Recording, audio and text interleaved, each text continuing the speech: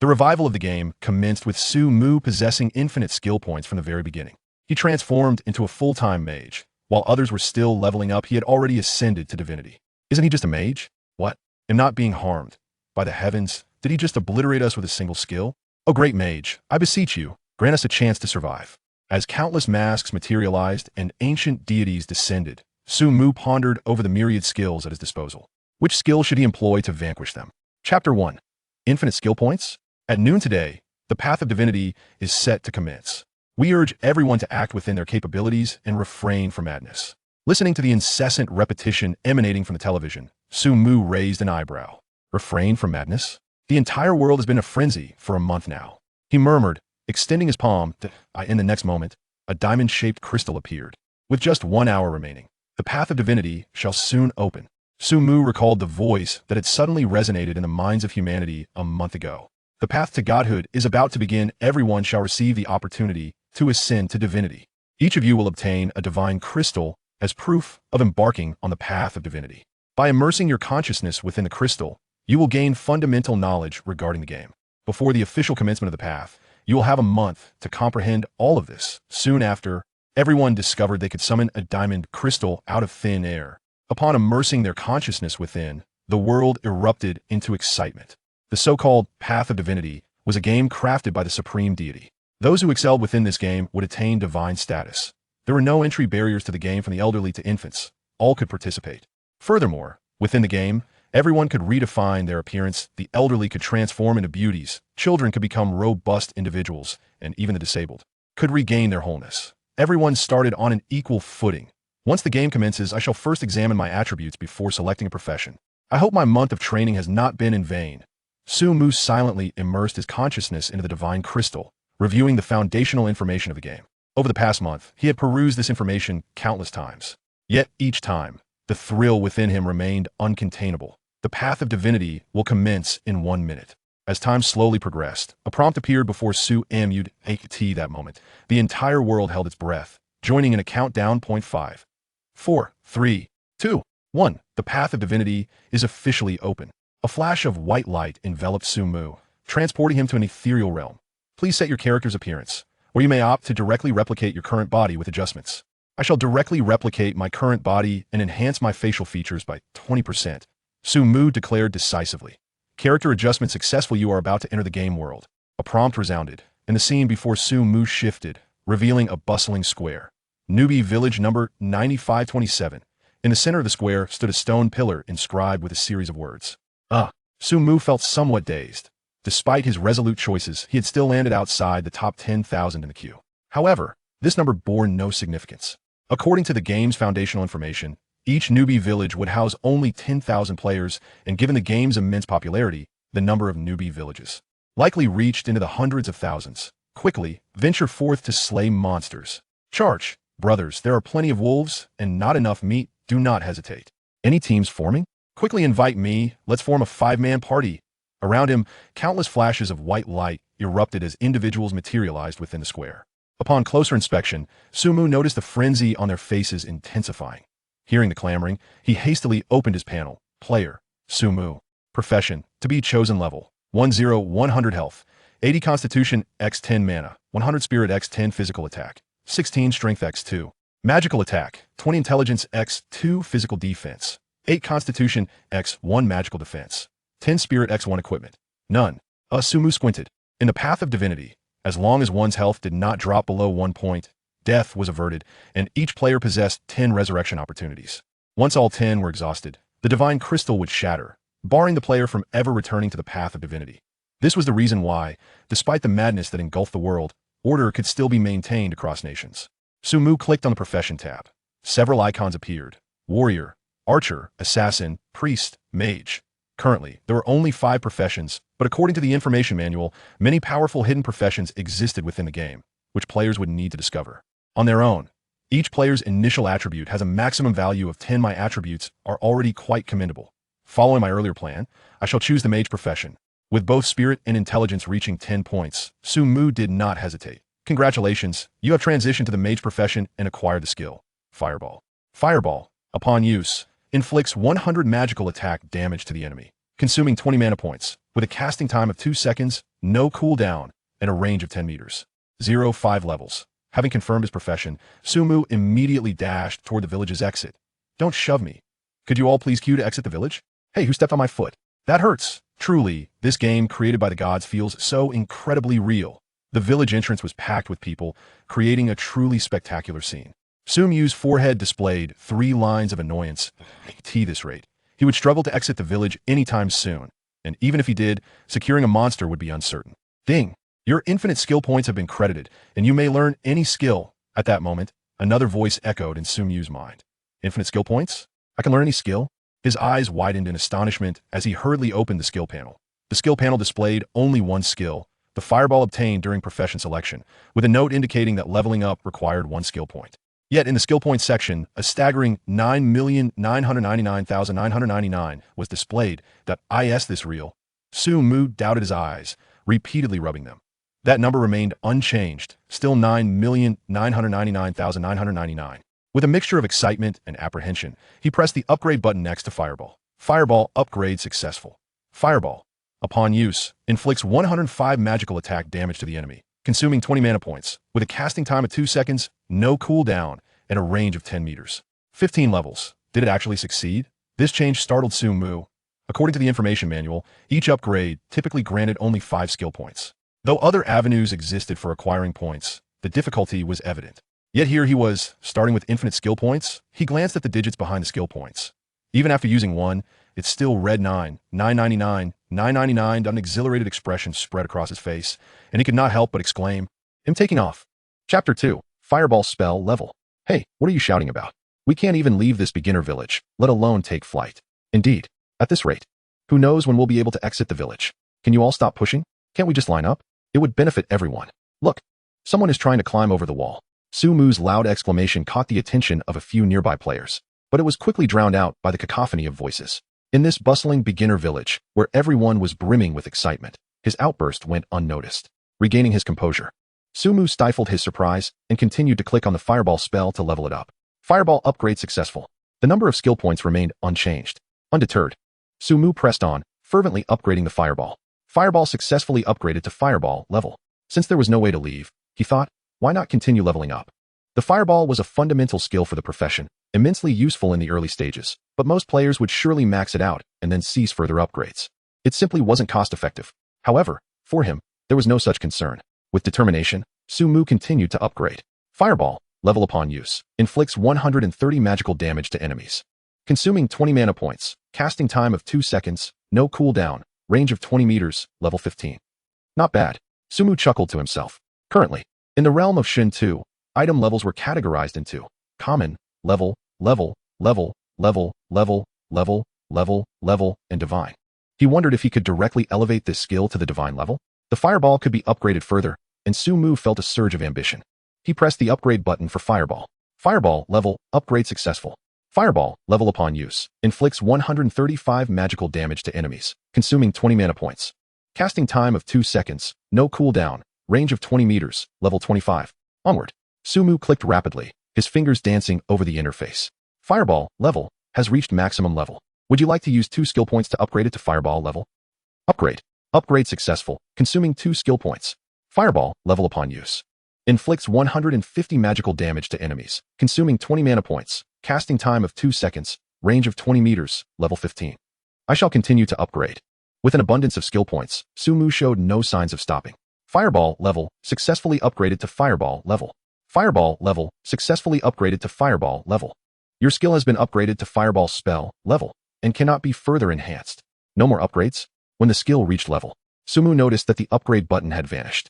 Everyone, form an orderly queue. At that moment, a commanding voice echoed through the crowd. A group of armored soldiers appeared at the village entrance, and the speaker was the captain of the detachment.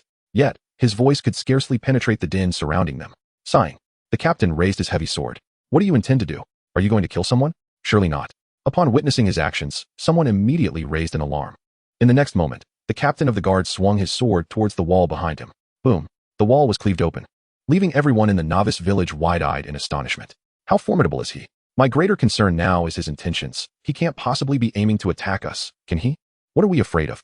With so many of us, we could easily overpower him. Brother, you're impressive. You go first. The crowd watched the captain of the guards, their tone filled with trepidation. Line up over here and exit the village in an orderly fashion, the captain bellowed, not bothering to engage with the crowd. Hearing this, Sumu hurriedly dashed towards the gaping hole in the wall. Numerous others responded with equal swiftness, positioning themselves at the front of the line. Once you're in line, I won't tolerate any cutting, the captain of the guards warned, gripping his heavy sword tightly. Under his formidable presence, no one dared to act out of turn. Soon, Sumu passed through the wall and emerged outside the novice village. He found himself in a vast expanse, teeming with people, devoid of any monsters.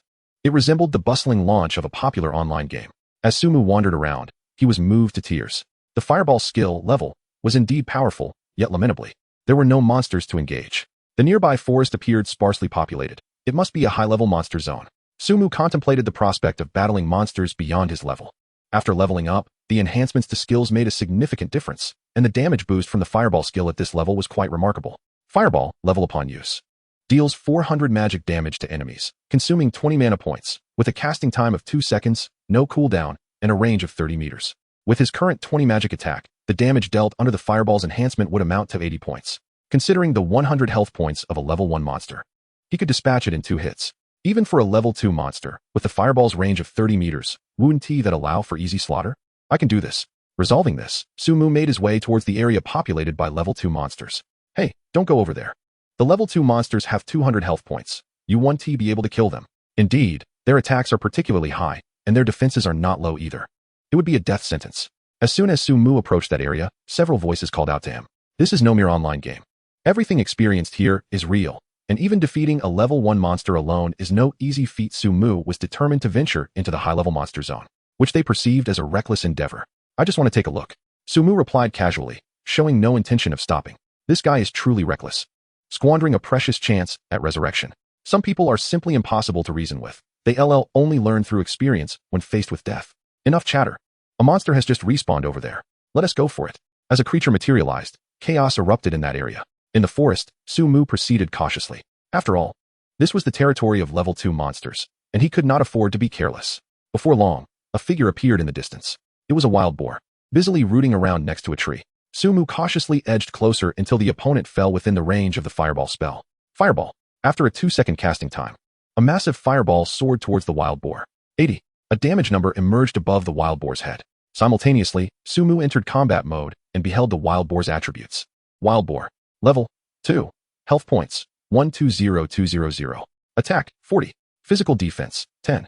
Magical defense 0. Skills none. Description: this is a wild boar leisurely enjoying its time in the forest.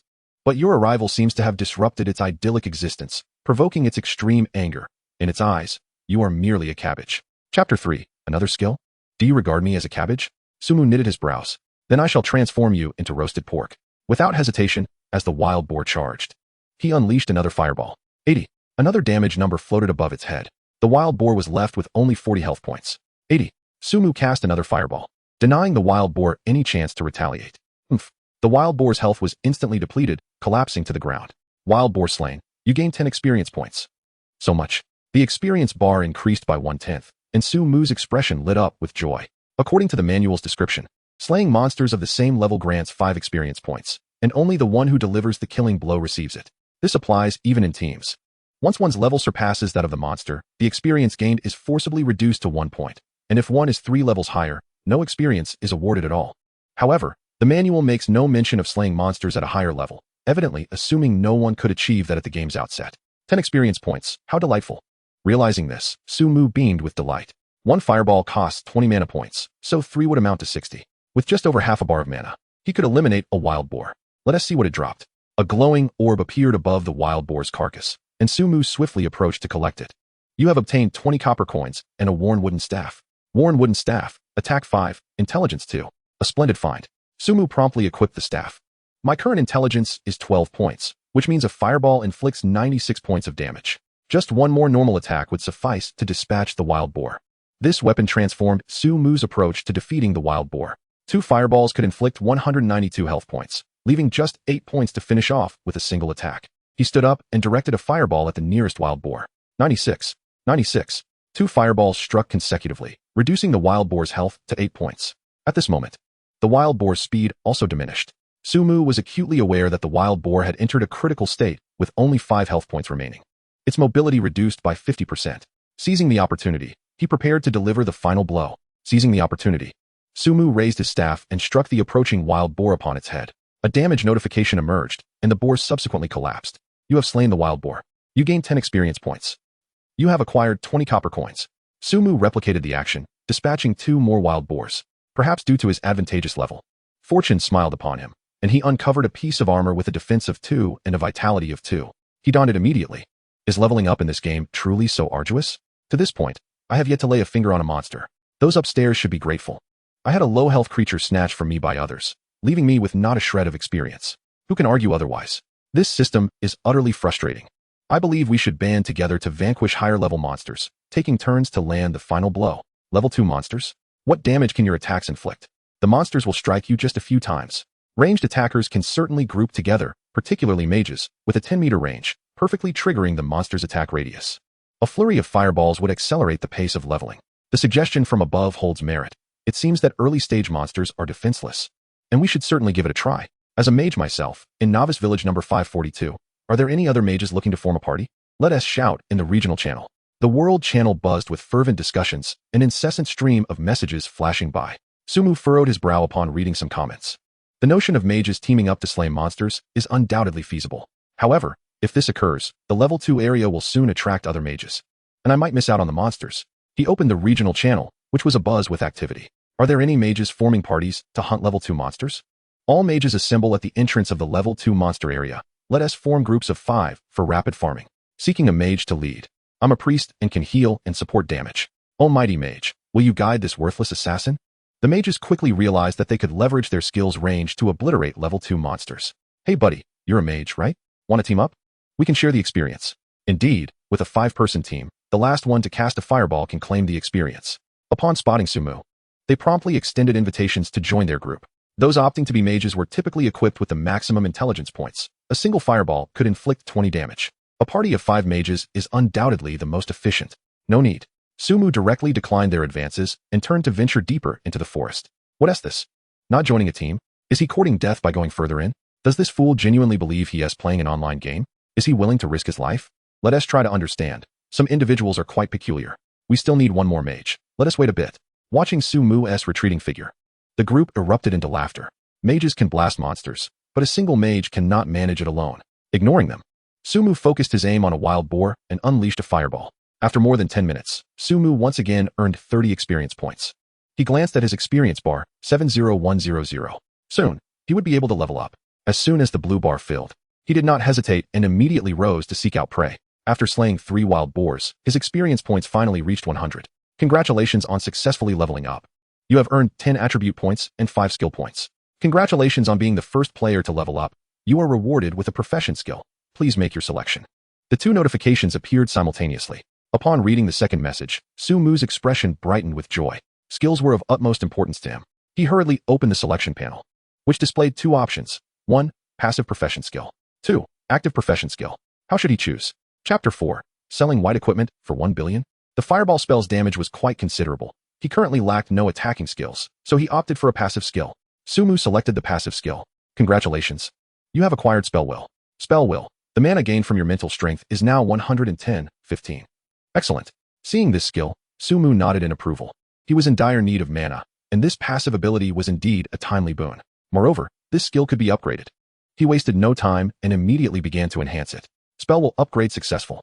Spell will upgrade successful. Spell will has successfully upgraded to Spell Will level. Spell Will level, upgrade successful. Spell Will level, has successfully upgraded to Spell Will level. Spell Will level, has successfully upgraded to Spell Will level. With consecutive upgrades, Sumu raised this skill to level, greatly enhancing its effects. Spell Will level. The mana gained from your mental strength is now increased to 400. It appeared that the skill could only be elevated to level at most. The enhancement of this skill, combined with the improvement of the small fireball, led Sumu to realize that some ordinary skills reach their maximum at level. He calculated that to elevate an ordinary skill to level, it would require over 100 skill points. In other words, others would need to reach level 20 to elevate an ordinary skill to level. This would necessitate investing all skill points into a single skill. Next came the attributes. How should he allocate them? After grasping the intricacies of skills, Sumu found himself pondering over the allocation of attribute points. Health was directly linked to constitution. Regardless of the profession, constitution was essential. Then there was intelligence and spirit. As a mage, the significance of these two attributes was self-evident. He decided to prioritize intelligence. Leveling up was of utmost importance. After careful consideration, Sumu allocated all 10 attribute points to intelligence. Player, Sumu. Profession, mage. Level, 200. Health, 100. Mana, 400. Attack, 21. Magical attack, 44. Physical defense, 12. Magical defense, 10. Attributes, strength 8, constitution 8, 2. Agility 8, spirit 10, intelligence 20, 2. Equipment, a dilapidated wooden staff, a tattered gray robe. With a magical attack of 44 points, augmented by the fireball spell, the damage escalates to an impressive 176 points. A level 2 wild boar is easily dispatched. It is time to hunt level 3 monsters. The enhancement in damage emboldened Sumu, instilling in him a newfound audacity. The fireball spell possesses a range of 30 meters. Even level 3 monsters would struggle to reach him. He ventured deeper into the forest. Soon, a few tusked wild boars came into view. Tusked wild boar. Level 3. Health 300. Attack 60. Skills none. 2 fireballs would suffice. Observing the wild boar's health, Sumu positioned himself at the maximum distance of 30 meters and began to chant the fireball incantation. As he loosed the first fireball, the tusked wild boar reacted and charged toward him. However, before it could close the distance, its health was nearly depleted. You have gained 10 experience points. You have acquired 40 copper coins. With 2 fireballs, a wild boar was vanquished. Sumu checked his mana. He still had 360 points, ample for his endeavors. What a relief. Rising to his feet, he launched an assault on the other wild boars. With his mana sufficiently replenished, his efficiency in slaying monsters had significantly increased. As his experience bar continued to rise, after defeating 20 wild boars, another notification appeared. Congratulations, you have leveled up and earned 10 attribute points and 5 skill points. Sumu's level had ascended to 3. All points invested in intelligence. After a moment's contemplation, Sumu resolved to pursue the pinnacle of attack damage. Consequently, his magical attack reached 64 points, rendering each fireball's damage a staggering 256. His efficiency in monster hunting would soar to new heights. He obtained 2 pieces of whiteboard equipment, which he had no use for, and decided to auction them off. In addition to leveling up, the 20 wild boars had dropped 2 commendable pieces of whiteboard equipment, and Sumu now possessed 11 silver coins. Compared to those with only copper coins, his 11 silver coins were indeed a fortune. What would be a suitable selling price? Sumu examined the equipment in his possession. 2 weathered iron swords, each with an attack of 5 and a strength of 2. He resolutely set the price at 5 silver coins each. With determination, he listed both items at that price. Onward to slay more monsters. Sumu began his quest in search of level 4 creatures. In the novice village numbered 663, 7 or 8 individuals encircled a designated area. Once monsters respawned within this territory, several of them rushed forward, pummeling the creatures into a state of near death. Then, one individual sauntered over and delivered the final blow. Magu, there are 2 fine weapons at the trading post. One person exclaimed. Fine weapons. What is the price? The man referred to as Magu inquired, raising an eyebrow. 5 silver coins. The mention of silver coins made Magu narrow his eyes. Contact all employees of the company and instruct everyone with copper coins to send them to me. I must acquire this weapon. Magu was exceedingly decisive. His name is Ma Jingfei, a gaming tycoon. However, upon the emergence of Shen 2, he comprehended the grim reality. The immensely popular games developed under his banner would soon fade into obscurity. In anticipation of Shen 2's launch, he liquidated his assets and hired tens of thousands of enforcers. Rather than being just another corporate magnate, he aspired to become a deity. He had already reached out, but the sheer number of players within the game was overwhelming. Few managed to secure a monster, and those possessing copper coins were scant. He could not amass 5 gold coins at present. Thus, he sought individuals to acquire copper coins, declaring that he would buy at any price. Ma Jingfei exuded confidence. As a magnate, he undoubtedly possessed the means. In the novice village number 8621, a man, surrounded by 4 or 5 companions, was slaying monsters. Principal, there are 2 decent white equipment pieces in the trading market. What do you think? One inquired. Absolutely must buy. The man, referred to as Principal, replied without hesitation. However, one piece was astonishingly priced at 5 gold coins. Who could afford that? The inquirer wore a distressed expression. He privately messaged the seller, inquiring if he would sell for 100 million. After a moment of contemplation, the principal uttered a figure that left those nearby astounded. 100 million. Although they were aware of the principal's generosity in gaming, this figure surpassed their expectations. Was a mere piece of white equipment truly worth such a price? Isn't that a bit excessive, principal? Someone couldn't help but caution. If I can secure it for 100 million, I believe it's a fair deal. This is not like previous games. The principal spoke with utmost seriousness. For many, 100 million was an astronomical sum, but for his family, it was merely a modest target. He assured the seller that the money would be transferred immediately upon sale. "Let me make contact." His subordinate, well aware of the principal's substantial wealth, promptly reached out to the seller. "What is the status?" After a while, the principal inquired eagerly. "Let us contact those gaming experts we know and gather all the copper coins they possess. I must rise to prominence in this game." The principal's resolve was unwavering. In this brave new era, everyone dreamed of becoming a sovereign. Chapter 5, Elite Monsters? Only accepting gold coin transactions, not for sale at any price. On the outskirts of the level 4 monster zone, Sumu observed the incessant notifications in his private chat and decisively activated the automatic reply. Upon seeing the prices offered, Sumu felt a moment of hesitation. One white equipment piece for 100 million. Having lived independently from a young age, he had never encountered even a million, let alone 100 million. If this were merely a game, he would undoubtedly sell it. Closing the chat interface, he began to search for targets around him. A wandering wild wolf came into his view. Wild wolf, level 4, health 400400, attack power 80, physical defense 15, magical defense 0. Description: the wild wolf's speed is astonishing, complemented by its acute sense of smell. With my spell attack power of 64, I can easily eliminate this creature with just 2 fireballs. Sumu cautiously approached the wild wolf. Given my health, I could not withstand its assault. I must dispatch it before it draws near. The long range is indeed quite comforting. As the wild wolf entered the range of my fireball spell, Sumu couldn't help but smile. The thrill of having the upper hand was simply exhilarating. Fireball. Sumu began to chant the spell. 256. An exaggerated damage figure erupted above the wild wolf's head. Any other players present would undoubtedly be stunned by such a number. Roar. The wolf was struck by the fireball and immediately charged towards Sumu. 256. With calm composure, Sumu chanted the spell once more, directly slaying the wild wolf. You have slain the wild wolf, earning 10 experience points. You have obtained a small life potion, which restores 100 health points upon use, lasting for 1 minute. What a splendid item. Picking up the glowing orb from the wild wolf, Sumu now held a vial of red potion. With only 80 health points remaining, this potion could prove vital in a critical moment. Onward. Sumu continued to search for solitary wild wolves in the area. Advancing from level 3 to level 4 requires 500 experience points. This means I must slay 50 wild wolves to level up. Unlike other games, where completing quests might yield rewards without experience, in this realm, the only path to advancement lies in defeating monsters. In any other game, this notion would seem utterly unreasonable. But this is the essence of this game. Prior to the start, discussions circulated online regarding this design. The most widely accepted theory posits that monsters harbor a certain energy, which can only be absorbed through their defeat. And the leveling process is essentially a journey of cultivation. This explains why only those who slay monsters can gain experience. However, these remain mere public conjectures. You have slain a wild wolf, earning 10 experience points and 1 silver coin. You have slain a wild wolf, earning 10 experience points and 80 copper coins. Congratulations. You have leveled up, earning 10 attribute points and 5 skill points. With 2 fireballs per wild wolf, after 2 hours of effort, Sumu reached level 4. All points allocated to intelligence, the rest can wait. Relying on the fireball spell, Sumu decided against increasing constitution. Though my health is low, the monsters cannot even touch me. Offense is the best defense. Player, Sumu. Class, Mage. Level, 40100. Health, 100. Mana, 400. Attack, 21. Magic attack, 86. Physical defense, 10.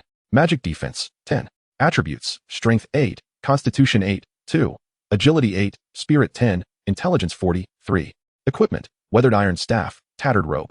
After slaying 50 wild wolves, Sumu acquired numerous items, including a staff with an attack power of 5 and an intelligence boost of 3. 3 red vials, 4 blue vials, 20 pieces of shattered wolf pelts, and 3 broken pieces of equipment. The equipment will continue to be sold, while the blue and red vials shall be retained. Sumu opened the auction house. Were they sold? All 2 pieces of equipment previously consigned had been sold, with a total of 9 gold coins awaiting collection. The auction house's fees are exorbitant. A single gold coin was deducted as a service charge, causing Sumu a pang of regret. After contemplation, he decided to relist the 3 pieces of equipment he held. One was the staff he had previously exchanged, while the other 2 were pieces of armor, which were evidently less desirable than weapons. He bundled these 3 items and listed them for 6 gold coins. Sale successful. So soon? The moment he placed the items up for sale, they were snapped up, leaving Sumu somewhat astonished. Having just leveled up to level 4, he possessed only 1 gold coin. These individuals must be exceedingly wealthy. However, upon further reflection, it was not entirely surprising. In the month leading up to the launch of Divine Path, major corporations and wealthy tycoons around the world had issued recruitment orders, amassing countless workers under their banners. Just then, Sumu discovered an unusual wolf in the forest. It was a pure white wolf, lazily wandering through the woods. White Wolf Cub Elite. Level 4. Health, 1000. Attack, 150. Defense, 20. Skill Bite. Description: this is the cub of a certain white wolf, inexplicably wandering here. An elite monster. Upon seeing the information about this white wolf, Sumu was slightly taken aback. Compared to ordinary wolves, this elite creature possessed a health pool of 1000 points and an attack power of 150. More daunting was the presence of a skill in Divine Path. The damage calculation formula for skills is attack power plus skill bonuses minus defense equals final damage. Not to mention the skill bonus of the white wolf. The mere 150 points of attack were beyond his capacity to withstand. A single hit from it would spell his doom. To fight or not to fight. Sumu calculated that his fireball spell currently dealt 344 points of damage. This meant he would need to cast 3 fireballs to eliminate the white wolf. Even if he had the advantage of a first strike, he would still need to chant 2 more spells, totaling 4 seconds. The white wolf was incredibly swift. In 4 seconds, it could close the distance on him. Should it strike first, he would be finished. In those infinitely respawning online games, Sumu would have launched his fireball without hesitation, but Divine Path was different. With only 10 opportunities to respawn, it was best to avoid using any at all. According to the manual, players could learn skills in the novice village, visiting class mentors to acquire new abilities as they leveled up, albeit at a steep cost. However, with the sale of his equipment, he now possessed 15 gold coins, which would undoubtedly suffice. For others, learning skills might not yield substantial benefits, but for him, it was a different matter. What was an elite monster compared to the skills he would acquire? After mastering them, he would not fear a one-on-one confrontation. Chapter 6. Learning Skills. Previously, Sumu had cleared his way from the outside in, but now that he had reached level 4, he could easily avoid those level 3 tusked wild boars. Time is of the essence. Let us swiftly eliminate a few wild boars, and we shall all ascend to level 2. This advancement will permit us to confront the formidable level 3 creatures. The prowess of a mage is indeed remarkable. Such efficiency in leveling up. Enough of the complaints. With this rate of progress, we have already surpassed billions of others. As we ventured into the territory of level 2 monsters, Sumu overheard a conversation. Those who had previously extended their invitation to him were seated on the ground, evidently recuperating their mana. Is that you? How have you not perished? Upon spotting Sumu, expressions of astonishment adorned their faces. The notion that Sumu could stroll out of the realm of level 3 monsters with such confidence seemed utterly implausible to them. Goodness, how brazen can this individual be? I suspect he merely hid away until we cleared the level 2 monsters before daring to emerge. Otherwise, given his solitary state, he would be an easy target amidst those beasts. What an ungrateful fellow. We assisted him, and yet he offers no gratitude, flaunting that pretentious demeanor. What kind of person is he? They could not help but murmur amongst themselves. Enough chatter, let us continue our hunt. We are just a few kills away from reaching level 2, and then we can all enhance our intelligence to take on the level 3 monsters. The leader of the group interjected, rising first. This level 2 zone was not solely occupied by their party. However, the surrounding teams of mages had established an unspoken understanding. Each unit targeting monsters within a designated area. Yet, all were acutely aware that once the individuals from the level 1 zone arrived, the situation here would become dire. They must race against time, striving to penetrate the level 3 monster territory ahead of others. A sea of humanity. Upon returning to the outskirts of the village, Sumu gazed at the throngs of players vying for monsters, shaking his head repeatedly. Only the most formidable could secure a kill in such an environment. Fortunately, I am not compelled to compete with them. Adventurer, please hold. The captain of the guards suddenly obstructed his path. Is there something you require? Sumu inquired. Raising an eyebrow, I sense a peculiar aura about you. Have you encountered a white wolf in the forest? The captain asked. Indeed. Sumu nodded. Deep within the woods resides a white wolf king, blocking the vital passage from the village to the town. It must be defeated to clear this route. The white wolf king? Sumu narrowed his eyes. From the captain's tone, it was evident that this white wolf king represented the ultimate challenge for novice players. Did this imply that they wished for him to vanquish the beast? The captain seemed to discern Sumu's apprehension and quickly reassured him. Do not misunderstand. Given your current strength, you would be incapable of facing the white wolf king, let alone venturing deep into the forest. Then what do you wish for me to do? As the captain spoke, a quest option materialized before Sumu. Do you accept the captain's request? Completion rewards. 1 gold coin, an iron sword, level. I accept. Having originally intended to deal with the white wolf cubs, Sumu decisively accepted the task. However, given your current abilities, it will not be easy to contend with that white wolf. You may consider forming a team or seeking guidance from a professional mentor to enhance your skills further. As Sumu accepted the task, the captain of the guards offered this sage advice. Sumu nodded, intending to depart, when he suddenly paused. Is there anything else? The captain inquired, puzzled. May I learn skills here? The reason for Sumu's halt was the title of warrior mentor that adorned the captain's head. He recalled the message that had accompanied his acquisition of unlimited skill points, stating that he could learn any skill. I only possess sword techniques. Are you certain you wish to learn? The captain hesitated momentarily. Absolutely. Sumu affirmed with conviction. Very well. As the captain spoke, two skills appeared before Sumu. Available for learning, one a slashing technique, the other a charging maneuver. You have learned the slashing skill, costing 1 gold coin. You have learned the charging skill, costing 1 gold coin. With a generous spirit, Sumu accepted both without hesitation. His skill panel now showcased two new abilities. Slashing, wield your weapon to swiftly deliver a slashing attack, inflicting 100 physical damage, cooldown 5/05. Charging, upon use, rapidly dash towards a target, causing a 0/1 stun effect. Cooldown 10/05. Remarkable. Gazing at these two quintessential warrior skills, Sumu struggled to contain his inner astonishment. While these skills might not directly benefit him at present, their successful acquisition held profound significance.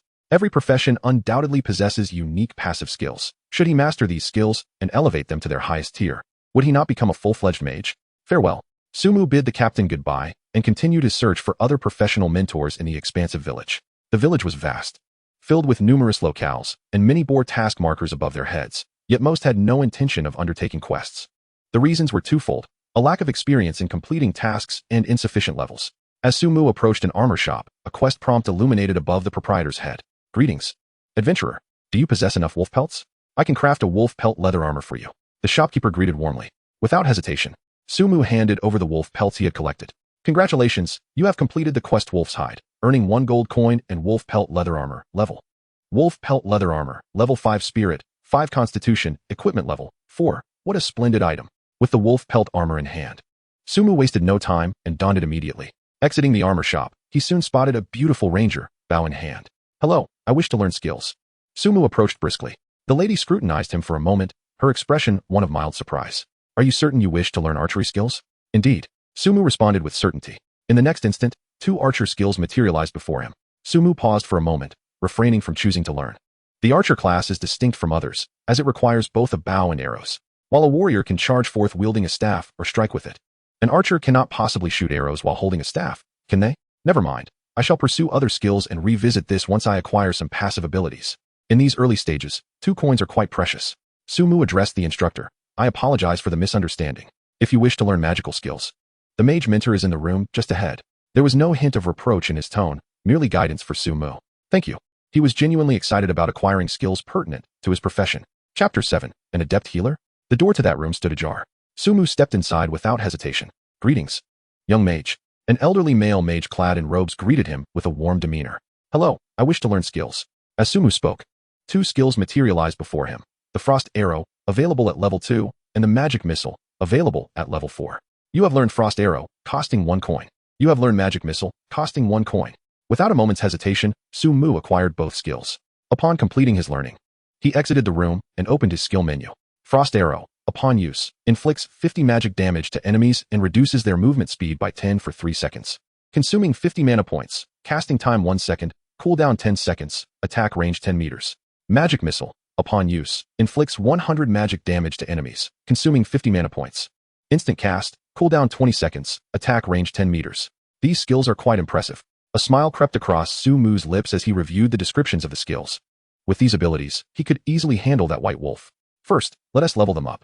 The figure 999 in the skill points section emboldened Sumu, and with his eyes closed, he fervently upgraded them.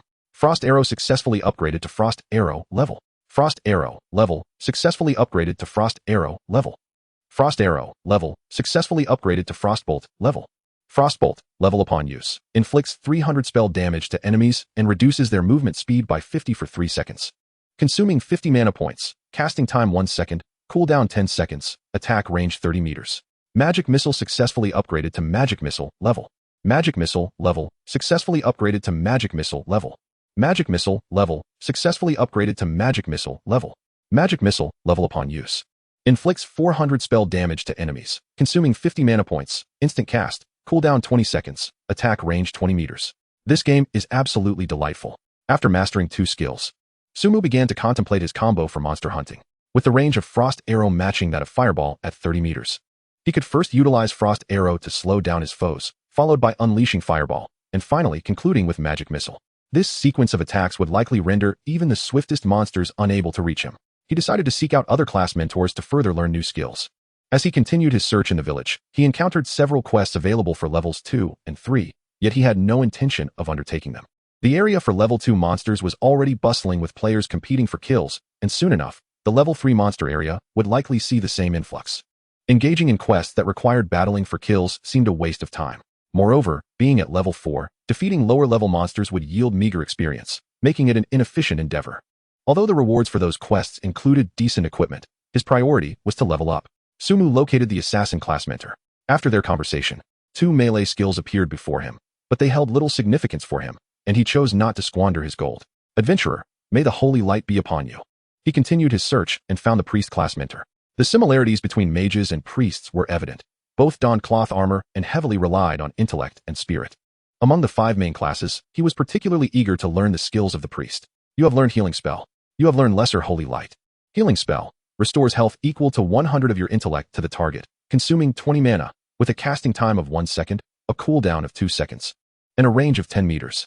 Lesser Holy Light applies holy light to the target, inflicting 50 damage to enemies and healing allies for 100, consuming 50 mana, instant cast, with a cooldown of 10 seconds and a range of 10 meters.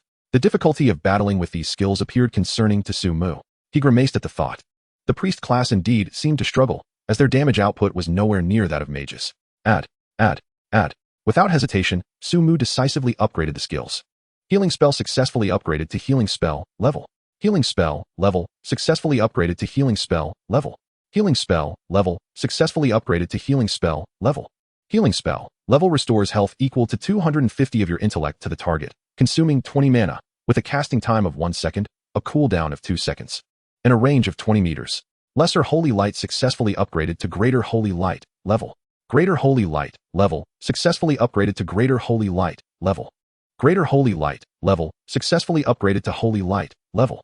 Holy Light level applies holy light to the target, inflicting 200 damage to enemies and healing allies for 400, consuming 50 mana, instant cast, with a cooldown of 10 seconds and a range of 20 meters.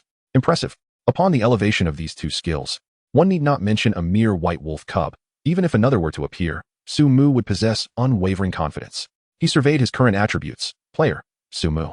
Class, Mage. Level, 401000. Health points, 130. Mana points, 600. Attack, 21. Magic attack, 86. Physical defense, 13. Spell defense, 15. Attributes, Strength 8, Constitution 8, 5, Agility 8. Spirit 10, 5, Intelligence 43. Equipment, Tattered Iron Staff, Wolfskin Cloth Armor.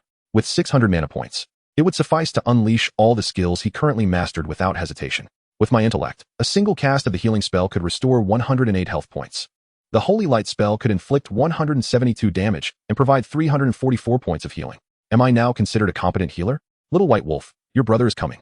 Sumu beamed with joy as he made his way to the monster zone. In the novice village number 469, a group was loitering around the periphery of the level 3 monster area. Mu Shui, how much health can your healing spell restore now? Inquired a man wielding a great sword, glancing at the petite and adorable girl beside him. If Sumu were present, he would undoubtedly recognize the sword in the man's grasp. Was it truly a disadvantage to invest skill points in these ordinary skills at the outset? No sooner had she spoken than a tall, cool-looking woman with short hair chimed in. If we don't level up skills early on, gaining experience becomes a significant challenge. Ultimately, one must invest in leveling skills. The great sword wielder sighed deeply, his tone tinged with resignation. Regrettably, there are too few individuals allocated to the same novice village. If only those mages from the guild were here, we could save on skill points. Beside the man stood 5 mages he had hired at great expense. This was also the reason their warrior, priest, and assassin could swiftly ascend to level 2. Chapter 8, Elite First Kill. The number of players began to swell. Returning to the level 2 monster zone, the throng was increasingly evident, with not only mages but other professions joining the fray. Sumu observed a group of players stationed in a particular area, their expressions tinged with anxiety, and smiled faintly. In the level 3 region, the mages hunting monsters had also multiplied. A cohort of mages unleashed fireballs simultaneously upon a wild boar, swiftly annihilating it. Such a method of combat was indeed far more efficient. Sumu spotted the group he had encountered earlier in the level 2 region. In this novice village, their leveling efficiency was evidently the fastest. That fellow again. Why has he returned? It seemed he was unable to secure monsters outside, and had come seeking a party. Judging by his demeanor, he likely hadn't even reached level 2. Who would want him? But wait, he appeared to be venturing deeper into the forest, and those level 3 monsters seemed to pay him no heed. Could it be that he had already reached level 3? How could that be possible? Surely, with our efficiency in monster slaying, we are barely at level 2. Why would he alone be level 3? Yet, if he did not possess the 3rd level, How could those wild creatures possibly ignore him? The group stared at Su-mu, their expressions a mixture of disbelief and astonishment, as they suddenly realized that this mage before them had indeed reached level 3. Particularly the leading mage, who fixated on Su-mu's retreating figure, his gaze profound. Lost in thought. Oh my goodness, please don't run away. Upon returning to familiar territory, Su-mu began to search for the whereabouts of the white wolf.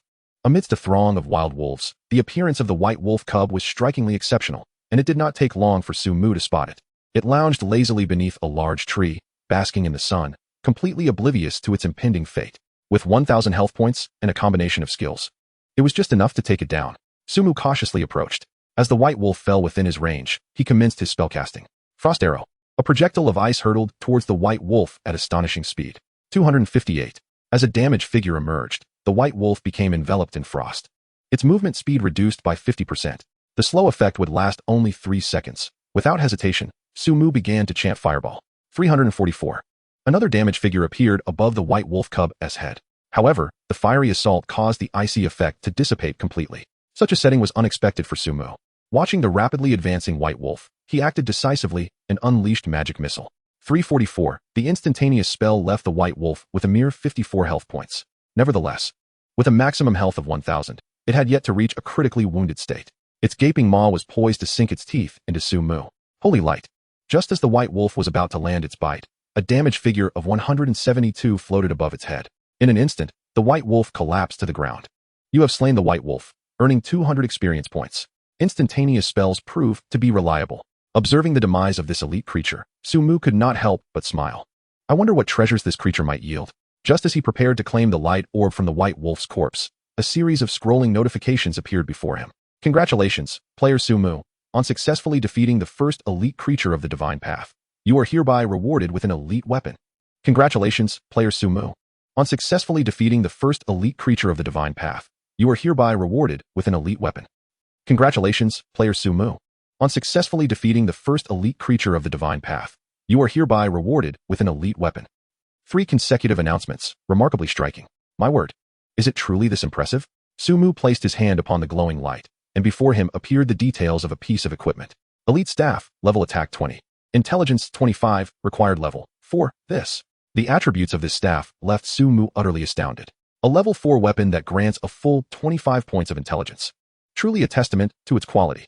Whoever wields such a weapon would experience a transformation akin to trading a bird gun for a cannon. Goodness, this weapon is simply outrageous. The extraordinary prowess of a mere 25 intellect and 20 attack points is truly astonishing. Who is this Su-mu? Where did this gaming prodigy emerge from? The gaming community has never heard of him. In our great nation of Xia, hidden talents abound. What sort of genius is this? Su-mu is remarkable. Su-mu, my esteemed brother, do message me privately. I am prepared to offer a staggering 10 billion for your elite weapon. 10 billion? My esteemed Ma family is willing to part with 50 billion. The Qin family of Modu is prepared to offer 100 billion, with immediate transaction, no less. Madness. Sheer madness. The world channel is ablaze with attention focused solely on that elite weapon, causing many to overlook how Su-mu vanquished the elite beast. Su-mu? How can a mere individual from Huagua outshine us from Sakura country? This is intolerable, Baga. That insufferable Huagua individual cannot be allowed to jeopardize our beautiful nation's supremacy. We must acquire that weapon at any cost. Mute private messages. In the span of mere seconds, Su-mu's private message channel erupted with a cacophony of offers, compelling him to silence all. With this weapon in hand, I now feel as if I could soar. Before muting the messages, Su-mu caught glimpses of offers reaching into the tens or even hundreds of billions, yet he remained impervious to the allure. You have obtained 50 silver coins. You have acquired a white wolf pelt. You have completed the captain of the guard's quest. Equipping the weapon, Su-mu's spell attack surged to an impressive 130 points. This signifies that a single cast of fireball would inflict a staggering 520 points of damage. Traversing through the realm of level 4 monsters, a number of level 5 wild wolves appeared before him. Wild wolf, level 5, health 500, attack 100, defense 20. These level 5 creatures boast a health pool of 500 points, yet before Su-mu, a single fireball is sufficient to obliterate them. As a mage, fireball incurs no cooldown, allowing Su-mu to eliminate a level 5 wild wolf every 2 seconds. Moreover, he possesses enough mana to cast 30 fireballs, with 800 experience points required to level up. It translates to the need to slay 80 wild wolves, a task easily achievable in this vicinity. With a 30-meter attack range, Su-mu could maintain an utterly secure position. Coupled with the absence of competition for kills, rendering him virtually stress-free, he targeted a level 5 wild wolf and commenced the incantation. The level of Fireball not only enhances damage but also accelerates attack speed, striking the wild wolf in the blink of an eye. 520. The wild wolf emitted a mournful howl before collapsing to the ground. Sumu did not rush to collect the spoils. Instead, he aimed for the next target. You have slain the wild wolf, earning 10 experience points. You have slain the wild wolf, earning 10 experience points. A massacre unfolded within the forest. Meanwhile, in a certain location in Huagua, a group of individuals gathered around a table, evidently in a meeting. Who is this Sumu? Is it possible to trace him? There are hundreds of thousands of people nationwide with that name. It may be an impossible task. Regardless of the circumstances, it is imperative to ascertain his identity. We must ensure that the elite players within the realm of Divine Path do not perpetrate malevolence in the real world. Only then can our nation, Hua, achieve stability. Indeed, ultimately, this is a positive development. The stronger our compatriots become in Divine Path, the more restless those from other nations are likely to be. Chapter 9. Returning to reality. You have slain a wild wolf, earning 10 experience points. Congratulations, you have leveled up. You have gained 10 attribute points and 5 skill points. Upon vanquishing the final level 5 wild wolf in the level 5 monster zone, Sumu's level ascended to 5. He also acquired 40 wolf pelts and a number of white-grade weapons. He promptly listed these items for sale at the auction house, setting exorbitant prices. However, he still underestimated the wealth of the affluent individuals in Hua. The white-grade items dropped by these level 5 monsters were snatched up almost instantaneously, while the wolf pelts, which could be exchanged for wolfskin armor, garnered little interest. How should he allocate his points? Should he continue to invest entirely in intelligence? With 10 free attribute points before him, Sumu narrowed his eyes. After acquiring the elite staff, his intelligence was already considerably high, yet his spirit attribute seemed somewhat lacking. With the enhancement of spell will, each point of spirit was equivalent to 40 points of mana, rendering the benefits from spirit quite substantial. Never mind. He would pursue the utmost in output. But then again, he realized he was not currently in need of mana. Magical attack was the undeniable truth. Sumu allocated all 10 attribute points to intelligence. Player, Sumu class. Mage level, 5,02000. Health, 130 mana, 600 attack, 36 magic attack, 150 physical defense, 13 magical defense, 15 attributes, strength 8, constitution 8, 5. Agility 8, spirit 10, 5. Intelligence 50, 25. Equipment, elite staff, wolfskin cloth armor. With a magical attack of 150, he was ready to confront level 6 monsters. Sumu smiled and proceeded deeper into the forest. What is this? Soon, a camp of boarmen came into view, some wielding long swords while others brandished long bows. Ranged monsters?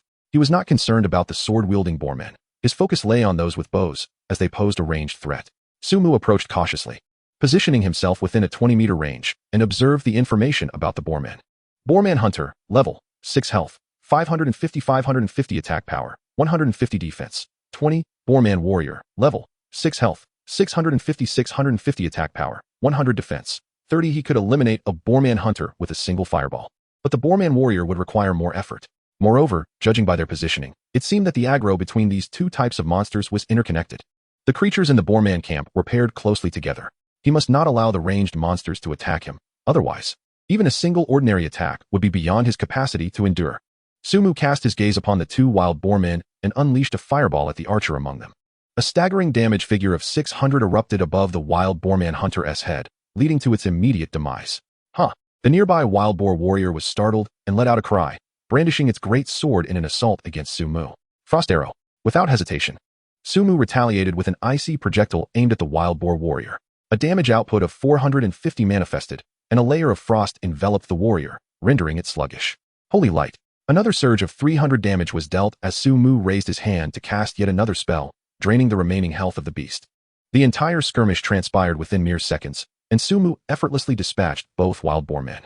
This experience gain is agonizingly slow. After defeating 2 level 6 monsters, his experience bar only increased marginally, prompting Sumu to voice his complaints. If others were to overhear him, they would likely seize him by the throat and vehemently question, is this truly what you call slow leveling? Is there no sense of fairness in this? Yet, those individuals would be hard-pressed to even encounter a level 6 monster, let alone a level 4. What a spectacle! Sumu continued to survey the wild boarmen encampment. Besides the patrolling wild boarmen lingering around the perimeter, there stood a towering figure among them, wielding a sharp axe. And a treasure chest? Behind that formidable wild boarman, there lay a gleaming silver chest. Its attributes remained a mystery, but it certainly appeared to be a melee opponent. The distance was too great. And with other wild boarmen lurking nearby, Sumu dared not approach too closely. Onward to slaying more foes, he directed his attention to another group of wild boarmen. Conjuring another fireball, Employing the same combination of attacks, the two wild boar men fell within mere seconds of one another. Methodically, Sumu began to cleanse the outskirts of the encampment. You have slain a wild boar man, earning 10 experience points. You have acquired the wild boar man's tusks and earned 10 silver coins. You have obtained a durable longbow. You have received a resilient chainmail. Continuously vanquishing foes, Sumu would take a moment to rest whenever his mana ran low. You have been playing for an extended period in the divine path. Please take a break. After slaying over 100 wild boar men, a notification appeared before him. Sumu glanced at the time, realizing that over 5 hours had slipped by since he entered the game. Indeed, this game was captivating. Time for a break. With only a few wild boar men remaining in the encampment and not yet having reached level 6, he set aside his intentions of further confronting them. He found a safe spot and, aside from the wild boar man's tusks, listed all the miscellaneous white gear at the auction house. Subsequently, he opened the game panel and selected to log out. Phew, I am indeed weary. Collapsing onto the sofa, Sumu felt a wave of fatigue wash over him. The Divine Path game was not merely a virtual online game, nor did it involve any gaming pods. It was a genuine soul transference experience. The physical prowess of the majority of people around the globe is such that those who can engage in gaming for several consecutive hours are considered robust. However, as players continually advance in the realm of Shin 2, their gaming durations extend, with some even capable of remaining within the game indefinitely. Grabbing a bottle of soda from the refrigerator, Sumu took a hearty swig, inspiration striking him. He began to attempt the conjuration of a fireball. Yet, no reaction occurred. Undeterred, Sumu concentrated and continued his efforts. Once, twice, dozens of attempts ended in failure. Finally, he decided to give it one last try. His head grew heavy, but he resolved to make this final effort. In that moment, he suddenly felt an intense warmth radiating from his palm, as if something was about to burst forth. Hurriedly, Sumu made his way to the balcony, realizing that if he truly summoned a fireball, he might inadvertently set his home ablaze. It was about to emerge. The searing heat peaked, and in the next instant, a fireball the size of a ping-pong ball shot forth from Sumu's palm. It soared less than half a meter before the flames abruptly extinguished. Remarkably, it was indeed possible. Although this tiny fireball was diminutive, it invigorated Sumu, dispelling his fatigue. Chapter 10, Trending on Social Media. While the fireball was small, the ability to summon it in the real world signified something profound. If he continued to elevate his skills in Shin 2, he was destined to become an unparalleled powerhouse in reality. With infinite skill points at his disposal, he was certain he could stand atop the world, perhaps even ascend to divinity. Standing at the edge of the balcony, Sumu's heart surged with excitement. Just then, his phone on the coffee table began to incessantly beep. Picking it up, he discovered that someone was fervently tagging him in their high school class group. Is Sumu there? Is that you? The Sumu mentioned in the global announcement in Shin 2? Sumu, how could it possibly be him? I heard this guy failed his college entrance exams and is now merely a worker. What gives him the right to claim an elite first kill? Come out and explain. Sumu, it can't be him. According to online reports, that was the heir of a prominent Sioux family from a certain city, and he secured that first kill by hiring a group of subordinates to risk their lives against the monsters. Indeed, I've spent 3 hours in Shin 2 and haven't even reached level 2, so I can hardly compete for monsters. Those without resources are equally at a dead end in this game. With only 10 resurrection opportunities, they truly are generous. I heard one resurrection costs $1 million. If it were me, I would do it too. But honestly, if one could thrive in Shin 2, who would still need money? Observing the 99 messages in the class group, Sumu opened the group chat interface and decisively clicked the button to exit the chat. These classmates had never reached out to him before. Now, they were merely mocking him. Opening Weibo, Sumu was taken aback by the trending keywords. The name dominating the top 10 on Weibo was one he was all too familiar with. Sumu? Who is this individual that secured the elite first kill in Shin 2? The elite first kill in the Divine Path has created a sensation, with player Sumu securing the first unparalleled weapon in the entire server, bringing glory to our great nation. The esteemed CEO Ma Jingfei publicly invited Sumu to join his training program, to conquer the Divine Path together. The popular film star Didi boldly confessed her feelings for Sumu on Weibo, declaring that if he dares to marry, she dares to wed. Such a commotion. Upon witnessing the trending topics related to him, Sumu was genuinely taken aback. Merely due to an elite first kill, he seemingly ascended to the status of a super internet celebrity with billions of views. Sumu squinted, his expression exceedingly grave. The Divine Path is not merely a game. Should his true identity be revealed, he would undoubtedly find himself in grave peril. Fortunately, as a reclusive individual with few acquaintances, he had little to worry about. Sumu opened the community platform for the Divine Path game, a collaborative space formed by several forums following the game's inception. Astonishingly, the elite first killer Sumu was labeled a super assassin. Moreover, sensational news claimed that Sumu was the discarded heir of the Su family. Reading through numerous posts bearing his name, Sumu couldn't help but roll his eyes. These individuals truly resorted to any means necessary to attract attention. He promptly disregarded these posts and continued scrolling. Soon, A particular thread captured his attention. Upon entering, he encountered various analyses. According to professional statistics, the average person can play the Divine Path for approximately 34 hours, while those with exceptional physical fitness can endure up to 56 hours. Once immersed in the game, our bodies vanish from reality, presumably transported to that ethereal realm where our consciousness is replicated within the game. Speculation suggests that as players level up and enhance their attributes, their gameplay duration will also increase. However, no one has yet managed to transfer their abilities from the game back to reality. This thread contained a wealth of valuable insights, and Sumu silently nodded in agreement. Although his physical prowess paled in comparison to those rigorously trained, his time spent in the Divine Path was on par with theirs. Likely due to his elevated level. Overwhelmed, he could no longer resist the fatigue. It was imperative to seize the opportunity for rest before continuing his gaming journey.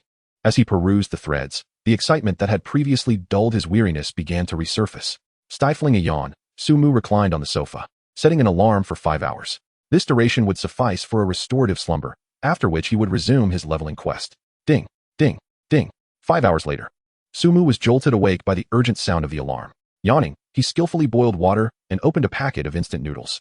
In preparation for his endeavors in the Divine Path, he had stockpiled ample food supplies. As for ordering takeout, the delivery personnel from the local service were likely all engaged in battling monsters within the game. Slurping down the noodles, Sumu extended his palm, summoning the Divine Path crystal. Immersing his consciousness, he was transported to that surreal realm. Entering the game, as the surrounding environment shifted, the Wild Boar Man's campsite came into view before him, refreshed anew. 5 hours had elapsed, yet the level 6 monster area remained devoid of other players. He needed rest, just as other players did. It was estimated that the top-tier teams were currently engaged in leveling up within the level 4 monster area. Upon opening the auction house, he discovered over 60 gold coins awaiting collection. Including the coins in his possession, his total reached 80. If these coins were to be sold, they could surely equate to an entire building in the metropolitan area. While white equipment had become difficult to sell, the value of wolf pelts had notably increased. Sumu observed a significant influx of white gear in the auction house, with prices plummeting to 1 gold coin each. Fortunately, he had sold his early. Conversely, the previously hard-to-sell wolf pelts were now in high demand within the regional channel. First, he aimed to reach level 6 and assess the attributes of the Wild Boar Man. Targeting the Wild Boar Men on the outskirts of the campsite, Sumu began casting Fireball. He employed the same strategy as before, eliminate ranged enemies first, followed by melee foes. Kill Wild Boar Man Hunter, gain 10 experience. Kill Wild Boar Man Warrior, gain 10 experience.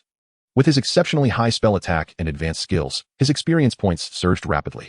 Congratulations, you have reached level 6, gaining 10 distributable attribute points and 5 skill points. A notification rang out as Sumu finally attained level 6. At that moment, only the Wild Boar Man remained in the campsite, along with a silver treasure chest behind it. Chapter 11, Main Quest. Gazing at his 10 unallocated attribute points, Sumu remained unhurried. He approached within 30 meters of the Wild Boar Man and examined its basic information. Axe-wielding Wild Boar Man, Elite. Level, 6, Health, 3000. Attack Power, 200. Physical Defense, 50. Magic Defense, 0. Skill, Charge. Was it not so? Upon viewing the Boar Man's attributes, Sumu narrowed his eyes. This elite creature possessed 3,000 health points. With the skills at his disposal, even using all his might in one round would prove challenging to defeat it. Sumu glanced at his own attributes and allocated all his points to intelligence. Player, Sumu. Class, Mage. Level, 6, 0, 3000. Health, 130. Mana, 600. Attack, 36. Spell attack, 170. Physical defense, 13. Magic defense, 15. Attributes, Strength 8, Stamina 8, 5, Agility 8, Spirit 10, 5, Intelligence 60, 25. Equipment, Elite Staff, Wolfskin Cloth Armor. With 170 spell attack points, a single fireball could inflict 680 damage. To vanquish this Wild Boar Man, at least 5 fireballs would be required. Yet, noticing the charge skill, Sumu restrained his urge to strike.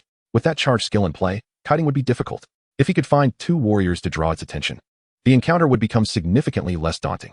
Before him stood an elite monster, accompanied by a chest behind it. Sumu was convinced that if he shouted in the regional channel, countless players would rush to join the fray. However, upon further reflection, he decided against this impulse. The elite creature was right there. Even if a day passed, no one in this novice village could hope to defeat it. There was no need for him to rush.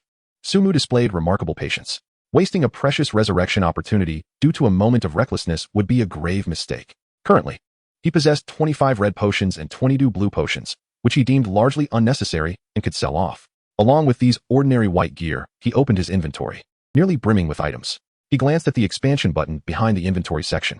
50 gold coins required to expand by 10 slots. Such an exorbitant price? Sumu was taken aback. At this early stage, he could never justify spending such a sum on inventory space. He organized his belongings and listed most of them on the auction house. A red potion currently fetched 50 silver coins, while a blue potion also sold for 50 silver. Ordinary white gear ranged from 80 silver to 1 gold. I possess a healing skill. Red potions are unnecessary. Keeping 10 blue will suffice. And I shall list all white gear at 1 gold. Sumu posted 25 red potions, 12 blue potions, and 6 pieces of white gear for sale. After deducting the transaction fees, he would net 22 gold coins. Thus, his total gold amassed to 102. Even the executives of publicly traded companies would struggle to possess such wealth. Be cautious. Don't attract monsters. We can only handle one now. Please, don't steal the monster from me. I'm just 5 experience points away from leveling up. Could you allow me to reach this next level? Looking for a mage to form a party to kill level 4 monsters. Requirement is level 3, fully invested in intelligence, and there's one last slot. Returning to the outskirts of the forest, the area buzzed with activity, players visible everywhere, battling monsters to level up. Currently, the leading leveling party in the novice village had reached level 3 and was striving for level 4. Look, it's a solo leveling expert. They say he is already level 4. Isn't that impressive? How does one manage to reach level 4 alone? I'm not sure, but I've heard rumors of some kind of trick. This is a game created by the gods. How could there be such a thing? That is hard to say. Perhaps it's a special technique. After all, this game is quite realistic. Skills certainly count. In this novice village, Sumu had become somewhat of a celebrity. Listening to the whispers around him, he remained unfazed. Suddenly, a group of individuals blocked his path. Excuse me, may we have a word? I have nothing to discuss with you. Sumu replied curtly, his stride unbroken. Friend, I merely wish to inquire about leveling techniques. If you can share your wisdom, I could offer you 1 billion. The figure's declaration momentarily halted Sumu in his tracks. Upon observing Sumu's pause, the individual chuckled and continued. You wouldn't dare disregard the face of Master Su, would you? Sumu soon comprehended the gravity of the situation. This Su, a young master of considerable stature, belonged to a prominent conglomerate. For most, 10 billion might represent an unattainable figure, yet for him, it was merely trifling. Suddenly, the man's expression stiffened. Master Su, this fellow shows you no respect. How audacious. 2 companions beside him chimed in. How many of our people are there in this novice village? After a brief silence, he inquired. Summon them all. When that fellow emerges from the village, everyone shall follow him. He nodded, issuing the command. According to the information handbook, players were unable to attack one another prior to reaching level 10. His strategy was straightforward. Either Sumu would divulge leveling methods, or they would simply bide their time together. Hello, here is the white wolf pelt you requested. In the novice village, Sumu handed the pelt over to the captain of the guard. I never imagined you would accomplish this. With this pelt, we can set traps to lure out the white wolf king. The captain regarded Sumu with admiration. However, your current strength is still insufficient to confront the white wolf king. Come find me once you reach level 10. Upon his utterance, a quest materialized before Sumu's eyes. Would you like to accept the main quest? Clear the town road. A main quest indeed. Naturally, he accepted without hesitation. In the next moment, a marked quest appeared in his task list. Chapter 12. Passive Skills, Surging Attributes. The main quest required level 10 to commence, and Sumu bid farewell to the captain of the guard. After completing the White Wolf Cub quest, he received a weapon as a reward. Captain of the guard's longsword, level attack 10, strength 5, required level 4. What a remarkable weapon. With the strength bonus, it could enhance his attack power by 20 points, a veritable artifact for leveling. Although few could reach level 4 in melee combat at present, the weapon's value was undeniable. How much should I sell it for? Sumu pondered. After some thought, he accessed the auction house and set a starting bid of 10 gold coins. Having completed these tasks, he began to wander the village. The novice village was expansive, though the number of players was limited. Esteemed adventurer, if you could provide me with some wild boar tusks, I would reward you handsomely. Upon reaching the armor shop, a task completion indicator appeared above the shopkeeper's head once more. Sumu exchanged the 50 wild boar tusks he had collected for a commendable piece of equipment. Rhinoceros hide leggings, level 5 intelligence, 5 spirit, required level 5. This equipment was quite decent.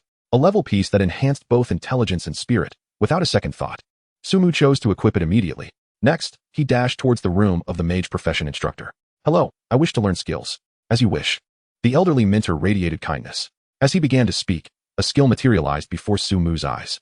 According to the information manual, players could learn a foundational skill every 2 levels before reaching level 10, and thereafter, only one foundational skill could be acquired every 5 levels in town, while other skills must be obtained through defeating monsters or completing quests.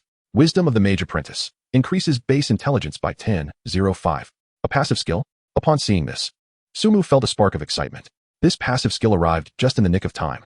You have learned Wisdom of the Mage Apprentice, costing 5 gold coins. Despite the expense of 5 gold coins to learn this skill, Sumu did not hesitate. Although 10 points of intelligence may not seem substantial, the key was that this skill could be upgraded. Stepping out of the room, Sumu found a secluded corner and pressed the button related to the skill. Wisdom of the Mage Apprentice upgraded successfully. Wisdom of the Mage Apprentice increases base intelligence by 15. An increase of 2 points of intelligence per level? Quite impressive. Without a moment's pause, Sumu continued to enhance this passive skill. Wisdom of the Mage Apprentice upgraded successfully. Wisdom of the Mage Apprentice upgraded to Wisdom of the Mage Apprentice level. Wisdom of the Mage Apprentice level increases intelligence by 20.05. I shall continue to upgrade. Wisdom of the Mage Apprentice level upgraded to Wisdom of the Mage Apprentice level. Wisdom of the Mage Apprentice level upgraded to Wisdom of the Mage Apprentice level. Wisdom of the Mage Apprentice level upgraded to Wisdom of the Mage level. Wisdom of the Mage level increases base intelligence by 200. Now this is a remarkable transformation. As this skill continued to upgrade, its contribution to base intelligence increased steadily, ultimately reaching a total of 200 points. The enhancement from this skill equated to the power of 8 elite staffs. Indeed, passive skills are the most suitable for me. Sumu could not help but smile. The value in the spell attack section had soared to 580 points. This meant that his fireball spell now dealt a staggering 2,320 points of damage. At this moment, the elite wild boar's 3,000 health points appeared utterly trivial to Sumu. With the capacity to learn passive skills at level 6, it followed that other professions must also possess passives to learn. Could this not lead to a significant surge in attributes? Having completed his own professional skills, Sumu contemplated those of other classes. Regardless of the nature of the passive, he was determined to acquire them all. He hastened towards the priest's vocational mentor. Soon, the benevolent priest mentor appeared before him. Greetings, adventurer. How may I assist you? Hello, I wish to learn a skill. In contrast to other mages, the priest mentor would typically dismiss such requests, but upon hearing Sumu's words, he broke into a smile. At your service. In the next moment, a passive skill materialized before Sumu's eyes. Apprentice Priest Spirit increases base spirit by 10.05. Without a hint of hesitation upon witnessing this skill, Sumu declared, "You have learned the Apprentice Priest Spirit, costing 5 gold coins." Bidding farewell to the priest mentor, Sumu made his way toward the assassin mentor while enhancing his skill. Apprentice Priest Spirit upgraded to Apprentice Priest Spirit level. Apprentice Priest Spirit level upgraded to Apprentice Priest Spirit level. Apprentice Priest Spirit level upgraded to Apprentice Priest Spirit level. Apprentice Priest Spirit level upgraded to Priest Spirit level. Priest Spirit level increases base spirit by 200. Such a passive skill, with an addition of 200 spirit points. Sumu felt as if he were about to soar into the heavens. He glanced at his attribute panel. Player, Sumu. Class, Mage. Level, 603000. Health, 130. Mana, 8800. Attack, 36. Spell attack, 580. Physical defense, 15. Spell defense, 220. Attributes, Strength 8, Constitution 8, 5, Agility 8, Spirit 210, 10, Intelligence 260, 30. Equipment, Elite Staff, Wolfskin Robe, Rhinoceros Leather Pants. His mana had surged dramatically. He wondered what the passive skills of the other 3 classes might be. Filled with anticipation, Sumu proceeded toward the location of the assassin class mentor. On the World Channel, a stir erupted due to the weapon Sumu had placed for auction. Who was audacious enough to sell a level weapon? The captain of the guard sword? Is that the one from the novice village? Must be a quest, right? How does one complete it? Can the accomplished players who have finished the quest share their strategies? Why does the captain of the guards ignore me when I approach? Truth be told, while the attributes of such quest reward weapons are commendable, purchasing one is unnecessary. Unnecessary? It has already reached 30 gold coins. Goodness. There are still plenty of tycoons in our country. I've heard that 1 gold coin is worth at least 10 million. So 30 gold coins equate to 300 million. In my opinion, it will take at least 1 billion for the bidding to cease. In the novice village, number 8621, the principal remarked, "The weapon has reached 30 gold coins. We cannot produce such an amount." One person, watching a nearby warrior slaying monsters, changed expression slightly. "Forget it. Let us privately message the seller and inquire about the sword strategy. We can offer 20 gold coins."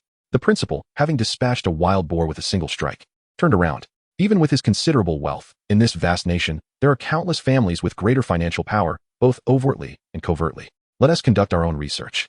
He sighed, but suddenly remembered something and asked, "By the way, have you found any news on that Sumu I asked you to locate?" With so many people sharing the same name, it truly felt like searching for a needle in a haystack. His subordinate shook his head helplessly.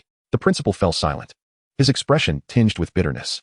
In other novice villages, numerous noble scions were similarly attempting to establish contact with Sumu. Without exception, the messages they dispatched vanished into the void. These young lords, who typically held themselves in high esteem and basked in the adulation of others, collectively experienced a sense of frustration. At that moment, they came to a stark realization. In the realm of divine paths, wealth alone could not secure all desires. Chapter 13. Can you outpace me? At this moment, the focus of everyone's thoughts, Sumu stood before a striking female assassin mentor clad in tantalizing leather armor. Hello. I wish to learn a skill. With the skill list manifesting before him, Sumu beheld the first passive skill available for level 6 assassins. Assassin's Deceptive Path increases base agility by 10.05. I'll learn it. Sumu promptly produced 5 gold coins. With the addition of another passive skill to his repertoire and gazing at his staggering 999 skill points, he incessantly tapped on the Assassin's Deceptive Path. Assassin's Deceptive Path successfully upgraded to Assassin's Deceptive Path level. Assassin's Deceptive Path level successfully upgraded to Assassin's Deceptive Path level. Assassin's Deceptive Path level successfully upgraded to Assassin's Deceptive Path level. Assassin's Deceptive Path level successfully upgraded to Assassin's Deceptive Path level. Assassin's Deceptive Path level increases base agility by 200. He felt as if his movement speed had surged. With the augmentation of 200 points to his base agility, Sumu immediately sensed a dramatic enhancement in his running speed. He hurried towards the abode of the archery mentor. His pace so swift that any assassin endowed with full agility witnessing it would surely drop their jaws in astonishment. This skill is not suited for me. Upon arriving at the archery mentor's location, Sumu felt a twinge of disappointment at the skill presented before him. Archer's Focus increases ranged physical attack by 20. Due to his class, Sumu possessed only ranged magical attacks, lacking any capacity for ranged physical attacks. Furthermore, he could only strike monsters with his staff, not shoot arrows. With no alternative, Sumu bid farewell to the archery mentor and set off to seek the captain of the guards at the village entrance. Esteemed adventurer, your level is not yet 10. Please return to me once you have reached level 10. I have come to learn a skill. Sumu replied with a smile. Soon after, a skill appeared before him. Warrior's Martial Way increases melee attack by 20.05. You have learned Warrior's Martial Way increases melee attack by 200. Well then, with 4 skills acquired, I have spent a total of 20 gold coins. Let us see how my weapon fared at auction. Having spent the 20 gold coins without a hint of regret, Sumu was eager to discover that his weapon had fetched an astonishing 35 gold coins. Opening the auction house, he was astounded to find that the sword of the guard captain he had listed sold for a staggering 35 gold coins, yielding a net of 31 gold and 50 silver after fees. This figure truly exceeded Sumu's expectations. After all, this weapon was bestowed upon me as part of a quest. Once someone reaches level 4 and encounters the white wolf cubs in the forest, they can receive the task from the captain of the guard. Although the white wolf cub is classified as an elite creature, it will undoubtedly be a simple endeavor to complete this quest once the majority of the novice village has achieved level 4. Presently, I possess 114 gold coins, which should suffice for now. I shall first engage that elite boar man. The thought of the treasure chest guarded by the boar man stirred a sense of anticipation within Sumu. He quickened his pace and exited the village. Hey, let us chat for a moment. Not long after, a group of individuals surrounded him. It's you again? Sumu's brow furrowed upon recognizing the leader of the group. I failed to introduce myself properly before. Allow me to do so now. I am Su Shiji, the heir of the Dahing group. The leading man flashed a charming smile and spoke courteously. Apologies, but I am in a rush. Sumu nodded in acknowledgement, intending to leave. However, several individuals immediately moved to block his path. What does this mean? Sumu turned to Su Shiji, his gaze growing icy. It was evident they were there to cause trouble. My request is quite simple. Tell me how you leveled up, and I will transfer 100 million to you today. However, should you refuse to share, Su Shiji's smile faded, replaced by a chilling tone. Then they'll be keeping you company for a while. As soon as he finished speaking, another group encircled Sumu. Is this a threat? Sumu's expression darkened.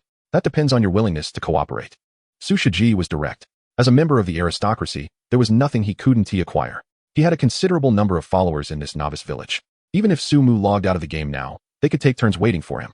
At this point, Sumu grasped the situation. This individual was clearly exploiting the rules of the novice village, which prohibited player versus player combat, to create obstacles for him. Step aside. Sumu took a couple of steps forward. Focusing on the individual closest to him, the man wore a smile, showing no intention of moving. Player Yu Jianshu has violated novice village regulations. You may attack him without facing any penalties. At that moment, a notification appeared before Sumu. Can I attack? This prompt ignited a spark of realization within him. Although the novice village prohibited player combat, Su Shiji and his cohorts were also acting against the rules. Without a moment's hesitation, Sumu raised his staff and struck towards Yu Jianshu. Are you out of your mind? Players can't attack each other in the novice village. Huh. Even if you could attack, how much damage can a mage inflict? With so many of us here, how long do you think you can keep this up? Let him hit you. Perhaps he'll turn red. And that would be even better. The onlookers laughed at Su Mu's actions. Please, you're just a mage. Do you really think you can defeat me? Yu Jianshu scoffed at the sight of Su Mu's raised staff, but in the next moment, everyone's laughter ceased abruptly. As Su Mu's staff struck the head of Yu Jianshu, an exaggerated damage number materialized before their eyes, 236. Undoubtedly, the level 2 Yu Jianshu was instantly obliterated, transforming into a beam of white light. The others standing in front of Su Mu instinctively took a step back, clearing the way. Su Mu regarded them with indifference as he strode into the forest. Was I seeing things? That guy took down old Yu with one blow? The damage number was simply astounding. Isn't he a mage? It must be a game mechanic that prohibits our previous actions, which is why old Yu was eliminated. It has to be that way. Otherwise, how could a mere normal attack have killed old Yu? Once the crowd regained their composure, they began to speak in rapid succession. What now, Su Xiao? Someone inquired of Su Shiji. Chase him. Even if we can't stop him, we can at least follow him, can't we? I want to see how he handles monsters all by himself. Su Shiji's expression fluctuated between dark and light as he was the first to pursue Su Mu's departing figure. The others, not daring to lag behind, followed closely. Yu Jianshu, having been vanquished by Su Mu, found himself in a rather unfortunate predicament. In the realm of Shintu, once one dies, they must wait a full 24 hours before re-entering. Regardless of who it is, if anyone dies in the early stages, they will inevitably fall behind. Chapter 14. The misfortunate Su Shiji. Haunting shadows lingered. As Su Mu approached the wild boar man camp, he cast a somber glance back at Su Shiji and his companions trailing behind him. He contemplated quickening his pace to shake them off, but upon noticing the nearby monsters, a smirk crept onto his lips. Su Shiji and his companions likely did not possess high levels, if they insisted on following him into the high-level monster zone. Even if he could not directly attack them, there were still ways to lead them to their demise. Su Mu slowed his pace. Be cautious. The monsters here are of a higher level. Numerous advanced monsters emerged around them, prompting Su Shiji to issue a warning to his subordinates. The group followed closely behind Su Mu, traversing from the zone of level 2 monsters to the territory of level 4 monsters. Su Xiao, could it be that this fellow intends to venture into the level 5 monster area? Should we continue to follow? One of them remarked. We are all low level. A level 5 monster could spot us from 20 meters away. How is it that he can approach the monsters without drawing their attention? Has he already reached level 5? As they observed Su Mu navigating the level 4 monster area, as if it were a realm untouched by others, he soon vanished from their sight, igniting a flurry of discussions among them. Their words solidified Su Shiji's resolve. If he truly had reached level 5, then we must uncover the means by which he leveled up. Keep up. Su Shiji commanded his companions. We can't, Su Xiao. If we go any further, the monsters will spot us. Those are level 4 monsters. One individual, eyeing the nearby level 4 monster, appeared anxious. Most of them were level 2, and none could withstand the assault of a level 4 monster. Your agility is high. You should lure that monster away while the rest of us follow. Su Shiji raised an eyebrow, directing his gaze toward one of his assassin subordinates. But Su Xiao, that person seems extremely hesitant. Enough of the nonsense. If you die, I will give you 5 million.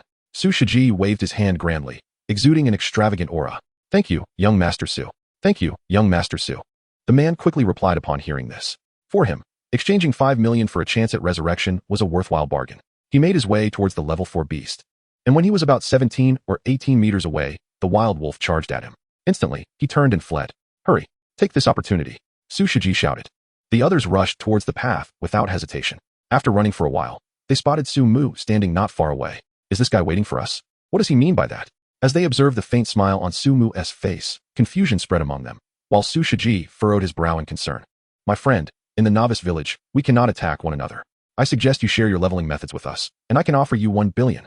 Unable to gauge Su Mu's intentions, Su Shiji presented a significantly high offer. 1 billion was indeed an irresistible sum. Su Mu chuckled. Su Shiji's eyes lit up, as if believing he had stirred Su Mu's interest. Our Daheng group can certainly produce such cash, if your method proves effective. The money can be in your account within 2 hours. Is that so? Su Mu displayed a playful expression. What a pity. The next moment, Su Mu's words left him momentarily stunned. What do you mean, a pity? Su Shiji struggled to comprehend. Just then, he suddenly noticed a large horde of monsters approaching from behind Su Mu. My heavens, what is this? There must be 50 or 60 wild wolves.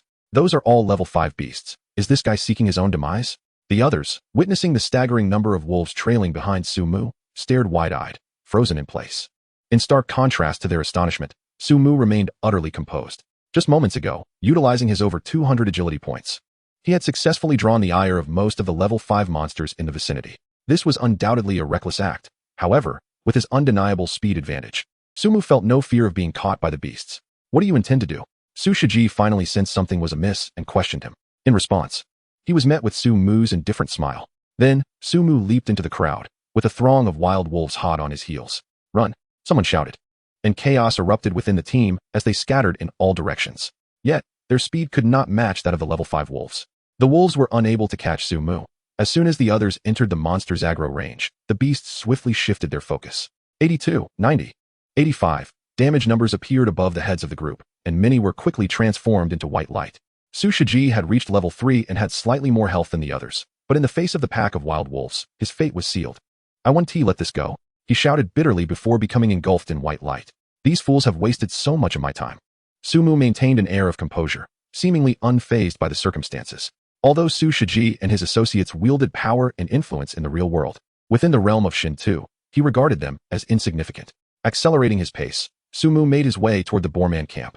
Before long, the wolves trailing behind him lost their quarry and halted in their tracks. Had the monsters not respawned? At the Boorman camp, the elite Boorman wielding a formidable axe remained diligently guarding a treasure chest. "Let us commence." Upon entering the 30-meter attack range, Sumu began to chant the fireball spell. 2,320. 2 seconds later, a colossal damage number floated above the axe-wielding Boorman's head. Roar. As an elite creature, it was evidently enraged by Sumu's actions, raising its axe and charging towards him. Frost arrow. 1740. Just as it was about to unleash its charge skill, an ice arrow struck it. Ugh. The axe-wielding Boorman collapsed to the ground. What a relief. Dispatching an elite creature with just 2 skills was far more gratifying than dealing with Su Shiji and his entourage. He swiftly approached the elite creature's corpse and collected the glowing orb. Boorman's axe, grade attack 20, strength 5, constitution 5, required level 6. You have received 1 gold coin. You have obtained a letter from the Boorman. Truly, as an elite, it had dropped a weapon of exceptional quality. Holding the Boorman's axe in his hands, Sumu couldn't suppress his laughter. The next moment promised to be exhilarating. Of course, this was not the entirety of his rewards. His gaze shifted to the silver treasure chest. In Manhwa, within a tall building. Crash. The sounds of shattering objects echoed incessantly. Su Shiji hurled every breakable item in the room to the floor, venting his frustration. Ding, ding, ding. At that moment, his phone rang. Upon seeing the caller ID, his expression changed, and he hastily adjusted his breathing, suppressing his anger. "Father." When the call connected, his tone was exceedingly respectful. "I heard you were killed in the novice village." A voice filled with authority resonated from the other end. "Shut your mouth," came the reprimand. Su Shiji fell silent. "Remember this. Among you brothers, whoever achieves the greatest success in Shinto will be my successor." "Father, please let me explain." Su Shiji attempted to say more, but the line went dead with a busy signal. Beep, beep, beep. Damn it. Su Shiji slammed his phone to the ground, his face contorted in sheer displeasure. Chapter 15, Elite Mission. Open the treasure chest, open the treasure chest. Back at the Boorman camp, Sumu eagerly rubbed his hands as he gazed at the silver treasure chest before him. This chest was unlocked. "Do you wish to open the silver treasure chest?" A prompt appeared. With a heart full of anticipation and excitement, Sumu pressed confirm. In the next moment, the silver chest slowly opened. "You have received 5 gold coins. You have obtained the title helm. You have acquired a skill book, Magic Shield." Exhilarating. Upon witnessing a series of notifications, Sumu let out a joyful exclamation. Tide helm, grade defense 10, constitution 5. Magic Shield, grade allows the conversion of 10 mana points into a magical shield, with a shield value equivalent to a mana consumption of 100, lasting for 1 minute or until broken. The magical shield can absorb any damage. And while the shield is active, spellcasting will not be interrupted, with a cooldown of 60 seconds. An item of defensive equipment, along with a mage's divine skill. Sumu was particularly thrilled by the skill book. His current mana pool was remarkably extravagant. 10 mana points equated to a shield value of 880. This was tantamount to 880 health points. Of course, this skill had yet to reach its pinnacle. As per usual, Sumu opened the skill bar and located the Magic Shield skill, proceeding to operate it directly. Magic Shield, grade, successfully upgraded to Magic Shield, grade. Magic Shield, grade, successfully upgraded to Magic Shield, grade. Magic Shield, grade, successfully upgraded to Magic Shield, grade. Magic Shield, grade allows the conversion of 10 mana points into a magical shield, with a shield value equivalent to a mana consumption of 500, lasting for 3 minutes or until broken. The magical shield can absorb any damage, and while the shield is active, spell casting will not be interrupted. With a cooldown of 60 seconds, the mana consumption had quintupled, resulting in a damage absorption of 4,400 points. Now, even a foe would not be able to defeat me in a single blow. The upgraded magic shield not only significantly increased its shield value, but also extended its duration to 3 minutes. With the skill, Sumu felt entirely untroubled by the prospect of sudden demise. Let us give it a try. Upon activating the magic shield, Sumu's mana instantly diminished by 10, and he felt himself enveloped by a surge of energy. In the health bar, an additional shield value of 4,400 appeared. Against attacks from level 7 monsters, with my defense, I could stand still and endure their strikes without succumbing. Now, onto these two pieces of equipment. Having acquired an impressive skill, Sumu turned his attention to the two items in his inventory, the Wild Boarman's axe and the Tide Helm. One was a formidable upgrade over the captain's sword, and the other was high defense armor. Starting bid, 10 gold. Let those affluent individuals compete. Sumu set the starting bid for both items at 10 gold and paid it no further mind. His gaze fell upon another item in his inventory. Letter from the Wild Boar. Deliver this letter to the captain of the guards in the novice village to trigger a hidden quest. A hidden quest? Sumu's interest was piqued. Although there were no experience points for quests in Shinto, the rewards were exceptionally generous. If this quest were to yield another skill, it would greatly enhance his capabilities. Contemplating this, Sumu decided against venturing to the high-level monster area and instead made his way to the novice village. His intuition informed him that this quest was not simple. Esteemed adventurer, how may I assist you? The captain of the guards greeted Sumu with a remarkably friendly demeanor. In the forest, I stumbled upon a letter, its purpose unknown. Sumu unfurled the missive. What is this?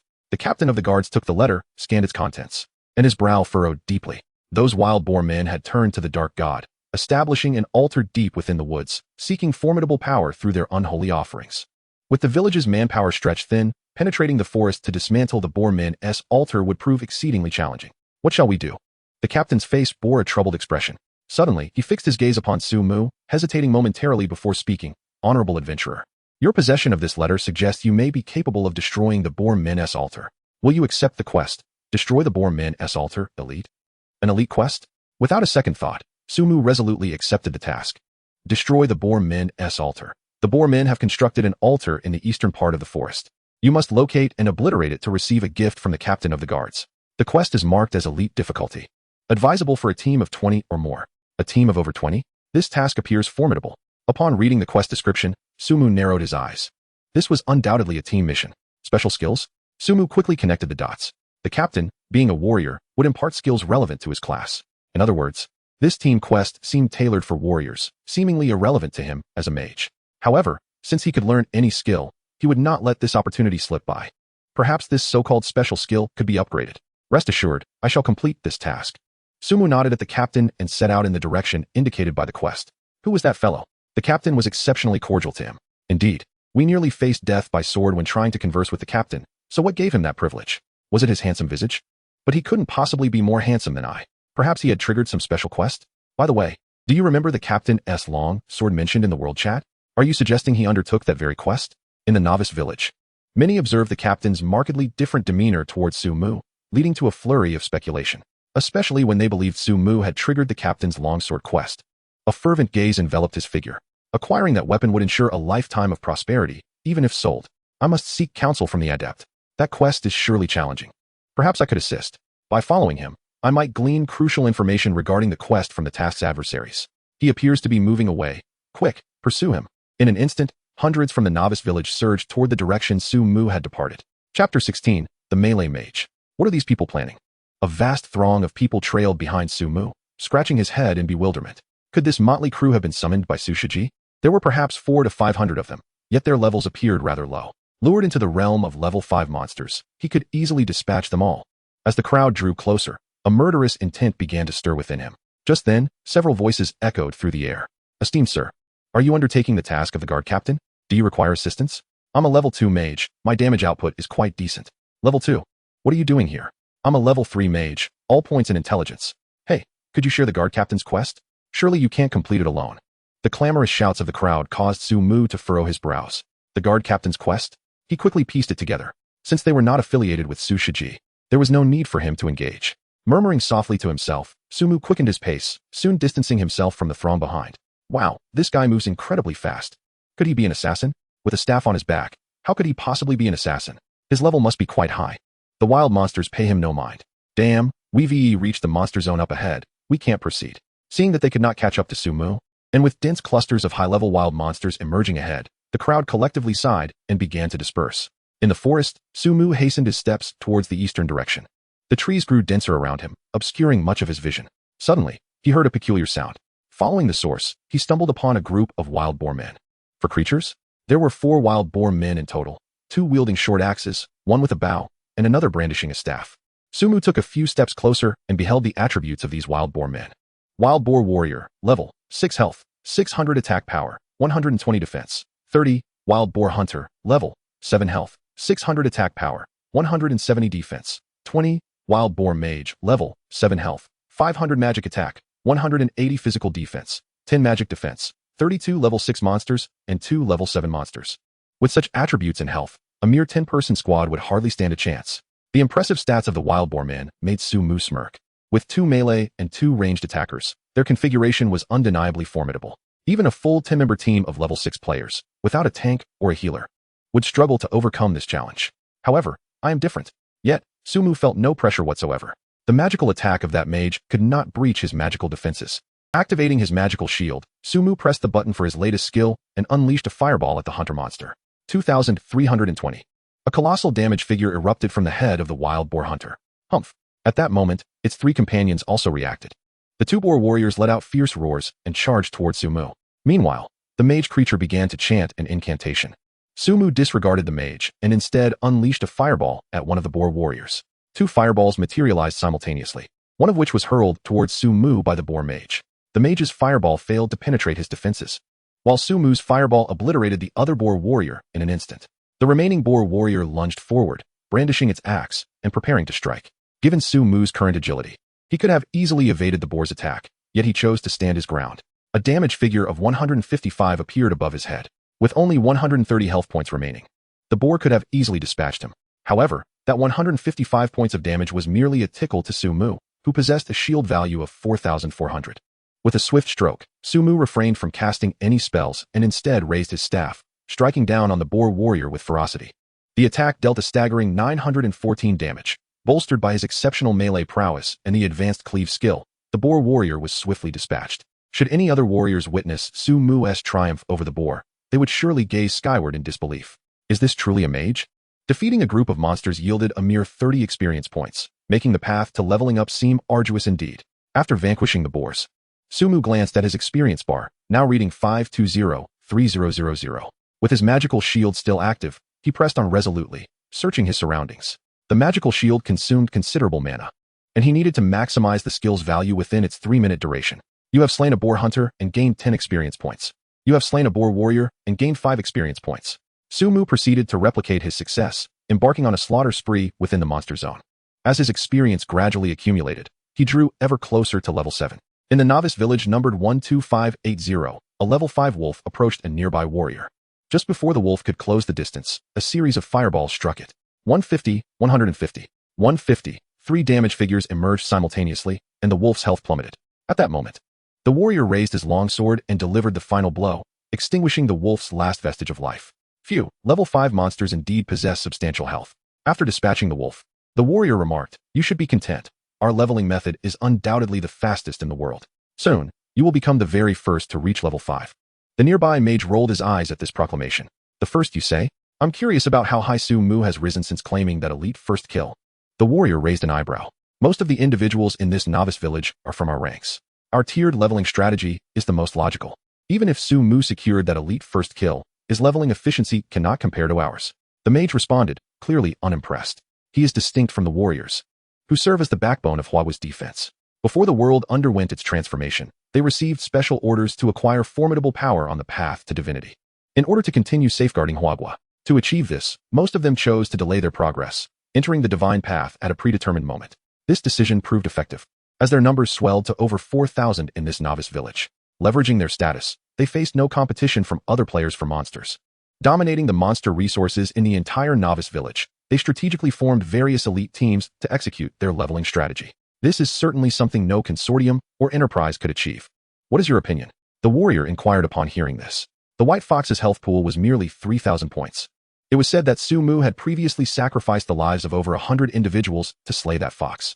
The mage chuckled, his tone brimming with confidence. If it were before, we would have certainly needed to expend lives, but now there are no first kills left.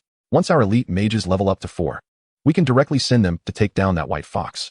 Very well, once I reach level 5, you shall proceed to slay that white fox for some experience. The warrior nodded. No, my intention is for you to claim the experience from that elite monster. I have a premonition that the first to reach level 10 will undoubtedly receive a substantial reward. The mage paused momentarily before continuing.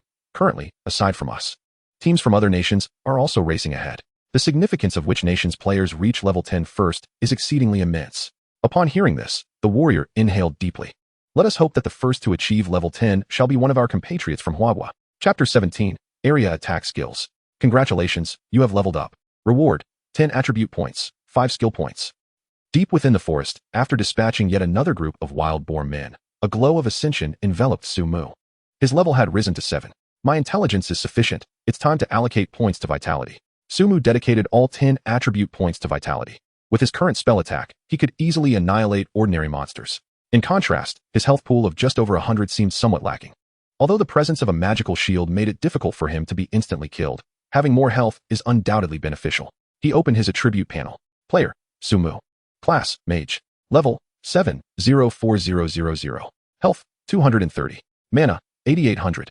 Attack, 236. Spell attack, 580. Physical defense, 23. Spell defense, 220. Attributes, Strength 8, Vitality 18, 5, Agility 208. Spirit 210, 10, Intelligence 260, 30. Equipment, Elite Staff, Wolfskin Cloth Armor, Rhinoceros Hide Leggings. The attributes are quite satisfactory. Let us continue. Having successfully reached level 7, Sumu cleared the surrounding area of all wild-born men. He pressed onward deeper into the forest. What lies ahead? In no time, an expansive encampment came into his view. Unlike the previous camp, this one was swarming with patrolling boarmen, fortified by towering walls several meters high.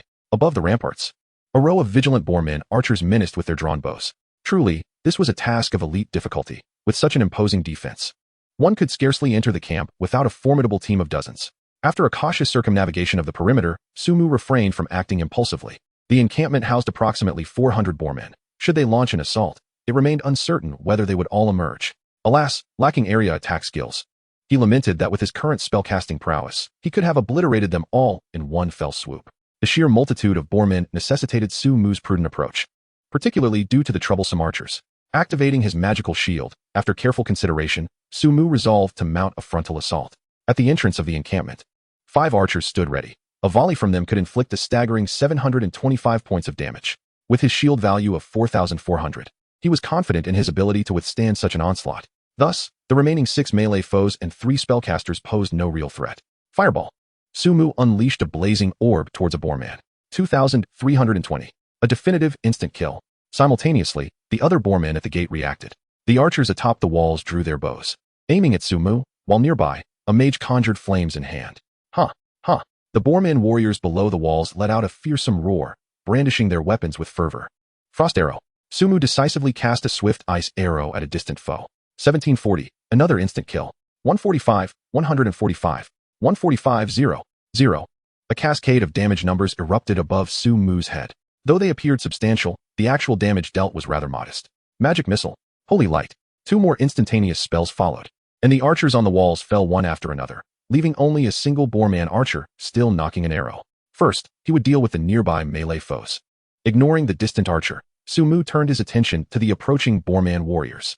Charge. He targeted one of the beasts and surged forward. With a boost to his agility, he almost instantaneously raised his staff before the boarman. 914. Strike. 914. With the execution of 2 warrior skills, another pair of boarmen collapsed.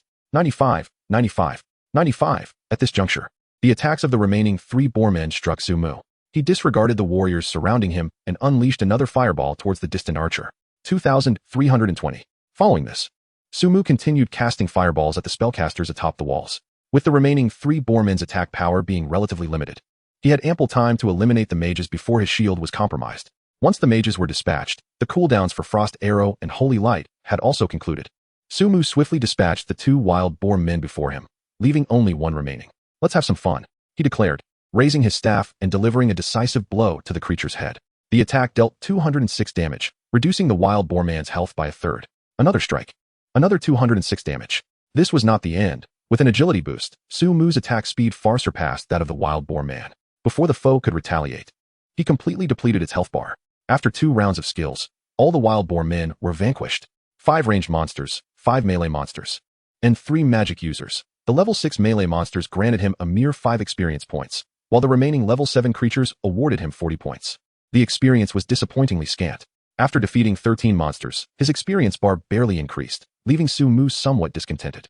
However, as he approached the entrance of the camp and observed the levels of the monsters within, A smile crept across his face. Most of the creatures inside were level 8. What about that one? A particularly imposing wild boar man caught his attention. Towering at 2 meters, wielding 2 sharp axes, and clad in heavy armor. This creature appeared to be the one he was seeking. Given the number of wild boar men in this camp, it would be unreasonable if he were not present. Was it guarding the cave? The distance was too great for Su-mu to discern the wild boar man's attributes. All he could see was the dark mouth of the cave behind it. If he was not mistaken, that location was likely his quest objective. Beside the wild boar man were 10 other creatures, and their aggro was likely linked, complicating matters further. What concerned Su-mu more were the smaller wild boar men nearby. The equipment you listed for sale has been sold. Just as he was about to clear the other small monsters, a notification popped up on his screen. He almost forgot. Opening the auction house, he discovered he had 70 gold coins awaiting collection. Not bad. This figure made Su-mu grin. Including his previous gold and the spoils from the recent battles, his total gold had surpassed 300 coins. This did not even account for the assorted items dropped by the higher-level foes. Time to sell some items. The importance of gold was self-evident. And with his inventory already full, Su-mu decided to list all unnecessary items for sale. This, however, caused the prices in the auction house to steadily decline. Although the white gear he held had a higher level, the attributes it provided were minimal, failing to reach their initial high prices. He could sell them for only 1 or 2 gold coins at most. The health potions, mana potions, and materials had also lost their value. Better than nothing. After listing his items, sales were not as brisk as before, but Su-mu remained unperturbed. Suddenly, he remembered to check for skills. Just as he was about to close the auction house, he had a thought and opened the search bar. Upon entering the word skills, he was astonished to find a skill listed in the auction house. Upon witnessing the description of the skill, Su-mu could not help but exclaim in delight. It was indeed a group attack skill. Chapter 18. Can a mage without area damage truly be called a mage? It was essential for Su-mu to acquire such a skill, even if it were merely a rudimentary one. 100 gold coins? His eyes widened at the price attached to this skill. The player base of Shen 2 was immense. Despite the low drop rate of skills, there was bound to be a few opportunists. However, the fact that only this particular skill was available in the auction house made sense. The ordinary skills suitable for leveling would undoubtedly have been absorbed by the major guilds, leaving little for sale. In contrast, the little fire rain skill appeared formidable. Yet for the vast majority of mages, it was rather useless. Firstly, the high mana cost was prohibitive. A consumption of 200 mana points implied that a mage's spirit must reach 20 points. Given the current levels of the mages, only a select few could unleash a fire rain. Moreover, to achieve substantial damage with this skill, one would need to invest a considerable number of skill points. Wealthy mages would likely scoff at the idea of wasting skill points on such an ability, as they typically had others to assist them in leveling. 100 gold coins would likely not sell even after 3 days of listing. The crux of the matter remained the skill's price. It is noteworthy that the Wild Boar's battle axe had sold for just over 50 gold coins. In comparison, the axe offered a tangible increase in attack power. Who would be foolish enough to spend 100 gold coins on a group attack skill that held minimal utility at the initial stages? Negotiating a price. Su-mu contemplated sending a private message to the vendor with the hidden name. He offered a flat rate of 50 gold coins, ready to finalize the transaction instantly. 50 gold coins was no insignificant sum. Su-mu was unhurried, patiently awaiting a response.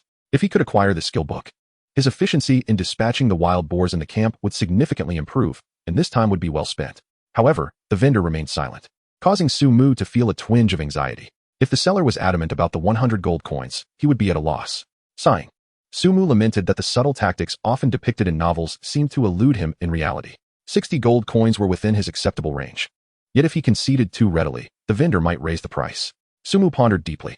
Meanwhile, in a novice village, a group of 5 mages was casting fireballs at level 5 wolves. Patience was key. The first to speak would lose. The individual referred to as Brother Xiang was the last to cast a fireball, successfully slaying the wolf. Yet, this was already the highest bid. Apart from his 50 gold coins, the next highest was merely 25, a full half less. The mage could no longer contain his impatience. Xiang Gu observed the anxious demeanor of his younger brother and shook his head. However, the current value of gold coins is entirely different from what it will be in the future. The younger brother wore a somewhat helpless expression. Indeed, Xiang Gu. It is said that the value of gold coins is beginning to depreciate rapidly. The other younger brothers chimed in. Unlike those wealthy conglomerates, he was the president of a well-established gaming guild and considered a minor affluent second generation. Yet, after the emergence of the divine path, his modest wealth paled in comparison to the magnates. It is true, most people have discovered that achieving success in the divine path is not as effortless as anticipated, leading them to focus on farming gold. As soon as they acquire any copper coins, they are quick to sell them. Certainly, every novice village now has dedicated merchants buying copper coins at exceedingly low prices, and with the rise in everyone's levels, the gold dropped from monsters will increase, causing the value of gold coins to depreciate in disguise. Several younger brothers spoke in succession. Ah, their words swayed Xianggo. Understood. At the wild boar man camp, Sumu sat on the ground, his brow furrowed. Bro, 50 gold coins will suffice, but you must cover the transaction fee. We'll list it at 55 gold coins. You can buy it instantly. A message suddenly popped up. Listed directly at 40 gold coins. Otherwise, I'll withdraw my offer. Sumu pondered for a moment and decided to lower the price.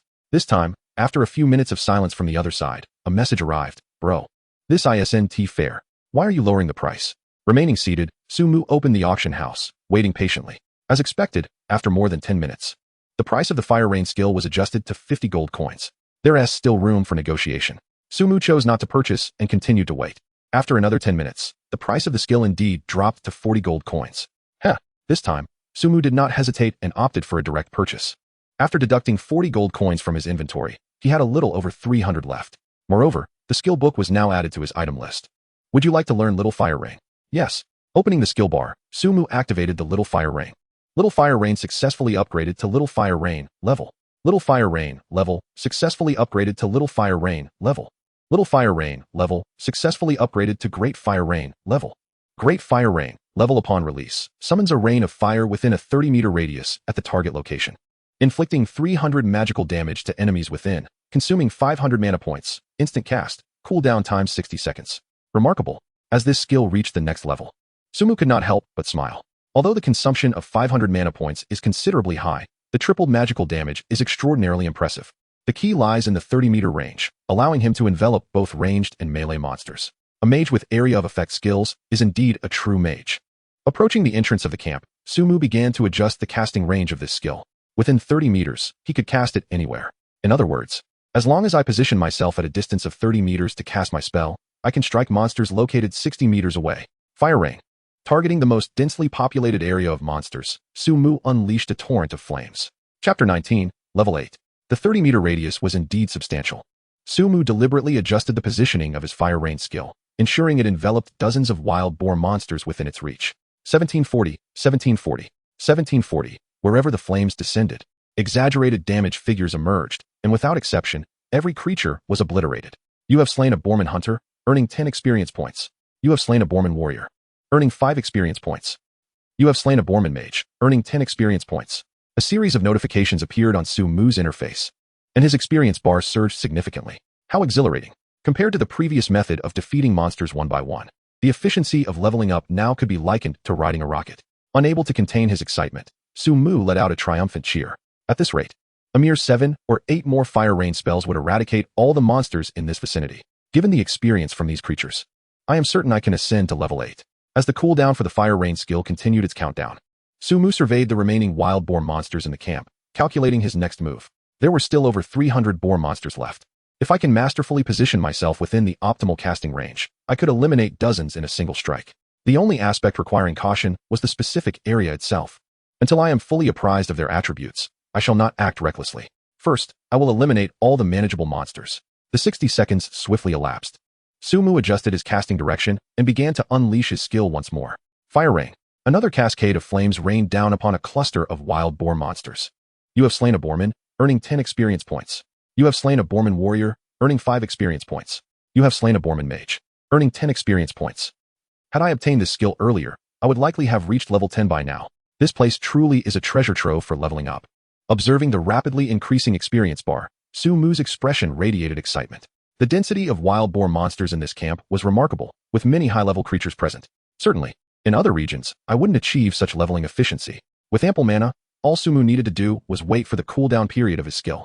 As the 60-second countdown for Fire Rain approached its conclusion, he turned his gaze towards another area of the camp. The wild boar monsters there appeared quite relaxed. Some were even glancing about, completely oblivious to the fate that awaited them. Fire Rain. Once again, a shower of flames descended from the heavens. In the beautiful country region, 7 or 8 teams of mages were actively engaged in a specific area. They appeared well-trained, with each team occupying a designated zone. Whenever monsters spawned within that area, these mages would collectively unleash fireballs upon them. Upon meticulous observation, one can discern that within these mage squads, there invariably exists a mage designated to deliver the final blow. The rationale behind this is quite straightforward. It enables that mage to garner experience from the defeated monsters. Consequently, this mage's rate of advancement is significantly accelerated. Yet, the cycle does not end here. Those mages whose levels ascend rapidly will subsequently form another team. They seamlessly venture towards areas inhabited by formidable monsters, repeating their prior actions. In the face of high-level foes, their damage output is ample, evidently owing to an all-intellect allocation. This ensures that the mage who strikes last can secure the final sliver of the monster's health. Among them, yet another mage experiences a meteoric rise in levels, perpetuating the cycle.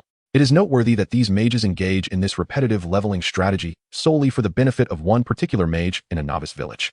At this moment, he stands at the periphery of the level 5 monster zone, surrounded by level 4 mages. As those level 4 mages cast fireballs, he swoops in to deliver the finishing blow, thus acquiring 10 experience points from the monster. Only I, Langtonard, could conceive of such an unconventional leveling tactic. This is the mindset of a true champion. With just over 100 experience points remaining, I shall ascend to level 5. Who in the world could possibly surpass my pace in leveling? I, Langtonard, shall be the first to reach level 10. I shall ascend to become the mightiest mage on the path to divinity. Ha, ha, ha. The mage is evidently elated with this rapid progression, shouting triumphantly and laughing maniacally. The mages beside him appear unfazed by this spectacle, their faces betraying no emotion. In the land of cherry blossoms, a similar cadre of mages is employing a tiered leveling strategy. After all, early-stage monsters lack magical defenses, and mages possess sufficient range to draw the ire of these creatures, gaining the upper hand. This method of leveling is undoubtedly the most reliable and effective at present. The crux lies in the necessity for someone with charisma or ample financial resources to afford such a group of mages. I, Genichiro, shall undoubtedly lead the land of cherry blossoms to glory. No one can stand in my way. Just a bit more effort, and after slaying 20 more monsters, I shall attain level 5. I believe I shall be the first mage in the world to reach this milestone. Within the Boar Man's encampment, as the fiery rain descends from above, only the formidable Boar Man and a dozen lesser creatures remain amidst the vast sight. Congratulations, you have leveled up, gaining 10 attribute points and 5 skill points. Simultaneously, a radiant glow envelopes Sumu, heralding his ascent to level 8. Chapter 20, Flicker, Level. Let us examine the attributes. Not hastening to allocate skill points, Sumu approached the towering Boar Man at the farthest reaches of the encampment. Boar Man Chief. Level 8. Health 2000. Physical attack 500. Physical defense 100. Magical defense 100. Skills: Boar Man's Fury, Whirlwind Axe, Charge. As the leader of the wild boar tribe, he possesses a robust physique, albeit somewhat cumbersome. Indeed, the attributes are remarkably formidable. Upon observing the wild boar's stats, Sumu's eyes widened in astonishment. With a staggering 20,000 health points, it seemed nearly impossible for him to defeat this beast with the skills he currently wielded. Not to mention the other 2 skills. Just the charge alone would be quite a challenge for him. The creature's attack power reached an impressive 500 points, and even with his exceptionally high magical shield, he doubted he could vanquish it before the shield dissipated. Without a team of at least 100, the prospect of overcoming this foe appeared bleak. The distant monsters surrounding him could be dispatched with a single rain of fire, yet the real dilemma lay in how to kite them effectively. Surveying the terrain of the encampment, Sumu was resolute in his determination to conquer this creature. If he could not withstand its might, surely he could employ tactics to outmaneuver it. For him, the enhancements provided by skills outweighed all else. I'll let you off this time, he mused. These inventory slots are running low. As he ambled along, he glanced at his limited 20 inventory slots, grimacing slightly. Previously, as he defeated monsters one by one, he managed to keep his inventory in check. However, with each skill cast, his slots filled rapidly. He found himself in a constant struggle to both equip items and gather loot. The cost of 50 gold coins to unlock a second inventory slot seemed exorbitant. Was he truly opening a new slot, or merely spending his hard-earned riches? Contemplating his several hundred coins, Sumu hesitated before ultimately deciding to part with 50 coins. 50 coins consumed, successfully unlocked the second inventory slot. In an instant, his inventory expanded from 20 slots to 40. At Novice Village, 4,589. Frustration bubbled as another player lamented, "Ugh, my inventory is full again." A stunningly beautiful woman with a statuesque figure voiced her complaint. "Shwe shwe, spare us your grievances. Unlocking a second inventory slot requires 50 gold coins. Do you comprehend the significance of that?" A similarly enchanting companion shot her a disapproving glance. "What's a little gold? You all insist I gather items, yet none of you contribute coins for my inventory upgrade." The young woman, known as Shwe shwe, donned a dejected expression. "You have 100 coins in your inventory. What's wrong with sharing half with your sister? How stingy." Shwe shwe pouted, her demeanor adorably defiant. The warrior observed the discontent etched on Shwe shwe's face and sighed. "That was meant for me to purchase a weapon. I deeply regret not acquiring that wild boar axe. Had I secured it, we could have easily tackled level 5 monsters by now." "How miserly," Shwe shwe retorted, still dissatisfied. "Now that's more like it." A proud expression crossed her face as she declared, "I shall be the first to fill my inventory." All right. The warrior chuckled, patting his chest. "I can't make any promises, but I assure you, Our Shue will undoubtedly be the first to fill her inventory. Hello, I wish to learn mage skills. In the novice village, Sumu stood before the mage tutor, filled with eager anticipation. Very well. As the mentor spoke, a skill appeared before him. What is this? Upon seeing the skill, Sumu was momentarily taken aback, then a delighted smile graced his face. Blink, consumes 100 mana points. Allowing instantaneous movement up to 10 meters in any direction, blocked by obstacles. Instant cast, cooldown time 30 seconds. In most online games, this skill is essentially regarded as the exclusive ability of the mage class. Cost, 10 gold coins, successfully learned Blink. Immediately maxed out. Once this skill appeared in the skill bar, Sumu fully unleashed the speed enhancement brought about by his increased agility. Blink successfully upgraded to Blink level. Blink level successfully upgraded to Blink level. Blink level successfully upgraded to Blink level. Blink level consumes 100 mana points to teleport 10 meters in any direction, no distance limit. Ignores collision volume. Instant cast, cooldown time 10 seconds. Wow, this skill is incredible. After successfully reaching the next level, Sumu couldn't help but exclaim in his heart upon reading the description of the Blink skill. With his current mana, he could teleport a staggering 880 meters in one go, nearly a kilometer. The most crucial aspect is that the cooldown time for this skill is only 10 seconds. Sumu's excitement was palpable. The priest mentor's cottage is approximately 700 to 800 meters away.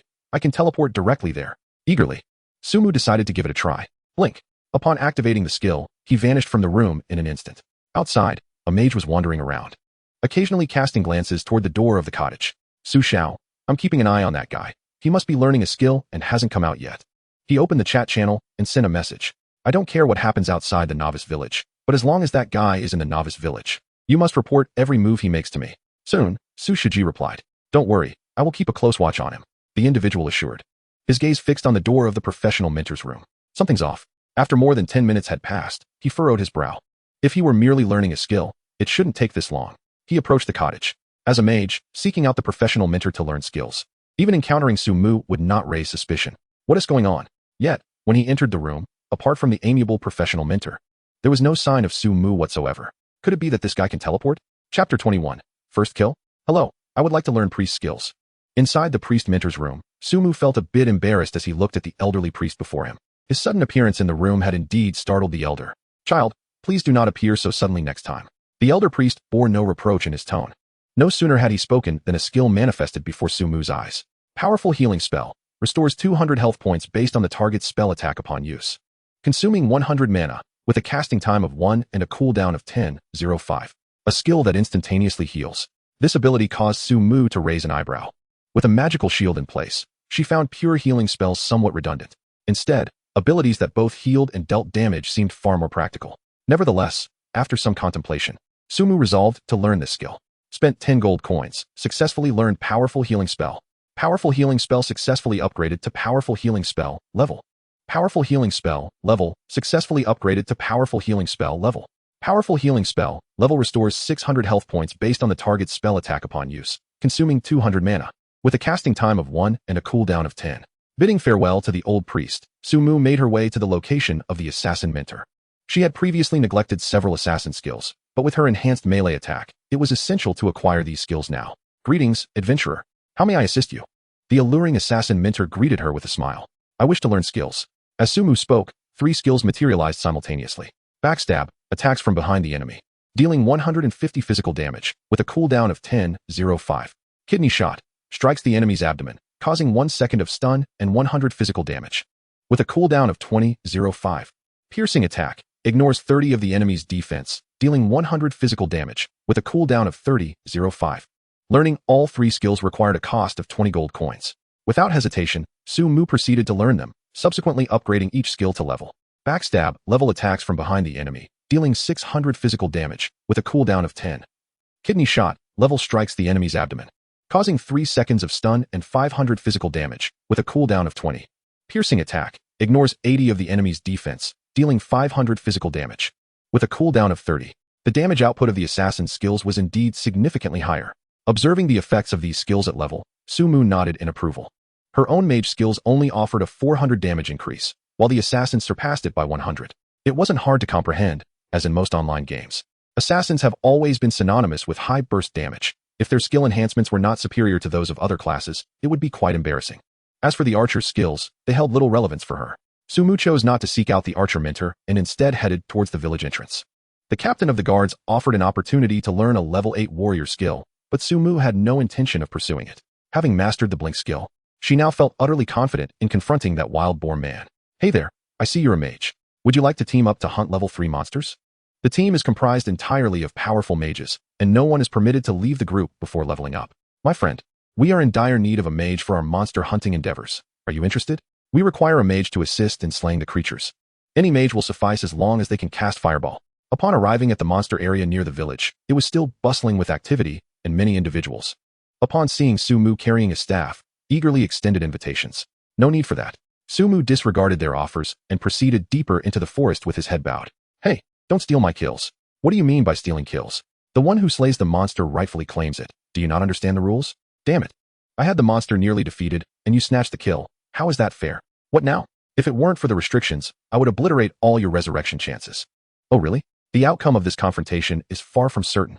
Upon reaching the level 23 monster area, the scene was quite lively, with occasional disputes erupting over stolen kills. Most of the players in the larger group were likely at level 23, with the first tier approaching level 5. As Sumu walked, he analyzed the player density in each monster zone. Undoubtedly, I stand alone in my prowess. Observing the throngs of players clustered around a single monster, he shook his head in disapproval. Soon, he arrived at the level 5 monster area. Is that him? Here, Sumu spotted a familiar face. Sushiji, surrounded by a throng of admirers, effortlessly dispatched the level 5 creatures. Not my concern. Sumu sidestepped Sushiji and his entourage, making his way toward the boar people's encampment. The monsters in the camp had not respawned. Outside the cave, only the boar people and a group of ranged monsters lingered. I must initiate with Rain of Fire to eliminate the ranged threats immediately. Surely, they will succumb to Frost Arrow's control, right? Observing the boar's health at a mere 2, Sumu began to strategize. My shield value stands at 4,400 points, and with the presence of my blink skill, kiting them will be no challenge. Activating my magical shield. Taking a deep breath, Sumu summoned his magical shield. Approaching the 30-meter threshold, he raised his staff. Rain of Fire. In the Sakura National District, Mr. Ichiro, we have located a creature at a certain spot. What should we do now? A samurai-clad individual approached Jin Ichiro, bowing his head. Upon hearing this, Jin Ichiro's eyes sparkled with excitement. Are you certain? I cannot confirm, but it resides within a camp teeming with level 6 boar people. And behind it lies a treasure chest. I believe it to be a significant creature. The subordinate's tone was half certain, half speculative. The first kill has yet to occur, indicating that no one has managed to defeat it. This is our opportunity. Gather everyone. We must do whatever it takes to secure the kill. Upon hearing this, Jin Ichiro revealed a determined expression. This first kill cannot be claimed by Sumu or anyone from Hwagwa. This honor belongs to us samurai. After Jin Ichiro spoke, everyone present bowed their heads in unison. Chapter 22, The Radiance of the God of Magic. 1800, 1800, 1800, 1700. As a rain of fire cascaded down, the ranged foes surrounding the boar chieftain were instantaneously obliterated. With a roar, the chieftain, despite being engulfed in flames, suffered considerable damage and charged towards Sumu. This creature was not particularly swift. Clad in heavy armor and wielding 2 massive axes, the boar chieftain appeared quite cumbersome. Ice Arrow. Without hesitation, Sumu employed his soul-slowing spell. 1,700. As the damage registered, a layer of frost enveloped the boar chieftain, further diminishing its mobility. Excellent. Observing this, Sumu's lips curled into a smile. Fireball. Seizing the opportunity, he began to chant once more. 2,300. A fireball hurtled towards the boar chieftain, dispelling the frost that had settled upon it. Sumu refrained from casting further spells and began to retreat, all the while keeping a vigilant eye on the chieftain's health. 143,002,0000. Magic Missile. Holy Light. Sumu unleashed 2 instant spells upon the boar chieftain. 2,300. 1,100. With a furious roar, the boar chieftain, having failed to even graze Sumu, found its health nearly halved. Its eyes fixed on Sumu, its speed suddenly surged. Charge. Sumu quickly grasped the situation. Although the charge skill targeted a specific foe, it was not unavoidable. Just as the boar chieftain lunged towards him, Sumu decisively utilized Blink. The boar chieftain missed its mark, bewildered and enraged as it stared ahead. Before a kite-flying mage, a warrior was but a mere child. At that moment, Sumu's voice echoed from behind. The boar chieftain swiftly turned, only to be struck directly by another fireball. 2,300. Roaring in indignation, the boar chieftain, its hands gripping the axes tightly, bared its tusks in a menacing display, intent on tearing Sumu to shreds. At this distance, another fireball could be cast. Sumu began to chant fireball once more. Suddenly, the boar chieftain raised its hands high. In the next instant, it forcefully hurled a flying axe towards Sumu. With the fireball already in the process of being cast, Su-mu had no chance to evade. 727. A damage number appeared above Su-mu's head. Even a warrior with full vitality points, donned in high defense gear, would have faced annihilation from such a blow. Yet, Su-mu remained steadfast, unyielding in his stance. 2,300. Another fireball soared towards the boar chieftain, further reducing its health. 6,300,200,000. Once the skills cooled down, another round would surely finish it off. Su-mu did not rush to attack. Instead, he maintained a strategic distance from the boar chieftain, relying on his agility. Having already expended 2 skills, it was evident that the threat posed to him was negligible before his blink cooldown concluded. Roar. In stark contrast, the expression on the wild boar chieftain's face was one of unbridled fury.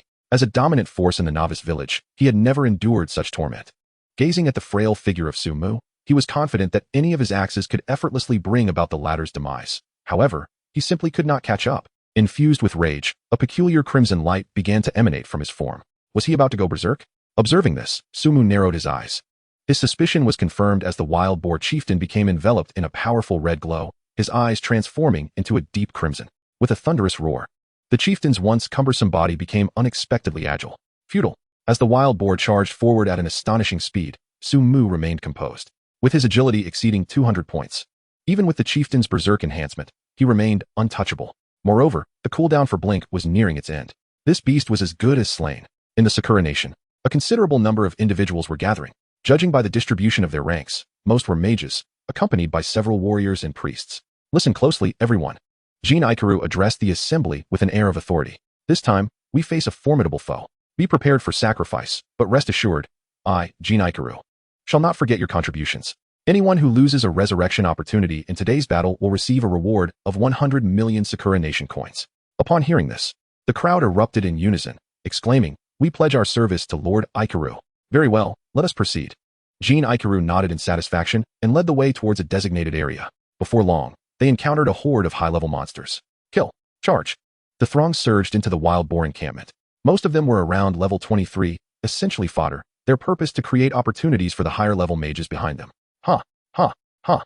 As one after another fell, Jin Ikaru gazed at the suspected prize within the camp and chuckled to himself. The first kill shall be mine. That treasure chest must contain something remarkable. Under the strategy of overwhelming numbers, the remaining fighters swiftly infiltrated the encampment. However, when Jin Ikaru beheld the information regarding the wild boar chieftain, he was utterly dumbfounded. 8 gates of hell, you fool. He bellowed at the subordinate who had delivered the report. After expending considerable manpower, the result was merely an elite monster, an outcome he could not accept. Quickly, go find it. I must secure that first kill. His face darkened, and he roared in desperation. We shall seek it out at once.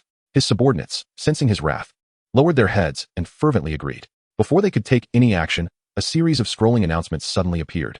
Congratulations to player Su-mu for successfully slaying the first monster in Shinto, rewarded with the unique skill, Radiance of the Mage. Congratulations to player Su-mu for successfully slaying the first monster in Shinto, rewarded with the unique skill, Radiance of the Mage. Congratulations to player Su-mu for successfully slaying the first monster in Shinto, rewarded with the unique skill, Radiance of the Mage. Chapter 23, Divine Passive. Baka Baka. The incessant scrolling announcements left Jin Elong utterly dumbfounded, his previously furious expression morphing into one of madness. He leaped up, pointing at his subordinates and unleashing a torrent of curses. You are all worthless. Get out of my sight. Witnessing his frenzied demeanor, all present lowered their heads. Afraid to speak, it was Su-mu once again. How could this be possible? What gave him the right to achieve the first kill? In the beautiful nation, Lang Tenade, currently leveling up, gazed at the scrolling messages in utter disbelief. He was a formidable figure, having spent an immeasurable fortune to rise in Shinto. To expedite his leveling, he had even chosen the mage class. Yet, despite his efforts, he found himself left far behind. A unique skill? His eyes fixated on the skill displayed on the screen, revealing an insatiable greed within. This skill must belong to me. Clenching his fists, without hesitation, he sent a private message to Su-mu. 500 billion, currency of the beautiful nation, no, 1 trillion. I will trade my entire fortune for this skill. As long as you sell it to me, you shall not lose a single cent. The price he offered was undoubtedly insane. However, upon witnessing the radiance of the mage, not a single individual remained unaffected. Radiance of the mage, level after slaying monsters, there is a certain probability to increase base intelligence by 0.5, with no upper limit, can be upgraded. This was a passive skill that could infinitely elevate one's intelligence cap. For a mage, what attribute holds the utmost significance? The world channel buzzed with discussions about this skill. It was utterly extraordinary. The ability to enhance intelligence through monster slaying meant that one could potentially achieve millions in intelligence and billions in magical damage later on. Uncertain of the probability. But judging by its level, it likely wasn't low, and it could be upgraded too. One couldn't help but wonder what effects a divine level upgrade would bring. This was already astonishing, and it was a unique skill. Did this mean Su-mu was the designated heir to the mage? I find myself quite curious about who exactly Su-mu is, having claimed the elite first kill and now the first kill. He must possess a remarkable team. Yet there is not a whisper of information. Who would sell such an extraordinary skill? For 1 trillion, I might consider it. The entire channel was saturated with various remarks, and the number of individuals eager to purchase this skill was countless. In the hidden depths of Hwagwa, numerous wealthy individuals emerged, even willing to exchange their entire fortunes for this skill. Yet, all the private messages he sent seemed to vanish into the void. In the Boorman's camp, the leader lay beside Su-mu, lifeless, his body emanating a radiant orb of light. However, Su-mu was too preoccupied to collect it. Was this skill truly that remarkable? His attention was entirely captivated by the brilliance of the divine mage skill in his skill bar. Without a moment's hesitation, he decisively chose to learn it. As for the astronomical offers and private messages, often reaching into the billions, Su-mu opted to disregard them entirely. This skill had the potential for further enhancement.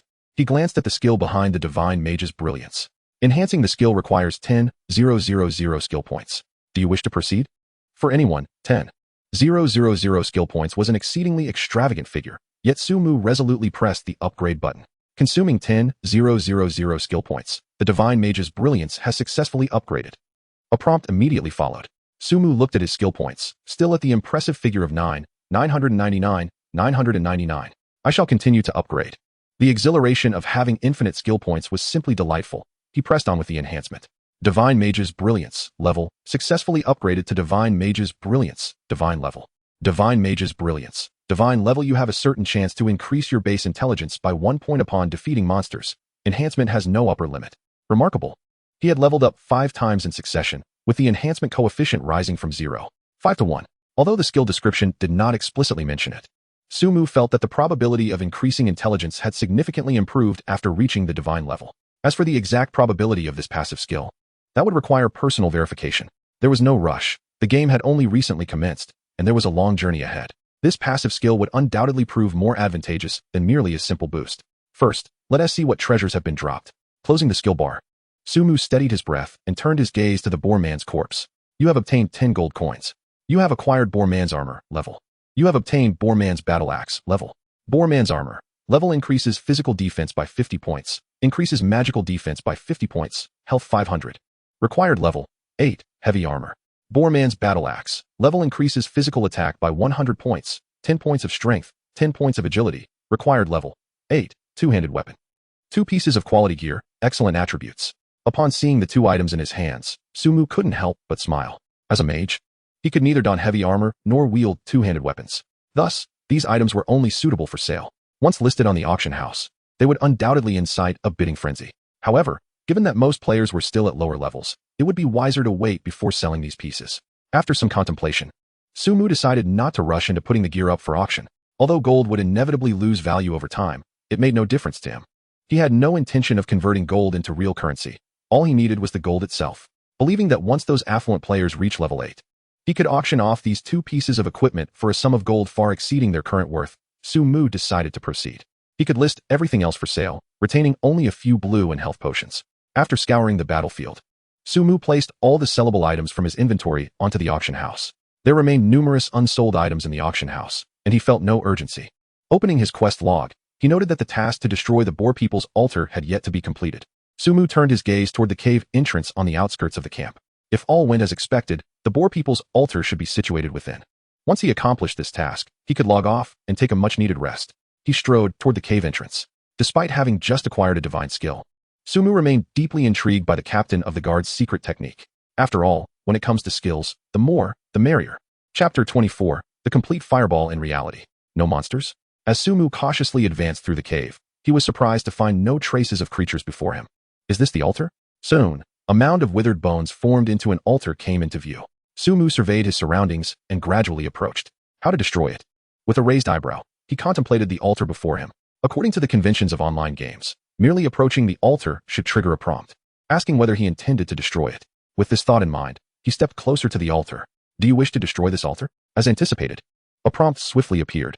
According to the quest's description, he might encounter the consciousness of some malevolent deity. so he needed to be thoroughly prepared. Sumu did not rush to confirm. Activating his magical shield, a thick layer of protection enveloped him. He took a deep breath, ready to evade at a moment's notice, and pressed the button, destroying the altar. A prompt materialized, and the surrounding bones began to shatter, the runes atop the altar flickering ominously. Sumu's focus sharpened, bracing for any possible eventuality. Suddenly, a shadowy figure emerged from the altar. This apparition was entirely black, fully blending into the darkness. Is this the consciousness of the malevolent deity? Despite the figure lacking eyes, the moment Sumu laid eyes upon it, he felt an immense sense of oppression. The shadow loomed like an invisible hand, attempting to drag him into that unfathomable abyss of darkness. Fireball. Undeterred, Sumu summoned a radiant glow in his hand and launched the first strike. 1. A damage number appeared above the shadow's head. So resilient? This revelation caught Sumu completely off guard. The fireball had inflicted merely a single point of damage, indicating the shadow's magical defense exceeded 2,000 points. How could he possibly defeat it? Yet, just then, the fireball ignited the shadow entirely. Almost instantaneously, the figure vanished, leaving behind a thumb-sized black crystal on the ground. Is it completed? Sumu approached the crystal and picked it up. The task of annihilating the Boorman camp was marked as complete. And Sumu could not help but chuckle. It was time to log off and take a break, once the monsters in the outer camp respawned. He would use the Rain of Fire spell to elevate himself to level 9. Exiting the cave, Sumu sought a safe spot to log off. Upon defeating the Boorman chief, he had earned 2,000 experience points. Given the density of monsters in the Boorman camp, this place was undoubtedly the finest leveling ground before reaching level 9, and the clustering of monsters would also enhance his chances of triggering the divine brilliance of the mage. If the Boorman chief respawned, he could engage in battle once more.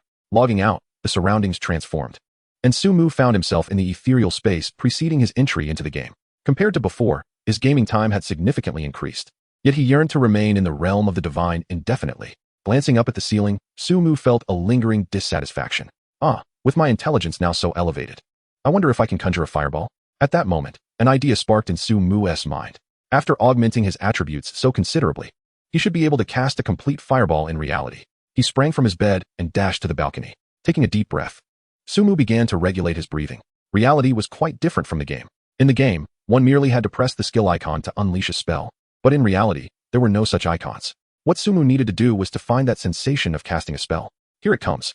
With previous successful experiences behind him, after several attempts, Sumu felt an extraordinary force within him. Suddenly, a sphere of flame materialized in his palm. Unlike the previous ping-pong ball size, this fireball continued to grow until it enveloped his entire hand. The sensation was utterly exhilarating. Gazing at the fireball in his hand, Sumu could not help but exclaim with joy. He understood well that this success was intimately connected to his substantial attribute enhancement. In other words, as long as he continued to progress in the game, even if he could not ascend to the status of a so-called deity, he could become a ruler in the realm of reality. Fireball. Filled with excitement, Sumu released the fireball from his hand. The fireball soared through the air for dozens of meters before erupting in a dazzling display. What on earth is that? Across from Sumu's building, a person stood on their balcony smoking, suddenly exclaiming, "What did you see?" Another individual approached from within the house, gazing at the clear sky outside, inquiring, "How is this possible?" According to statistics from the gaming community, not only is it impossible to conjure a fireball, but there isn't even a single person capable of producing a small flame. Do they truly believe that after a few days of gaming, someone could bring skills from the game into reality? The world would be in utter chaos. The other person scoffed, "I think you've just been playing too much of that game lately. Indeed, I have been casting fireballs nonstop these past few days. Even my dreams are filled with fireballs. I must have seen it wrong. Once I finish this cigarette, I need to get some proper rest. Striving to reach level 3 by tomorrow." The smoker nodded, extinguished his cigarette, and turned away from the balcony. The other person grimaced slightly and retreated indoors. Little did they know. Chapter 25, Assassination Plan? Woohoo, this is simply too exhilarating. Watching the exploding fireball, Sumu could not help but let out a joyous exclamation. If that fireball were to strike a person, surely no one in the real world could withstand such a force. At this moment, it was evident that he had transcended the realm of an ordinary individual. Since the fireball could be unleashed completely, surely other skills could be as well. What captivated Sumu's attention was the skill of Blink. If he could manifest it in reality, it would equate to limitless teleportation. First, teleport to the room. Taking a deep breath, Sumu gazed towards his chamber. The distance from the balcony to the bedroom was approximately 10 meters. Blink. Simulating the image of the skill in his mind, Sumu shouted out. In the next instant, he vanished from the balcony and reappeared in his bedroom. Incredible. Achieving success on the first attempt, Sumu's face radiated with elation.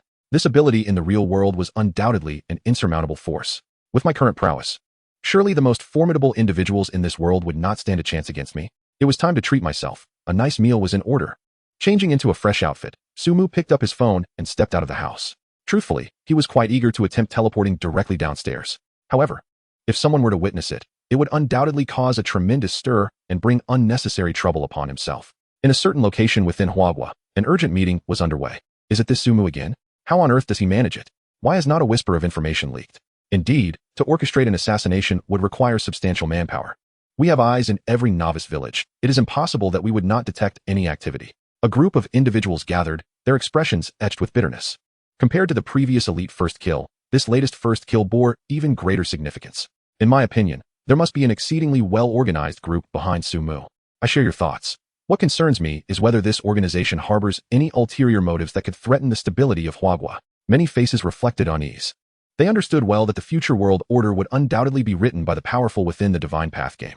Having secured the radiance of the Law God, Sumu had evidently established his position among the future elites. By the way, have you investigated the name Sumu, filtering potential players? Has there been any progress? One person suddenly interjected. Time is of the essence. We have yet to complete the filtering, and we cannot dismiss the possibility that Sumu is an alias.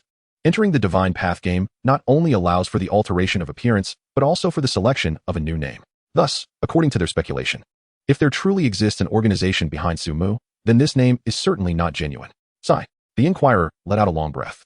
Hasten their leveling up and inform them that the prosperity of our future, the beautiful nation, hinges entirely on their efforts. The edifice before us is an octagonal structure. Within its walls, a group of individuals gathers around a round table, their expressions grave. Our beautiful nation has never been left behind. What has transpired this time that allows the Hua nation to consistently outpace us? The figure seated at the head of the table unleashed a furious roar.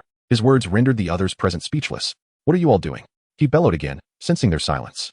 The Hua nation, with its vast population, holds a natural advantage. I suspect their elites have amassed power through sheer persistence. At that moment, a timid voice broke the tension. Indeed, while their approach may yield short-term benefits, in the long run, it amounts to cutting off their own retreat. The future sovereign will undoubtedly be our beautiful nation. Soon, others echoed this sentiment. Hearing this, the furious man's demeanor softened considerably, and he inquired, what is the status of our leveling efforts? We have already dispatched our most skilled personnel to expedite the leveling process. We are also in contact with other corporations and will unite if necessary. Currently, the highest level achieved is 5, and, in my estimation, that Sumu we defeated is at most level 6, one individual reported, holding up a document. We must uphold the supremacy of our beautiful nation and surpass that Sumu at all costs. In stark contrast to our beautiful nation's dominant position, nations across the globe convened in secret meetings. The subject of discussion all revolved around a singular name, Sumu. This name had become synonymous with a formidable adversary in the eyes of many nations. Beneath a cherry blossom tree in the land of cherry blossoms, a man dressed in a golden robe stood upon a ground strewn with white jade pebbles, hands clasped behind his back. Have you discovered the identity of that Sumu? Not yet, replied a figure clad in a ninja outfit, his face concealed. Kinjiro, you are the finest ninja of our cherry blossom nation, and I implore you to journey to the Hua nation. The man suddenly turned, resting a hand on the ninja's shoulder with a significant expression. We cannot allow that Sumu to flourish. I understand. Kinjiro nodded. I apologize for delaying your leveling time, but rest assured, I will organize a team of mages to assist you in leveling up swiftly. Remember, your task is to locate that Sumu and obliterate him. The man smiled, patting Kinjiro's shoulder once more. Our people in the Hua nation will provide assistance, but adhere to one principle. Better to mistakenly eliminate than to let slip away. Upon hearing this, a fierce glint shone in Kinjiro's eyes. I will not fail in my mission. Why are all the doors closed? On the street, Sumu observed the numerous shops shuttered around him, scratching his head in confusion. After days of consuming instant noodles, he had finally concocted a plan to enjoy a proper meal, only to find every establishment closed. The game must be too captivating. The cause of all this, of course, lies in the game of Shin Tuesday. Not only have the shops closed their doors, but the flow of people on the streets has noticeably diminished. Just take a look inside the grand shopping malls. My speed has increased significantly. As Sumu walked, he realized that his pace had undergone a remarkable enhancement. If I were to enter a running competition, would I not easily clinch the championship? This transformation ignited within Sumu an impulse to partake in a race. Naturally, these changes were merely the beginning. Sumu raised his gaze. Towering buildings surrounded him, and the sky was a brilliant blue. Perhaps one day, I shall stand above those clouds, gazing down upon the earth, becoming a deity revered by all. Chapter 26, Phantom Clone. The governance of cities in Manhwa is quite effective. Even though the Shun 2 game has significantly impacted the real-world flow of people, many stores within the larger malls remain open. Sumu found a restaurant, and after satisfying his hunger and thirst, he proceeded to a supermarket to stock up on supplies. Alas, only a few hundred yuan remained in his account. After his expenditure, he glanced at the balance on his bank card and smiled faintly. In the past, he would have been lost in the struggle for survival, leading a life of constant hustle and bustle, but now it was different. Not to mention, the 2 rare items stowed away in his bag would suffice to exchange for ample goods across 10 large supermarkets. There's no rush if money runs low. I can always sell some gold coins. Returning home laden with goods, Sumu placed everything in the refrigerator and let out a deep sigh of contentment as he collapsed onto his bed. Before sleeping, he set an alarm for 8 hours. According to scientific research, 8 hours of sleep is deemed the most reasonable. Only by resting adequately can he immerse himself in the game for longer periods. After a refreshing sleep, Sumu was awakened by the blaring alarm. Time to get to work. Rising from his bed, he prepared a bowl of noodles and fried 2 eggs. After filling his stomach, he spread his hands and summoned the Shun 2 crystal. Entering the game. With a flash of white light, he found himself in the ethereal space before entering the game, soon arriving in the world of Shin Tuesday. It was still the same camp as yesterday. He appeared in a safe zone devoid of monsters.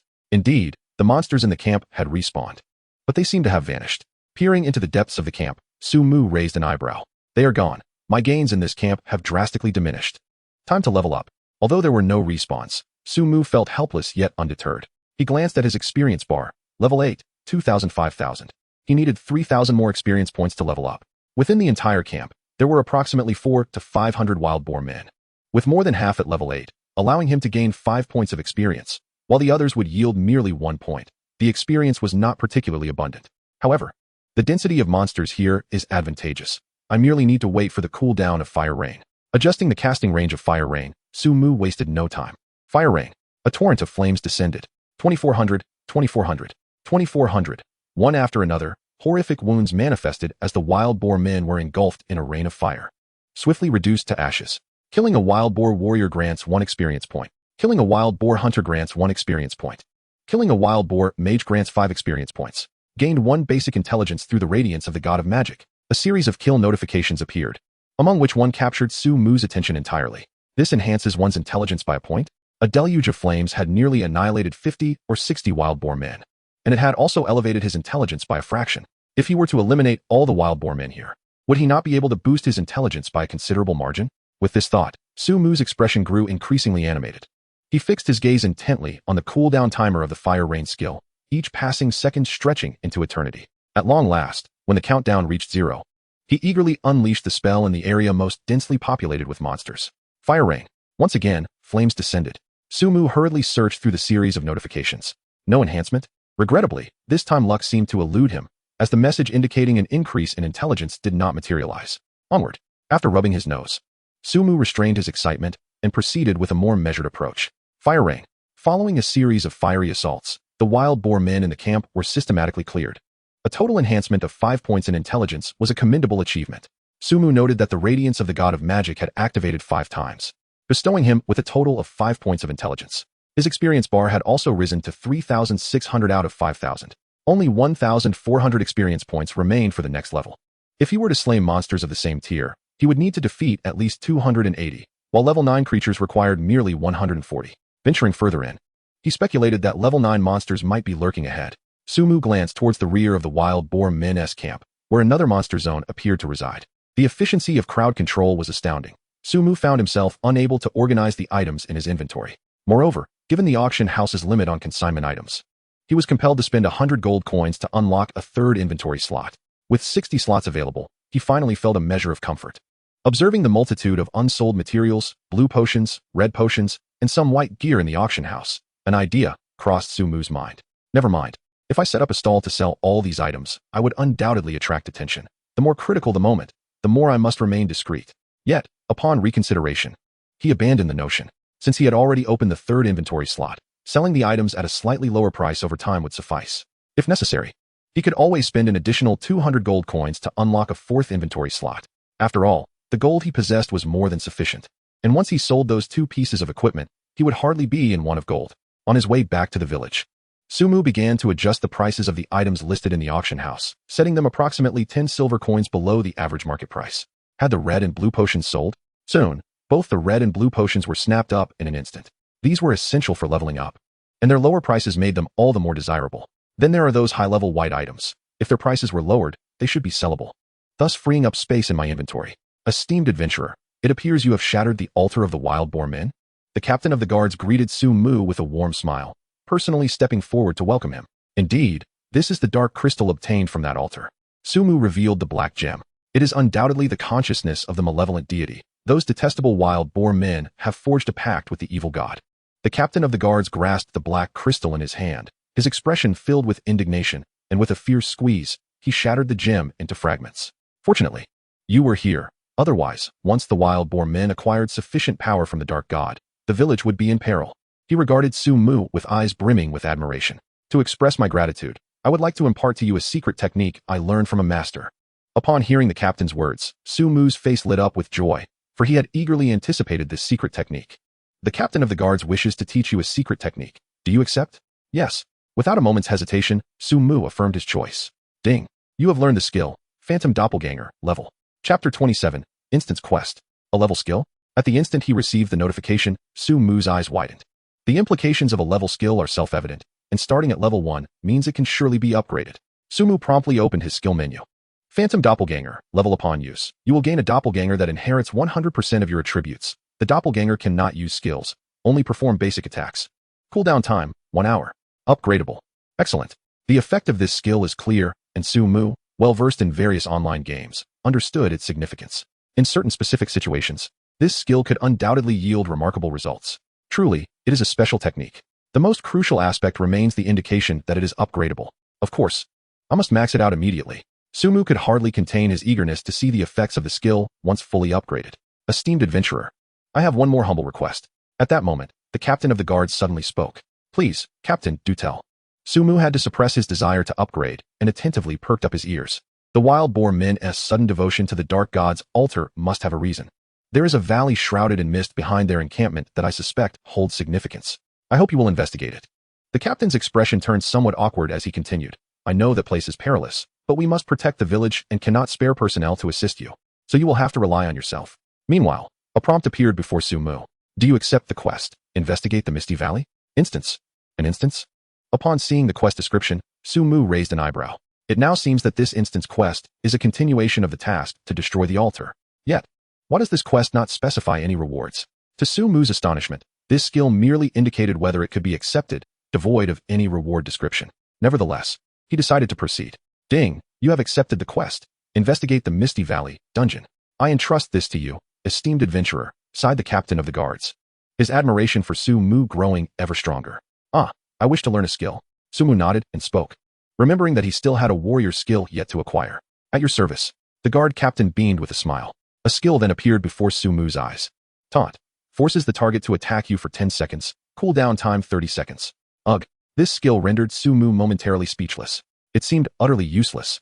As a nimble and graceful mage, he found no utility in such a skill. As a sorcerer, learning this skill would be devoid of spirit. I shall not pursue it. With a dismissive pout, Su-mu lost interest in acquiring that skill. After bidding farewell to the guard captain, he strolled through the village.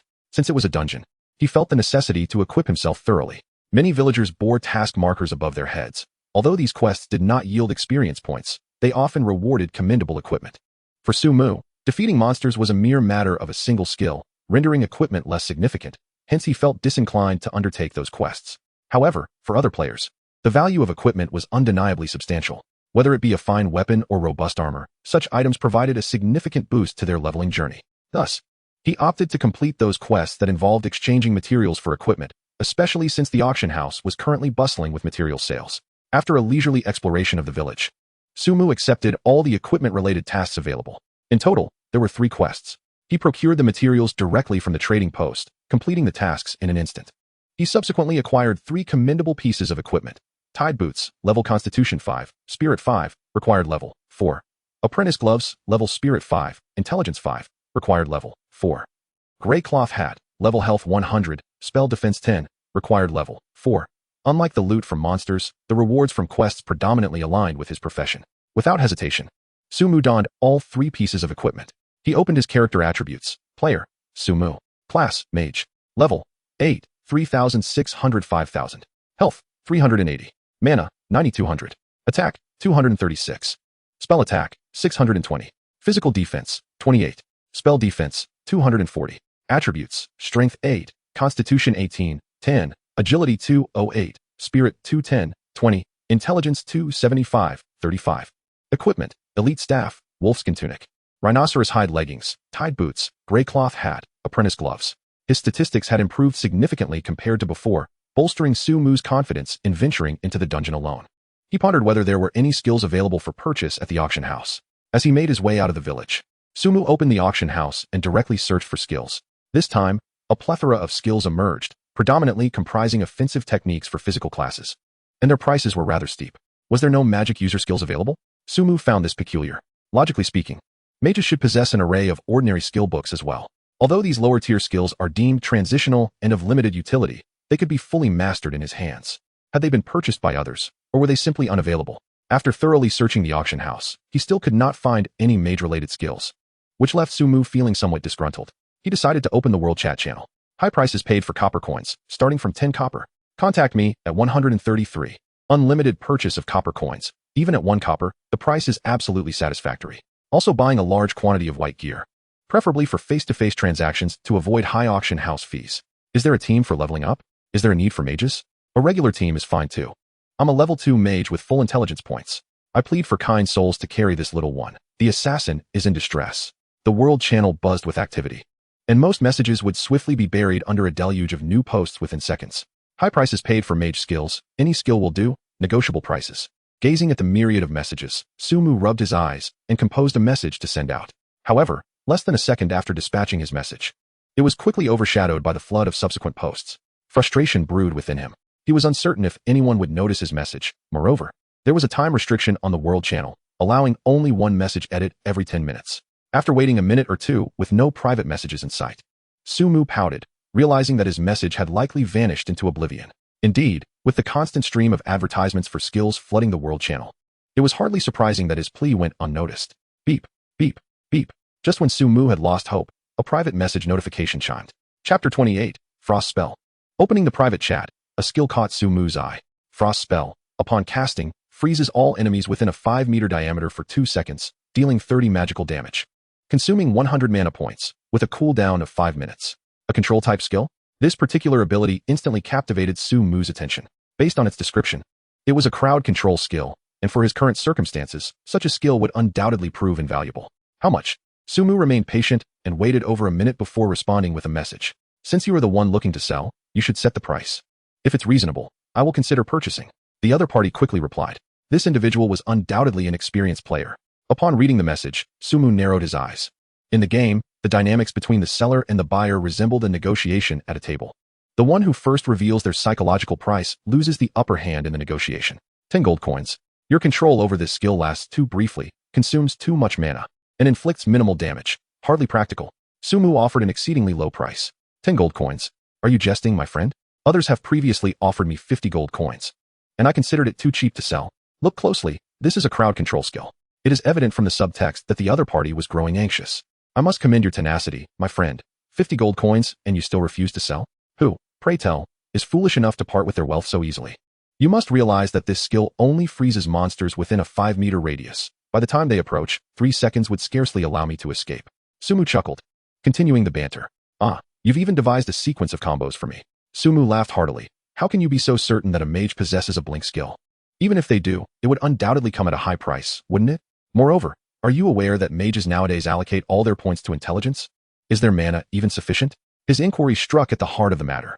Firstly, the damage inflicted by this skill is indeed far too low. Spending 50 gold coins on such a skill is hardly wiser than purchasing a potent staff to enhance one's abilities. After waiting several minutes without a response, Su-Mu scratched his head. Was his tactic of feigned indifference backfiring? Remaining calm, he reasoned that since they had access to this skill, it must have dropped from minor monsters. He could not fathom that no one else would seek to purchase it thereafter. However, upon reconsideration, Su-Mu felt a sense of calm wash over him. Such skill books would only decrease in value over time. He continued to shout in the world channel. I am purchasing mage skill books. Any skill will do, but no scams, please. With no response forthcoming, and after the 10-minute cooldown for messages had elapsed, he persisted. The number of players in the level 4 monster area was increasing, and players were also training in the level 5 area, yet he had not spotted Su Xiao. Perhaps he had logged off for a break. As Su-Mu traversed the various training zones, only monsters remained around him. He would be able to embark on the main quest upon reaching level 10. He wondered what challenges awaited him. Su-Mu glanced at his main quest. According to the description, the White Wolf King was undoubtedly the tyrant of the novice village. Typically, Quests of this narrative nature require the collective strength of the entire village to complete. If he were to reach level 10 and initiate it alone, he questioned whether the other players in the village could withstand the onslaught. But what did it matter? It was merely a novice village, at worst. He could tackle it single-handedly. He proceeded towards the Boorman encampment, feeling untroubled.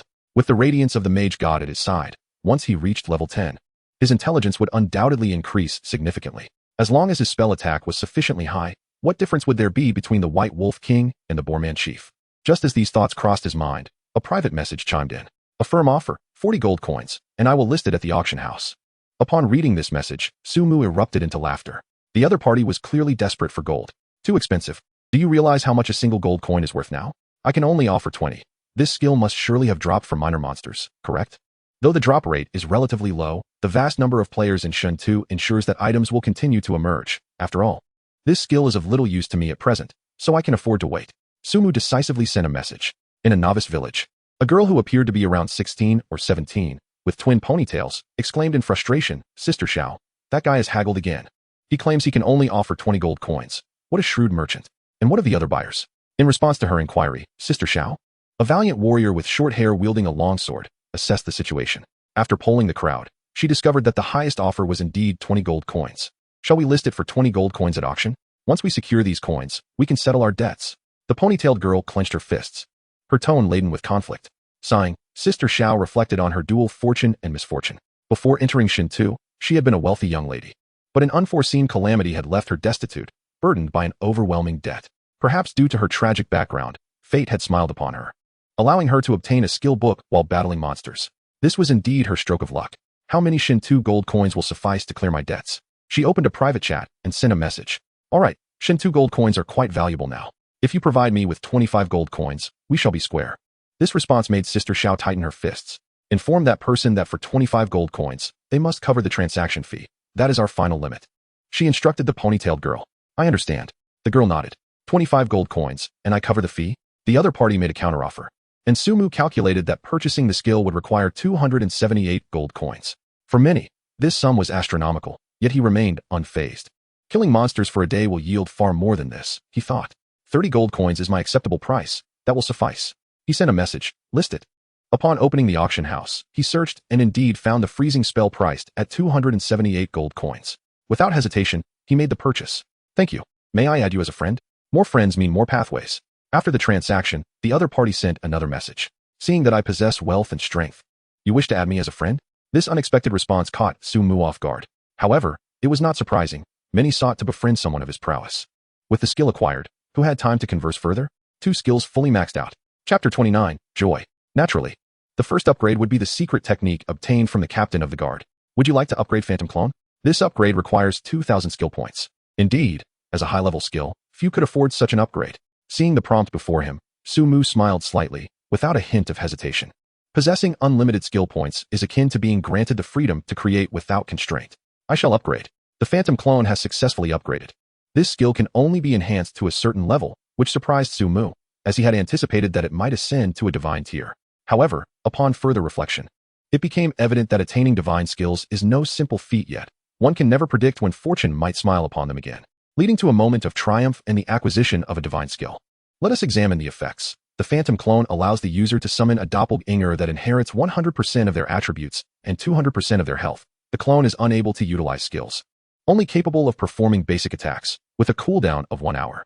The doubled health is indeed commendable. Compared to the previous level, the enhancement provides a significant increase in vitality, rendering the clone a suitable shield. Next, Sumu turned his attention to the newly acquired control skill. The freeze spell has successfully upgraded to freeze spell level.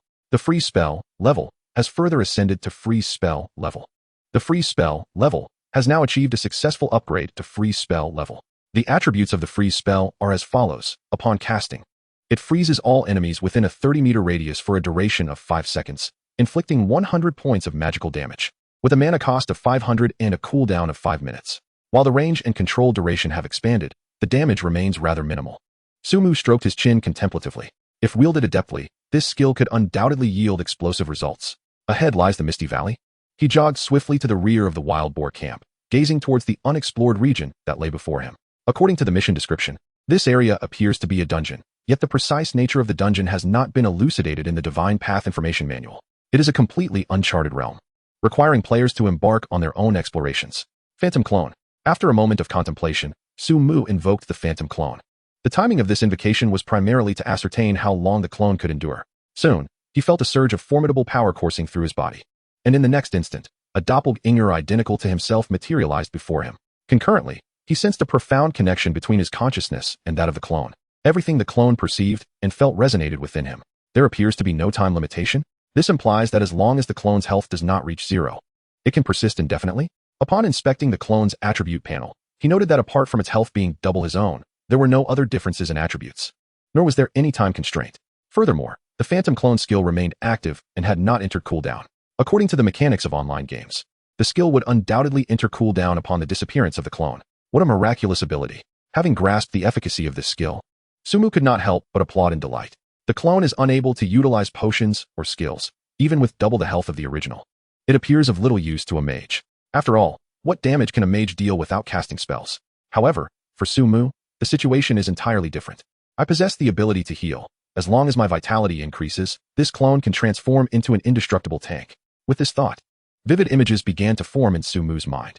The clone brandishing a staff, drawing aggro from monsters while he stands safely behind, healing and dealing damage. Such harmony. Energized by this vision, Su-mu guided the clone forward into the dense forest. Soon, a mysterious fog began to envelop the area. As they ventured deeper, an eerie mist arose, reducing visibility and disorienting direction. Su-mu carefully maneuvered the clone ahead, maintaining a 2-meter distance behind it and slowing their pace. In such a place, unknown monsters could emerge at any moment, and caution was imperative. Creak. As they progressed, the clone unexpectedly stepped on a brittle twig, producing a loud crack. At that instant, the ground around them underwent a peculiar transformation. Several desiccated bones emerged from the earth, and through some unseen force, they coalesced into a skeleton towering over a meter high. This was merely the beginning, as more skeletal forms began to materialize in significant numbers. Su-mu quickly focused on the skeleton standing before him. Skeleton monster, level 9. Health, 1000. Attack power, 220. Physical defense, 50. Magic defense, 30. Description, a restless spirit roaming the foggy valley. It spares no living creature, typically appearing in groups. A level 9 creature? Quite impressive. The description of the skeleton monster elicited a smile from Su-mu. Group appearances are splendid. He relishes encounters with multiple foes. Retreating a few steps, Su-mu began to control the clone to engage the skeleton monster. The clone inherited over 200 agility points, allowing it to move at a significantly greater speed than the skeleton. With a decisive strike from the staff upon the skeleton's head, a commendable damage number emerged. Of course, this was commendable in comparison to other players. Su-mu, who could inflict damage exceeding 1,000 with ease, shook his head at the 3-digit damage. The clone could only perform basic attacks, and the damage remained insufficient. However, any damage is enough for aggro. That's all that matters. As Su-mu guided the clone to attract the skeleton monster's ire, he quickly drew the attention of the other emerging skeletons. Subsequently, he unleashed a rain of fire upon the gathered skeletons. 1830, 1830, 1830. You have slain a skeleton monster, gaining 10 experience points. You have slain a skeleton monster, gaining 10 experience points. A flurry of damage numbers appeared as 5 skeletons disintegrated simultaneously, granting Su-mu a total of 50 experience points. Truly exhilarating to defeat creatures above his level. He raised his hand and cast a powerful healing spell on the clone. 3,720. An exaggerated healing number emerged from the head of the doppelganger, instantly replenishing its health to the maximum. However, the doppelganger's health still seemed insufficient. I must acquire a passive skill to enhance my constitution, or perhaps directly augment my health through equipment, stacking vitality and defense. With my healing capabilities, is it too much to expect this doppelganger to serve as a magical tank? Observing my doppelganger, Su-mu beamed with joy. The pleasures of a man are indeed so simple. Chapter 30. A true mage is one who knows how to operate. The doppelganger's health remained lacking, rendering it inefficient for drawing aggro. Gazing at the surrounding mist, Su-mu activated the illusionary doppelganger skill. Suddenly, the doppelganger vanished, entering a 1-hour cooldown. As I suspected, these skeletal monsters are merely an appetizer. Within this valley, there must be a teleportation array leading into a dungeon. As for the precise location, that remains for me to uncover. Leveling up while exploring, I still have a considerable amount of experience to gain, and Su-mu was not in a hurry. He quickened his pace, advancing further. Upon entering a new area, the previous scene unfolded once more. The skeletal monsters here are triggered by regional events. Numerous teams entering would be a recipe for demise. Su-mu quickly realized that this valley is decidedly unsuitable for solo leveling, with the exception of himself, of course. Activate the magical shield. With a press of the shield skill, Su-mu refrained from rushing into action, no matter how many skeletal monsters there were. Before the rain of fire, they would merely meet their end. Thus, I could easily draw more skeletal monsters towards me. With my control skills and blinking ability, I had ample maneuvering space and had no fear of failure. As the saying goes, the skilled are bold. Sumu boldly led the skeletal horde deeper into the mist. As anticipated, with each step into a new area, he would trigger the skeletal monsters therein. These skeletal creatures, true to their description, would not spare any living being that ventured into the valley. In other words, until another player attracted their ire, they would relentlessly pursue Sumu. Clearly, this valley was devoid of other players. How exhilarating! Sumu recklessly activated the skeletal monsters in various regions, and as he beheld the overwhelming number of creatures, his heart surged with excitement. Given the attacking power of these skeletons, should they surround him, even the magical shield would falter within mere seconds. With nearly 100 monsters amassed, it was time to reap the rewards. Bolstered by exceptional agility and the dual advantage of the blinking skill, Sumu explored the majority of the surrounding area, pursued by over 100 skeletal monsters. Armed with bone swords, the hollow-eyed beings appeared somewhat eerie. Yet, in Sumu's eyes, they were nothing short of adorable sources of experience. Almost there, Sumu glanced at his skills, all in cooldown. First, he activated a magical shield to ensure he wouldn't be defeated in an instant. With the shield enveloping him, Sumu halted, awaiting the approach of the skeletal army. Some of the leading skeletons quickly caught up to him. Sumu refrained from immediate aggression, instead engaging in a tactical entanglement with the adversaries. Before long, the skeletal army from behind surged forward. Surrounded by a multitude of skeletal foes, Sumu found himself without the luxury of maneuvering space. As damage numbers began to appear ominously above his head, patience was key. He awaited the moment when they would all converge for a decisive strike. Observing the dwindling shield value, he steadied his resolve. Now was the moment. As the skeletons drew near, a smirk graced his lips. Frostbolt. A wave of frigid air erupted from his being, enveloping all skeletal foes within a 30-meter radius. 590. Uniform damage numbers erupted from the skulls of the skeletons. Though this damage alone would not vanquish them, it successfully encased their feet in ice, rendering them immobile as they struggled with their bone swords. Blink. Sumu swiftly blinked to a distance of 20 meters away. Rain of fire. Another spell was unleashed. With ample time to adjust the area of effect, he encompassed all the skeletal foes within the fiery deluge. 1830, 1830, 1830, 1830. You have slain a skeleton, gaining 10 experience points. Through the radiance of the arcane, you have gained 1 point of intelligence. You have slain a skeleton, gaining 10 experience points. Through the radiance of the arcane, you have gained 1 point of intelligence. Nearly 100 damage numbers appeared simultaneously, as all the skeletons were instantaneously obliterated. Notifications continuously popped up on Sumu's interface. Checking his experience bar, 46505,000. In this instance, he had directly accrued 1,000 experience points. Only a mage who understands monsters can truly be called a master mage. After this impressive display, Sumu couldn't help but commend himself. Moreover, with every demise of a foe, the radiance of the mage was more readily triggered. Glancing at his newly acquired 2 points of base intelligence, Sumu turned his gaze towards the mist-shrouded valley. The skeletons were of level 9. Even if he ascended to level 9 himself, the experience from the horde would be exceedingly rewarding. In the Great Han National District, a figure adorned with a mane of multicolored hair, strikingly handsome, was enveloped in a glow of elevation. Thank you all for your efforts. Upon leveling up, he turned to the dozen or so individuals trailing behind him, his expression far from grateful. When can I face level 7 monsters? Soon. He glanced at a similarly handsome man beside him. Addressed as the president, he waved towards the individual in question. The man gulped nervously and approached with trepidation. Slap.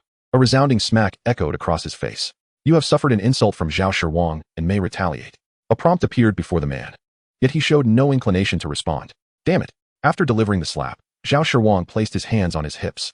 Who cares about the fate of those fools? I'm focused on leveling up, do you understand? Provide them with whatever amount they desire, and summon them all to assist me in vanquishing the monsters. Bring them to the brink of defeat, do you comprehend? Fool.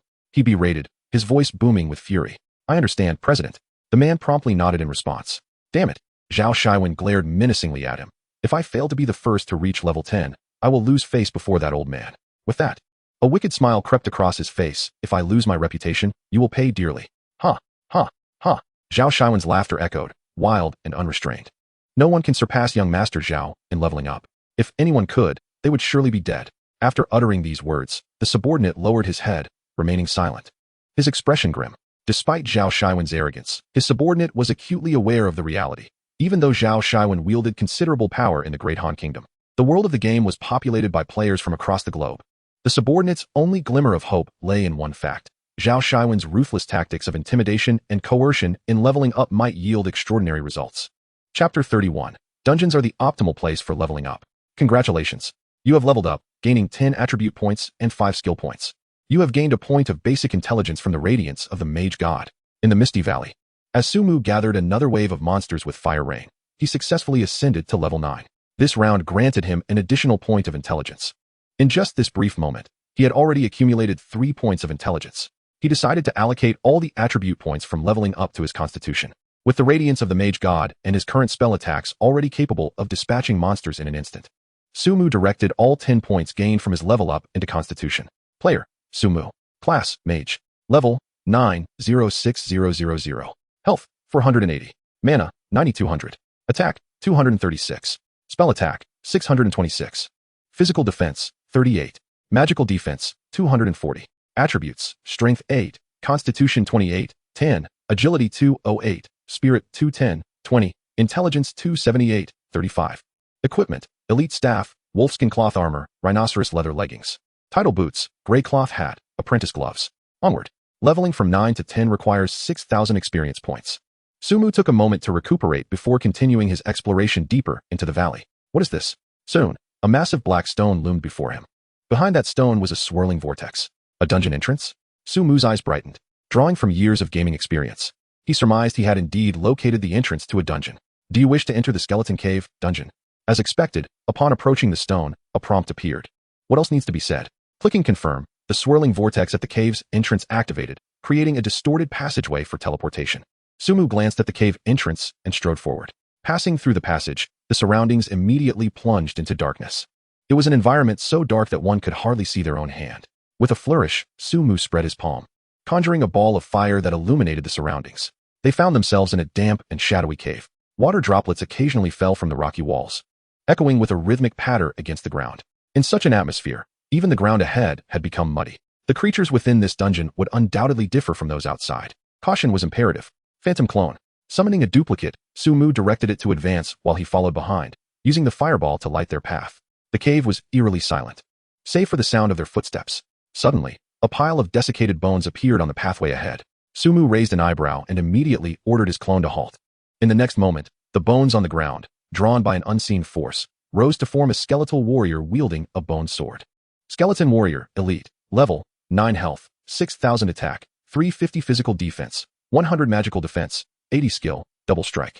Truly a dungeon, Sumu mused, nodding slightly upon observing the formidable attributes of the skeletal warrior.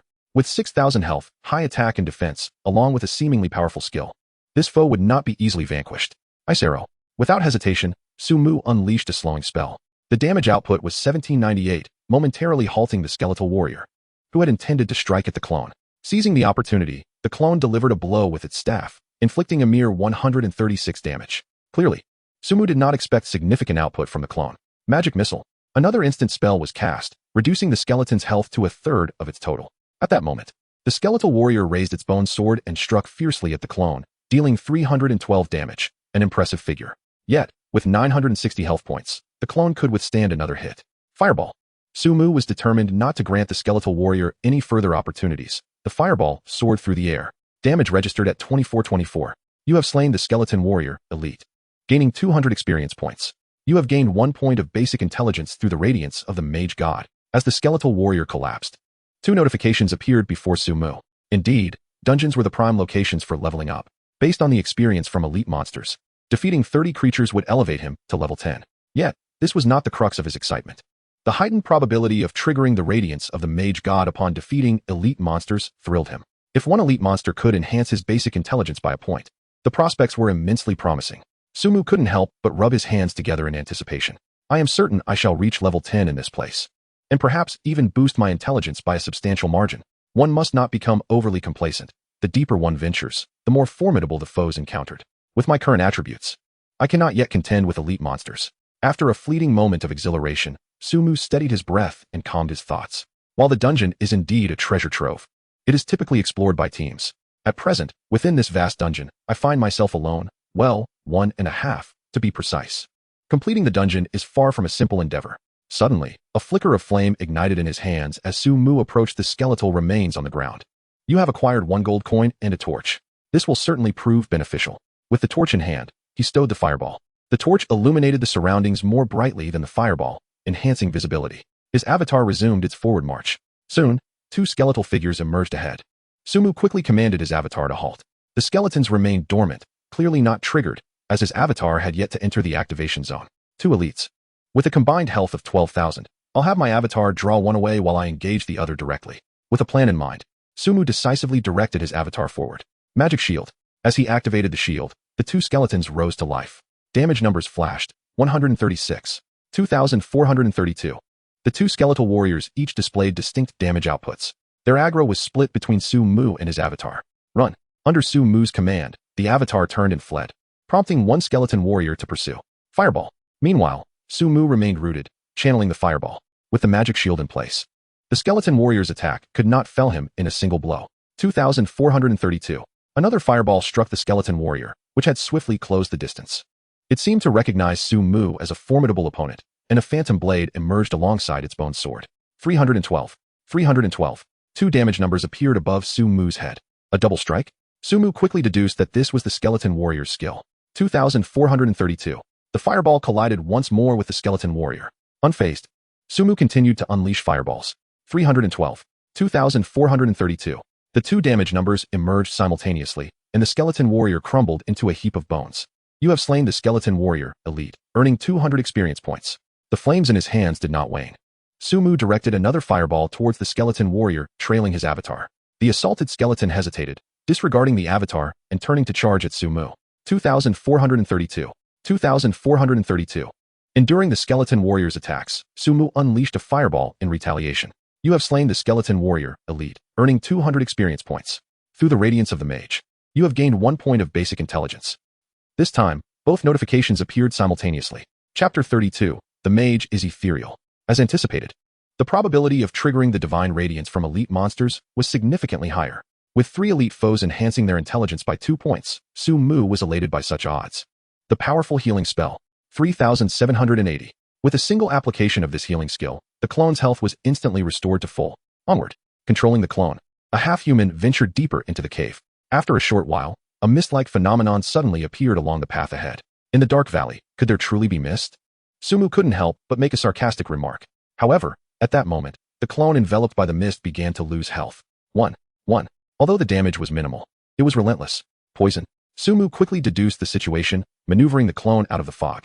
Indeed, the damage of 1 had vanished. With such negligible harm, and equipped with 3 healing spells, Sumu felt confident that his clone would endure, pressing forward fearlessly. As for the decision not to activate the magical shield, it stemmed from his concern about encountering skeletal warriors within the mist. If the shield were to go on cooldown at that moment, it would spell trouble. Better to rely on his own abilities. The clone could burst through the mist unscathed. With the mist continuously sapping health, and the presence of 3 skeletal warriors, Sumu could no longer afford to control the clone meticulously. Magical shield. Activating the shield, he commanded the clone to charge ahead. Upon entering the range of 3 skeletal remains, the warriors rose to life. Rain of fire. Without hesitation, Sumu unleashed a barrage of flames. 1810, 1810, 1810. The 3 damage figures appeared simultaneously, prompting the skeletal warriors to retaliate against Sumu. Magic missile. Ice arrow. 2,440.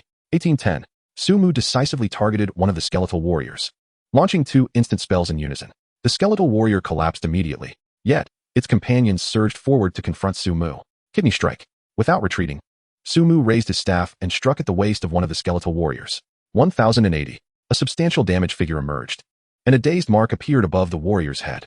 The assassin's skills were indeed formidable. Seizing the opportunity, Sumu swiftly maneuvered behind the skeletal warrior, choosing to disregard the remaining one. With the magical shield in place, the skeletal warrior posed no threat. Backstab. Raising his staff, Sumu executed another skill, delivering a powerful blow to the back of the skeletal warrior. 1,316. Yet, the assault did not end there. Following this successful strike, Sumu unleashed another assassin skill. Piercing attack.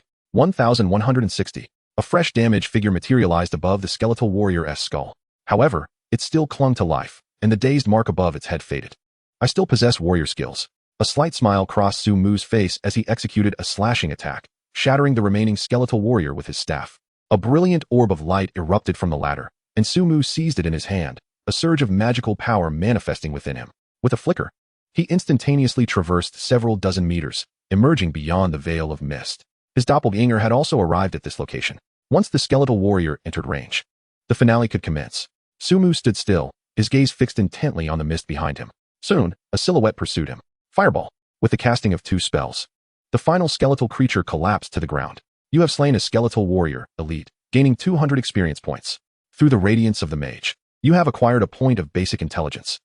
3 skeletal warriors defeated, and once again, his intelligence had increased. The sensation was absolutely delightful. With another boost to his intellect, a radiant smile graced Su-Mu's face. This was far more exhilarating than battling hordes of creatures outside. His experience had reached 1,200 points, and leveling up was nearing. If he continued to grind within this dungeon, he would undoubtedly be the first to reach level 10. Surely, there would be rewards awaiting him. Gazing at the slightly increased experience bar, Su-Mu felt a swell of anticipation. Was the rock face here different? Suddenly, he noticed a groove etched into the wall before him, an unusual scent wafting into his nostrils. Kerosene? Raising an eyebrow, Su-Mu placed the torch he held against it. With a whoosh, the groove ignited in an instant, creating a magnificent line of fire that illuminated the entire cavern. What was that? With his vision now unimpeded, Su-Mu peered ahead, his eyes widening in astonishment. Approximately 100 meters away, the cavern opened up, revealing a towering pile of bones. Atop this heap stood a skeletal creature wielding a bone staff. From its appearance, it was likely a mage, and quite possibly a formidable one.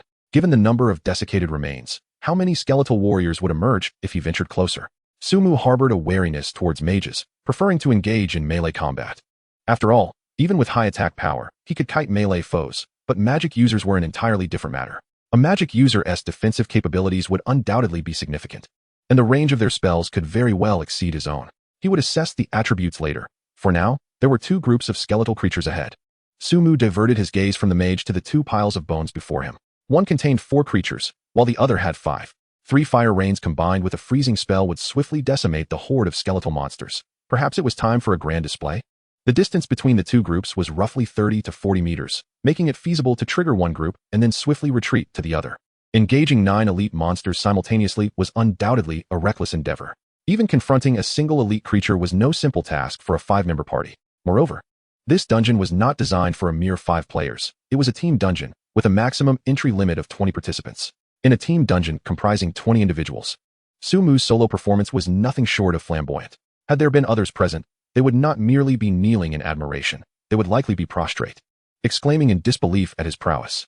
However, for other players, such a scene was beyond their imagination. To gain entry into the Misty Valley dungeon, a minimum level of 8 was requisite. Across the vast expanse of the world, even in a few days' time, no faction or consortium could muster an 8-level 5-person team, let alone a 20-member ensemble. Taking a deep breath, Su-Mu had formulated a plan. He maneuvered his avatar, concealing it behind a rocky outcrop.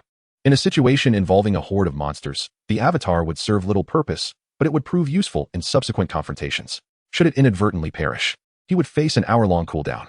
Having arranged these details, he advanced towards the first cluster of skeletal foes. If I cannot even engage these creatures en masse, what purpose is there in playing a mage? The essence of a mage lies in their ethereal grace. Su-Mu brimmed with confidence. Chapter 33, The Mage. As a mage, Su-Mu's speed of movement was sufficient to leave assassins and archers in a state of dismay. He swiftly traversed the first area of skeletal remains, triggering the nearby skeletal warriors without the slightest hesitation, making a beeline for the second area of decay. Upon awakening for skeletal warriors, they immediately pursued him. By this time, Su-Mu had already positioned himself in the second area of decay. 5 skeletal remains gradually rose, merging into 5 skeletal warriors. Su-Mu paused, activating his magical shield. Once the 5 skeletal warriors fully formed, the 4 from the first area arrived. Fire Rain. 1816. 1816. 1816. With a deft incantation, Su-Mu enveloped all 9 skeletal warriors within the fiery deluge. With a flicker, he teleported, creating a 50-meter distance between himself and the skeletal warriors. Delay them. The cooldown for his teleport was brief, and as he observed the skeletal warriors charging towards him, he assessed the terrain of the cavern. A distance of 50 meters would afford the skeletal warriors 6 to 7 seconds to catch up. Relying solely on teleportation was not viable, otherwise, his mana would dwindle. Su-Mu glanced behind him. The pathway through the cavern was extensive. Retreating while simultaneously allowing the cooldown for Fire Rain to elapse was certainly feasible. He turned and fled, deliberately avoiding the avatar hidden behind the rocky wall. As he ran, Su-Mu seized opportunities to cast Fireball at the pursuing skeletal warriors. Each target varied, aiming to maintain their health at a consistent level. With the cooldown nearing its end, he sought to unleash several more fireballs in the interim. As he continued to sprint, upon nearing the cooldown completion for Fire Rain, Su-Mu came to a halt. Holding a torch in one hand and conjuring flames with the other, he directed fireballs at the skeletal warriors with higher health. 2464, 2464, As 2 fireballs were unleashed, the skeletal warriors had already closed in on him. Su-mu, aware of the impending danger, immediately ceased his casting of fireballs. There were 9 of these creatures, each capable of delivering double strikes. Should he fall victim to their skills, it would equate to enduring the full brunt of 18 attacks from the skeletal warriors. No magical shield could withstand such onslaught. Ice freeze. Su-mu decisively employed a control spell. Once the 9 skeletal warriors were encased in ice, he refrained from striking immediately, instead shifting his position and blinking to a location 30 meters away from the horde. Rain of fire. Another torrent of flames cascaded from above. You have slain a skeletal warrior, gaining 200 experience points. You have slain a skeletal warrior, gaining 200 experience points. Through the radiance of the mage, you have gained 1 point of base intelligence. Through the radiance of the mage, you have gained 1 point of base intelligence. Through the radiance of the mage, you have gained 1 point of base intelligence.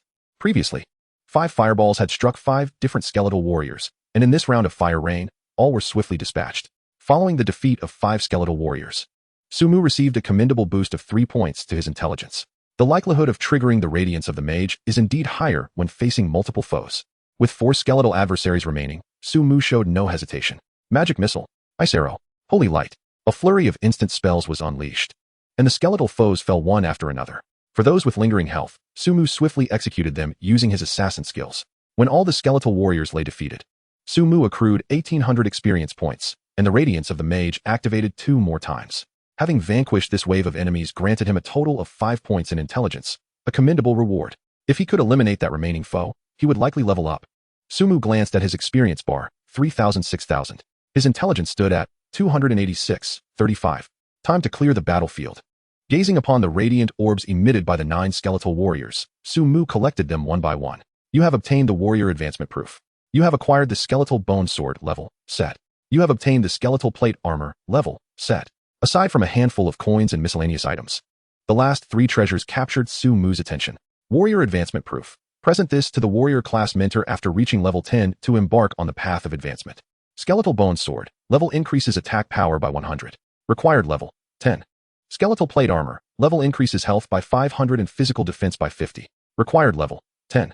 The complete skeletal set bestows an enhancement of 10 points each to constitution, strength, and agility. This set is indeed impressive. Is the warrior advancement proof meant for leveling up? If so, there must be a similar proof for mages, right? The attributes of the skeletal set are undeniably potent. Yet Su-mu found himself more intrigued by the advancement proof. The monsters within the dungeon are elite, while the initial one was relatively easy to defeat. The challenge escalates significantly when faced with 4 or 5 simultaneously. From the perspective of player attributes, even assembling a full team of level 8 players does not guarantee a smooth passage through the dungeon. This appears to be the only dungeon within the novice village, suggesting that it will undoubtedly yield advancement tokens for various professions. It seems I must linger here to farm for those tokens. After collecting the warrior's advancement token, Su-mu cast his gaze upon the set of skeletal warrior armor. Its attributes are indeed commendable, yet they hold little significance for him. As an ethereal mage, his aspirations lie in attaining higher mana and unparalleled magical damage. Perhaps he should gather a complete set to sell later. If he manages to collect the entire skeletal set, its value will surely multiply several times, so there is no rush to list it. He then turned his attention to the 2 pieces of equipment that had previously dropped. Now would be an opportune time to sell them, providing a bit of motivation for those affluent players. With a mischievous grin, Su-mu opened the auction house. How much should he sell them for? As he contemplated the pricing, he found himself in a quandary. Bundling them together for 500 gold coins would certainly attract some wealthy buyers. At worst, he would waste a few coins on the listing fee. After some thought, Su-mu decided to be unreserved. There is no shortage of affluent players in Manhwa, and he believed that within the next few days, there would certainly be several individuals with 500 gold coins at their disposal. It was time to act. After listing the equipment, Su-mu paid it no further mind and ventured towards the cave. Returning to his previous position, he controlled his avatar to emerge. If that particular foe proves too formidable, he would exit the dungeon and find a place to level up to 10 before returning. Approaching within 30 meters of the pile of bones, Su-mu scrutinized the specific attributes of the entity before him. Skeletal mage, level 10 health, 30,000 magical attack, 500 physical defense, 100 magical defense, 200 skills, shadow arrow. Summon skeletal warrior, area shadow arrow. It seems manageable. The level 10 mage possesses 30,000 health, yet its magical attack is not as formidable as Su-mu had envisioned. A single fireball from him inflicts 368 damage, meaning he would require 13 fireballs to deplete its health. How much damage could it inflict on him before he unleashes those 13 fireballs? Su-mu rested his chin on his left hand while calculating in the air with his right. Its primary attack skill must be that shadow arrow. If the skill's enhancement is not substantial, with his 200 points of magical defense, he could easily activate a magical shield and exchange fireballs with it. He decided to test it with his avatar. At this moment, the value of the avatar would be realized.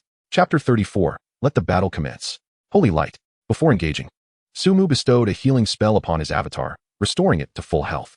After waiting for the skill's cooldown to elapse, he guided his avatar into the fray. Foolish human, how dare you intrude upon my domain? I shall transform you into a pile of bones, enslaving you for eternity. Unlike the skeletal warriors, the skeletal mage spoke in human tongue. Upon finishing its declaration, it raised its bone staff menacingly. As a dark energy coalesced, a jet-black arrow of power soared towards the clone. A damaged figure of 260 swiftly emerged above the clone's head. Impressive. Upon witnessing this damage, Sumu couldn't help but smile, affirming that his over 200 points of magic defense were indeed formidable. Magic shield. Sumu activated his protective barrier and charged forward. Fireball. Without a moment's hesitation, he unleashed a fireball at the skeletal pile. The damage read 2,368. In contrast to the previous attack, Sumu's output was significantly more substantial. You detestable insect. With a sudden drop in health, the skeletal mage shifted its focus from the clone to Sumu. Come on, let us exchange skills. Sumu chuckled, disregarding the menacing words. Shadow arrow. Fireball. As both sides unleashed their abilities, Sumu's clone was not idle either. Brandishing a staff, the clone struck the skeletal mage repeatedly on the head. Although the damage numbers were modest, it still contributed to the overall output. While Sumu engaged in this duel, a tempest of discussion erupted on the World Channel. An extraordinary piece of equipment has appeared at the auction house, suspected to be dropped. No way. Could someone truly be selling a dropped item? I've seen it. The attributes of that gear are definitely remarkable. The attack power of a single weapon could rival several levels of my character. Goodness, that equipment is outrageous. Whoever possesses it is truly fortunate. Who would dare to sell such a treasure? The only likely candidate for this would be Sumu. Who else could it be? Does Sumu not have a team? Why sell such valuable gear? Following the listing of those two exceptional items, the World Channel buzzed with speculation. Countless players were curious about the individual who would part with such a prized possession. Principal, the bidding has started at 500 gold coins, and it has already climbed to 600. What shall we do? In a novice village, one individual anxiously observed the principal battling monsters. How much gold do we possess? The principal, undeterred, kept his focus on the wild wolf before him. In recent days, we have been accumulating gold, but the competition is fierce. We currently have only 700 gold coins. I'm afraid we won't be able to bid much higher. His subordinate side, the principal, having chosen the warrior class, knew that acquiring those two items would significantly enhance his strength, allowing him to tackle higher-level monsters with ease. Alas, their funds were insufficient. Upon hearing this, the principal gazed skyward. Sell the vehicles in my garage.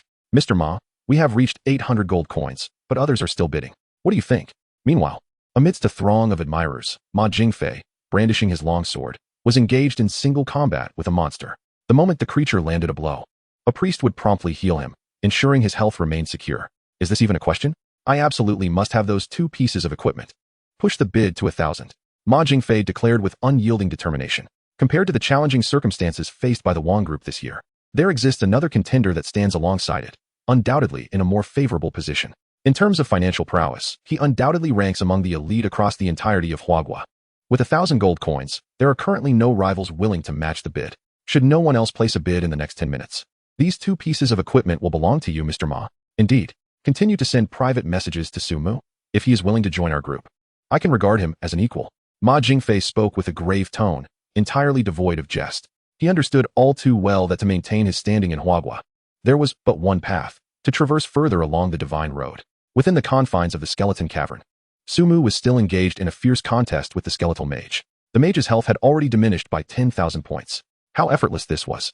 It would take less than a minute to dispatch this foe. Observing the rapidly depleting health, Sumu beamed with delight. This was far simpler than any kite-flying endeavor. Yet, at that moment, the skeletal mage abruptly ceased its assault. It raised its staff high, and its skeletal form began to contort. A skill? Sumu raised an eyebrow in anticipation. As expected, the skeletal mage was in the process of casting a spell. Arise, my minions. With its commanding shout, the massive pile of bones began to stir. In the next instant, 5 skeletal warriors emerged onto the battlefield. So many? The appearance of 5 elite skeletal warriors widened Sumu's eyes in astonishment. He was aware of this skill of the skeletal mage, but to summon 5 elite foes at once seemed excessively cruel. My servants, eliminate this accursed creature. The skeletal mage paid no heed to Sumu's thoughts and issued its command. The 5 skeletal warriors charged towards Sumu without hesitation. I cannot withstand this. Sumu's expression shifted drastically as he turned to flee. with 2/3 of his health remaining. It was impossible to defeat the mage amidst the chaos created by these skeletal warriors. A plan began to form in Sumu's mind. The remaining health could be depleted in merely 10 fireballs.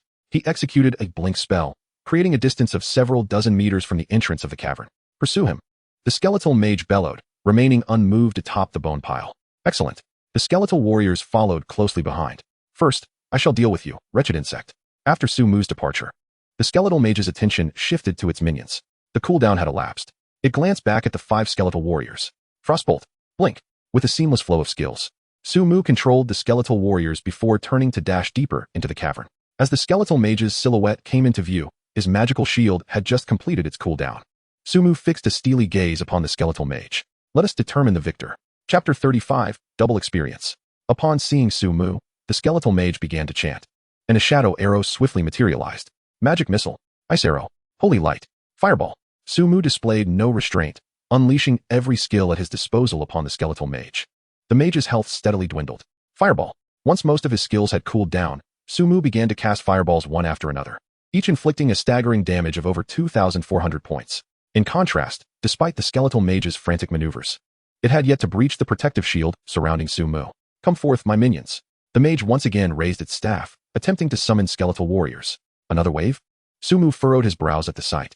Just as the skeletal mage seemed on the brink of defeat, the prospect of facing 10 skeletal warriors in a pincer attack was a daunting thought. Blink. Kidney shot. Regardless of its effectiveness, Sumu could only resort to this combination.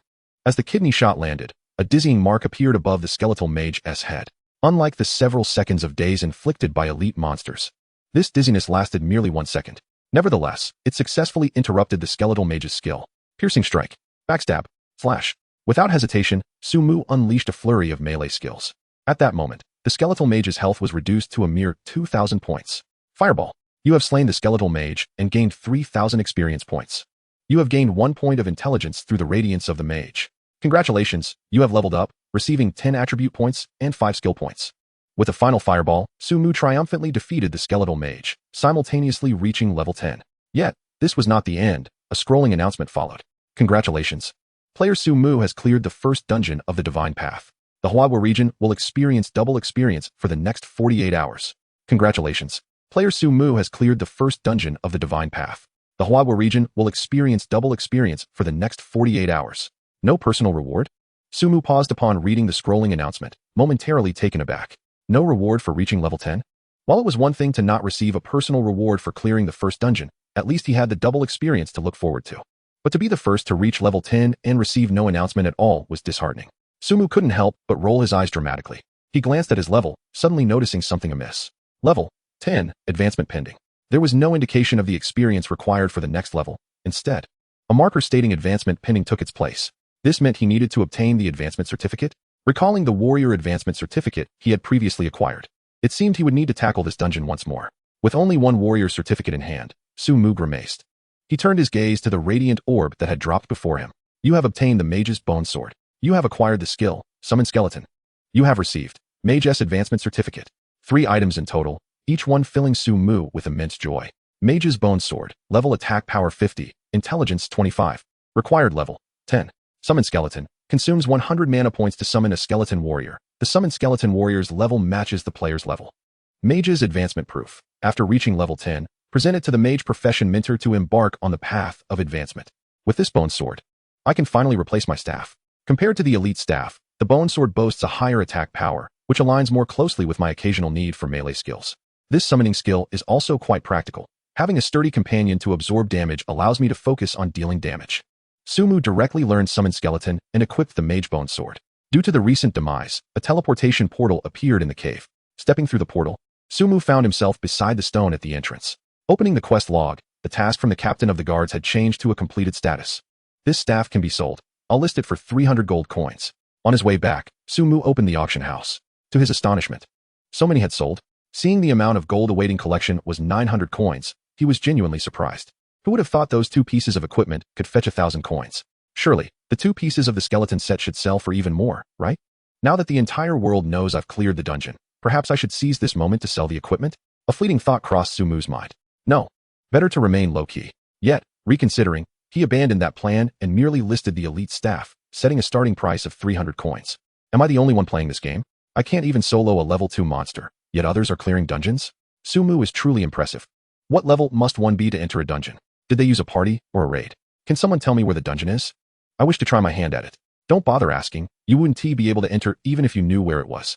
And even if you did, you wouldn't be able to defeat it. Sumu is remarkable for the next 2 days. There will be double experience. Hwa country is about to rise. Brothers, let us level up fiercely. Sumu is providing benefits. Just for this double experience. Sumu will forever be my idol. In the World Channel, after the scrolling announcement, the citizens of Hwa country rejoiced and cheered. Everyone understood what 2 days of double experience entailed. The divine path is not merely a competition between individuals, but also a rivalry among nations. Thanks to Sumu, Hwa country has already gained an advantage at the starting line. Beautiful country district. Sumu, this fellow is utterly detestable. 2 days of double experience is nothing short of cheating. I want to slice Sumu into 100 pieces. He is a shameless scoundrel. Countless individuals hurled insults at Sumu. At the moment the announcement rang, the sense of superiority among the citizens of beautiful country was ruthlessly shattered by Sumu. This was something they could not accept. Yet, even in their inability to accept it, all they could do was vent their frustrations verbally. Sakura country. How can we allow Hwa country to rise? That damn Sumu. Only we, from Sakura country, can become the world's hegemon. How could we let a Hwa country clown take the lead? This is utterly disgraceful. What are the masters of our Sakura nation doing? They must commit seppuku in atonement. It is not only the beautiful nation, every country across the globe is in an uproar. Almost simultaneously with the announcement, they have acquired a common target of hatred. This target, whom they wish to dismember and obliterate, stands there now, beaming with a smile, leisurely before a benevolent old mage. In the next instant, an unusual power envelopes Sumu's body. You have gained eligibility for advancement. Defeating monsters of varying levels will accumulate advancement points. Once your advancement points reach 100, you will successfully advance. Immediately, a prompt appears before him. Chapter 36, Continuously Gathering Monsters, Continuously Defeating. Advancement Points? Sumu opens his level panel. In the place where experience points were previously displayed, there now lies an advancement value. There are no specific numbers, only a percentage. So, as long as he slays monsters, it accumulates? This means any level of monster will suffice? Observing the description of the prompt, Sumu narrows his eyes. I must acquire skills. He glances at the mage mentor.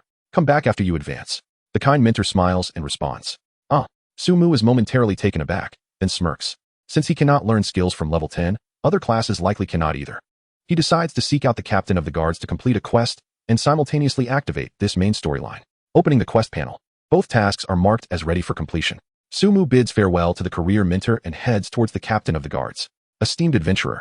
It appears you have reached level 10. The captain greets Sumu with enthusiasm. I believe it is time to clear the path to the town. Would you like to accept the quest? Defeat the White Wolf King, main quest. Of course I accept. Without hesitation, Sumu takes on the task. Excellent. I knew I had not misjudged you. Following the southern path through the forest will lead you to the lair of the White Wolf King. That area is fraught with danger, so you must proceed with caution. The captain's tone suddenly grows serious. This quest is crucial for the other players in the village to reach the town. You may need to collaborate with them. From his words, it is evident that this main quest is not one that can be completed alone. Understood. Sumu nods, unhurried. Before confronting the White Wolf King, he prefers to complete his advancement first. By the way, did you discover anything in the valley I asked you to explore? The captain inquires after the completion of the main quest. In that valley, there is a skeleton lair housing a powerful skeleton mage. Sumu reports the situation in the cave truthfully. What a treasure. This special equipment directly grants an additional 1,000 health points and 100 points of physical defense. It is practically tailor-made for a tank warrior. The final reward for this series of quests is indeed extraordinary. After bidding farewell to the captain, Sumu prepares to venture into the lair of the White Wolf King to uncover its secrets. First, to allocate points. He gazed at his 10 unallocated attribute points, contemplating whether to invest them in Constitution. Player, Sumu. Class, Mage. Level, 10. Progression points, 0. Health points, 1580. Mana points, 9200. Attack, 266. Spell attack, 644. Physical defense, 148. Magical defense, 240. Attributes, Strength 8, Constitution 38, 10, Agility 208, Spirit 210, 20, Intelligence 287, 35. Quite commendable attributes. After examining his stats, Sumu nodded with a smile, not allowing himself to become overly complacent. He decided to venture into the monster zone, planning to level up his summon skill along the way. As he traversed the southern avenue, Sumu opened his skill panel. Summon Skeleton successfully upgraded to Summon Skeleton level. Summon Skeleton level successfully upgraded to Summon Skeleton level. Summon Skeleton level successfully upgraded to Summon Skeleton level. Summon Skeleton. Level summon 4 elite skeleton warriors to fight for you. Cooldown time 1 hour. The level of the skeleton warriors is linked to the player's level. The number of summons matched perfectly. The highest level summon could conjure 4 elite skeleton warriors, which greatly pleased Sumu. With these 4 skeletal minions, he felt capable of taking on any challenge. With no one around, it was time to summon his subordinates. Summon Skeleton. Upon activating the skill, 4 skeleton warriors materialized before Sumu's eyes. Skeleton Warrior, Elite. Level, 10. Health points, 3000. Attack power, 200. Physical defense, 50. Magical defense, 0. Were their attributes lower than those of the skeleton warriors he had previously faced? Sumu furrowed his brow at the sight of their stats. Both their health and attack were significantly inferior to those in the dungeon, and their defenses had diminished as well. Nevertheless, the skill was undeniably powerful. 4 skeleton warriors, each with 3000 health points, would certainly be able to withstand a fair amount of damage. Gather all nearby monsters for me. Unlike mere clones, the skeleton warriors possessed a semblance of self-awareness. Upon issuing his command, they promptly sprang into action. Several level 6 wild monsters roamed the vicinity. The skeleton warriors were more than capable of handling them individually. But Sumu found such a task tedious. Lured by the skeleton warriors, dozens of wild creatures congregated in a single area. Fire Rain. Sumu unleashed a skill, causing damage numbers to explode forth. 2,576. 2,576. 2,576. He observed his progression points surge by 2. This was far more efficient than leveling alone. I wonder if I can heal these skeleton warriors? Sumu directed a holy light spell at one of the skeletal fighters. 1932. The skeleton warrior's health was instantly restored to full. It appears that the mechanics of the summoned entities resemble those of the doppelgangers. As long as they remain unvanquished, they can persist indefinitely. Should all 4 skeletal warriors perish, the skill would enter a cooldown phase. Upon grasping the intricacies of this ability, Sumu could not suppress a smile. With his prowess as a formidable guardian, the skeletal warriors were assuredly invulnerable. Thus, it seemed he could summon these minions to continuously amass foes and eliminate them with ease. As he advanced through the terrain, reaching the lair of the White Wolf King, he was confident of achieving an upgrade. When the cooldown of the Fire Rain was nearing its conclusion, Sumu commanded the skeletal warriors to spring into action once more. In a certain novice village, a wizard expressed his admiration, remarking on Sumu's remarkable capabilities. Even having cleared a dungeon, before him stood a valiant warrior, who was equally intrigued about Sumu's true nature. The warrior, filled with anticipation, voiced his hope of meeting him. He remains elusive. The wizard shrugged, exuding a sense of helplessness. Our team has searched for days without a hint. He is likely using an alias. In my opinion, you should focus on leveling up. Perhaps you will encounter him in the future. At this juncture, the warrior paused, his expression turning serious. Let them train independently for the next few days. There is no need to squander double experience on my behalf. The wizard was taken aback by this statement. But aren't you aiming to be the first to reach level 10? Upon hearing this, the warrior chuckled self-deprecatingly. With Sumu around, do you think I stand a chance of achieving that? The honor of representing our nation shall be entrusted to him, and I shall take this opportunity to catch my breath. Very well, the wizard replied with a slight smirk, nodding in agreement. By the way, I noticed the auction is currently featuring that elite staff. After clearing the dungeon, Sumu should possess a superior weapon. Should I request on your behalf to secure that equipment? The warrior suddenly had a mischievous thought. Enough. With so many wealthy patrons, how could it possibly be mine? The wizard rolled his eyes. Yet, despite his words, he could not resist opening the auction house, gazing longingly at the elite staff. For a wizard, the high intelligence attribute of a staff was undeniably an irresistible temptation. Chapter 37. The First Advancement. You have slain the gray-furred wolf. You have slain the gray-furred wolf. On the southern thoroughfare, Sumu pressed onward, encountering numerous high-level gray-furred wolves along the way. These wolves were all level 8. Yet the skeletal warriors could still manage to hold their ground. Although the wolves possessed a formidable attack, their health remained within the lethal range of Fire Rain. The advancement points were escalating swiftly, likely due to the double experience. Let us continue. In the Huagua region, double experience was awarded, and as he vanquished monsters, he too benefited from the same. Sumu adeptly maneuvered the skeletal warriors, drawing all surrounding wolves toward him. It must be said that the skeletal warriors were remarkably resilient, effortlessly enduring the assaults of 3 or 4 monsters simultaneously. With all 4 minions working in tandem, they could attract as many as 17 or 18 foes in one wave. Fire Rain. Once the monsters were clustered together, Sumu unleashed a torrent of flames, obliterating them all. No one contested his claim. All the spoils were rightfully his. The task of organizing one's inventory can indeed be rather cumbersome. The efficiency in battling foes has soared, yet the 60-slot inventory feels somewhat inadequate. I might as well fill the inventory to its brim. Sumu glanced at the gold coins in his possession. Let us procure 2 more slots. Gritting his teeth, he expended 800 gold coins, thereby expanding his inventory to 100 slots. How delightful. An ample inventory brought a smile to Su-Mu's face. Consequently, he could now leisurely sell the surplus items in the auction house. To his surprise, a staff fetched a price of 700 gold coins. Quite commendable. In the auction house, the amount of gold awaiting collection stood at 700 coins, which Su-Mu knew was the result of selling that elite staff. This price aligned closely with his expectations. Miscellaneous items were listed all at once, albeit at a reduced price. Su-Mu continued to organize both the auction house and his inventory, beginning with the ordinary white gear. These items had become rather difficult to sell, yet discarding them felt wasteful. The crux of the matter was that the number of items dropped from mass monster encounters had exceeded the auction house's listing limit. What a predicament! Su-Mu could only shake his head at the half-filled inventory of white gear. Were others aware of his troubles, they would surely clamor to take them off his hands. The monsters ahead began to exhibit higher levels. The wild wolves appeared markedly different. As he cleared the monsters while advancing, Su-Mu soon sensed an anomaly. He observed that wild wolves of level 10 began to emerge around him, their numbers becoming increasingly dense. Occasionally, a few wolves wandered about, seemingly on patrol. Su-Mu approached and scrutinized the attributes of these wolves. Fierce wolf, level 10, health 1200, attack power 200, physical defense 30. Their health was substantial, and their attack power was no trifling matter. There were at least 50 or 60 in the vicinity. Should he have his skeleton minions lure them? Assessing the wolf pack ahead, Su-Mu pondered. Wild wolves are known for their swift speed. Although the skeleton warrior is elite, it may not match the wolves in swiftness. If pursued by a dozen wolves, even the skeleton warrior's 3,000 health points would not withstand the onslaught. Perhaps it would be best to summon a doppelganger. After deliberation, Su-Mu conjured an illusionary doppelganger. His own health stood at 1,580 points, while the doppelganger's health was doubled, reaching 3,160 points. Coupled with his nearly 150 physical defense and over 200 agility and movement speed, luring monsters would be more than feasible. Remain stationary, he commanded his skeleton minions. As Su-Mu steered his doppelganger into the midst of the wolf pack. Howl! Unlike the wild wolves outside, these wolves displayed a heightened sense of alertness. Upon the doppelganger's entry, one wolf emitted a sharp cry. There was no need for the doppelganger to deliberately attract attention.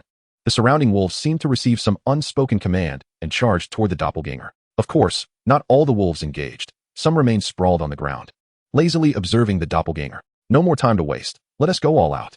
Su-Mu commanded his clone to charge towards the onlooking wild wolves, raising the bone sword in hand for a swift strike. Howl! This action undoubtedly provoked the wild wolves, their eyes turning crimson as they pursued the clone relentlessly. Although their speed was impressive, it was nowhere near the agility of over 200. They could only trail behind the clone, howling in frustration. It was almost time. Once the clone had gathered most of the wild wolves, Su-Mu stepped forward with alacrity. Rain of fire. A torrential downpour of flames descended, engulfing the wild wolves surrounding the clone. 2,576. 2,576. 2,576. You have slain a wicked wolf. You have slain a wicked wolf. Gained 1 point of base intelligence through the glory of the mage. You have slain a wicked wolf. Gained 1 point of base intelligence through the glory of the mage. A flurry of notifications erupted, and Su-Mu immediately glanced at his intelligence stat. Intelligence 290, 35. Did this wave grant me 3 points of intelligence? His eyes sparkled with excitement. Earlier, when dispatching lower-level monsters, the glory of the mage had not triggered even once. Yet now it activated thrice in succession. It appeared that slaying creatures of equal level was indeed crucial. Su-Mu comprehended that the stronger the creature he vanquished, the higher the likelihood of triggering this effect. When he had faced elite monsters, the probability had soared above 50. As for the kills, that must be a trigger rate of 100. He pondered whether elite monsters would appear further along. Swiftly clearing the battlefield, Su-Mu directed his gaze towards the road ahead. The thoroughfare was overgrown with weeds, suggesting it had seldom been trodden. Clearly, this place was under the dominion of the White Wolf King. As the main quest of the novice village, it would be rather disappointing if the White Wolf King had no elite minions in attendance. For now, it was prudent to gather monsters to accumulate advancement points. Achieving advancement was a fundamental principle. That White Wolf King might very well be an evolved version. Taking a deep breath, Su-Mu focused on the wicked wolves ahead. As the cooldown for Rain of Fire diminished, he maneuvered his clone to the forefront. Howl! The moment the clone entered the territory of the wicked wolves, it was immediately met with their ferocious assault. Su-Mu acted decisively, urging the clone to sprint at full speed, aiming to attract the maximum number of wolves before racing back to his original position. Assessing the distribution of the wicked wolves, he refrained from releasing Rain of Fire just yet. When the wolves entered the optimal zone, he raised the bone sword. Rain of Fire. Instant annihilation. Su-Mu did not bother to check the kill notifications. Instead, he fixated on his intelligence value. 292, 35. Once again, his base intelligence had risen by 2 points. His advancement points reached 76. Just 2 more waves, and I shall ascend. Time to act swiftly. reflecting on the scenes of his previous fireballs leveling up. Sumu wished to forego the fireball skill altogether. If Rain of Fire could secure the kill, he would never cast an additional skill. Onward he pressed. Sumu's mastery over his doppelganger had reached a level of profound comprehension. His agility in attracting monsters was nothing short of ethereal. Although he still occasionally fell prey to the attacks of some malevolent wolves, his high defense and substantial health rendered his doppelganger impervious to harm. After 2 more rounds, Sumu's advancement points finally reached 100. At that moment, he felt an unusual energy enveloping his entire being, bestowing upon him an indescribable sense of euphoria. In the next instant, a series of notifications appeared before his eyes. Congratulations! You have successfully advanced. All basic attributes have increased by 20 points. From now on, each level up will grant 20 basic points and 10 skill points. Announcement. Congratulations to player Sumu for becoming the first player to advance in the divine path. As a reward, you receive the exclusive class skill, Bloodline of the Mage God. Announcement. Congratulations to player Sumu for becoming the first player to advance in the divine path. As a reward, you receive the exclusive class skill, Bloodline of the Mage God. The level leaderboard has been activated. Chapter 38, Su Mage God. So that is how it is. Upon seeing these notifications, Sumu instantly grasped the situation. Although there were no rewards for being the first to reach level 10, there was indeed a reward for being the first to advance. Moreover, judging by the name of that skill, it likely possessed the potential to elevate him to a divine level. He hastily checked it out. Sumu promptly opened his skill panel. Bloodline of the Mage God. Level you may choose to activate it or not. Upon activation, all spell skills will increase mana consumption by 50. Casting range will increase by 30. Cooldown will be reduced by 30. And casting time will decrease by 30, upgradable. Astounding. Upon reading this skill description, Sumu's eyes widened in disbelief. This was nothing short of a divine ability tailored specifically for mages. Although the mana cost would double, activating this skill would allow him to transform into a veritable spell machine gun. Most importantly, this skill could be further upgraded. He was eager to discover the effects of maxing it out. With excitement coursing through him, Sumu began upgrading the skill. Bloodline of the Mage God level successfully upgraded to Bloodline of the Mage God level. Bloodline of the Mage God level successfully upgraded to Bloodline of the Mage God level. Bloodline of the Mage God level successfully upgraded to Bloodline of the Mage God divine level. As he had surmised, the skill had directly ascended to the divine level. The upgrade maintained its astonishing effectiveness. However, upon witnessing the effects of the skill at full capacity, Sumu couldn't help but exclaim in wonder. Bloodline of the Mage God, divine level you may choose to activate it or not. Upon activation, all spell skills will increase mana consumption by 200. Casting range will increase by 200, cooldown will be reduced by 100, and casting time will decrease by 100. The casting range had doubled. This meant that a fireball with an original range of 30 meters could now reach 90 meters.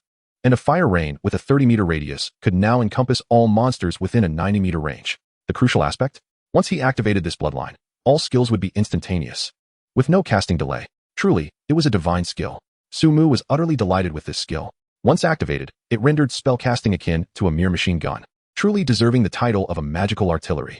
As for the skill's consumption of an additional 200 mana, his current mana pool was more than sufficient to sustain it. While the Fire Rain spell was rather taxing on mana, other skills were manageable. However, he pondered whether activating this skill would also deplete 30% of his mana for the magical shield. A glance at his existing skills revealed that, indeed, the magical shield was the most mana-consuming. Let us give it a try. After a moment's contemplation, he activated his divine wizard bloodline, setting it to an active state. Magical shield. In the next moment, Sumu invoked the magical shield. As expected, it consumed 30% of his mana, yet the shield's value tripled. Staring at the impressive shield value of 15,000, Sumu's jaw dropped in astonishment. Under the enhancement of the divine wizard bloodline, the boost to this skill was astonishing. Surely, there was no cooldown period, right? He eagerly awaited the shield's duration to expire. Indeed, as anticipated, once the shield dissipated, there was no cooldown. He could activate it immediately again. Other spell skills likely followed suit, though he doubted the melee skills would benefit similarly. Turning his attention to his melee abilities, it was clear that these skills would not receive any enhancements. He wondered whether the distance of his blink skill would be extended. Sumu focused on the blink skill, which was rather unique. Blink. Consuming 100 mana, he intended to teleport a distance of 10 meters. Yet, upon using it, he found himself 30 meters away. The enhancement of the divine wizard bloodline was indeed effective, noting the 300 mana expended. Sumu understood that the 200-meter increase in casting range applied to all spell skills. In other words, he could now freeze all enemies within a diameter of 90 meters using the freeze spell. This skill was simply exhilarating. Having grasped the mechanics of the skill, Sumu let out a triumphant shout to the heavens. He opened his attribute panel. Player, Sumu. Class, Mage. Level, Tier 1, Level 1, 010000. Health, 1780. Mana, 10,000. Attack, 306. Spell attack, 694. Physical defense, 168. Spell defense, 260. Attributes, Strength 28, Constitution 58, 10, Agility 228, Spirit 230, 20, Intelligence 312, 35. The attribute boost from his advancement was undeniably substantial. With these impressive stats, Sumu felt confident in facing the White Wolf King, having just leveled up. His clones and the Skeleton Warrior still bore their previous attributes. Sumu decided to dismiss the summons, allowing these two skills to enter their cooldown period. These summoning skills likely did not fall under the category of spell skills, and he held no expectations for them to benefit from the divine wizard bloodline enhancement. It was time to test my ultimate combo. Sumu gazed intently at the pack of ferocious wolves ahead. In the state of his divine bloodline awakened, the range of his rain of fire could extend to 100 meters. Annihilating over 100 wolves in one fell swoop was evidently no challenge at all. He activated his magical shield. With the protective barrier enveloping his form, Sumu charged towards the horde of wolves with a smile. Today was destined to be a day that would shock the entire world. At the moment the announcement of his advancement echoed, even the somewhat desensitized populace was stirred once more. Was Sumu truly that formidable? What did this promotion signify? Observing the leaderboard, one could see that his level was but stage 1, level 1. How many levels must he ascend to achieve such an advancement? Could it be to level 8 or perhaps 9? Was that stage 1, level 1 actually equivalent to level 10? Confusion reigned. And the question on everyone's lips was when their nation could surpass Sumu, for they could not allow him to bask in his triumph any longer. That detestable Sumu, a lifelong adversary. The chat channels of other nations, aside from discussing levels, were predominantly filled with envy and resentment towards Sumu. Meanwhile, amidst their ire, some wealthy players striving to level up found themselves engulfed in despair. In the beautiful nation, Lang Tenet stood bewildered before a group. His eyes fixated on the name atop the leaderboard. He had reached level 6, yet was still halfway to level 7. Even so, he had no hope of ever gracing the leaderboard. The word stage 1 felt like a sharp blade piercing his heart. Ultimately, his boundless rage could only find release through a single exclamation. In the great Han nation, Zhao Shiwu erupted with curses, flinging his weapon aside in frustration. Hands on hips, his expression one of extreme displeasure. His subordinates trembled, too afraid to speak. Everyone understood that voicing a word at this moment was akin to inviting disaster upon oneself. Find me the best assassins. After a considerable time, Zhao Shiwu's fury remained unabated, and he bellowed once more. In stark contrast, the chat channels of the Hua nation were filled with a harmonious and euphoric atmosphere. Su God is unparalleled, the greatest under heaven. Surely, this stage could only be achieved after level 10, right? I surmise that promotions require dungeon runs. Hence Su God must have reached level 10 to undertake such quests. This is utterly absurd. I am still struggling for 5 experience points while Su God has already reached level 10. This is the man destined to become a divine mage.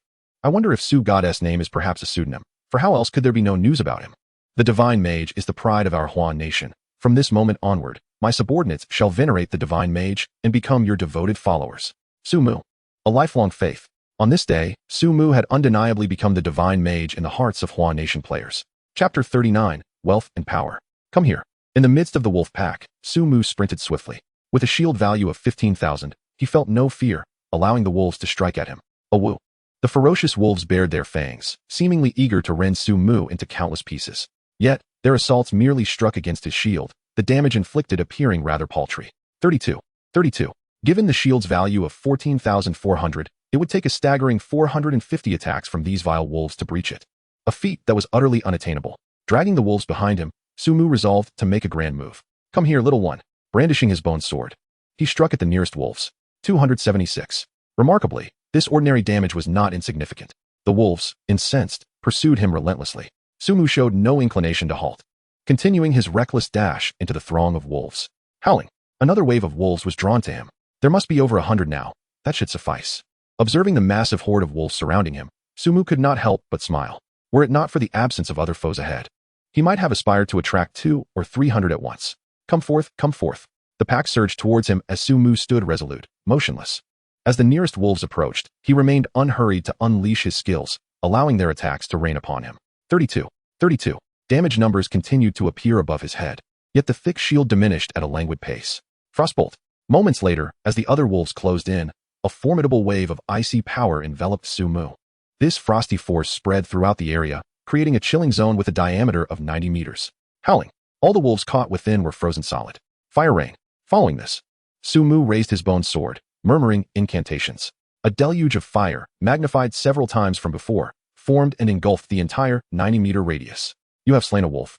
Gaining 2 experience points. You have slain a wolf, gaining 2 experience points. Gained 1 intelligence through the radiance of the arcane. You have slain a wolf, gaining 2 experience points. In an instant, Su Mu's interface displayed hundreds of notifications. Only 2 points of intelligence gained. He glanced at his intelligence stat. Despite the significantly larger number of wolves he had just dispatched, the increase was merely 2 points. Nonetheless, it was satisfactory. His level had evidently surpassed these level 10 creatures. Rubbing his nose, Su Mu surveyed his experience points. 20, 210, 000. Slaying these level 10 monsters yielded only 2 points of experience, even under double experience conditions. Relying on these level 10 creatures for leveling up would likely consume several days. Was the highest level monster in the novice village merely level 10? So, does that mean I must venture to the town to level up? While defeating monsters could trigger the radiance of the arcane, it was evidently not a viable long-term strategy, and higher level creatures were far more enticing. I must prioritize completing the main quest. To reach the town, I must first fulfill the main storyline. And Su Mu could no longer afford to linger in monster slaying. He continued along the southern avenue, skillfully evading numerous ferocious wolves thanks to his level and speed. Soon, frost began to appear along the path ahead. Could he be nearing the lair? This sudden change made Su Mu vigilant. Howl. Suddenly, a crisp wolf's howl pierced the air, unmistakably indicating that this was no ordinary creature. Su Mu glanced in the direction of the sound and spotted a pure white wolf. This magnificent beast strode confidently down the thoroughfare, leaving a layer of frost in its wake. It appeared to possess ice attributes. If that were the case, my 2 control skills would be rendered ineffective against it. This realization furrowed Su Mu's brow. The White Wolf King was clearly of the ice element, which could potentially grant it immunity to ice-based skills. Furthermore, would my fire-based skills suffer diminished efficacy? Gazing at the formidable White Wolf King, Su Mu found himself engulfed in hesitation.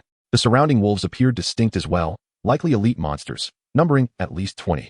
As he surveyed the elite creatures flanking the White Wolf King, his expression darkened. The health pool of elite monsters was undoubtedly substantial. Even with the divine bloodline of the mage and the absence of cooldown for fire rain, casting it under the divine bloodline would require 500 mana. Moreover, he would also need to activate a magical shield. Calculating in this manner, it was clear his mana would be insufficient.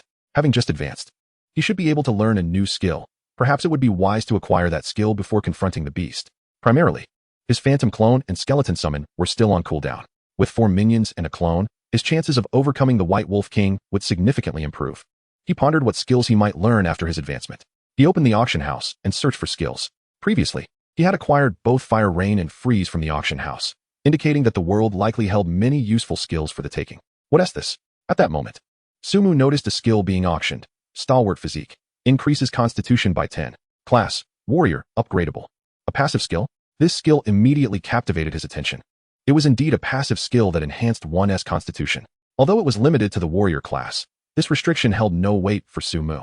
If he leveled up, it could potentially grant a direct increase of 200 points to his constitution, elevating his health and defense to a new tier. Su Mu fixated on this skill, his eyes gleaming with anticipation. Bidding had reached 100 gold coins. Upon checking the current auction price, it stood at 100 gold coins. Soon after, another bid of 101 gold coins emerged. For warriors, constitution was paramount. Initially, investing some skill points into it would be highly advantageous. And with just a few levels gained, this passive could also enhance constitution by 20 or 30 points. There would surely be considerable competition. Su Mu stroked his chin in contemplation. The drop rate for such passive skills was likely low. If he did not secure it now, he might not encounter another opportunity for a long time. With ample wealth at hand, Su Mu resolutely decided to place a bid, offering a price of 120 gold coins.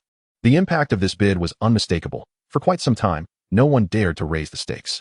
However, Su Mu was acutely aware that such a price was unlikely to secure the item. After a brief interval, a rival raised the bid to 125 gold coins. Without indulging in idle speculation, Su Mu boldly declared 200. With his pockets brimming with gold, he relished the feeling of extravagance. In a certain novice village, a heavy-armored warrior, known as Qin Xiao, observed with concern as a formidable competitor escalated the bid to 200 gold coins in one swift motion. What shall we do? He inquired of a companion, casting a glance at the warrior beside him. How much gold do we currently possess? The heavy-armored warrior asked, raising an eyebrow. Nearly 600 gold coins, but spending such an amount on this skill seems rather imprudent, his subordinate replied, calculatingly. Your skill points 1 TC much enhancement. Ultimately, early on, offense is paramount. Continue bidding. Even if my skills do not improve, an increase of 10 points in vitality is not a loss, Qin Xiao asserted. Adopting a determined demeanor, his subordinate fell silent, resuming the bidding process. However, soon beads of sweat began to form on his brow. Qin Xiao, That competitor is raising the bid in increments of 100. The price has now reached 500. Should we continue? Is that fellow truly so affluent? Qin Xiao was momentarily taken aback. 600 gold coins constituted a significant sum, capable of purchasing excellent equipment. Raise the bid by 1 gold coin. He gritted his teeth and commanded. His subordinate complied immediately, but the following moment revealed a grimace on his face. After he placed the bid, the opposing party promptly escalated the price to 600 gold coins. This amount exceeded the total gold they possessed. A question arose in the subordinate's mind. Who could possibly be so wealthy? Unbeknownst to him, Qin Xiao's expression had also darkened upon realizing that securing this skill was no longer within reach. Chapter 40. All classes advance. 600 gold coins isn't exorbitant, is it? Sumu chuckled upon witnessing the skill he had successfully acquired at the auction house. I would bid even 1,000 gold coins for it. Unlike others, he was poised to fully enhance this skill without delay. Upon obtaining the skill book, Sumu chose to learn it without haste in upgrading. I wish to learn the skill. As you desire. Following a brief exchange, a new skill materialized before Sumu. This skill is rather impressive. Bidding farewell to the mage instructor, Sumu hurriedly made his way to the room of the priest instructor. Esteemed adventurer, you must first obtain the priest advancement certificate before you can learn skills from me. The priest instructor's words left Sumu momentarily stunned. A certificate? Do I really have to grind through that dungeon? Sumu felt a wave of frustration wash over him. If the priest instructor mandated such a requirement, it was likely that others would do the same. Grind through a dungeon? Having learned the mage skills, Sumu found himself indifferent to the skills of other classes.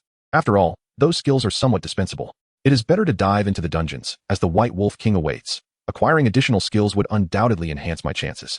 Moreover, if I do not submit the advancement proof, I may find myself unable to learn subsequent skills from other professions. However, upon reflection, Sumu decided to first tackle the skeleton cave dungeon. Possessing an infinite number of skill points, it was imperative to master the skills useful to other professions. Even if I do not pursue advancement proof now, I will inevitably need it later. Thus, it would be wise to advance all professions at once.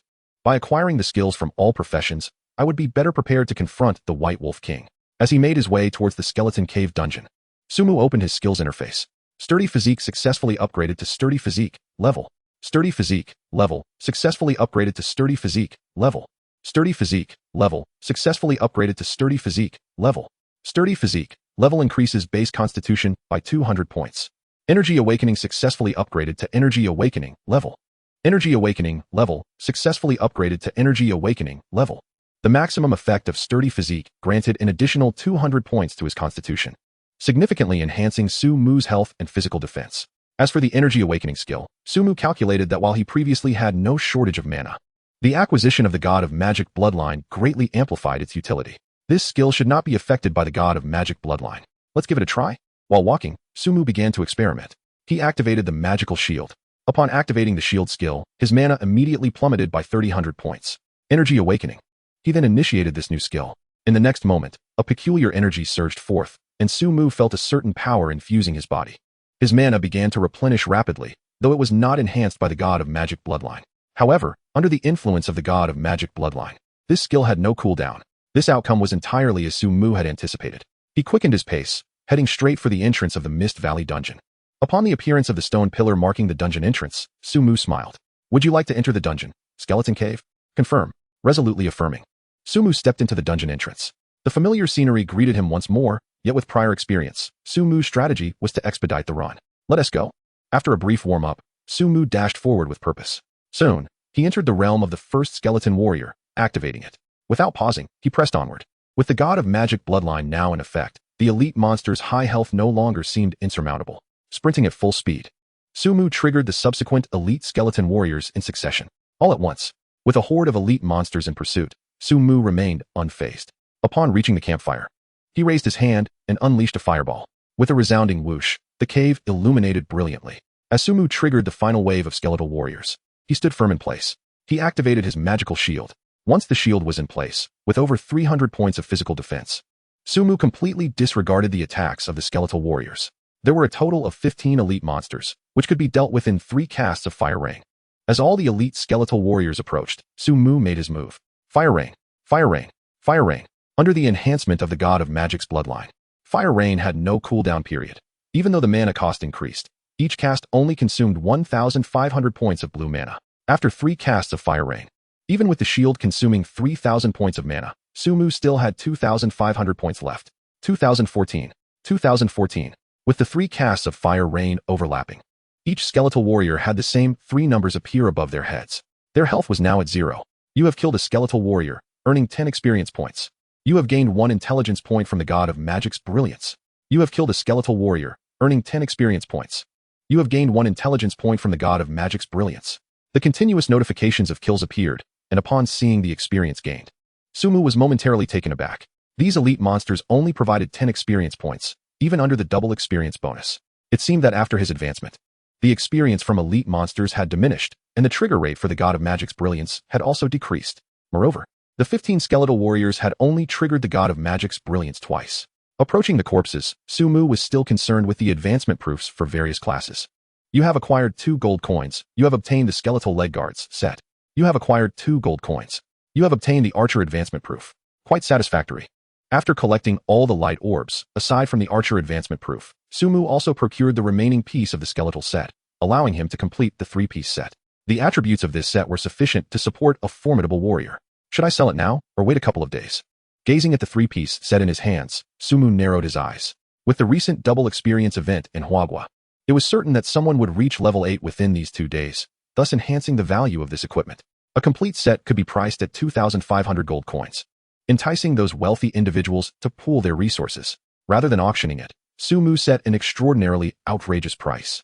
He did not genuinely expect to sell it, but rather aimed to motivate the wealthy who sought to acquire this set. Of course, if it sold at that price, it would be a substantial gain for him. Now it was time for you. After listing the equipment, Sumu turned his attention to the skeletal mage within. With the blessing of the god of magic's bloodline, he was confident he could eliminate it in an instant. The thought alone filled him with excitement. Chapter 41. This dungeon is being cleared far too swiftly. Naturally, before engaging in combat, mana was of utmost importance. Energy Awakening. Sumu directly activated Energy Awakening. After a minute had passed, his mana had fully restored to a maximum of 10,000 points. Magical Shield. Shielded. Sumu revealed a radiant smile as she unleashed a fireball at the skeletal mage within. Fireball. 2,608. What would normally take 2 seconds to cast was instantaneously released under the influence of the divine bloodline, achieving a remarkable range of 90 meters. Impudent human, how dare you defy my authority? The skeletal mage, struck by the fireball, erupted in fury and swiftly directed a shadow arrow towards Sumu. A contest of power ensued. Sumu beamed with delight, utterly unperturbed. Compared to her former self, she was now a veritable spell cannon. Fireball. Fireball. A relentless barrage of fireballs soared towards the skeletal mage, akin to a ceaseless artillery assault. Even Sumu was taken aback by the sheer volume of fireballs she was unleashing. Each fireball dealt 2,600 damage. This creature's 30,000 health points were utterly inconsequential. Unable to suppress her astonishment, Sumu rubbed her eyes. The health points were depleting at an astonishing rate. Damn it, arise, my minions. As the health points dwindled, the skeletal mage hastily raised its staff, attempting to summon allies. Fireball. Fireball. Sumu, disinterested in employing her previous strategy of using Kidney Strike to interrupt, unleashed another series of fireballs. The skeletal mage's health plummeted to 0, reducing it to a pile of bones. You have slain the skeletal mage, gaining 100 experience points. You have gained 1 point of base intelligence through the radiance of the archmage. That was remarkably swift. With the demise of the foe, Sumu found herself momentarily dazed. It seemed she had completed the dungeon in less than 10 minutes. The god-tier skill was undeniably formidable. Sumu gazed at the divine bloodline, acknowledging its crucial role in achieving such efficiency. After finishing the dungeon, Sumu rubbed her hands together and approached the skeletal mage's remains. You have acquired the skeletal ring. You have obtained the priest advancement certificate. 2 items received. Skeletal ring, level 20 intelligence. This ring was excellent. Without hesitation, Sumu equipped the intelligence ring. She opened her attributes panel. Player, Sumu. Class, mage. Level 1 of tier 1, 55210000. Health, 3780. Mana, 10,000. Attack, 306. Spell attack, 744. Physical defense, 268. Spell defense, 260. Attributes, strength 28, constitution 258, 10, agility 228. Spirit 230, 20, intelligence 317, 55. The rewards from this dungeon were plentiful, especially the guaranteed point of intelligence from each kill. Only 1 assassin advancement certificate remained, necessitating further runs. With only 1 certificate for each class left, Sumu resolved to continue grinding this dungeon until she had acquired all the certificates. Passing through the teleportation portal back to the dungeon entrance, Sumu approached the stone that marked the dungeon. Dungeon cooldown, 1 hour. A notification popped up. Very well. With a resigned shrug, Sumu decided to log out of the game, opting to return after an hour. The dungeon cooldown required a full hour. leaving him momentarily at a loss for what to do. Exiting the game, he returned to reality, opened the refrigerator, poured himself a glass of juice, and unwrapped a packet of frozen dumplings. After satisfying his hunger and thirst, he took a brief respite before continuing his adventures. Perhaps he should experiment with using magic to cook the dumplings? As he poured the dumplings into the pot, a playful spirit overtook him. He spread his palms and began to gather his magical energy. Before long, a flame erupted from his palm, holding the pot above his hand. He reveled in the substantial boost to his physical abilities gained from his exploits in the game. How exhilarating! As the water in the pot gradually reached a boil, Sumu couldn't help but chuckle, wondering if the magically prepared dumplings would taste even better. In the game, the stir caused by Sumu listing the skeletal 3-piece set was nothing short of remarkable. Manager Ma. There's a set available at the auction house that appears to be from the dungeon, and its attributes are astounding. Is that so? We must acquire it. However, it's priced at 500 gold coins, and we don't have that much. 500? Yet Sumu's consignment price is exceedingly high. Even for the top-tier corporate magnates, the amount of gold they possess rarely exceeds 2,000 coins. The competition for gold was fiercely intense, with nearly all the major players scrambling to purchase it. Manager Wong, what shall we do? Should we continue acquiring gold? Yes, if we can secure that set. I am certain I can rise to prominence in the game. Yet when the various magnates beheld the attributes of the skeletal 3-piece set, they hastened to act without hesitation. Sell everything the company can, liquidate assets as quickly as possible, and use all proceeds to buy the equipment. Most individuals made the same choice in unison. This was not merely an auction. Whoever could gather 500 gold coins first would claim a set capable of reigning supreme in the early stages of the game. Moreover, with double experience available these days, the efficiency of leveling up with this equipment would be unparalleled. Manager Wong, our company's shares are unsellable. Manager Ma, our shares are already quite cheap, yet still, there are no takers. Manager Chin, it seems we cannot procure cash. However, at this critical juncture, various enterprises discovered that their shares and assets had become utterly undesirable. Burp. Indeed, the magical dumplings were undeniably delicious. After finishing a plate, Sumu took a sip of juice, thoroughly satisfied and patting his belly. Previously, his phone had hardly left his side for more than 10 minutes. Yet during these past few days, he realized he had scarcely engaged with it at all. He opened Weibo, where the trending topics were overwhelmingly about him. The foremost trending topic read, Hero of Huagua, Sumu. Curious, he clicked in, finding a plethora of praises directed toward him, alongside some investigations into his identity. As Sumu perused the analytical posts, wherein individuals confidently asserted themselves as scions of hidden aristocratic families or invisible billionaires, he couldn't help but chuckle at his own predicament. Who could have imagined that he was merely a reclusive dweller of the 21st century, barely scraping by in a modest abode? He believed that if he were to declare his identity as Sumu in a post, no one would take him seriously. Rather, they would deride him for seeking attention. He mused that it would not be long before everything in this world underwent a transformation. When that time arrived, what position would he occupy? Chapter 42, The Resolute Warrior. Continuing to browse through various threads, Sumu began to grasp the prevailing situation. The evolution of the game Shinto was inexorable. The in-game currency had even surpassed major world currencies, establishing itself as a form of hard currency within reality. A plethora of gaming guilds emerged, all fervently recruiting members. The online landscape was saturated with advertisements pertaining to Shinto. It could be said that merely a few days into the game's launch, its impact on the real world had already been profoundly significant. He resolved to level up further, determined to enhance his strength while ensuring his true identity remained concealed in the real world. An hour swiftly elapsed, and Sumu summoned the Shinto crystal, entering the game. As the surroundings transformed, he found himself at the entrance of a dungeon. Would you like to commence the dungeon, Skeleton Cave? Commence. Without hesitation, Sumu once again ventured into the dungeon, intent on rapid progress. The moment he entered, he sprang into action, employing the same tactics as before. In less than 10 minutes, the skeletal mage lay defeated among the remnants of bones. Success. Fortune smiled upon him this time as the assassin's advancement proof emerged. After this foray into the dungeon, the divine mage's brilliance activated thrice, which was quite commendable. Were it not for the cooldown period, he could have farmed attributes here indefinitely. Gazing at his newly acquired 3 points of intelligence, Sumu felt a sense of satisfaction. He accessed the auction house, adjusting the prices of assorted equipment to facilitate swift sales. The prices remained high, and he surmised that these items might linger unsold for a couple of days. The set of skeletal gear still hung in the auction. Sumu had no intention of altering its price. Greetings, I wish to learn new skills. Naturally, he first sought out the priest mentor. You have brought the advancement proof. You shall learn the priest's advanced skills. The mentor's demeanor had shifted this time. Learn. Sumu decisively acquired the group healing skill. Group healing level has been upgraded to group healing level. Counting himself, along with his skeletal minions and clones, he had precisely 6 targets. By the way, could the priest's skills be enhanced by the divine mage's bloodline?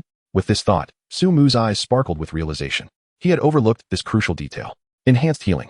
He applied a healing skill upon himself. The mana cost remained unchanged. Evidently, it had no effect. This discovery left Su Mu slightly disheartened. However, he deemed it unnecessary to rely on healing skills at present. Learning was merely a precautionary measure.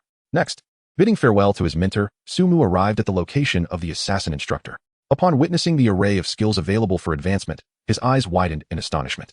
Stealth. Upon activation, enter a state of invisibility for 30 seconds, with a movement speed reduction of 80. Any active attack during invisibility will break the effect, with a cooldown of 3 minutes. What quintessential skill defines an assassin? Undoubtedly, it is stealth. You have learned the skill, stealth. Immediately after acquiring this skill, Su Mu opened his skill bar and filled it to capacity. Stealth, level, upgraded to stealth, level. Stealth. Upon activation, enter a state of invisibility for 30 seconds. Any active attack during invisibility will break the effect, with a cooldown of 2 minutes. Remarkably, at max level, the invisibility state no longer incurs a reduction in movement speed. Let me give this a try. Looking around, Su Mu moved to a secluded corner. Stealth. Upon activating the skill, his body transformed into an ethereal state. With 30 seconds at his disposal, there was much he could accomplish. In his invisible state, Su Mu dashed swiftly towards the archer instructor. On his way, as the invisibility timer neared its end, he carefully avoided the gaze of others. If anyone were to discover his ability to become invisible, it would spell trouble. It has been a while since Su Xiao last troubled me. As he walked, Su Mu suddenly recalled Su Shiji. That fellow had made plenty of threats. Yet now he seemed utterly silent. Now that I have surpassed level 10, can I confront him? Never mind. Leveling up takes precedence. I must exit the novice village. Upon reaching the archer instructor, Su Mu submitted his advancement proof, revealing several archer skills before him. All required a bow. Were there no passive skills? The archer skills depended on the use of a bow, and with a bone sword in hand, Su Mu could only shake his head in resignation. As a mage, lacking any ranged physical attack, only possessing ranged magical attacks, he was at a loss as to how damage calculations would work if he learned archer skills. I shall wait for the passive skills. Off to find the captain of the guards. Su Mu hurried towards the village entrance. Esteemed adventurer, have you encountered the White Wolf King? Upon seeing Su Mu, the captain of the guards maintained a courteous demeanor. I would advise you to assemble a team. His tone grew serious. The captain's words made Su Mu purse his lips. I wish to learn the warrior's advancement skills. Very well. After submitting his advancement proof, Su Mu was presented with the warrior's advancement skills. Block. Raise your weapon and assume a blocking stance, with a 30 chance to negate one physical attack from the opponent. With a cooldown of 10 seconds. This skill seems decent. After learning it, he immediately maxed it out. Block. Level raise your weapon and assume a blocking stance. With a 100 chance to negate one physical attack, including physical skills, from the opponent, with a cooldown of 10 seconds. It is time to confront the White Wolf King. Having learned all available skills, Su Mu wasted no time and proceeded towards the main road south of the village. The low-level wild wolves, he chose to evade without hesitation. The disparity in levels was too vast. Those creatures no longer offered any experience, and the radiance of the mage was unlikely to activate more than a few times. The level 10 monsters, however, were still fair game. Upon entering the area of higher-tier beasts, Su Mu wasted no time. Even 2 points of experience were valuable, especially since they could trigger the mage's radiance. He engaged these creatures directly. At that moment, Su Mu exuded an air of audacity. His physical defense had soared to an impressive 368. With the attack power of these ordinary wolves, they could scarcely breach his defenses. He pulled every possible foe towards him, not even needing to activate his shield. Relying on his high health and robust defense, Su Mu strode confidently into the throng of wolves. A howl. Upon noticing Su Mu, the wolves lunged forward, howling as they attacked. As expected, their strikes could not penetrate his defenses, inflicting merely 1 point of force damage. Even without his shield activated, Su Mu boasted nearly 4,000 health points. The wolves' assaults felt no more substantial than a tickle. Come, little wolves, follow your brother, Su Mu said kindly, stroking the wolf before him as he dashed forward. An ever-increasing number of wolves were drawn to him, their ranks swelling to over 200. Anyone else witnessing this scene would surely be rendered speechless. One individual standing unyielding amidst a sea of wild beasts. Most astonishingly, this steadfast warrior raised his hand and summoned a rain of fire. Chapter 43, The White Wolf King. You have slain a wild wolf, gaining 2 experience points. Through the mage's radiance, you have gained 1 point of base intelligence. Was this not exhilarating? Managing to handle over 200 monsters. A single firestorm obliterated them all in an instant, a sensation that left Su Mu thrilled. Although the experience gained amounted to just over 400 points. The sheer number of foes had triggered the mage's radiance 4 times. Su Mu glanced at his intelligence, 323/35. If he continued to enhance it, his magical attack would only grow stronger. The boundless increase in intelligence instilled Su Mu with unparalleled confidence. Yet, his inventory was nearing its limit. Regrettably, there was a headache as well. The inventory cap stood at just 100 slots, and after dispatching all those monsters, he found himself utterly lacking space. The primary culprits were those common equipment pieces, each occupying a slot. Forget it, I shall discard them. With no other option, Sumu relinquished the gear. It was time to abandon the mob and focus on the White Wolf King instead. He bypassed numerous wild wolves, leveraging his level advantage to avoid them. Soon, the White Wolf King came into view. Alongside it were other elite monsters, though the attributes remained obscured from his sight. The distance was too great for Sumu to discern the specific details of the White Wolf King. Stealth. Fortunately, he had acquired the assassin's invisibility skill. In stealth mode, Sumu swiftly approached the White Wolf King. Passing by the wild wolves, they remained oblivious to his presence. White Wolf King. Level. Tier 1, Level 1. Health points, 5. 000,000. Attack power, 1,000. Physical defense, 200. Magical defense, 200. Frost resistance, 80, reducing damage from frost magic by 80. Flame resistance, 50, reducing damage from fire magic by 50. Skills, Frost Stab, Frost Wolf Frenzy, Bite, Ice Wolf Clone. By the heavens! Sumu exclaimed upon discerning the attributes of the White Wolf King. How astonishingly high they were. With only a few seconds left of his invisibility, Sumu decisively retreated. The White Wolf King possessed both flame and frost resistance, rendering his fireball skill futile. Thus, he resolved to use the magic missile instead. Scanning his skill bar, he recognized that magic missile was the most suitable option. Although the mana cost under the God of Magic lineage was significantly higher than that of the fireball, this skill would not incur damage reduction. Next, his gaze shifted to the elite monsters surrounding the White Wolf King. Fierce Wolf, Elite. Level, Stage 1, Level 1. Health points, 1,000,000. Attack power, 600. Physical defense, 150. Magical defense, 150. These elite monsters bore no magical resistance, and with his current spell power, a single fire rain could inflict 998 points of damage. However, 5 fire rains would not suffice to eliminate them. After deliberating, Sumu calculated that he would need 6 fire rains to vanquish those elite wild wolves. Under the protection of his magical shield, his current mana was wholly inadequate. Even if he activated Energy Awakening immediately after summoning the shield, his mana would still be critically strained. Should he disregard the elite monsters and attack directly? Sumu pondered an alternative. He could summon 4 skeleton minions and a clone. The current clone was undoubtedly a formidable tank, capable of holding off several elite monsters with ease. The skeleton minions could also assist in managing 4 elite wolves. With his defensive capabilities coupled with the shield's strength, he should be able to withstand the remaining elite foes while he dealt with the others. However, this plan seemed somewhat reckless. After further reflection, Sumu dismissed the idea. Over 20 elite monsters were no trifling matter, especially with the formidable White Wolf King in play. As he surveyed the elite monsters, inspiration struck. Shadow Clone. Summon skeletons. Bringing forth his minions, Sumu positioned them strategically. He deactivated the God of Magic lineage. Opening his skill bar, he turned off the God of Magic lineage and activated the magical shield, consuming only 10 mana points. Here we go. Taking a deep breath, Sumu directed his clone and skeleton minions to charge ahead. As they approached, the elite fierce wolves quickly sensed their presence, howling in alarm as they lunged forward. With a steely gaze, Sumu commanded his clone to evade the elite monsters, making a beeline for the White Wolf King. Naturally, the elite fierce wolves would not allow the clone to assault their king and sought to intercept both the clone and the skeleton warriors. Freeze. At that moment, Sumu approached the elite monsters and immediately cast a freezing spell, immobilizing them in place. He activated his divine bloodline. Simultaneously, Sumu reactivated his previously deactivated divine bloodline to restrain the White Wolf King. With a commanding voice directed at his skeletal minions, Sumu controlled his avatar to strike the White Wolf King with a sword. 106. A damage number materialized, which in turn enraged the White Wolf King. It retaliated with a claw strike against the avatar. 632. At that instant, the 4 skeletal minions also launched their attacks against the White Wolf King, drawing its ire. Fire Rain spell. Faced with over 20 elite monsters, Sumu showed no hesitation, continuously summoning Fiery Rain. 1998. 1998. 1998. Damage numbers erupted one after another from the heads of these elite monsters, while Sumu's mana diminished at a visibly rapid pace. 5 casts of Fire Rain would suffice. Once the monsters were left with low health, there would be no further pressure. After 5 casts of Fire Rain, Sumu expended 7,500 points of mana. And considering the additional 1,000 points spent on activating the magical shield, he was left with merely 1,500 points. Although another cast of Fire Rain could eliminate all the elite monsters in an instant, it would leave Sumu completely drained of mana. Given that the elite monsters had only 10 health points remaining, such an expenditure was clearly unnecessary. Lifting his bone sword, Sumu struck down upon an elite evil wolf. 156. You have slain the evil wolf, elite, gaining 200 experience points. You have gained 1 point of basic intelligence through the radiance of the divine mage. Energy awakening. With only 10 health points remaining, they all fell into a near-death state, undoubtedly becoming lambs to the slaughter in Su Mu's eyes. Chapter 44. You still dare to rampage? 156.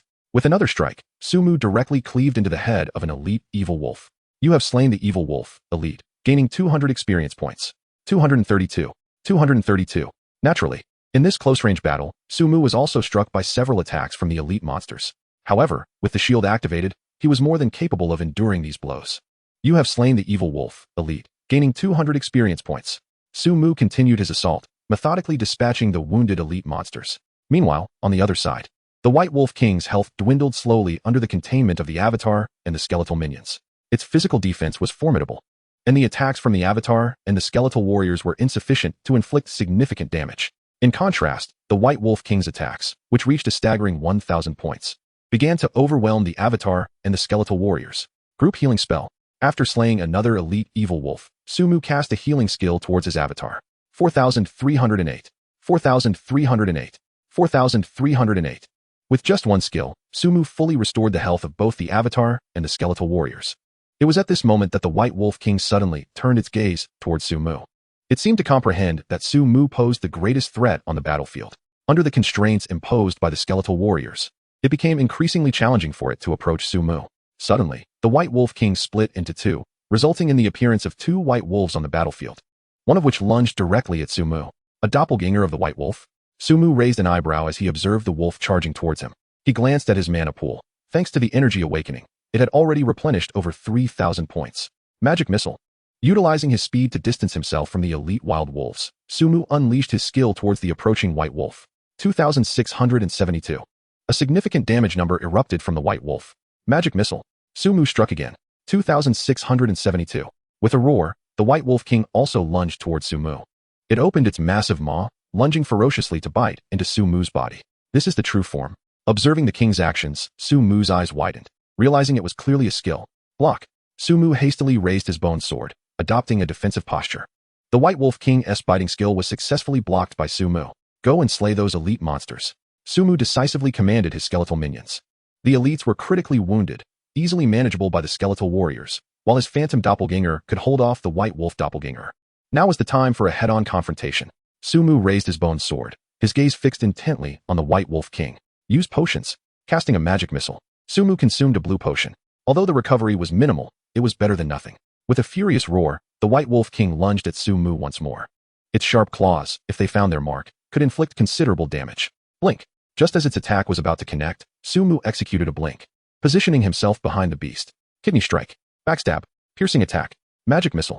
Following the stun from the kidney strike, Su Mu unleashed 3 consecutive skills.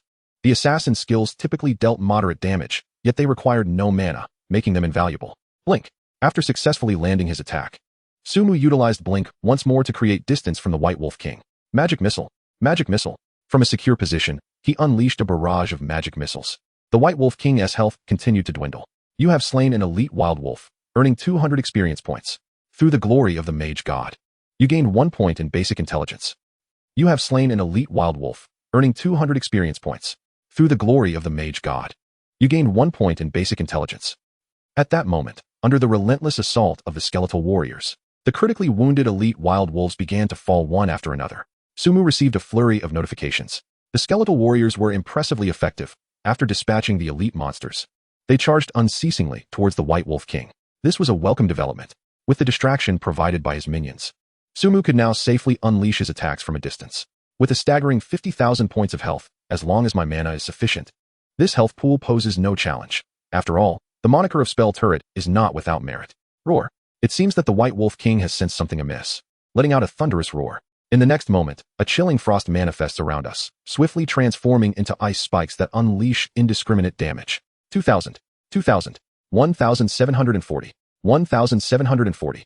The skeletal warriors suffer a direct hit, enduring 2,000 points of damage, while both Su Mu and his doppelganger receive figures of 1,700.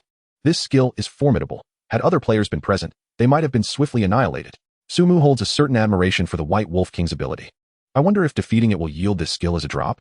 Never mind, let us eliminate it first. With the skeletal minion's health diminished, Sumu promptly casts a mass healing spell. Instantly, the health of all 4 skeletal warriors is restored to full. Roar.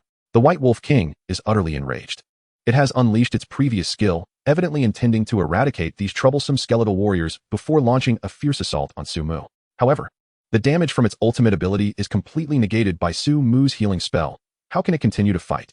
Magic Missile. Sumu pays no heed to the White Wolf King's intentions, releasing his skills with precision. Howl. Perhaps sensing its health nearing depletion, or perhaps irritated by Sumu's presence. The White Wolf King raises its head and emits a long howl towards the heavens. In an instant, its pristine white fur undergoes a transformation, becoming drenched in a blood-red hue. Furthermore, its eyes turn crimson. Has it gone berserk? Sumu recalls the remaining skill of the White Wolf King. The doppelganger has vanished. Coinciding with the White Wolf King's fury, its White Wolf doppelganger disappears as well. Sumu immediately directs his illusory doppelganger to charge at the White Wolf King. Yet, the White Wolf King disregards the doppelganger entirely, its blood-red gaze fixated solely on Sumu. It appears to have lost all rationality, its instincts consumed by a singular thought, to tear Sumu apart. The White Wolf King springs into action, leaping high and pouncing directly at Sumu. In this frenzied state, its speed receives a tremendous boost. In the blink of an eye, its sharp teeth are mere inches from Sumu's face. Chapter 45, A Bountiful Harvest. The White Wolf King employs its biting skill once more. In this berserk state, the damage of such an attack is daunting, and Sumu does not dare to underestimate it. Block. Raising the bone sword in his grasp, Sumu activates the block skill once again. This skill is indeed useful. Successfully deflecting the White Wolf King's attack, Sumu gives a thumbs up to the block skill. Magic Missile. While blocking the attack, Sumu retaliates. The White Wolf King is not a formidable foe. In fact, its elite minions prove to be the greater nuisance. If it weren't for your minions draining my mana, you would have been defeated long ago. As his mana steadily regenerates in the state of energy awakening, Sumu begins to unleash a barrage of magic missiles. Roar. The White Wolf King let out a ferocious roar, intent on tearing Sumu apart in a fit of rage. However, Sumu skillfully utilized his ability to teleport, evading the attack and creating distance. With a rallying cry, he charged forward alongside his skeletal minions and phantom duplicates, leading the battle towards its conclusion. You have slain the White Wolf King, earning 5,000 experience points. You have leveled up, gaining 20 attribute points and 10 skill points. Your basic intelligence has increased by 1 point through the blessing of the mage. Main quest completed. As the White Wolf King fell, a flurry of notifications appeared on Sumu's interface. With the double experience bonus, he successfully ascended to level 2 of the first tier after vanquishing the king. Now, he could finally leave the novice village. What piqued Sumu's interest most was the notification regarding the completion of the main quest. This signified his opportunity to venture beyond the confines of the novice village and explore the vast expanse of the divine path. All points allocated to spirit. Observing the 20 available attribute points, Sumu decided against enhancing his constitution for the time being. From the encounter with the White Wolf King, he had gleaned an important lesson. As long as he had mana, even 10 White Wolf Kings would fall in a heartbeat. Eagerly, he approached the fallen beast's carcass to see what treasures it had yielded. You have obtained Ice Wolf Robe. You have obtained Ice Wolf Leggings. You have obtained the head of the White Wolf King. Ice Wolf Robe, grade 20 spirit, 20 intelligence, required level, tier 1, level 1. Ice Wolf Leggings, grade 20 constitution, 20 spirit, required level, tier 1, level 1. White Wolf King's head, deliver it to the captain of the guards in the novice village. These 2 pieces of equipment were extraordinary. None of the 3 items were without merit, especially the 2 robes, which significantly boosted his spirit. Without delay, Sumu donned both pieces of equipment. Player, Sumu. Class, Mage. Level, Tier 1, Level 2, 012000. Health, 3830. Mana, 12,000. Attack, 306. Magic attack, 756. Physical defense, 383. Magic defense, 310. Attributes, Strength 28, Constitution 258, 25. Agility 228, Spirit 250, 50. Intelligence 328, 50. Alas, no skills were dropped. The 2 pieces of equipment and the level up had substantially increased his spirit, perfectly compensating for his current mana deficiency. Truly a bountiful harvest. And there were also the rewards for the quest. Given that this was a main quest, the rewards would undoubtedly be substantial. In a building in a certain city in Huagua, a young and handsome man held his phone, dialing a number. Beep, beep. After a considerable wait, someone finally answered the call. Is this old Wang? The man asked with a smile. Hello, Mr. Chin. Mr. Wang is currently engaged in the Divine Path game. Do you have something urgent to discuss? The man's brow furrowed slightly, and he promptly added, Tell Mr. Wang that I have an urgent matter to discuss with him. The man ended the call and approached the floor-to-ceiling window of the building. From this vantage point, the sprawling metropolis of Magic City lay before him in its entirety. Typically, at this hour, the streets would be teeming with pedestrians, yet now they were eerily sparse. The man's gaze was profound, lost in thought. Suddenly, the silence was broken by the sound of his phone ringing. He leisurely picked it up and answered. I say, old Sheen, are you not leveling up in the divine path? Why are you calling me to chat or drink? I am rather busy. Upon hearing this, the man chuckled softly. I hardly have the time to drink with you. I have something important to attend to. What important matter? The tone of the person on the other end grew serious. I have located that Sumu. Old Sheen spoke slowly. What did you say? His calm demeanor prompted a gasp from the other caller. Are you serious? Are you certain it is that Sumu? The inquiries came rapidly from the other end of the line. Old Wong fell silent for a moment, and after what felt like an eternity, he finally spoke. Did you agree to it? Old Sheen nodded. I did. I thought it would be fitting for you to witness this. Wow. Without hesitation, Old Wong readily accepted. Once I have arranged everything, I will notify you. After concluding the call, Old Sheen scrolled through his contacts, locating a name, Sumu. He did not dial, merely gazing at the name while murmuring, I am curious to see if you truly can bring forth the skills from the divine path. Achoo! In the divine path. Sumu sneezed. Can one catch a cold in a game? He rubbed his nose, bewildered. Completing the quest is paramount. My heavens. I never imagined you would defeat that White Wolf King so swiftly. The captain of the guards remarked in disbelief as he received the severed head of the White Wolf King from Sumu. Esteemed warrior, you have truly accomplished it. With this, the road from the village to the town is opened. Deliver this letter to Mage In Tai in White Mist Town, and you shall receive a generous reward. After a moment, the captain realized his own lapse in composure and quickly produced a letter. Do you accept the quest? Proceed to White Mist Town? Quest reward, Froststorm. Simultaneously, a quest notification appeared before Sumu. The skill from the White Wolf King? Upon seeing the quest reward, Sumu's eyes sparkled with excitement. This was a delivery quest. As long as he reached White Mist Town, he could immediately acquire this skill. His instincts told him that this group skill must surpass Fire Rain. Chapter 46. The Dilemma of Monster Groups. It is essential to accept. Sumu promptly took on this quest. Esteemed adventurer, the road to White Mist Town is fraught with peril, yet having slain the White Wolf King, you should be able to reach it safely. I wish you a smooth journey. The captain of the guards regarded Sumu with deep respect, his tone laced with concern. Farewell. Sumu smiled as he bid the captain goodbye. Upon reaching the outskirts of the village, he noticed that the area for level 1 monsters still had quite a few players lingering. Don't steal my monsters. Having reached level 2, why bother with level 1 monsters? I relish the thrill of stealing kills. Is that any of your concern? If it weren't for the restrictions in place, I would surely crush you. The other players exhibit boundless enthusiasm. Observing them, Sumu experiences an indescribable sensation. Had it not been for the sudden influx of infinite skill points, he would likely still be embroiled in fierce competition for kills with these players. It is time to leave the village. Gazing towards the distant road, Sumu cast aside his trivial thoughts. His primary objective now is to reach the town of Misty White. Following the southern road, he would soon arrive at his destination. Surely, there would be a few low-level monsters along the way. Advancing in the direction of the White Wolf King's lair, Sumu moved swiftly. Had the monsters here not respawned yet? He wondered if the White Wolf King would still be there. Arriving at the site where he had previously vanquished the White Wolf King, he found the area devoid of any creatures. Continuing down the path ahead, he soon encountered several imposing brown bears. Brown bear, level, tier 1. Level 1 health points, 2000 attack power, 200 physical defense, 100 magical defense, 50 description. These brown bears possess a strong territorial instinct. Their health pool is considerable, and their defenses are commendable, yet their heavy bodies render them somewhat sluggish in movement. Compared to other monsters of the same level, these bears boast higher health and decent defense, making them a typical obstacle. The attributes of the brown bears align with their description, high health and defense. Though their attack power is somewhat lacking, they cannot breach my defenses. Glancing at his own defensive stats, Sumu stretched languidly. Were it not for the bears obstructing his path, he would have little desire to deal with them, primarily due to the meager experience they offer. With this time, he could venture to Misty White and eliminate monsters of equal level, thereby capitalizing on the double experience available these days. Consider it a divine opportunity for experience farming. The brown bears are fiercely territorial. As soon as Sumu approached, he immediately drew the ire of two nearby bears. Roar! The bears unleashed a furious growl, intent on tearing apart the intruder in their domain. One. Yet, upon landing their blows, they inflicted a mere mandatory damage of 1 point. Roar! Undeterred, the bears continued to swing their powerful claws. Blink! A single point of damage felt akin to a mere tickle, prompting Sumu to decisively employ his blink ability, repositioning himself before a few other bears. Roar! These bears swiftly targeted him for their assault. With such trivial damage, I can hardly be bothered to cast a magical shield. Observing his nearly 4,000 health points, Sumu deemed the shield skill unnecessary, allowing the bears to strike him for an extended period.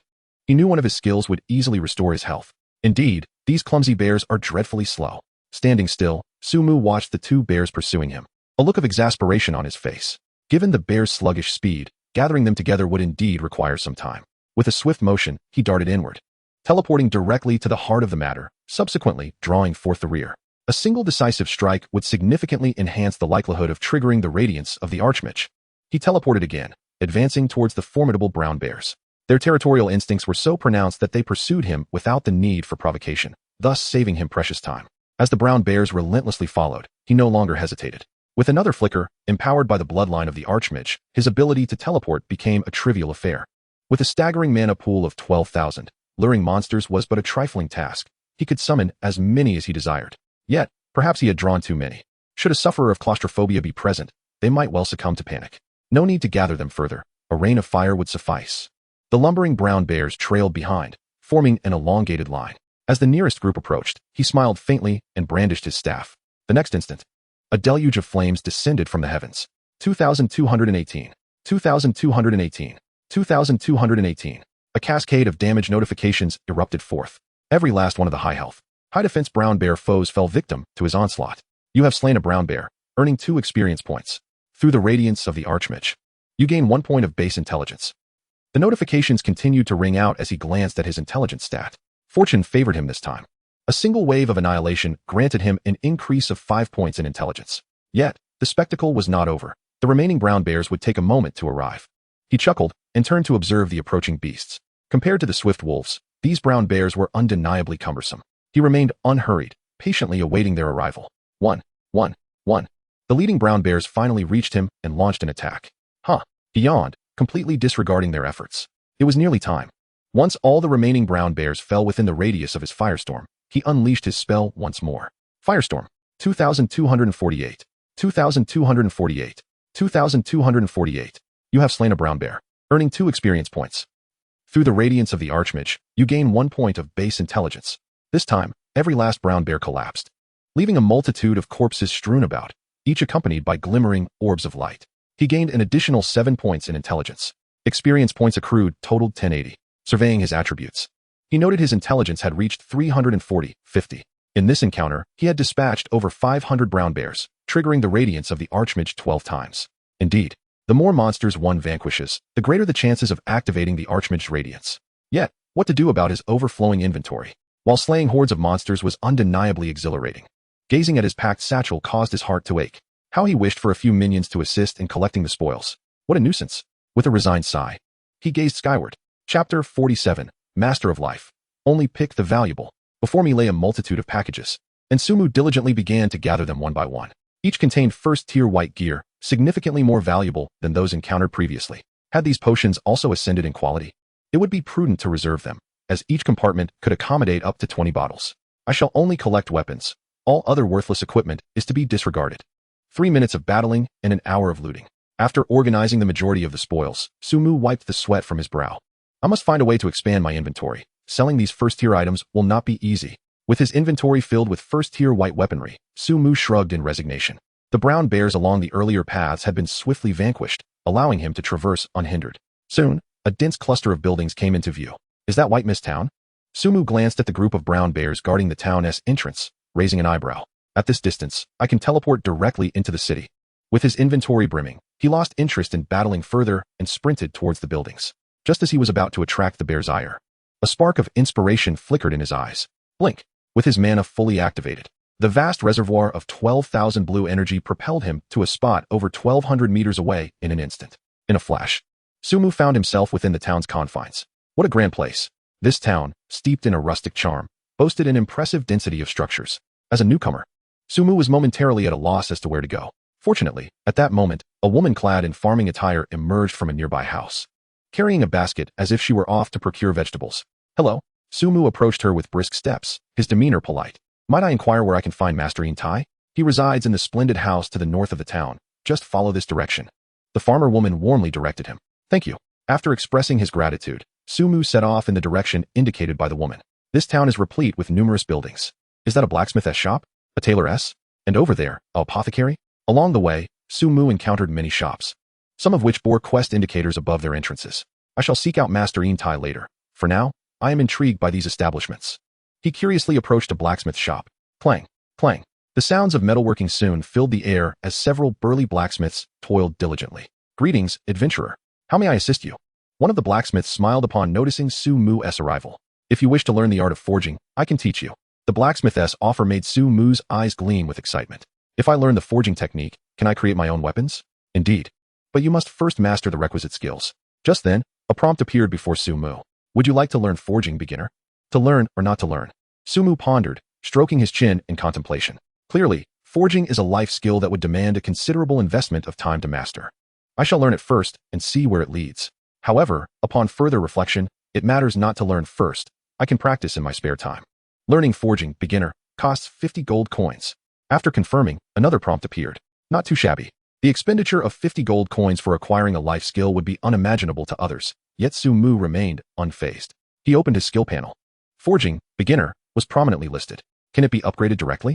To Su Mu's surprise, there was indeed a number following the skill. Tentatively, he clicked on it. Forging, beginner, upgrade successful. Simultaneously, A110 appeared next to forging, beginner. It truly works.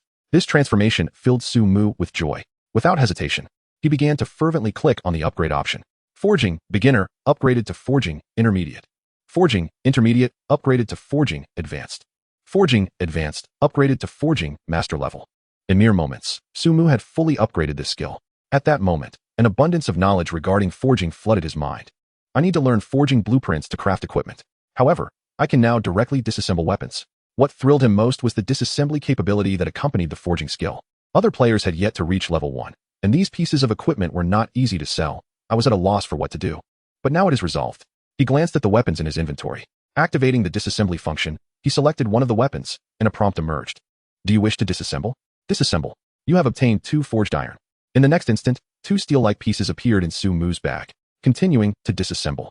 Without hesitation, Su Mu proceeded to disassemble the white-quality weapons in his possession.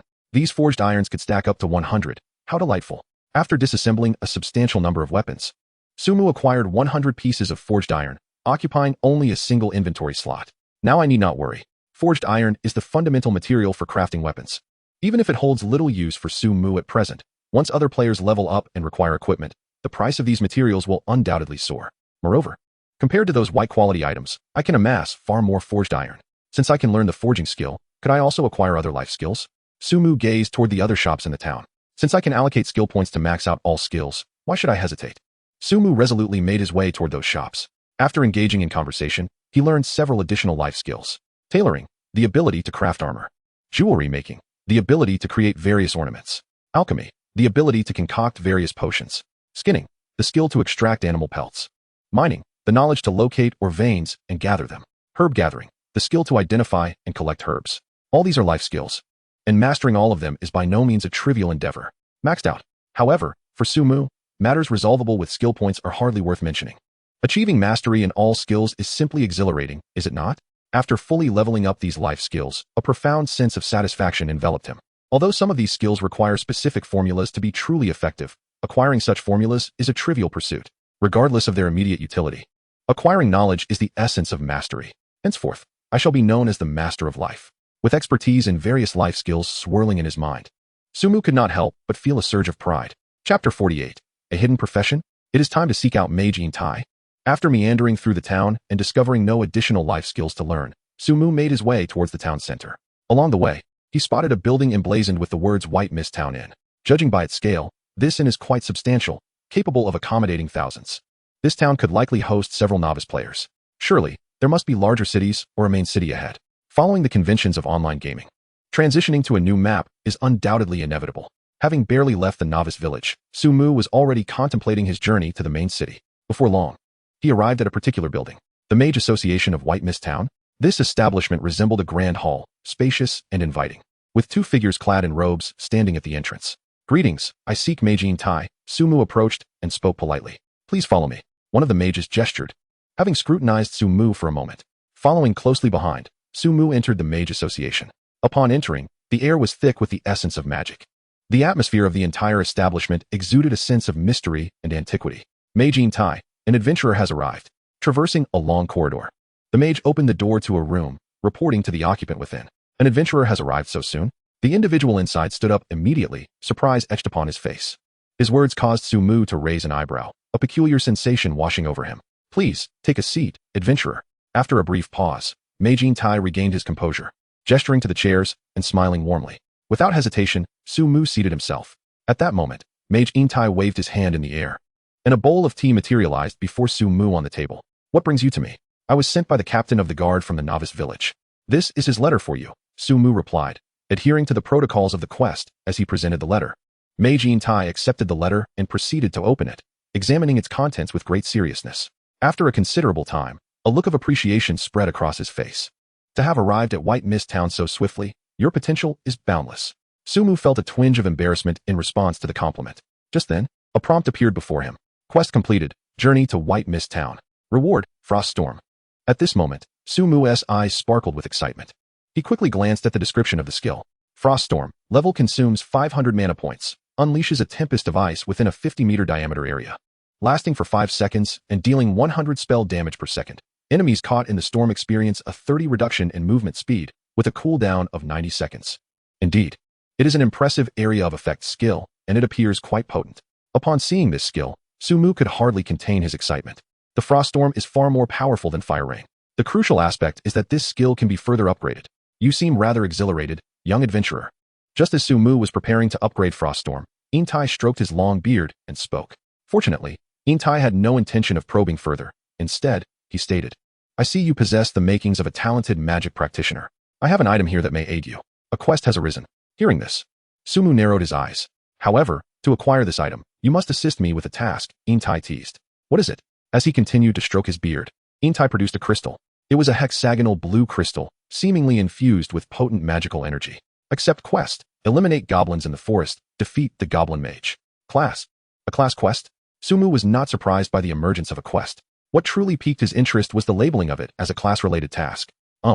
May I inquire about the purpose of this crystal? Su-mu asked thoughtfully, gazing at the crystal. This crystal pertains to the legacy of a certain mage.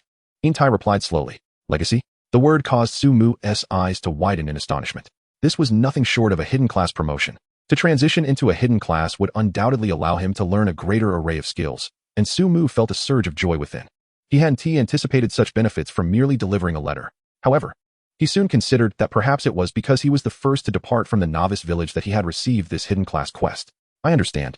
I shall go at once. Su-mu eagerly accepted the quest.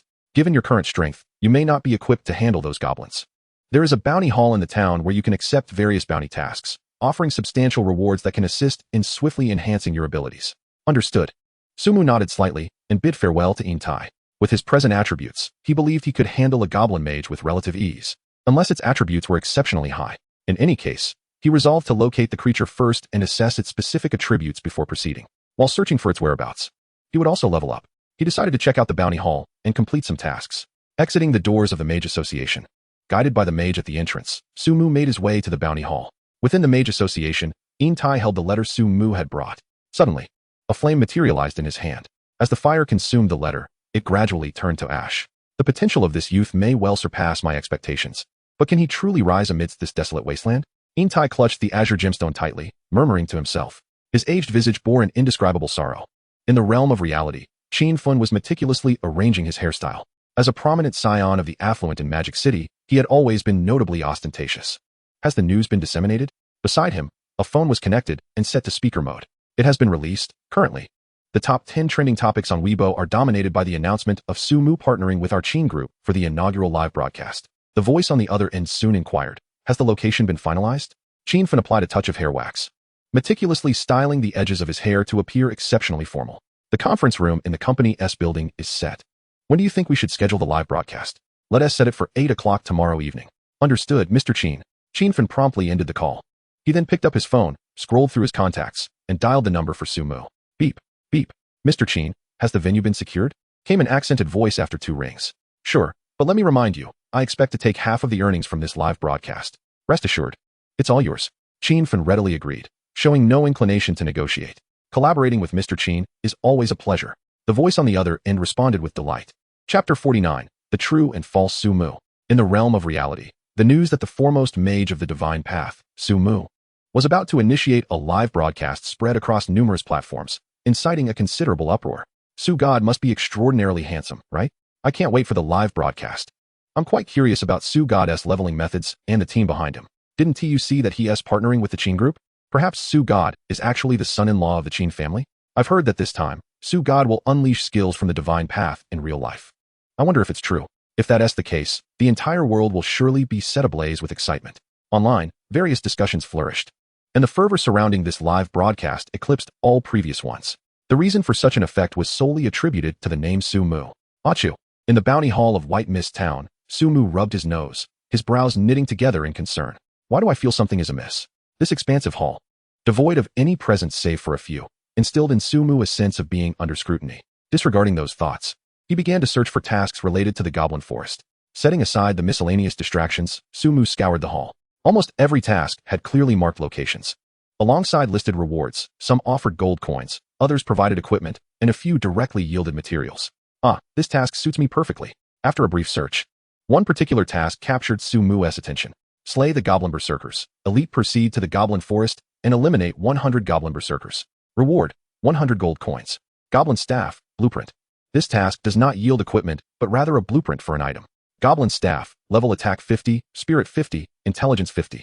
Level, first order level 5, crafting requirements. Forged iron, 50, goblin blood, 20, goblin bones, 20, first order magic crystal. A weapon with high spirit and intelligence, indeed. Upon seeing this blueprint, Su-Mu contemplated crafting one for himself. Although the bone sword offered greater attack power, the goblin staff's elevated spirit and intelligence clearly suited him better. Moreover, wielding a staff to strike foes felt far more satisfying than utilizing a bone sword. He accepted the quest. Su-Mu promptly took on this elite task. As for where to procure the materials to forge this item, he believed the goblins would provide the answer. Why not accept all the quests? Su-Mu glanced at the task list and accepted several quests related to the Goblin Forest. After all, they were all on the way, and rewards should never be forsaken. Onward. Having accepted the quests, Su-Mu proceeded towards the Goblin Forest, following the guidance provided. Maximize this skill. As he walked, he began to enhance his Frost Storm. Frost Storm, level, successfully upgraded to Frost Storm, level. Frost Storm, level, successfully upgraded to Frost Storm, level. Frost Storm, level consumes 1,000 mana points. Unleashes a frost storm within a 100-meter diameter area, lasting 8 seconds, dealing 200 magical attack damage per second. Enemies caught in the storm have their movement speed reduced by 50, with a 10 chance of being frozen. Cooldown, 80 seconds. Truly an exceptional skill at this level. Observing the fully upgraded effects of Frost Storm, Su-Mu gaped in astonishment. His current magical attack stood at 780 points, making each instance of damage from the Frost Storm amount to 1560 points. Over the duration of 8 seconds, the total damage reached 12,480. Furthermore, while in the state of the mage's bloodline, the skill's range could extend to a remarkable 300 meters in diameter. At such a distance, it was unlikely anyone could evade the grasp of the Frost Storm. However, it was quite a drain on mana. Su-Mu found himself increasingly enamored with this skill. Even in the awakened state of the mage's bloodline, a single Frost Storm would consume 3,000 mana points, yet his mana reserves were more than sufficient. The more, the better. With a beaming smile, Su-Mu hastened towards the Goblin Forest. With his speed, a mere few dozen minutes later, a grove of towering trees came into view.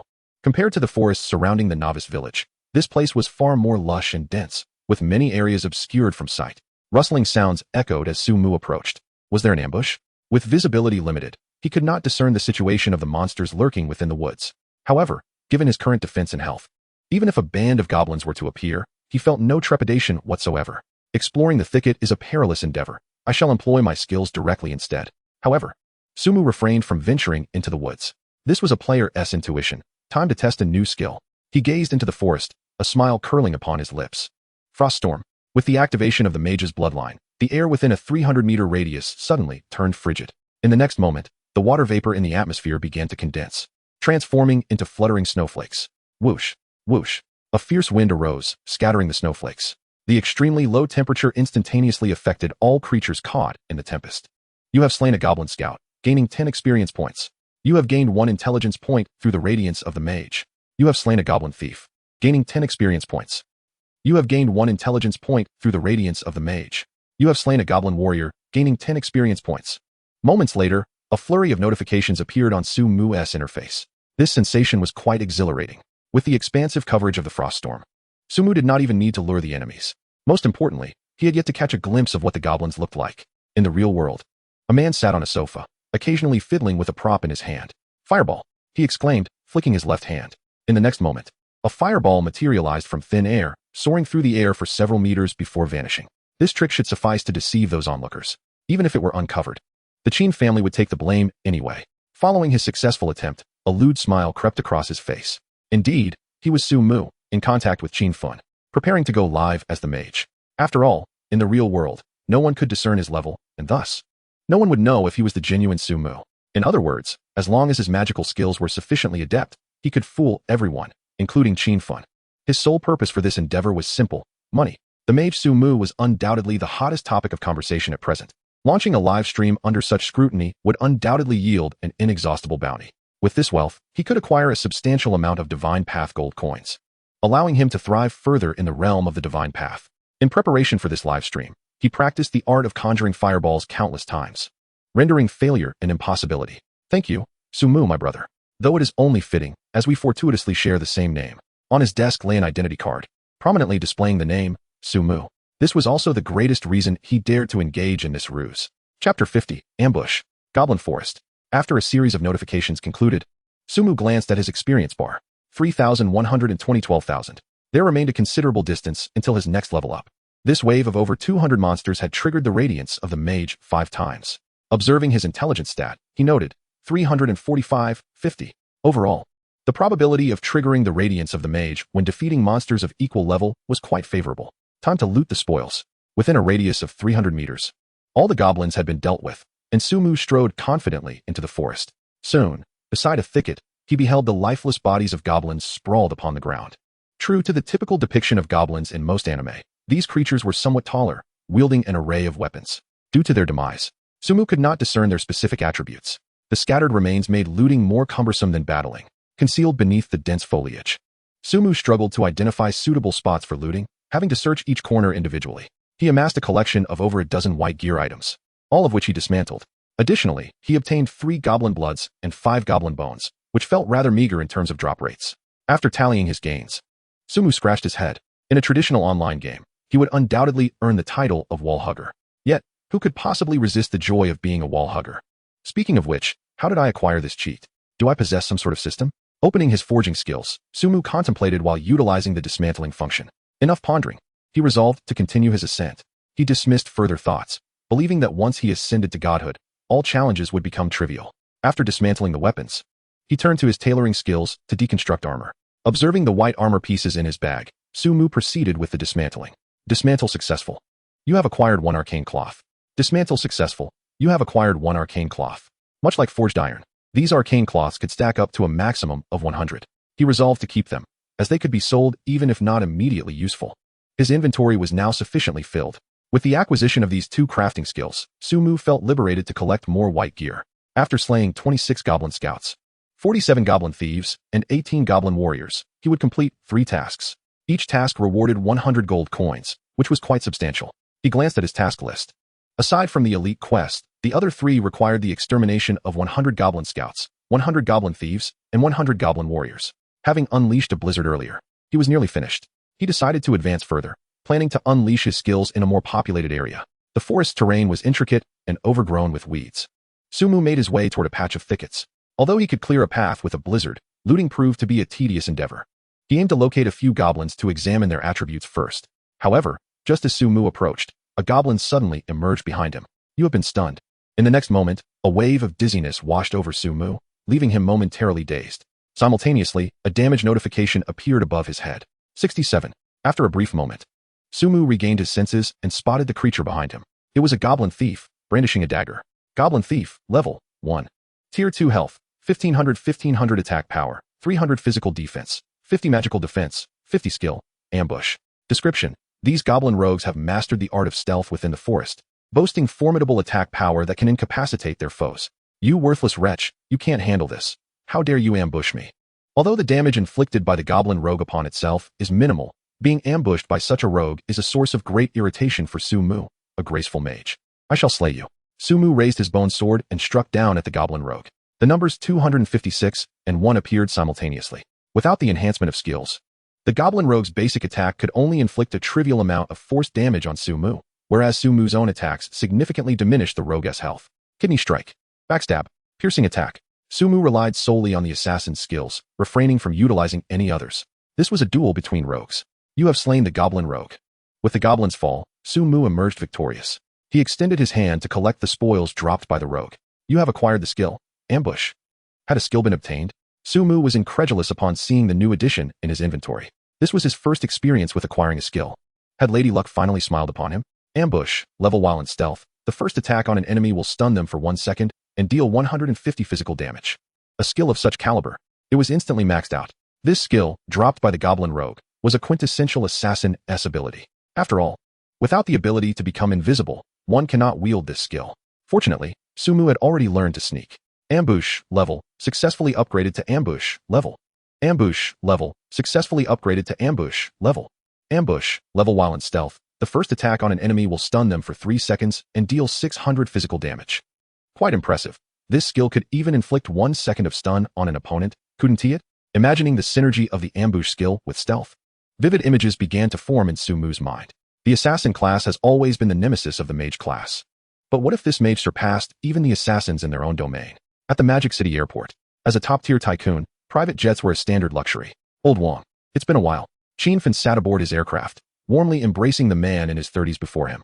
It's been over a month since we last met since the advent of the Shen 2 game, hasn't he? Old Wong reciprocated the embrace, revealing the strength of their camaraderie. Don't even mention it. It's all this Shen 2 nonsense that has disrupted our once idyllic lives. The old men at home have all dived into the game, Qin Fan lamented. Who could argue with that? Old Wong sighed in agreement. They had once lived without a care in the world, commanding respect and influence that surpassed the majority. Yet the emergence of Shen 2 had instilled an unprecedented sense of crisis within them. On this occasion of meeting Su-mu, we shall join forces to discuss collaboration. I firmly believe that with the financial strength of our two families, he will not refuse our proposal. Once we bring him to the bustling metropolis, we can unite to establish a guild in the divine realm. Qin spoke slowly, his mind already brimming with grand ambitions. With the charisma of the god of magic, he was convinced that this divine realm would become the next place where he could command authority. Indeed, with our brotherhood united, there is no endeavor we cannot accomplish. Upon hearing this, Old Wong's expression grew fervent as well. Their hands clasped tightly together, both envisioning the splendor they would create alongside the god of magic. Chapter 51. The sale of the skeleton set. The forest was vast and fraught with peril. For those players newly arrived in White Mist Town, this locale was far from ideal for leveling up. Amidst the trees, Su-mu rolled his eyes in exasperation. He had intended to lure a wave of monsters and unleash a frost storm. However, the seemingly safe underbrush was frequently interrupted by a goblin thief springing in ambush. Who could withstand such annoyance? He decided to charge straight through, even if it meant dealing with the inconvenience of looting. Although the goblin thieves dealt little damage, their insults were intolerable, compelling Su-mu to abandon his plan to gather monsters. Frost Storm. In the awakened state of the god of magic's bloodline, Su-mu unleashed a merciless attack on the area ahead. The biting cold and the relentless storm made short work of ordinary monsters, whose health could not endure the full brunt of the frost storm. After mere moments, they fell lifeless.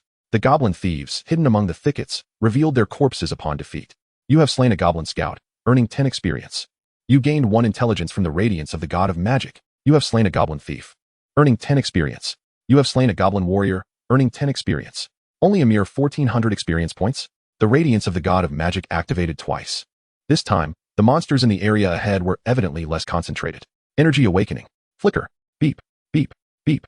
After collecting numerous packages, a private message suddenly chimed in. Su-mu raised an eyebrow and opened the chat.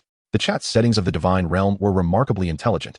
He had implemented a filter, allowing only one type of message to come through. Friend, would you sell that skeleton set for 2,000 gold? If this price does not meet your satisfaction, then there is nothing more to discuss. The message was exceedingly straightforward. From this simple sentence, it was evident that 2,000 gold was the sender's bottom line. To muster such an amount at this moment, one could only be a prominent figure. As Su-mu pondered this message, he stroked his chin. His own psychological price for the skeleton set was also 2,000 gold, which explained why this message had slipped through his filters. Perhaps a little more would be appropriate. After all, it was a complete set. Yet, despite the directness of the offer, Su-mu was not inclined to sell it just like that. Such a concept as a bottom line is often discovered through testing. In the novice village number 489, a strikingly handsome and robust man wielded a sharp sword as he engaged in combat with a level 5 wild wolf. A significant damage figure of 196 emerged above the wolf's head, indicating that this warrior's attack power was formidable, as this blow had taken away a third of the creature's health. Sir, the player selling the skeleton set has contacted us, but it seems that 2,000 gold may not suffice, remarked one of the onlookers standing beside the warrior. Despite the young man's appearance, likely in his 20s, he addressed him as Sir. The warrior, unfazed by this news, continued his battle against the wild wolf. With a swift motion, the wolf soon collapsed, and the warrior refrained from engaging further, patiently awaiting the next opportunity. His name was Li Xiao. The surname Li is indeed one of the most prevalent in Huagua. Moreover, his status was remarkable. He was an invisible tycoon worth billions. This was not merely a matter of assets exceeding $1 billion. He possessed an actual cash reserve of that magnitude. In the vast expanse of Huagua, while such hidden tycoons may not be numerous, they are certainly not rare. Compared to the ostentatious financial magnates, they may lack fame and fortune, yet they wield considerable influence over the fates of numerous enterprises. In moments like these, it is a matter of who possesses greater patience. There was no change in Li Xiao's demeanor, and his calmness elicited admiration from those around him.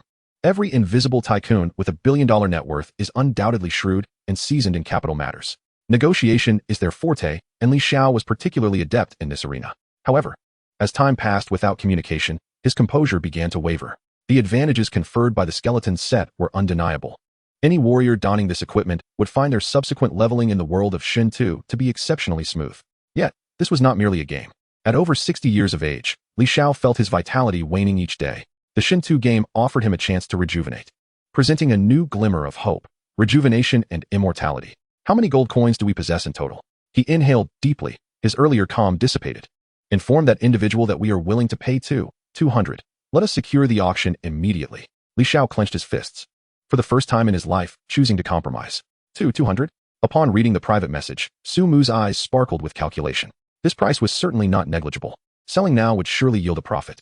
Considering his current level, it would be no exaggeration to claim he monopolized the auction house's finest equipment.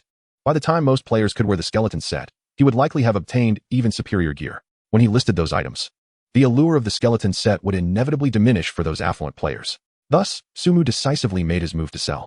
Gold is a treasure that no one would ever find excessive. Upon opening the auction house, he adjusted the price of the skeleton set to 2,200 gold coins. Sale successful. Almost simultaneously, the skeleton set was snatched up. Truly, a remarkable seller. Gazing at the amount of gold awaiting collection, Su Mu couldn't help but smile in satisfaction. A pleasant collaboration indeed. Might we add each other as friends? Should you possess any powerful equipment or skills for warriors, do not hesitate to reach out to me. I guarantee a satisfactory price. Shortly thereafter, the other party sent another message, which Su Mu chose to ignore. With so many sellers around, as long as his goods were of high quality, what was there to worry about in terms of sales? As for skills, apologies, but I barely have enough time to learn those myself.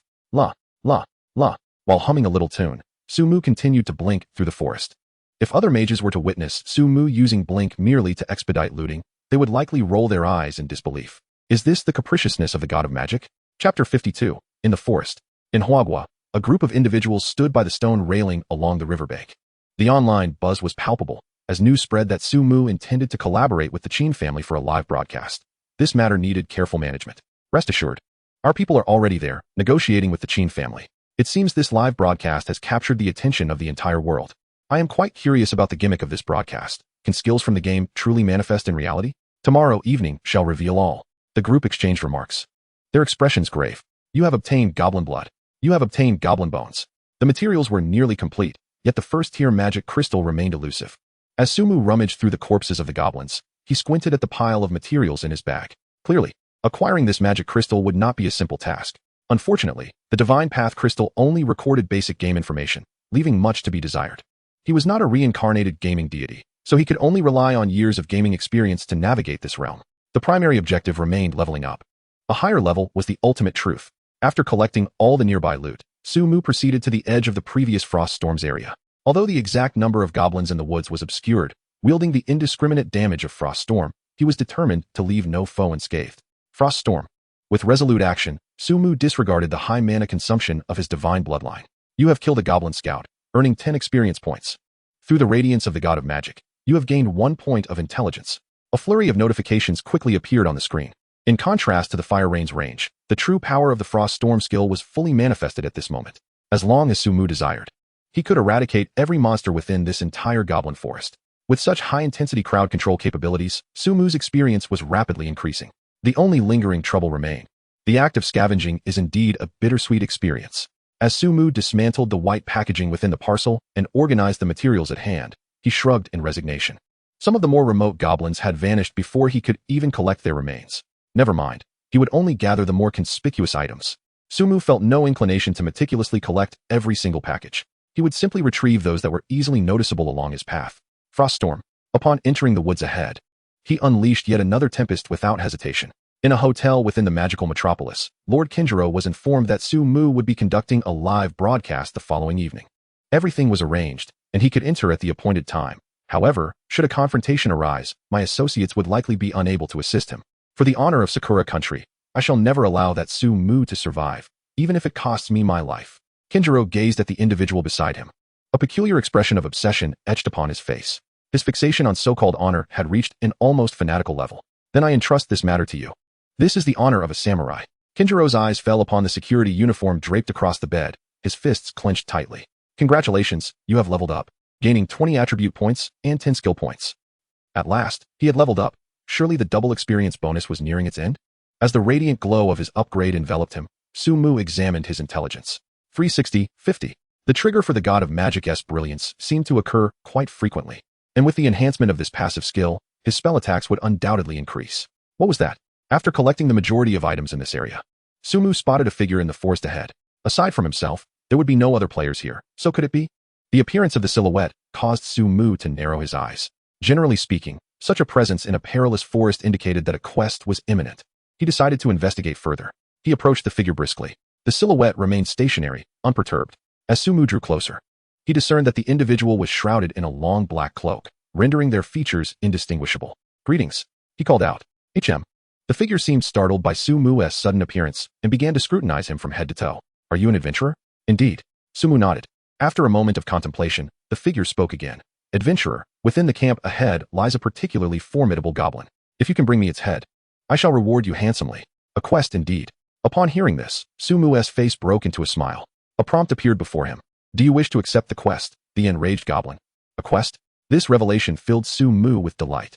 His person was brimming with treasures, and the rewards for this task would surely be substantial. I accept. Su-mu readily embraced the quest.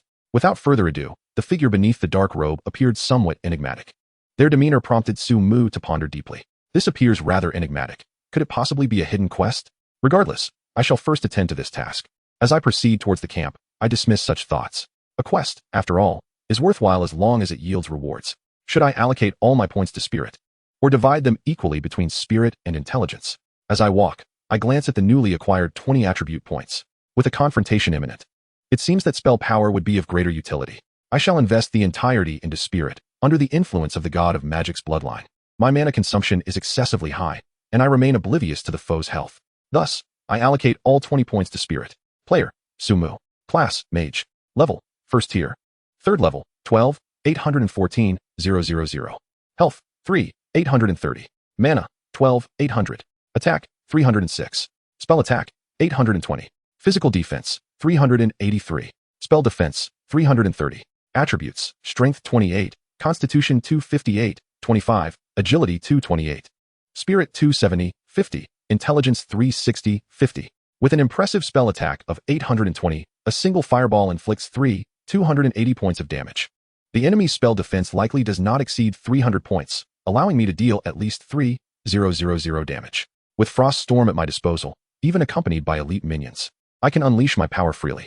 Armed with formidable attributes and skills, I feel an unwavering confidence for the upcoming battle. Cackling. How fortuitous it is to encounter an adventurer here. In the woods, a figure emits an unsettling laughter.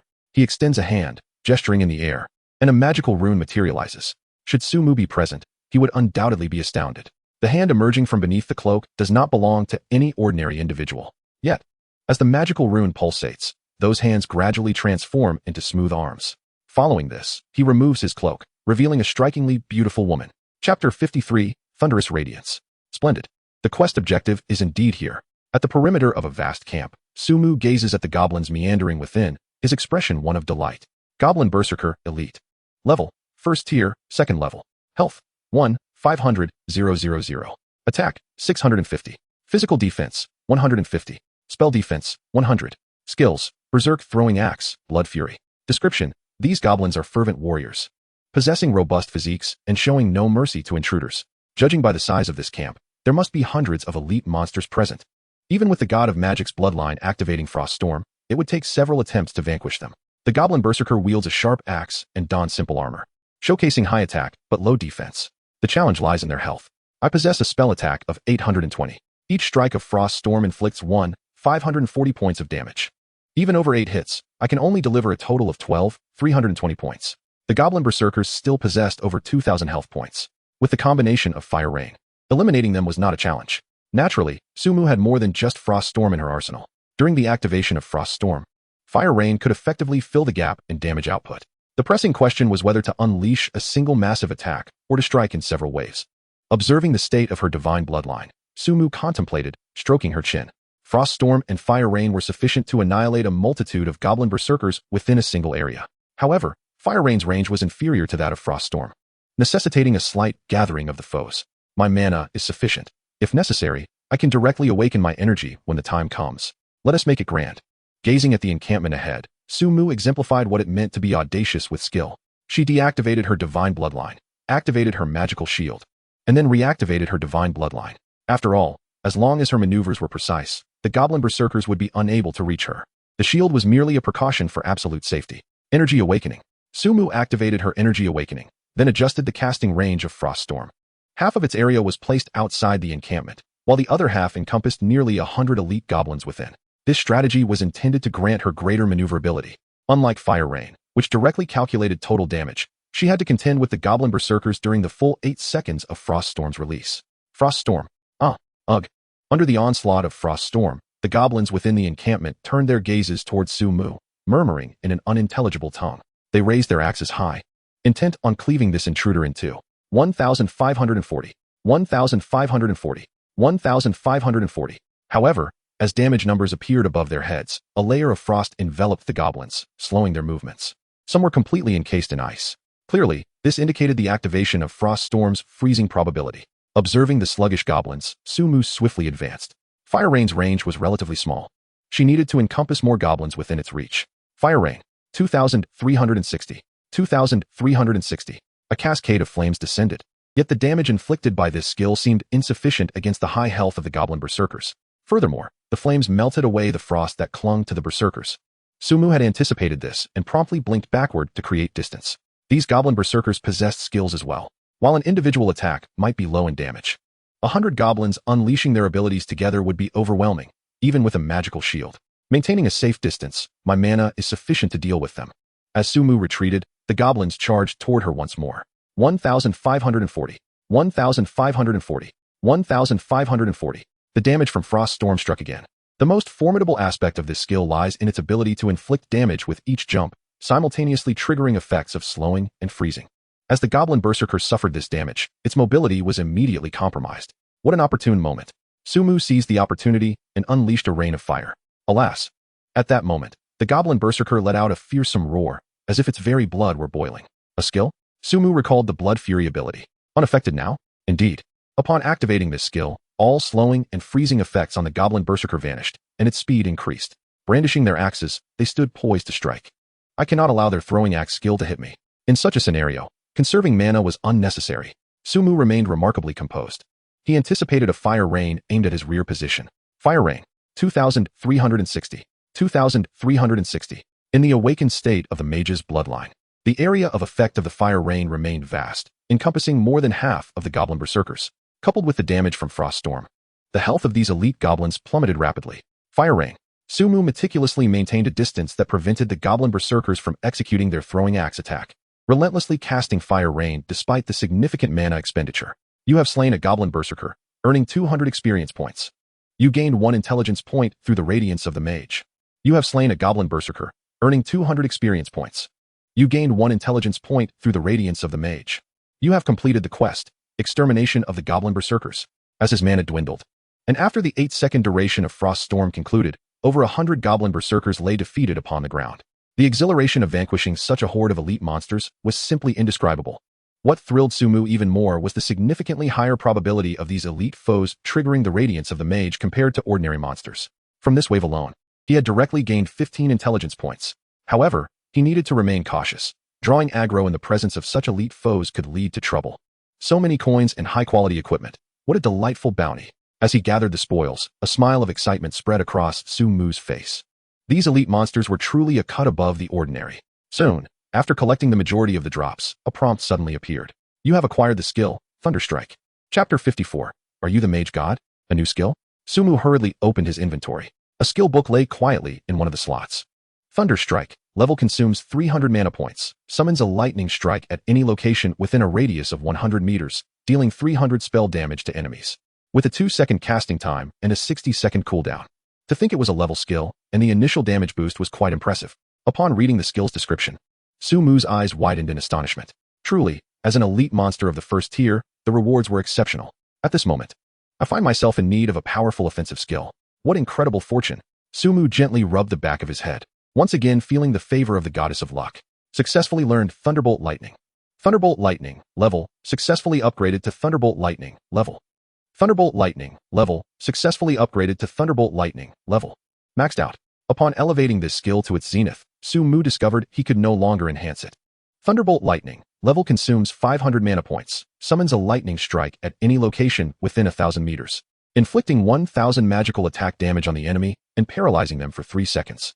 Casting time, 2 seconds, cooldown, 60 seconds, tenfold magical attack damage, and a paralysis effect? This is extraordinarily powerful. However, upon witnessing the effects of the level, Sumu could not help but exclaim. Although this skill requires a 2-second casting time and has a cooldown of a minute, with the enhancement of the God of Magic bloodline, the instantaneous lightning strike with 1,500 mana is indeed formidable. The battle is imminent. This skill has arrived just in time. Armed with this ability, Sumu felt an overwhelming confidence for what lay ahead. Even without activating the God of Magic bloodline, this skill boasts a 1,000-meter attack range, ensuring he would secure the initiative. Before confronting the challenge, he still needed to eliminate the elite monsters. Opening his bag, he retrieved a potion. Large blue potion, restores 500 mana points, cooldown, 1 minute. His bag was filled with such blue potions, and without hesitation, Sumu consumed one, continuing to dismantle equipment. During the mana restoration process, Sumu opened his inventory and systematically disassembled the inferior gear. A few pieces of equipment caught his eye, suitable for him. Among these items, Sumu found several that perfectly fit his needs. Raging Flame Boots, level 15 Spirit, 15 Constitution, level, First Order 1. Apostle Gloves, level 25 Intelligence, level, First Order 1. Blue Mage Hat, level 25 Spirit, level, First Order 1. Compared to the equipment provided by quests, these were infinitely more useful. Without a moment's hesitation, Sumu donned all these items. With the radiance of the God of Magic, his intelligence could be stacked indefinitely, ensuring his magical attacks kept pace with the speed of monster hunting. Additionally, the experience gained from 100 elite goblins enabled Sumu to ascend to First Order level 4. This rocket-like pace of leveling is something others could scarcely imagine. Allocating 20 attribute points, he directed them all towards Spirit. Player, Sumu. Class, Mage. Level, First Order 4, 3201600. Health, 3930. Mana, 14800. Attack, 306. Magical attack, 890. Physical defense, 393. Magical defense, 350. Attributes, Strength 28, Constitution 258, 35. Agility 228, Spirit 290, 80. Intelligence 375, 70. His mana is nearing 15,000. The surge in mana instilled a profound sense of assurance within Sumu. Let us refrain from summoning too many extraordinary creatures. Around 100 should suffice. After my upgrade, these elite monsters yield only 10 experience points, even under double experience conditions. I wonder if defeating that one will allow me to reach the 5th level of the first tier. Watching my experience bar, Sumu narrowed his eyes. Just moments ago, after dispatching the majority of the goblin berserkers, I leveled up, and the subsequent experience notifications transformed into mere 10s. Moreover, upon closer inspection, I noted that the radiance of the mage was primarily triggered prior to my upgrade. This indicates that the rewards for vanquishing lower-level foes diminish in a linear fashion. However, Sumu dismissed these concerns and unleashed his skills towards the camp. Froststorm. In a luxurious business vehicle, Qinfen sat beside Old Wang. Do you truly believe that person is Sumu from the game? Old Wang inquired, gazing out at the scenery. Well, I can't say for certain. Qinfen replied with a smile. Ah, Old Qin, you truly know how to play. Old Wang's expression mirrored understanding rather than surprise upon hearing this response. I certainly hope he is. That way, the two of us can collaborate with him and surely carve out a prosperous path. As dusk settled outside, an expression of anticipation crossed Qinfen's features. The authenticity of Sumu remained unverified. Tomorrow night's livestream would serve as a test. For Qinfen, this was undoubtedly a lucrative opportunity, an absolute windfall. Mr. Qin, we have arrived. At that moment, the vehicle halted outside an impressive house, a grand villa spanning at least 400 square meters. In recent years, the city had developed rapidly, and possessing such a residence here indicated considerable wealth. Yet, to Qinfen and Old Wang, This villa seemed unremarkable. Ding dong. Qin pressed the doorbell, and shortly, the door swung open automatically. Exchanging a glance with old Wang, they stepped inside. Suddenly, a fireball soared towards them with a roar. Yikes. Qin and old Wang gasped in shock, swiftly dodging. My apologies, gentlemen. I hope you weren't harmed, a voice called out as they regained their composure. They turned to see a figure standing in the courtyard. Are you the mage Su? Qin ventured cautiously. Upon hearing this, both Qin and old Wang exchanged astonished glances, their eyes brimming with excitement. Casting fireballs in reality? They had indeed found the right person. Meanwhile, Su Mu, observing their expressions, could not suppress a surge of delight within. As a seasoned magician, he understood precisely how to captivate an audience. Qin and old Wang were already entranced by his earlier display. If he could execute this performance flawlessly during the livestream, boundless wealth and fame awaited him. Gentlemen, I have prepared everything. When do you believe we should depart? He inquired, his demeanor radiating warmth and enthusiasm. The earlier one ventures into the bustling metropolis, the fewer vulnerabilities one exposes. Chapter 55. You are doomed. Fire rain. Blink. Outside the goblin camp, Su Mu was entangled with a group of goblin berserkers. With his prior experience of group farming, he exhibited a remarkable fluidity this time. The goblins' Kuden even grazed the hem of his garment, their health steadily dwindling. With frost storm paired with fire rain, provided his mana was sufficient, could he not combine them for a group farming strategy? This approach gave Su Mu an exhilarating sensation, as though he were almost floating. With his intelligence now enhanced, it was certainly worth a try. Furthermore, by acquiring additional skills, he might even engage in direct combat. As another fire rain descended, only a scant few goblin berserkers remained on the field. Su Mu felt utterly unburdened, beginning to envision a promising future. You have slain a goblin warrior, earning 10 experience points. You have slain a goblin warrior, earning 10 experience points. Gained 1 intelligence from the radiance of the mage. A series of notifications indicated that his intelligence had risen by an additional 4 points. Compared to the previous wave of 15 points, this was evidently diminished. Alas, even though the goblin berserkers were elite monsters, they were still 2 levels beneath him. After collecting the spoils from the ground, Su Mu ventured into the depths of the camp. What is that? Within the camp, a noticeably larger goblin, towering at least 2 meters, lay upon a mat of grass. It was approximately 300 meters away from Su Mu. At this distance, he could not discern its attributes. Surrounded by elite monsters, should he engage in group farming, he would inevitably attract their attention. Thus, must he indeed proceed with group farming? Su Mu calculated that by initiating this battle, he would have to confront at least 40 to 50 elite foes. The mana expenditure for these monsters was essentially equivalent to that of battling 100. This implied that during the confrontation, he would be unable to unleash his full firepower. First, he would stealthily approach to ascertain its attributes. Stealth. Activating his invisibility, Su Mu hastened towards the location. Soon, the attributes of this goblin materialized before him. Furious Goblin Warrior. Level. Tier 1, Level 3. Health. 50,000. Physical Attack. 1, 200. Physical Defense. 300. Magical Defense. 300. Skills. Rage Charge, Blood Fury, Frenzied Axe Smash. Description. This is a belligerent goblin, serving as the vanguard of the goblin army stationed in the forest. Exercise caution, for its temperament is exceedingly volatile. Only 50,000 health. 30 seconds should suffice for him to retreat to safety. His current spell attack stands at 898 points, with a single lightning strike inflicting 680 points of damage. To deplete 50,000 health, he would require 6 hits, translating to 9,000 points of mana. With a total of 15,000 mana available, coupled with energy awakening, Su Mu began strategizing how to approach this battle. These goblin berserkers possessed a blood fury skill that rendered them immune to control, which was particularly vexing for him.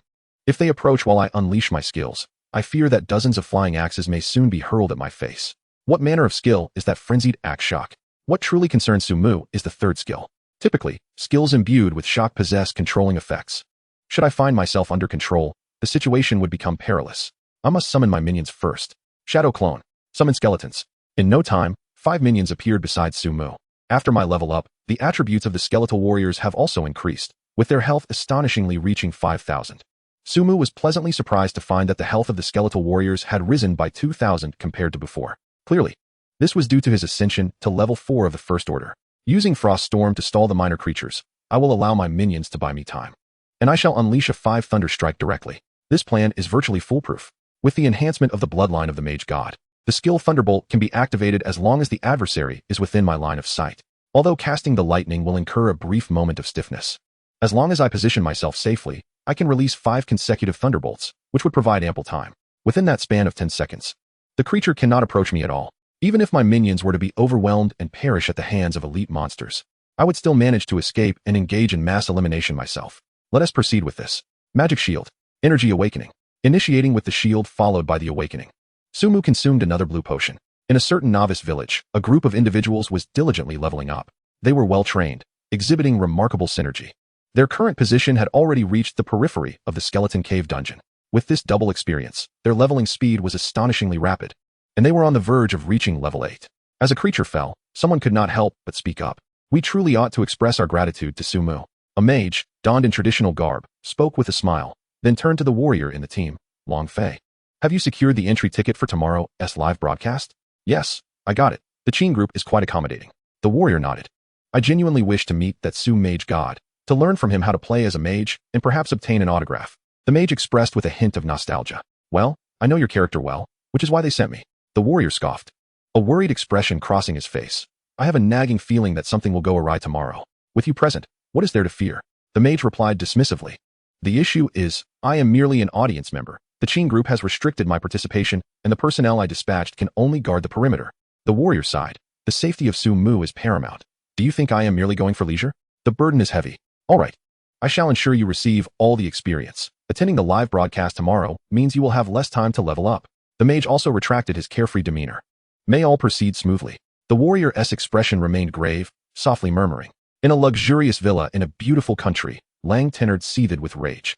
That Sumu has already reached level 4 of the First Order, while I have yet to attain level 7.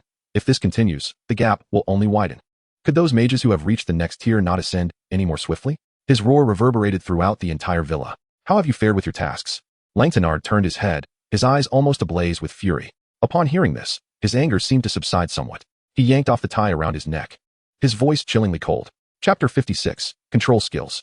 Goblin Camp. Froststorm. After Su Mu unleashed the skill, he immediately cast his gaze upon the goblin, accompanied by a piercing glare. A formidable energy began to coalesce in the air above. Thunderbolt. Boom. A thunderous clap echoed through the ground. 8,680. An extraordinarily exaggerated damage figure erupted from the goblin's head. If any other mage were present, even upon witnessing the last 3 digits of damage, they would be rendered speechless in awe. Charge. Having landed a successful strike, Sumu commanded his doppelganger and skeletal minions. 5 subordinate minions surged toward the approaching goblin horde. Before they could enter a state of blood rage, being slowed by the frost storm was sufficient to momentarily hinder them. Multitasking, Sumu simultaneously directed his doppelganger to draw the elite monsters while continuing to unleash his spells. Thunderbolt. 8,680. Another strike of lightning, and the goblin's health diminished significantly once more. Roar. Observing Sumu's audacity, the goblin's body was soon enveloped in a blood-red aura. In this state, its speed surged dramatically. Thunderbolt. 8,680. Sumu did not retreat. His gaze remained resolute as he summoned another bolt of lightning. Meanwhile, the goblin was suddenly bestowed with an inexplicable surge of speed, racing towards him. Charge. From such a distance? Sumu raised an eyebrow, murmuring to himself.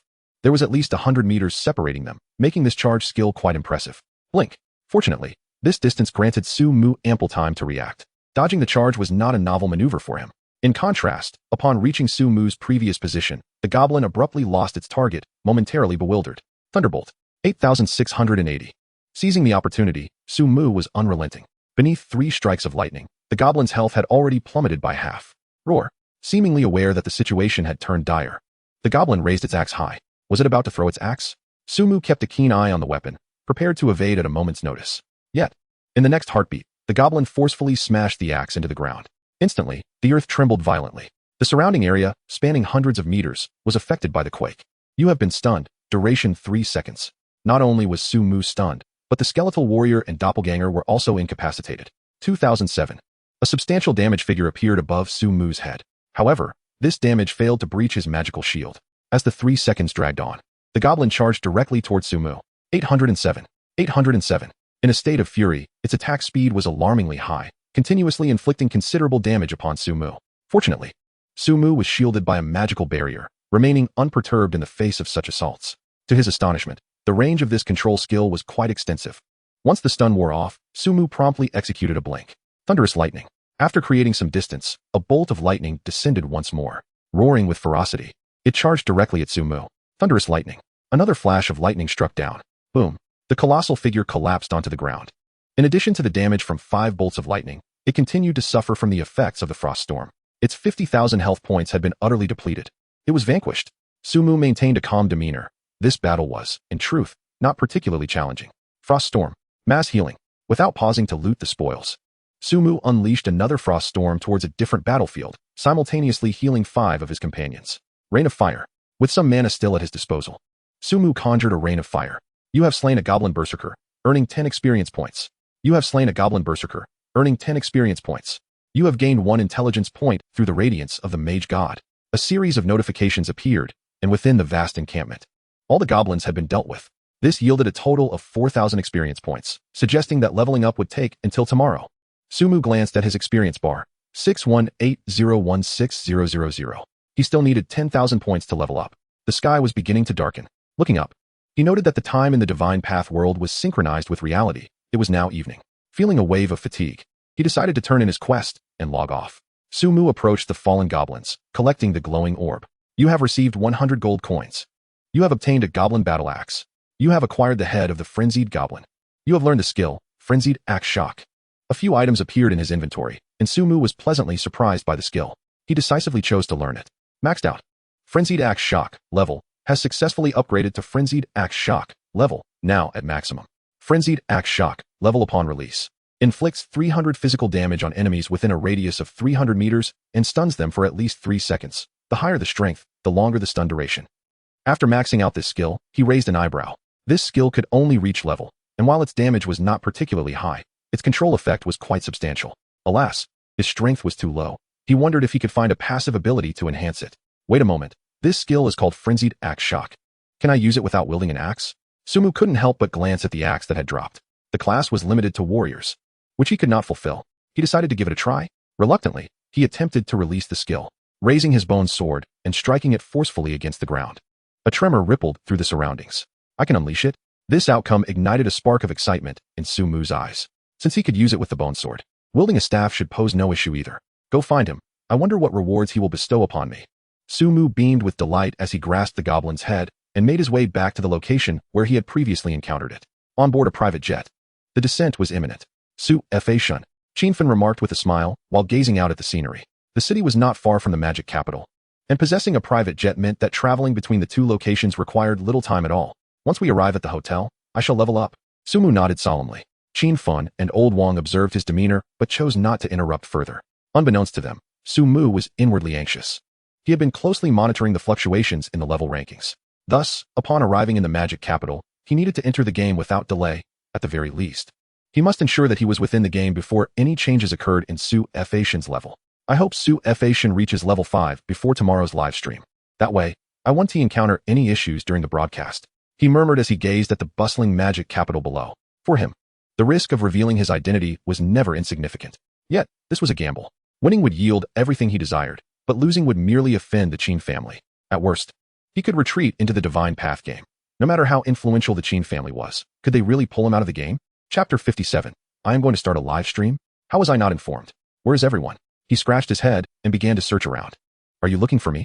Suddenly, a voice rang out from behind him. This person is quite mysterious. Sumu turned to see a figure entirely shrouded in a cloak. Squinting slightly before speaking, the task is complete. So soon? There was evident surprise. Without further ado, Sumu produced the goblin's head. The figure paused for a moment, then removed the cloak. Beneath it stood a curvaceous beauty. However, to Sumu, she lacked any allure. In the Divine Path game, one could alter their appearance, and he had encountered far too many beautiful women in the novice village over the past few days. Little handsome, your prowess is truly beyond my expectations. You managed to eliminate this creature amidst so many goblin warriors. The woman said, casting flirtatious glances at Sumu as she drew closer. The task is complete. What about the reward?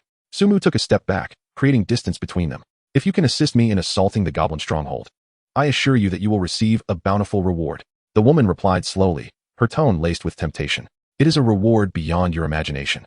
Her words left Sumu momentarily speechless. Did this imply that he wouldn't receive a reward for his kill and would need to continue a series of tasks? Sumu furrowed his brows. Well, will you accept? The woman inquired, observing Sumu lost in thought, displaying a beguiling smile. At that moment, an option appeared before Sumu. Would you like to accept the task? Assault the goblin stronghold. No reward specified. Upon encountering this task, Sumu realized that the prompt was akin to those received previously, lacking any indication of rewards.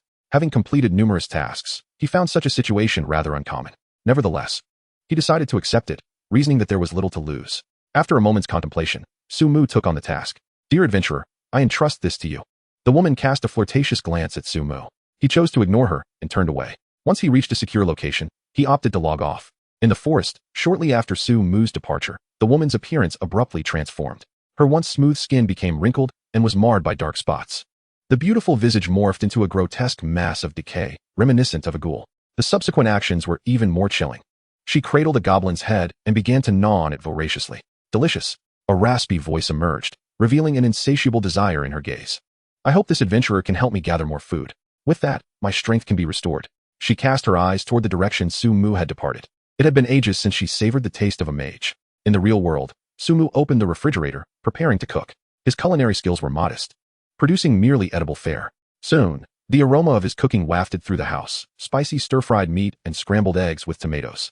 Let us see what's trending lately. While dining, Sumu pulled out his phone. Almost immediately, a message left him dumbfounded. Shocking news. The Divine Path's Su Fa-shun and the Chin family will commence a live broadcast tomorrow, where Su Fa-shun is said to personally demonstrate skills from the Divine Path. What the hell? I'm supposed to go live? When did I agree to this? Sumu exclaimed instinctively. When had he joined forces with the Chin family, and when was this broadcast planned? He clicked on the link and grew increasingly bewildered. The post stated that currently, none of the players leveling up in the Divine Path could manifest skills in the real world. Naturally, since the others had yet to reach the first tier, only Su Fa-shun had advanced. Thus, most believed that Su Fa-shun would undoubtedly be able to unleash skills in reality, and anyone capable of doing so must be Su Fa-shun. Am I being impersonated? As he scrutinized the post's serious tone, Sumu began to connect the dots. Could there really be someone like him capable of manifesting skills in the real world? That shouldn't be possible. His brow furrowed into a straight line. His ability to release skills in reality stemmed from exceptional attributes. Why until this individual appeared on the ranking list? The most pressing question was why they would usurp his identity. Was it a trap, intended to draw him out? Sumu contemplated a possibility, someone impersonating him to compel the original to surface. Let them be. My identity must remain concealed. However, he was indeed quite curious about this impending broadcast. Sumu had no intention of debunking the ruse. On the contrary, he found himself quite intrigued by this faux Sumu. Within the realm of the game, a mage was battling monsters. Goodness, the difficulty of leveling up in this game is insufferable. I am barely at level 3. This individual was none other than Sumu. After arriving at his hotel in Magic City, he had immersed himself in the world of the game. How on earth did this person manage to reach the first tier? It was utterly incomprehensible. He glanced at Sumu's ranking and curled his lip in disdain. However, once I accumulate enough money, I will be able to purchase a substantial amount of gold. With that thought, he opened the auction house. Numerous pieces of equipment had already appeared, including several for mages. He surveyed the items with avarice gleaming in his eyes. That Sumu, in order to protect his identity, would undoubtedly refrain from exposing me. All that remains is tomorrow's performance. In a certain part of Magic City, 3 tall individuals with fair skin descended upon an airport. A vehicle awaited them outside, clearly arranged for their reception. Is everything in order? One of the Caucasians inquired as they entered the car. We only managed to secure 2 admission tickets. So only 2 of you can enter. The driver responded. 2 is sufficient, the Caucasian nodded. Here are your press passes. No weapons are allowed inside. And once you're in, there will be no support. I will be on the perimeter to assist you, but I can only facilitate your escape, the driver continued, handing the Caucasian 2 identification cards. Mr. Lang has assured that if you encounter any difficulties, he will take good care of your families. The mention of family caused the Caucasian's expression to shift momentarily, though he quickly masked it. Then, his chilling voice resonated. Inform Mr. Lang that I have never failed. Chapter 58, Experience Gained in Intervals. In Magic City, at the Tianhao Grand Hotel, tomorrow's security arrangements must be flawless. Inform everyone that not even a pin should be brought into the live broadcast venue. Qin Fun was relaying instructions over the phone. The gravity of tomorrow's live stream weighed heavily on him, and his phone was incessantly ringing with a multitude of tasks to coordinate. Knock, knock, knock. At that moment, a knock echoed at his door. Please hold on. Qin Fun instructed the caller, rising to approach the door. Captain Long. Upon opening it, he was taken aback by the imposing figure of a man who exuded an immediate sense of safety. Are you busy, Mr. Qin? The man smiled gently as he spoke. One moment, Captain Long Qin Fan grabbed his phone and said to the other end, I will call you back shortly. After hanging up, he stepped aside. Captain Long, please come in. Long Fei entered the room with a smile, settling onto the sofa. Mr. Qin, I prefer to be straightforward. I've come at this late hour primarily to discuss tomorrow's live broadcast. Is there an issue? Qin Fan arched an eyebrow, inquiring. I would like you to advance the timing of the broadcast. The earlier, the better. Long Fei took a deep breath. As you are aware, Sumu's identity is particularly sensitive. The sooner the broadcast occurs, the less time those who may harbor malicious intentions will have. As the conversation unfolded, Qin Fun's expression reflected a hint of difficulty. Moreover, The timing of the live broadcast was not solely within his purview. It required the assent of Su Fa-shun as well. Could you arrange for me to have an audience with Su Fa-shun? Long Fei inquired. His tone tinged with apprehension. Having long admired this figure, he now felt the exhilarating anticipation of meeting an idol. We have added each other as friends in the game. I'll inquire once I'm in. Qinfen did not decline. In Long Fei's presence, he summoned the Divine Path Crystal and entered the game world. Su Fa-shun indicated that the broadcast could be rescheduled to 1 p.m. tomorrow, yet he expressed no desire to meet. Oh, Captain Long took his leave. Once Long Fei departed, Qinfen swiftly grabbed his phone and dialed a number. Notify everyone that the live broadcast has been moved to 1 p.m. tomorrow and that they are to work overtime tonight. Despite the myriad complications that a last-minute change would entail, he felt it imperative to honor Long Fei's request. Early to bed and early to rise is good for one's health. Sumu stretched lazily as he emerged from his slumber. After acquiring a wealth of attributes in the Divine Path game, he noticed a marked improvement in his physical condition in reality. Surely, those Special Forces operatives would no longer be a match for him. This enhancement transcended the limits of human potential. He mused. I wonder if my body could withstand a bullet in the future? As he prepared breakfast, he muttered to himself. After frying a few eggs and accompanying them with milk, he opened his phone. Soon, news of Su Fa-shun's rescheduled live broadcast appeared before his eyes. Clicking on the notification, he found a plethora of comments beneath. Why the sudden change? Damn, if I hadn't checked my phone this morning, I would have nearly missed the broadcast. Isn't an evening broadcast preferable? It's so dark. At least the fireballs would be more visible. Is Su Fa-shun eager to stream early so he can level up? Almost every comment echoed the sentiment of confusion. Was the fellow concerned that he might level up unexpectedly during the broadcast, thereby revealing his identity? In contrast to these random speculations from netizens, Sumu discerned a few underlying truths. The reasoning was straightforward. If Su Fa-shun were to experience a sudden rise in the leaderboard rankings during the live broadcast, the entire event would devolve into a farce. Having just reached level 4 of the First Order yesterday, it was evident that the other party believed he could not ascend to level 5 before noon. Their calculations were rather astute. Sumu took a sip of milk, shaking his head slightly. It was now 10 a.m., leaving ample time before the noon broadcast. He had more than enough opportunity to reach level 5 of the First Order. Of course, should he employ this tactic to inadvertently expose the imposter, all he needed to do was level up during the broadcast, and he would delight in shattering that individual's facade. With a resolute mind, he entered the game, planning to accumulate experience points strategically. Regardless of the motives behind the impending broadcast, he would not be lenient with the imposter. A few deft maneuvers in the game would suffice. There was no need to reveal his identity. Summoning the Divine Path Crystal, Sumu plunged into the game once more, finding himself in the familiar Goblin Forest. Within a safe zone, yesterday's task release felt somewhat peculiar. Opening the task panel, he glanced at his assignments. Aside from the cloak task, all the others clearly indicated their rewards. He could claim this blueprint. Apart from the first-level magic crystal, he had nearly everything else ready.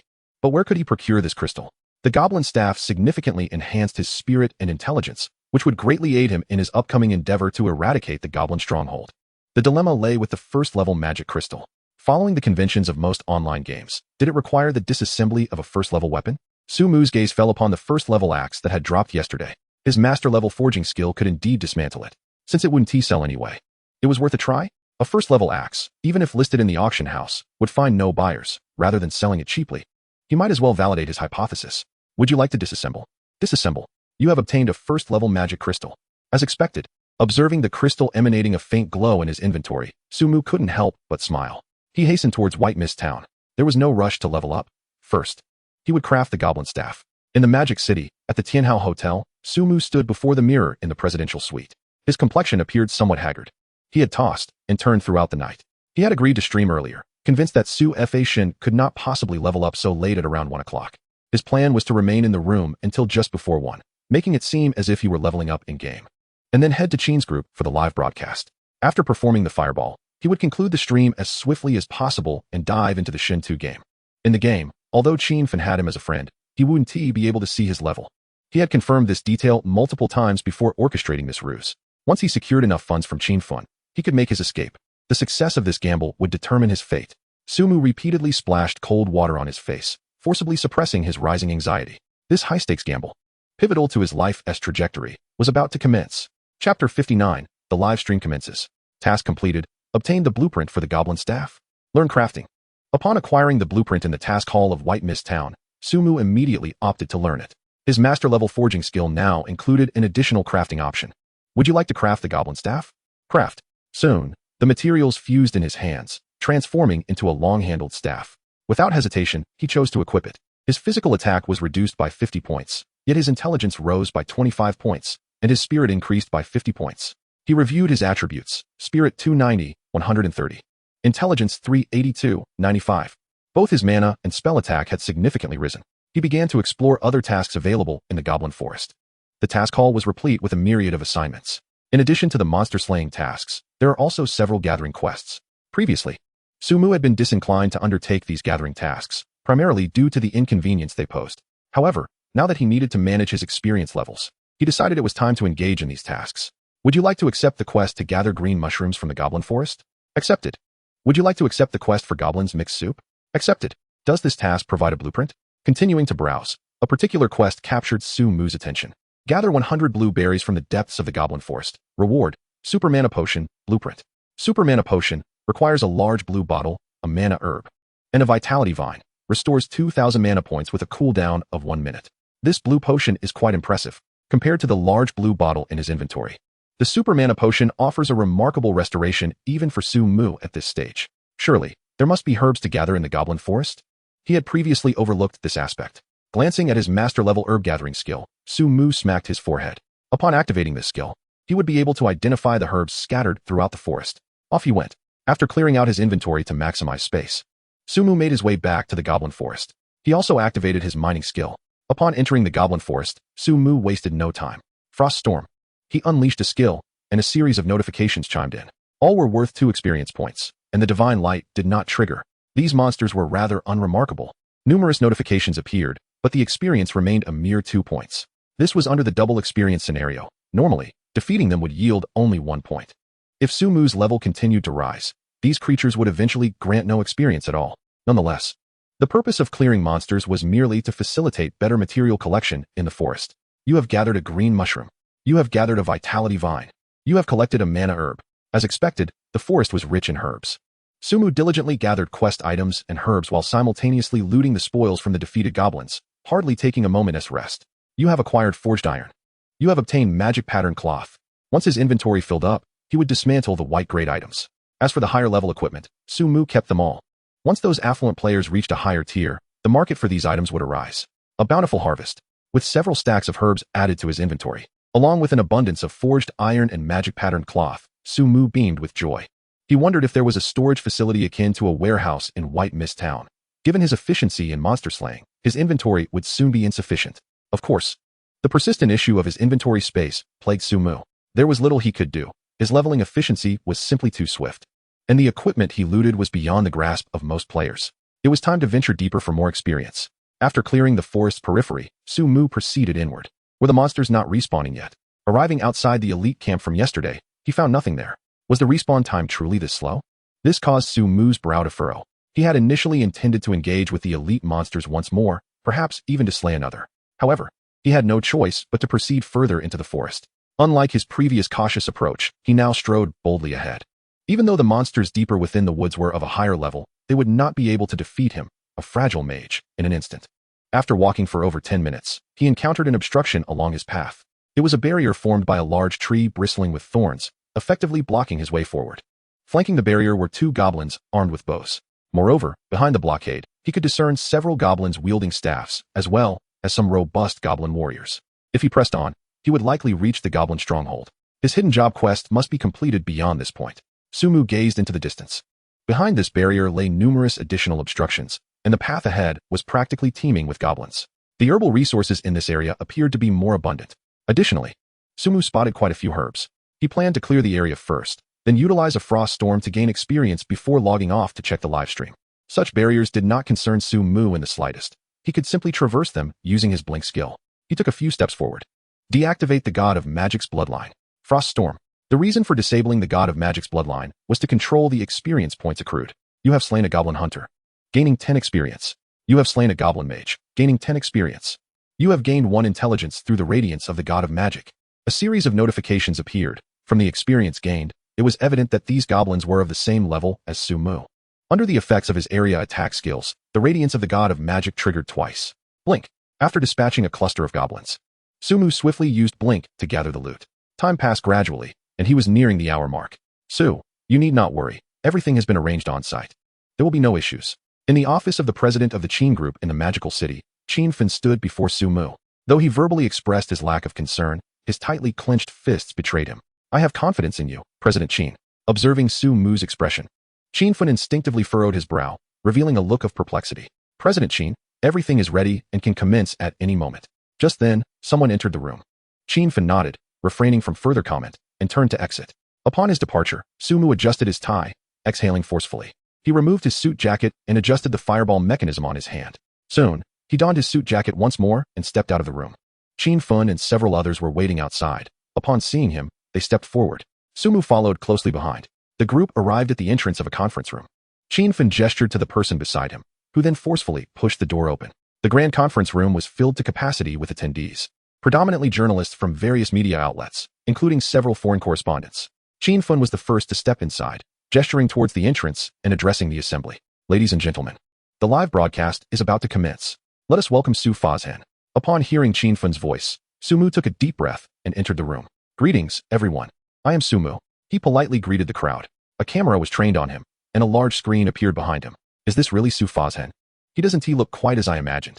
He is not as handsome as I thought. I assumed he would be a striking figure. Why does this guy seem somewhat familiar? He is certainly not a burly man. Fazhan, a burly figure, is a warrior. The screen was flooded with a barrage of comments. One after another. Su Mu, observing the endless stream of messages, took a deep breath. A closer inspection revealed an unnatural tremor in his body. In such a setting, as a pretender, his anxiety had reached a peak. Next, I will demonstrate the fireball skill from the game. He forced his trembling body into control and shouted. It's coming. Can he truly unleash a skill? I wonder if he can cast skills. Will the monsters in the game one day invade reality? Who can say for certain? The very existence of this game is worthy of contemplation. Regardless, witnessing a fireball in reality signifies that we might be able to achieve such feats in the future. How exhilarating to think about. The comments resumed their fervent discussion. In contrast to the viewers behind screens, those present at the scene, including reporters, widened their eyes and raised their cameras. Fireball. Su Mu deliberately shouted to capture everyone's attention, then discreetly triggered a mechanism hidden within his suit. In the next moment, a fireball shot forth. As the fireball took shape, Su Mu shouted again. I can only summon a fireball now. Its power is insufficient to demonstrate fully. After speaking, he glanced at the comments on the large screen. Wow, that fireball really appeared? It was so fast I barely caught it. Can Su Fazhan do it again? Su Fazhan is amazing. Oh my, this is simply too incredible. The screen was awash with astonishment. Even the audience present was left dumbfounded. Success. Su Mu felt a surge of joy within. However, just then, a figure suddenly rushed towards him. The individual moved swiftly, almost instantaneously appearing before Su Mu. What is happening? Su Mu was momentarily stunned. Before he could react, his head was struck by a punch. Thud. Su Mu fell heavily to the ground, his fate uncertain. Yet, even so, the assailant did not relent. Raising his fist once more, aiming directly at Su Mu's forehead, intent on finishing the job. You dare. Before his fist could descend, a thunderous shout erupted, and a figure collided forcefully with him, sending him crashing against the wall. Security. This scene caught Qin Fan completely off guard, yet his reflexes were commendable, and he immediately shouted out. The assailant's expression shifted dramatically as he fixated on Long Fei, his peripheral vision darting to the fallen Su Mu. This was Kenjiro, a ninja from the land of cherry blossoms. The moment he witnessed Su Mu unleash a fireball, he recognized that action was imperative. Should such a formidable adversary be allowed to flourish, how could the land of cherry blossoms maintain its supremacy in the world? For this, he was willing to sacrifice everything, all in the pursuit of so-called honor. Kenjiro lunged at Long Fei, and the two were soon locked in combat. However, other security personnel were present at the scene. For this live broadcast, Qin Fan had made ample preparations, and the security guards swiftly surrounded Kenjiro. He must be eliminated. Kenjiro showed no signs of retreat, resolute in his intent to eliminate Su Mu, even if it cost him his life. Attack. Suddenly, another voice echoed within the conference room. In the next instant, a figure dashed towards the fallen Su Mu. Stop him. Qin Fan urgently shouted. Get away. Yet, the assailant's agility was astonishing, dispatching the obstructing security guards with ease. Moreover, several individuals bearing press credentials also joined the fray. Almost in the blink of an eye, the figure reached Su Mu and aimed a kick at his head. Blood erupted. It's over. As Qin Fan witnessed this, he felt as though all his strength had drained away, collapsing onto the floor. He had meticulously arranged everything and had reiterated his instructions multiple times, yet the unfolding events had spiraled beyond his control. No one would leave today. Amidst the chaos, Long Fei's furious roar reverberated through the air. Simultaneously, the special forces outside the Qin Corporation received the signal and proceeded to seal off the entire building. With their might, not even a mosquito could escape the confines of the Qin Corporation. In the land of cherry blossoms, Mr. Lank received the report of a successful operation from his subordinate while seated in his office chair, a long-lost smile gracing his face. What utter nonsense about the god of law. That title rightfully belongs to me, Lank Nader. Huh, huh, huh. The resonant laughter echoed throughout the expansive office. In the land of cherry blossoms, great undertakings often demand sacrifices. Kinjiro's sacrifice bore significance, although Huagwa gained double experience and seized some advantage. The death of Sumu rendered him far less formidable. A man stood beneath a cherry blossom tree, holding several petals, a dazzling smile illuminating his face. Across the globe, news of the fall of the god of law began to trickle in. Excellent news, that wretch met his just fate. Isn't they're saying in Huagwa? A tall tree attracts the wind. It seems he has reaped what he sowed. Their sentiments regarding the demise of the god of law were almost unanimous. Applause ensued. Congratulations. You have leveled up. Unbeknownst to Sumu, all that transpired outside. He meticulously calculated the timing, unleashing a frost storm towards the roadblock a little over 10 minutes past 1 o'clock, simultaneously elevating his level to Tier 5. At that very moment, his ranking on the world leaderboard transitioned from Tier 4 to Tier 5. Chapter 61, Deceived? The exhilaration of leveling up was undeniably delightful. Slaying monsters of the same level. The probability of triggering the radiance of the mage was notably high. If only I could refrain from leveling up, I could infinitely harvest intelligence. Having successfully leveled up, Sumu allocated the 20 points of distributable attributes entirely to intelligence. Player, Sumu. Class, Mage. Level, Tier 5, 2, 0, 18, 0, 0, 0. Health points, 3, 930. Mana points, 16, 800. Attack, 256. Spell attack, 1, 0, 14. Physical defense, 393. Spell defense, 420. Attributes, Strength 28, Constitution 258, 35. Agility 228, Spirit 290, 130. Intelligence 412, 95. The reason for enhancing intelligence was primarily to surpass the 1,000-point threshold in spell attack. I shall henceforth be known as the 1,000 damage mage. On the attribute interface, that 4-digit spell attack gleamed resplendently. That imposter must have been unmasked by now, right? Reflecting on the ongoing live broadcast in the real world, Sumu couldn't help but smirk. The mage in the live stream could not possibly level up within the game. Sumu opened the world channel. What the heck? The mage just leveled up? Aren't they supposed to be live streaming? It was glaringly obvious that the mage broadcasting outside was an imposter. Indeed, there were many individuals named Sumu, and this game was unlike ordinary online games. One could not discern levels even when standing face to face, making identification quite challenging. Damn it, I loathe fraudsters. I must flood the chat in the live stream. Who has the time to watch a broadcast? Leveling up is the undeniable truth. Today, the number of players competing for monsters has dwindled, and the double experience bonus is about to expire. Unsurprisingly, the public's perception was astute. There was no need for him to intervene. The enraged netizens would take care of obliterating that imposter.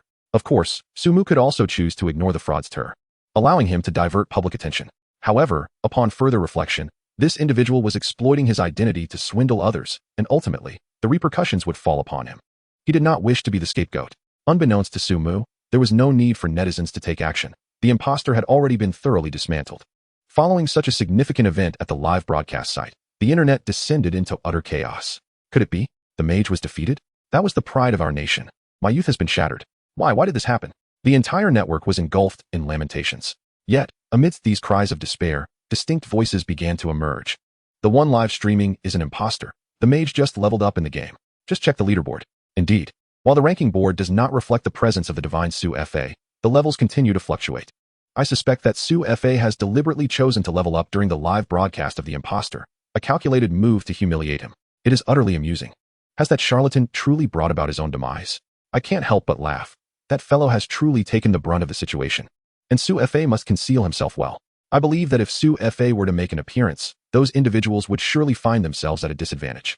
A barrage of comments erupted, and it was swiftly confirmed that Su Fa had not perished, while the news of the imposter spread like wildfire across the internet, leaving countless individuals in awe. This twist is indeed as exhilarating as a roller coaster ride. In the Qin Corporation, Qin Fin sat in his office, his expression grim. He had received the news that Su Fa was alive and had discovered the identity of the imposter he had enlisted. At that moment, he acutely felt the humiliation of his intelligence being insulted. He had several means to verify Su Fa's identity, such as requesting the exchange of high-level equipment or asking the individual to disclose their novice village serial number, arranging for someone from the novice village to confirm. Yet, he was blinded by his own eagerness for quick success. Ding, ding, ding. The phone on his desk rang. Qin Fun, sitting upright with a tense expression, answered the call. Do you realize you have brought shame upon our Qin family? A grave voice resonated from the other end. Following that, the call was abruptly disconnected.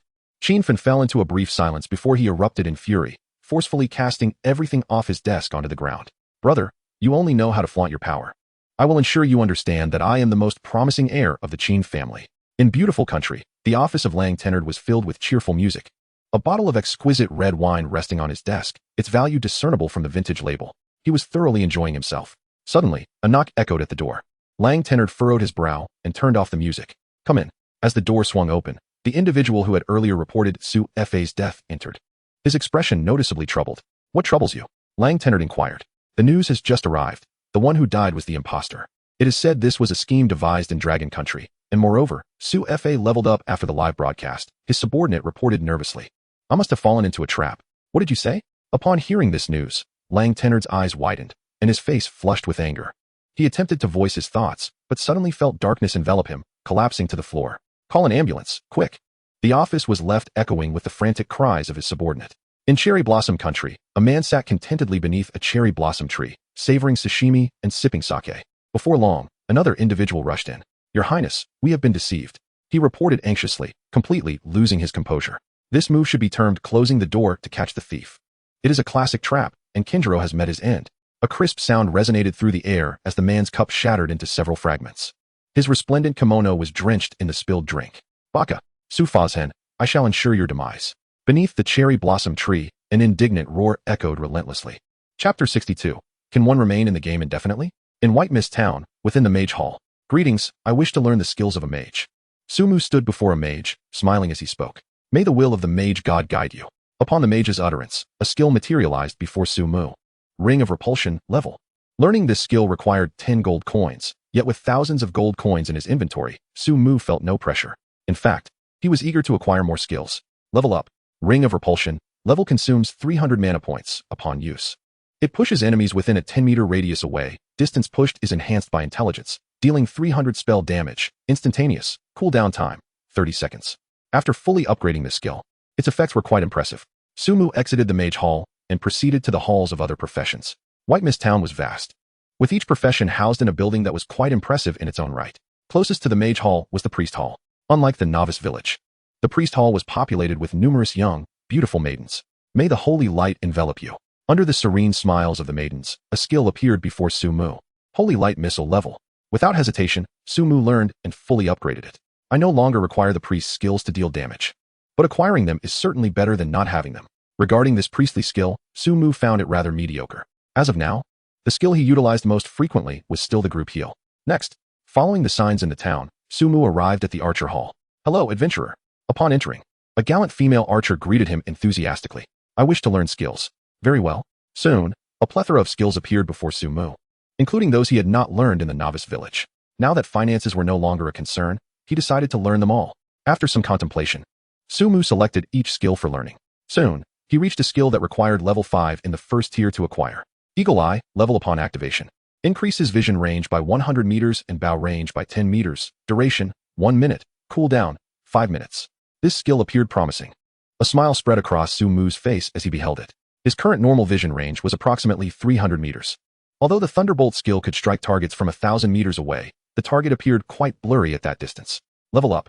Beaming with joy, Sumu immediately upgraded this skill to its highest level. Eagle Eye, level upon activation, increases vision range by 1,000 meters and bow range by 100 meters. Duration, 1 minute and 30 seconds. Cooldown time, 5 minutes. Remarkable. With an augmented vision range of 1,000 meters, combined with his original vision, he could achieve precise lightning strikes from a kilometer away. How exhilarating. Humming a cheerful tune, Sumu diligently acquired all the skills from the other two professions, including the warrior's taunt skill that he had previously neglected in the Novice Village. The first tier skill of the warrior was a shield counterattack, which necessitated the use of a shield. Nonetheless, Sumu opted to master it fully. Next, he turned his attention to the skills of the assassin.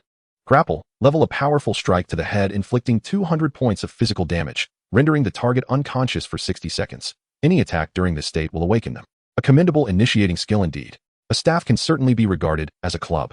After absorbing the skills, Sumu continued to wander through Misty Town. His inventory was overflowing, and he needed a place to store some items. Hello, can I store my belongings here? He inquired upon arriving at the largest inn in Misty Town. Absolutely, replied the innkeeper, a charming young woman whose adorable visage soon morphed into an avaricious expression. It's 10 gold coins a day. Such an exorbitant price? Sumu was taken aback. This inn not only offers storage, but also a place to rest, making it ideal for adventurers like you. So, will you be staying or not?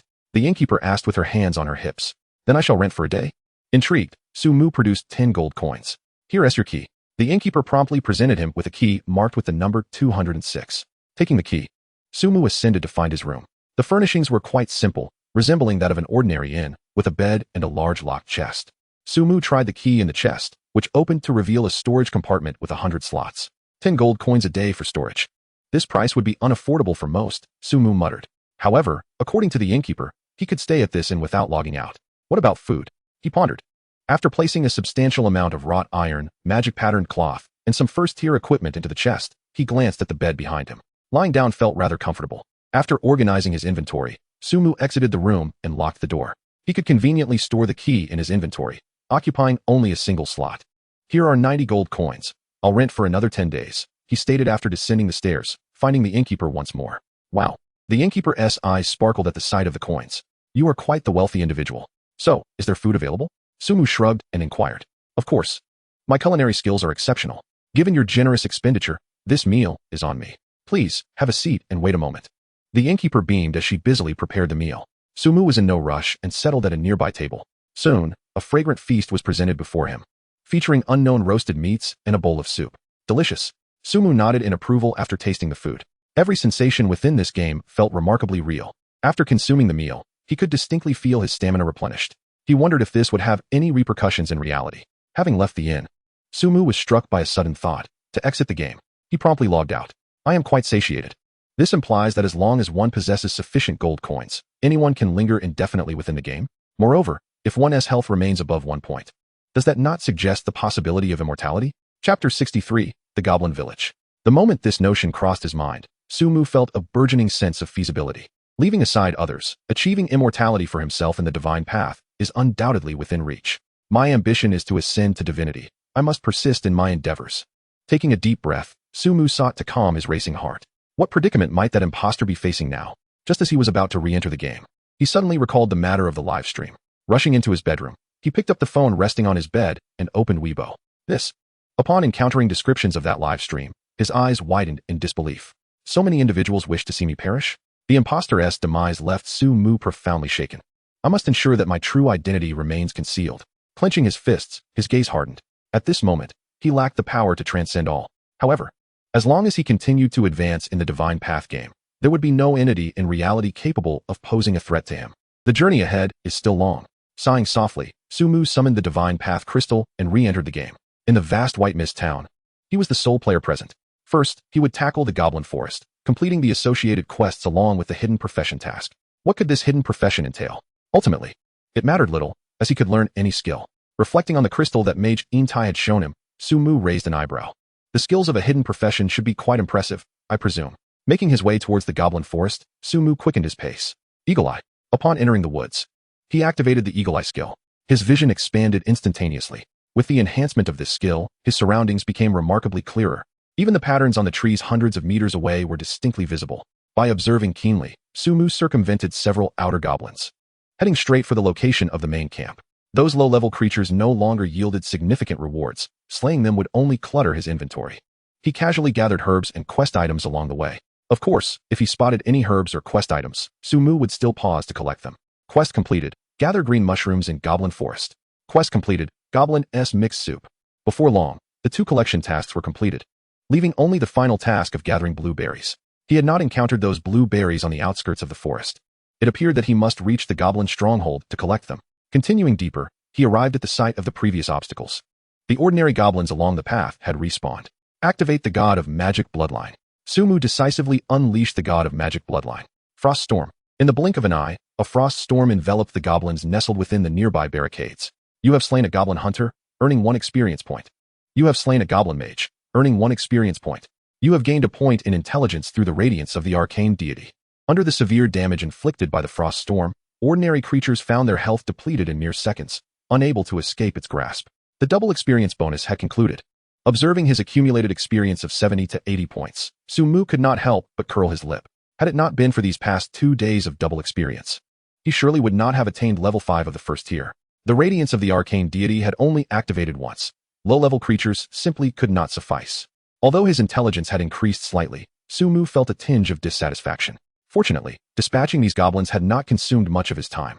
The distance to the goblin stronghold still contained at least 10 more barricades, with no fewer than 400 goblins in total. Initially, Sumu had intended to stealthily traverse the area, but with the barricades obstructing his path, he realized that 30 seconds would hardly allow for significant distance. It would be far more efficient to push through. Frost Storm. He unleashed a frost storm towards the barricades behind him and immediately blinked forward to collect the luminous orbs that the fallen goblins had dropped. The entire process was remarkably smooth and efficient. Once his inventory was nearly full, Sumu would pause to dismantle the equipment. Regardless of how many materials he accumulated, they would undoubtedly find buyers. Be it wrought iron or enchanted fabric, he had already amassed several sets of each. Even if he crafted equipment himself, he certainly would not require such quantities, but when others reached the first tier and began learning crafting skills, these materials would be far more desirable than mere equipment. He wondered how the affluent players were faring in their leveling. He was eager to sell his wares. Glancing at the leaderboard, he noted with a sense of resignation that he remained the sole player at the first tier. The bone sword he had placed in the auction house had been acquired for 600 gold coins. Aside from that, he was left with only first-tier equipment, which would hardly sell. However, once the wealthy players ascended to the first tier, he could finally begin to make transactions. The value of gold in this realm was far more precious than gold in the real world. Upon collecting the last of the loot, Sumu approached the final barricade, only to be taken aback by the scene before him. It was a village, an expanse teeming with goblins. The village was sizable, with the number of goblins suggesting there were at least several thousand. So many goblins. There must be elite creatures within. Using Eagle Eye, his vision sharpened, revealing the village's layout. The entire village was divided into 3 sections. The outermost layer consisted of ordinary and elite creatures, all at level 5 of the first tier. Moving inward, he observed more elite creatures, along with several entities that appeared to be of a different caliber. After surveying for a moment, Sumu realized this goblin village was far from ordinary. He had already spotted 3 entities that resembled elite creatures. The central area of the village was cordoned off by towering wooden walls. At each of the 4 corners of the wall stands a watchtower, each manned by elite goblin minions wielding bows. Sumu, unable to discern the situation within the wooden walls, furrows his brow. Surely, my objective lies within. But how shall I proceed? Given my current capabilities, conquering this goblin village single-handedly necessitates meticulous planning. Chapter 64, The Purge of the Village. Are the enmity mechanisms of these creatures interconnected? If I initiate with Frost Storm, will it agitate all the goblins? Sumu begins to observe the distribution of goblins around the village. From experience, these goblins likely possess a defined aggro range. By carefully controlling the area of Frost Storm, I can lure a wave of goblins out. The ordinary ones are manageable, but the elite ones present a considerable challenge. With his eagle eye activated, Sumu can clearly perceive the attributes of the goblins. The most threatening among them are the elite goblin archers. Goblin Sharpshooter, Elite. Level 1, Level 5. Health points, 20. 000. Ranged physical attack, 800. Physical defense, 100. Magical defense, 100. Skills, Piercing Arrow Swift. Description: these goblin sharpshooters possess an attack range approaching 100 meters.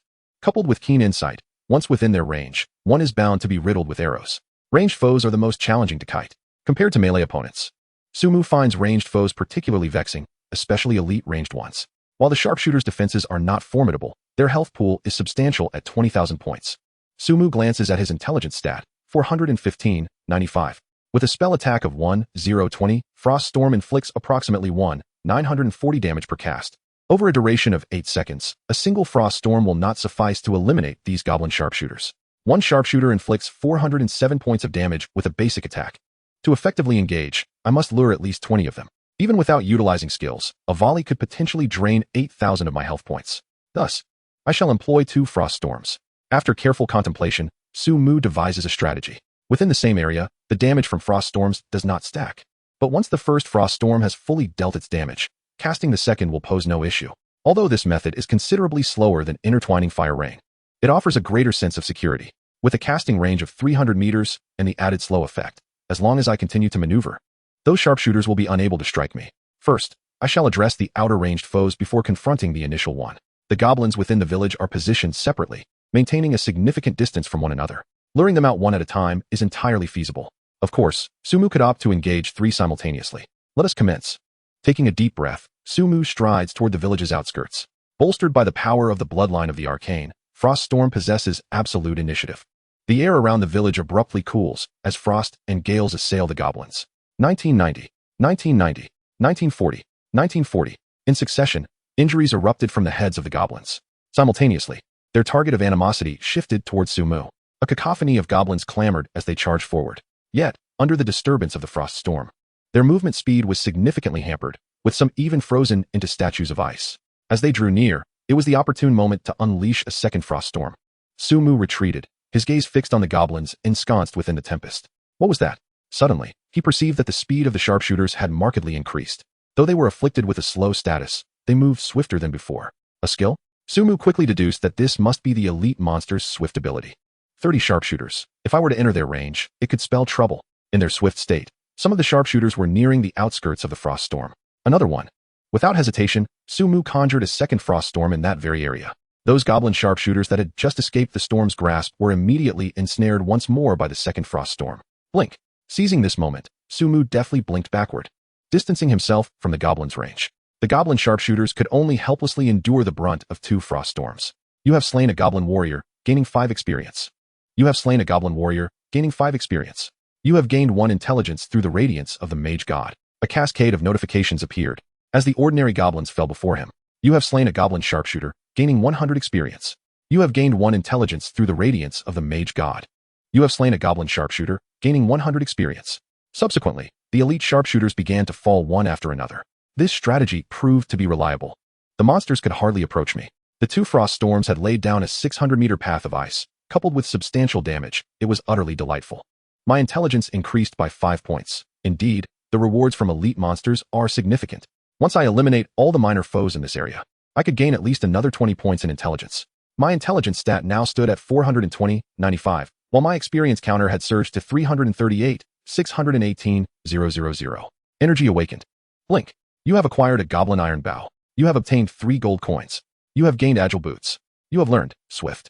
After collecting a plethora of items, one skill caught Sumu's eye. Compared to ordinary monsters, elite ones are indeed bountiful. Swift level increases your movement speed by 30 for 10 seconds, with a cooldown of 1 minute. A skill that enhances movement speed, quite advantageous. Max it out. After learning it, Sumu fully upgraded this skill. Swift level increases your movement speed by 200 for 15 seconds, with a cooldown of 1 minute. Certainly, the synergy with stealth proves to be remarkably effective. Gazing at his limitless skill bar, Sumu felt a sense of wonder akin to a treasure trove. The possession of infinite skill points is undeniably exhilarating, igniting a desire to master every conceivable skill and elevate them to their utmost potential. Thus, he proceeded with the same fervor. After collecting the loot and allowing his mana to replenish sufficiently, Sumu ambled toward the outskirts of the village with an air of ease. Having dealt with a swarm of goblins, his operational latitude expanded significantly. Frost Storm. He initiated with a storm, retreating gracefully, then unleashed a second frost storm in the subsequent area. You have slain a goblin warrior, gaining 5 experience points. You have slain a goblin marksman, gaining 100 experience points. Through the radiance of the mage, you have gained 1 intelligence. You have slain a goblin marksman, gaining 100 experience points. As the 2 storms subsided, the ground lay strewn with the remains of over 100 goblins. Not rushing to collect the spoils, Sumu turned his gaze toward the first creature on the periphery. Before him stood a towering goblin clad in heavy armor and wielding a spear. Your turn. Chapter 65, The Thunderous Mage. Fixating intently, Sumu stroked his chin in contemplation. Goblin Spear Thrower. Level. First stage, level 5. Health points, 6,000. Physical attack, 1,400. Physical defense, 300. Magical defense, 300. Skills, Spear Throw, Clone, Bloodthirst. With a staggering health pool of 60,000 and an attack power of 1,400. Complemented by 3 formidable skills, this creature's prowess was evident. Yet, that was not the crux of the matter. The true concern lay with the elite creatures nearby. Also brandishing spears. Engaging them together was not beyond the realm of possibility. However, that was in the past. Now, Sumu had devised a more advantageous strategy. As he moved towards the village's outskirts, he distanced himself from the formidable foe. After several hundred meters, the figure had diminished significantly. At a distance of 1,000 meters, it was nearly imperceptible. Eagle-eye. In the next moment, Sumu decisively activated the skill, and his field of vision expanded dramatically. From over 1,000 meters away, he could discern the creature's precise location. His intelligence stat displayed as 425/95, with a spell attack power of 1,040. Thunderbolt. Without hesitation, the spark of lightning ignited within his gaze. In the next instant, a bolt of lightning descended upon the goblin's head. 10-100. A colossal damage figure erupted forth. Should other players have been present, they would surely have been left awestruck by such damage, particularly the mages among them. To inflict 10,000 points of damage, how many fireballs would they have to conjure? Boom. The first bolt of lightning struck true, swiftly followed by a second. 10-100. Despite its immense health pool of 60,000, these two thunderous strikes significantly depleted its vitality. Roar. At that moment, the enraged creature seemed to have sensed Su Mu's presence. Unleashing a furious roar, under its command, the elite monsters nearby surged towards Su Mu's position. In contrast to the lumbering warriors, their speed was significantly swifter. One in particular darted ahead with remarkable agility. Come on. Su Mu's lips curled into a slight smile as he observed their movements. With the eagle eye activated, he could discern the goblin's motions even from a distance of 1,000 meters. Thunderbolt. Bolstered by high intelligence, the lightning struck true once more, landing squarely upon its target. 10-100. Another substantial hit reduced its health by half, and this was merely the beginning. Even with its rapid pace, the 1,000-meter distance would require considerable time to traverse. Here is your farewell. Su Mu unleashed the thunderbolt without hesitation. Even in the state of the mage bloodline, each spell required 500 mana, and 6 casts only amounted to 9,000. Having dispatched this foe, he still possessed ample mana to contend with the elite monsters. Thunderbolt. 10-100. The sixth lightning strike descended from the heavens, claiming the goblin's remaining health. Thud. Its massive form collapsed onto the ground, stirring up a cloud of dust. You have slain the goblin spearman, earning 5,000 experience. Through the radiance of the mage, you gain 1 point of intelligence. It fell without even touching my garments. Is this the might of the thunder mage? As the goblin fell, the duration of the eagle I was barely halfway through. Observing its unwilling expression, Su Mu couldn't help but chuckle. This wasn't even the maximum attacking range of the thunderbolt. Energy awakening. Of course, the battle was far from over. Su Mu activated the awakening, replenishing his mana. After a brief wait, as the elite goblins entered the skill range, he raised his staff. Frost Storm. The goblins were instantly ensnared within the icy vortex, their speed drastically diminished.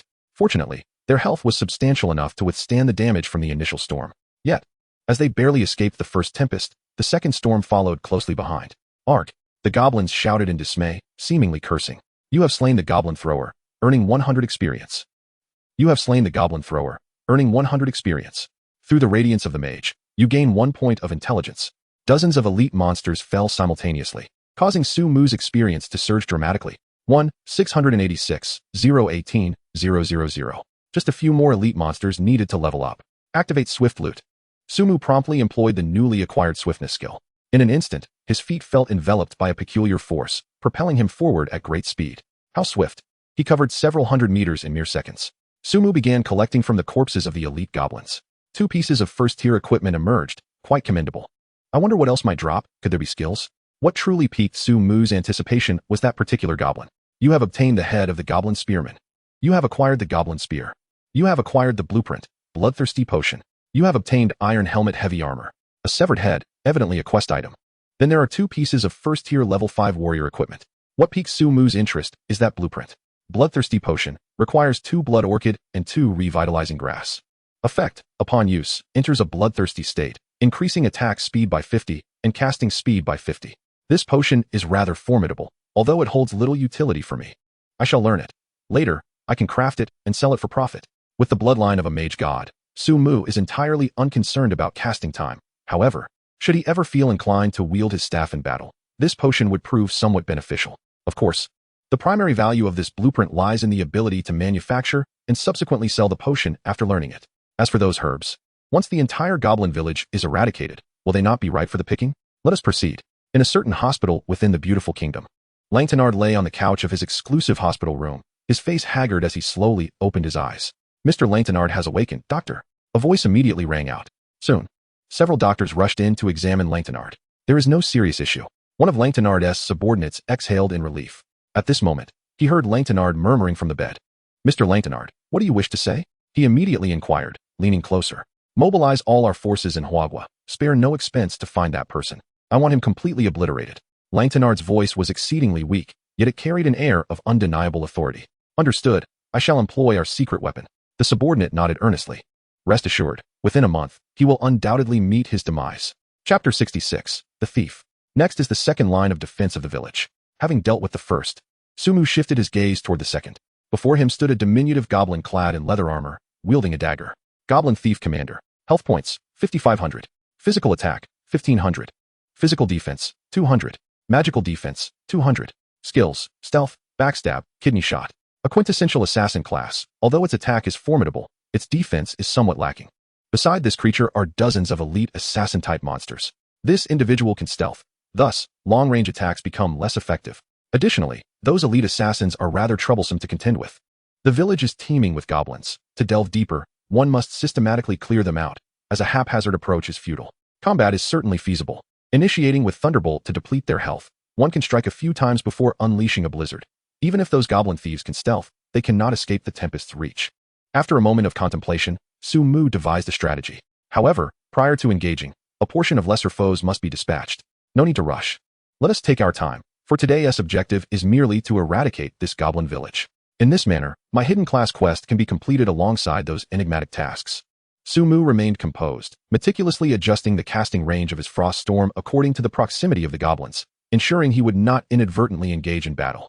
In a certain novice village, Long Fei had just entered the game when a wizard, clad in traditional robes, approached him. "I heard you botched it?" The wizard's expression was rather provocative. Long Fei, unfazed, shrugged and replied with a hint of resignation. "The youngest son of the Qin family is utterly unreliable. Do you have any idea how many people infiltrated the scene looking to take Su-mu's life? Have they all been captured?" The wizard scoffed, raising an eyebrow. "So, Captain Long is using this time to level up?" He chuckled, teasingly. "Stop bantering with me and focus on leveling up." Long Fei playfully thumped the wizard on the shoulder, his tone suddenly turning contemplative. It seems that the real Su-mu must have calculated this, deliberately leveling up while the imposter was streaming. His advancement is astonishingly rapid. Indeed. I wonder what methods he employed. If he was using a tiered leveling strategy, there's no way it would have gone unnoticed. Could it be that he has nurtured an elite team? The wizard appeared equally perplexed. I suspect he won't be leveling up anytime soon. The higher his level, the greater our chances of catching up to him. Let's persevere. Long Fei sighed, instinctively opening the level leaderboard. Upon seeing the level of the individual on the leaderboard, he was momentarily stunned. "What is wrong with you?" The wizard, noticing his reaction, waved a hand in front of Long Fei's face. Long Fei's expression was one of astonishment, quickly followed by a rueful smile. He leveled up again. The wizard, hearing this, widened his eyes in disbelief. Wow. In White Mist Town, a strikingly beautiful woman strolled through the streets, seemingly well acquainted with her surroundings, before entering a secluded alley. She tapped her fingernail, causing a small insect to fly from her pinky. After a while, a figure stepped into the alley. "Are you insane? How dare you come here?" Upon seeing the woman, the figure roared in anger. "Shoo, keep your voice down. It would be unfortunate if someone were to see us." The woman smiled enchanting, gazing alluringly at the figure. "Seeing your face makes me feel sick," the figure retorted, unperturbed. "Ha ha ha." The woman emitted a laugh that was oddly incongruous with her appearance. "Now tell me, what brings you here to seek me?" The figure was growing impatient. With the same smile, the woman spoke in an authoritative tone. "I wish to borrow something from you. I needed to deal with a rather formidable wizard. Congratulations. You have leveled up and gained 20 attribute points and 10 skill points." Outside the goblin village, after dispatching the second ordinary creature, Su-mu successfully advanced to level 6 in the first tier. Having leveled up twice today, the efficiency was indeed remarkable. "I wonder what the people of the world will think of my leveling prowess." Murmuring softly to himself, Su-mu was beaming with joy. In this densely populated goblin village, the abundance of monsters presents an excellent opportunity for leveling up. My intelligence has significantly increased, and I have allocated all 20 attribute points to spirit. Player, Su-mu. Class, mage. Level, first tier, level 6, 1, 419, 000. Health, 3, 930. Mana, 17, 600. Attack, 256. Spell attack, 1, 070. Physical defense, 393. Spell defense, 440. Attributes, strength 28, constitution 258, 35, agility 228, spirit 310, 130, intelligence 440, 95. If Su-mu were to capture a screenshot of these attributes and share it on the real-world Shinto forum, undoubtedly someone would exclaim, "This image is absolutely fabricated. How could anyone possess such exaggerated attributes?" However, if these skeptics were to glimpse Su-mu's skill bar, they would likely exclaim in disbelief, thinking he must be using hacks. Let the battle commence. With formidable attributes backing him, Su-mu felt an invigorating confidence. Eagle Eye. From a distance of 1,000 meters, he activated his eagle-eyed vision, fixating intently on a goblin thief. Thunderbolt. 10, 500. The staggering number instantly appeared, causing the thief to shudder in fear. How does it feel to be struck by lightning? Su-mu communicated from afar, unleashing another bolt. 10, 500. Ah, the thief shouted in fury. Just then, its form abruptly vanished. Not just it, but also the elite minions faded away. Clearly, this was the thief's stealth skill. Frost Storm. Anticipating this turn of events, Su-mu unleashed a storm over a 300-meter radius in front of him. Even in a state of invisibility, entering the storm would undoubtedly incur both slowing effects and damage. Sure enough, moments later, a group of goblin thieves materialized in Su-mu's line of sight, their stealth interrupted by the frost storm. Unaffected, yet among this group of goblins, the original thief did not reveal itself. Chapter 67, Public Opinion. Mana Shield. Sumu remained vigilant, summoning a shield exceeding 10,000 in strength. Even with the thief's formidable attack of 1,500, it could not breach such a robust shield. It would likely attempt a sneak attack from behind. Remaining stationary, Sumu kept a watchful eye on his rear. The thief possessed a backstab skill, and in its stealth state, it would not engage head-on. 607. Suddenly, a colossal damage number appeared above Sumu's head. The thief re-emerged behind him. Such a significant blow. This figure startled Sumu slightly. Had he not activated his shield, his health would have plummeted by half. Ring of Rejection. Just as the thief prepared to strike again, an energy ring erupted from Sumu's form. This ring, imbued with a forceful repulsion, instantly flung the thief away. Thunderbolt. 10. 500. Two damage figures swiftly emerged above the thief's head. Flicker. Meanwhile, Sumu deftly distanced himself from the thief, creating a gap of 200 meters. Thunderous lightning. Another bolt descended from the heavens. The thief was struck directly, its health plummeting. Brandishing its dagger, it let out a cry of defiance and charged fiercely towards Sumu. As a nimble creature, its speed was impressive. However, it could not outpace the wrath of the storm. Thunderous lightning. 500. Just before it could reach Sumu, a bolt of lightning struck with unerring precision. The thief's health was nearly depleted. Sumu allowed the adversary to close the distance, once again invoking the Ring of Rejection. Under the influence of his heightened intelligence, the skill sent the goblin thief careening 100 meters away. Thunderous lightning. The final blow. During its airborne trajectory, Sumu unleashed two more bolts of lightning. In this stalemate, the thief had no opportunity to evade. You have slain the goblin thief leader, earning 2,000 experience points. You have gained 1 point of intelligence through the radiance of the mage god. It is your turn, confirming the demise. Sumu turned to face the elite goblin thieves. Under the influence of the first frost storm, they were positioned far from him, posing no threat. Frost storm. The second frost storm was unleashed, and the health of the elite goblin thieves was insufficient to withstand its might. Their life points gradually diminished under the storm until they reached 0. You have slain an elite goblin thief, earning 100 experience points. You have slain an elite goblin thief, earning 100 experience points. You have gained 1 point of intelligence through the radiance of the mage god. All done. With the vast goblin village effectively subdued, Sumu felt no pressure whatsoever. His repertoire of skills was extensive, and under the boon of the mage goddess bloodline. As long as he did not grow complacent or make mistakes, the magical shield was unlikely to be breached. Let us inspect the spoils. Sumu hurried towards the fallen thief. You have obtained the head of the goblin thief leader. You have acquired the silver edge dagger. You have received the blueprint, gleaming silver leather armor. Silver edge dagger, level attack power 300, agility 50, attack speed increase 10, required level, first order level 5. Gleaming silver leather armor, level requires 20 magical pattern cloth, 21st order beast hides, 1 first order magical crystal. Effects, physical defense 100, magical defense 100, health 500.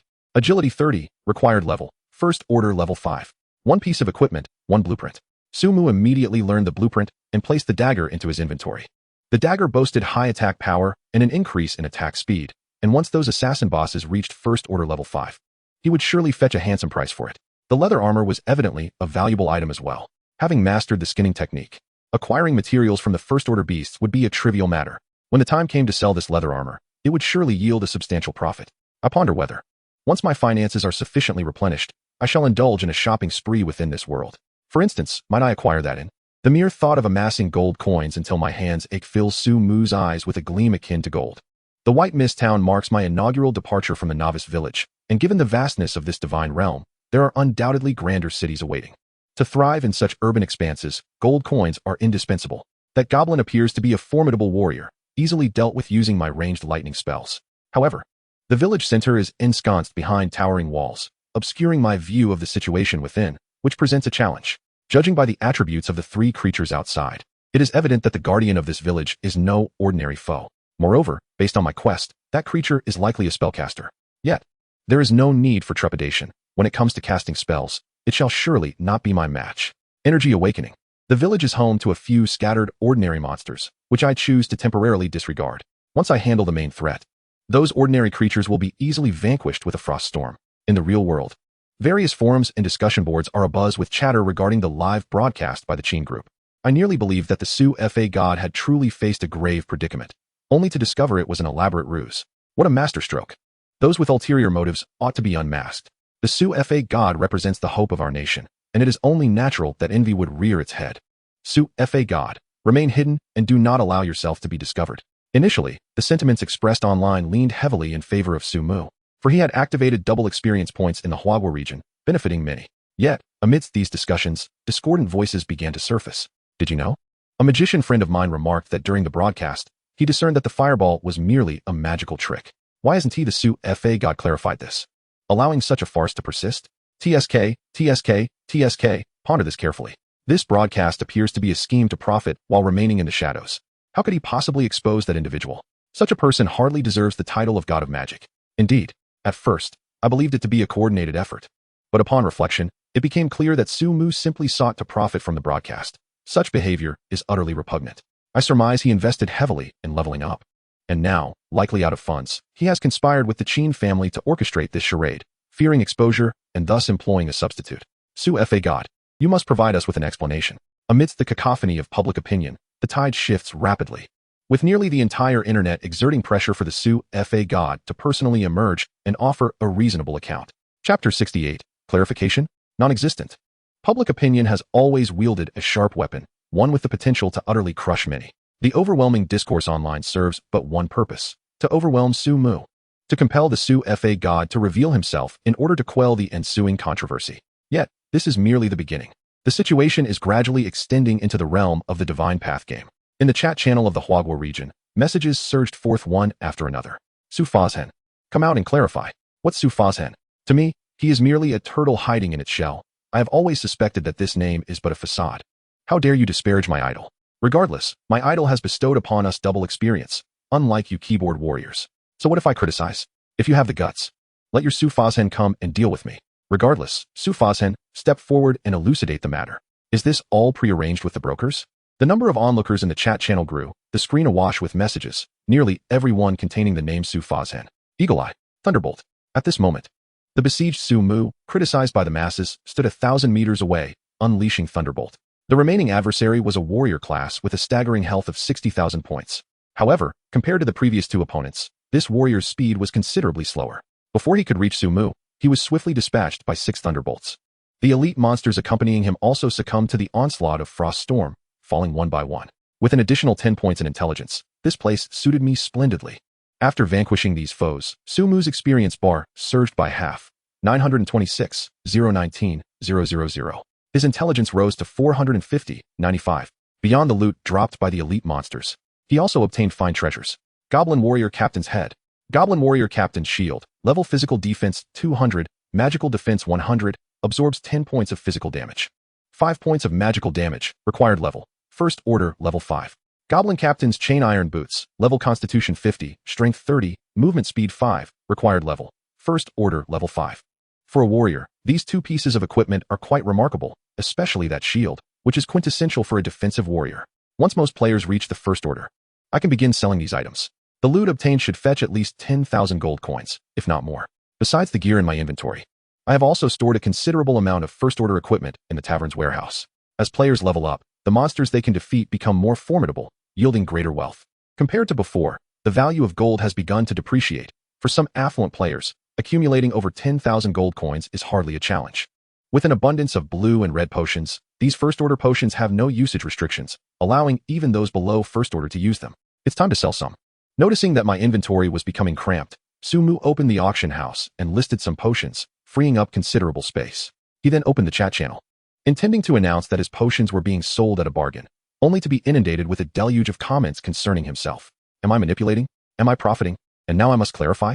After perusing numerous comments, Su-mu began to grasp the situation. Clearly, someone was attempting to thrust him into the spotlight. He squinted, lost in contemplation. If one were to truly allow such remarks to provoke them, and thus feel compelled to clarify, the spectacle would undoubtedly rival that of a counterfeit livestream. Clarification? Absolutely not. Regardless of what you say, I shall continue to eat and drink as I please, and I shall ascend in power. When my strength is sufficient to sway the entire world, you lot will merely be a troop of jesters. Taking a deep breath, Su-mu chose to disregard these comments. However, his mindset had undergone a significant transformation. Would a deity stoop to contend with ants? Shadow clone. Summon skeletons. Fixing his gaze upon the central wall of the village, Su-mu summoned forth his minions. Inside, the situation remained unknown. He needed his subordinates to scout the path. Off you go, he commanded his skeletal minions, directing his clone towards the entrance of the wall.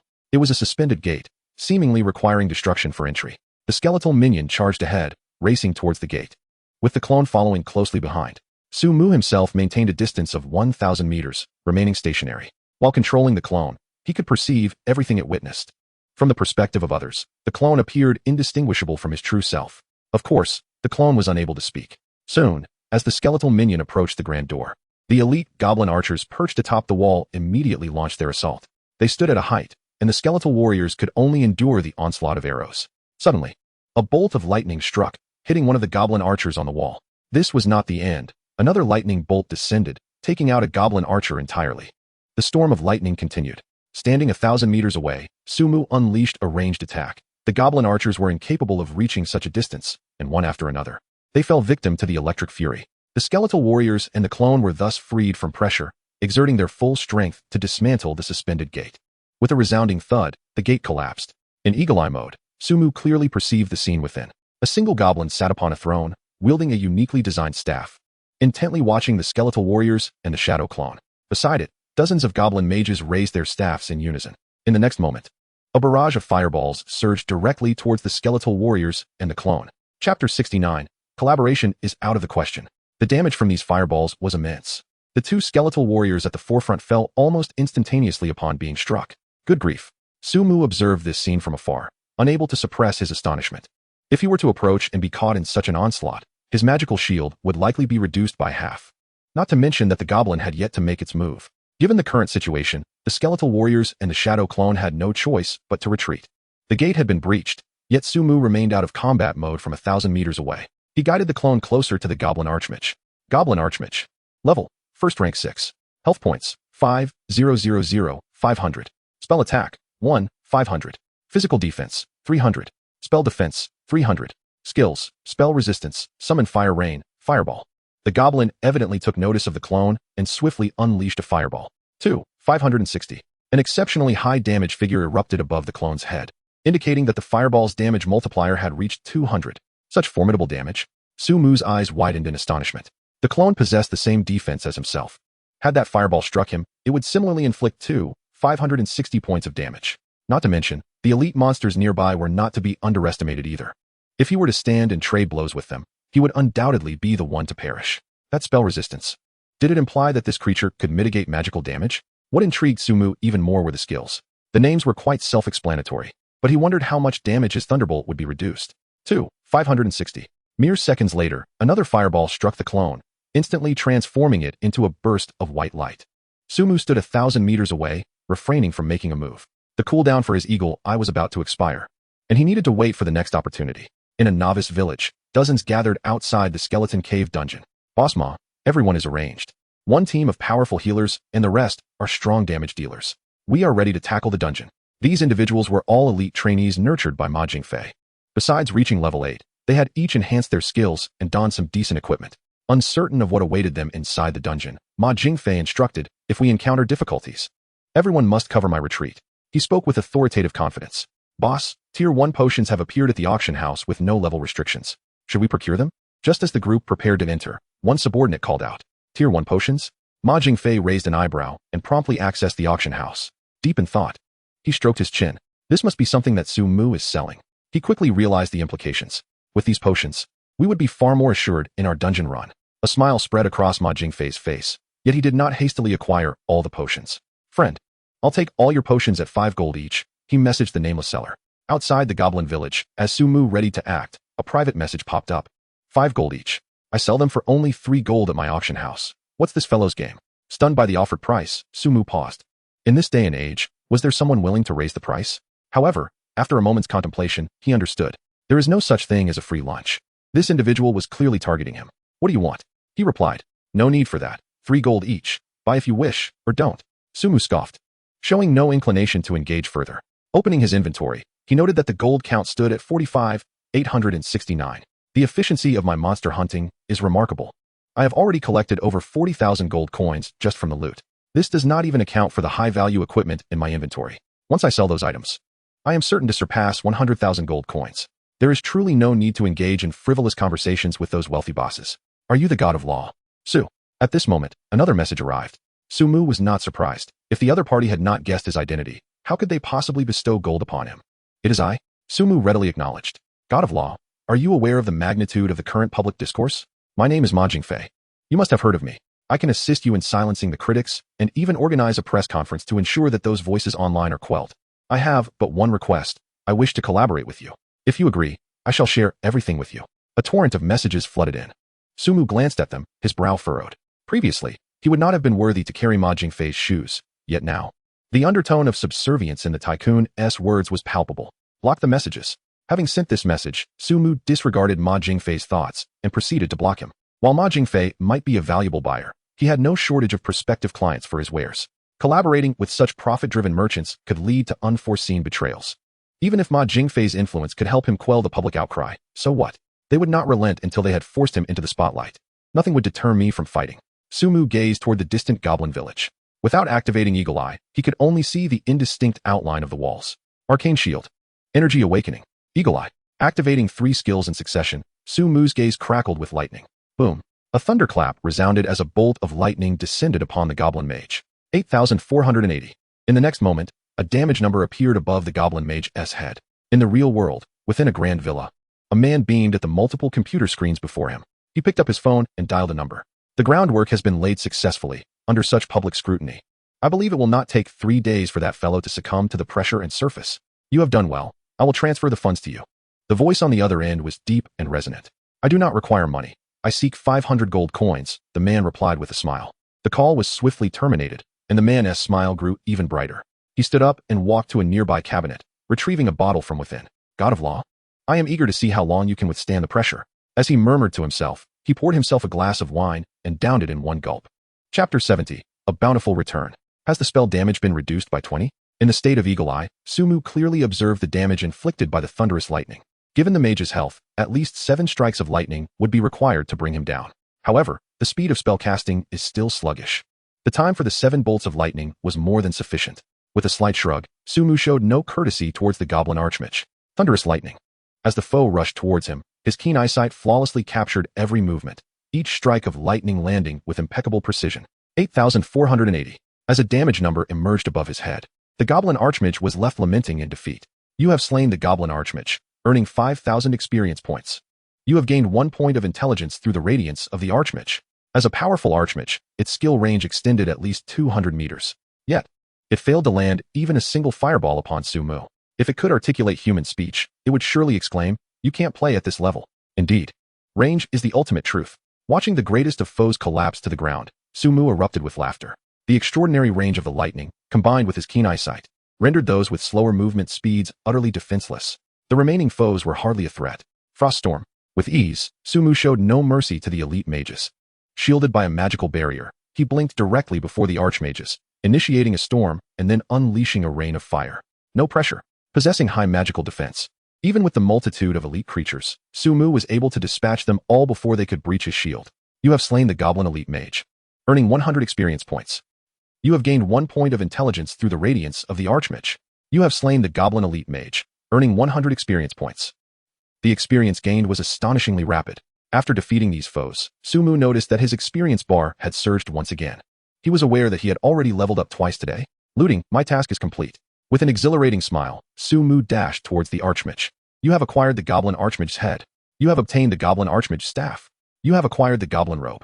You have obtained the skill, spell resistance. A total of 4 items were dropped, 2 of which were quest items. With the head collected, delivering it to the mysterious figure would complete this series of quests.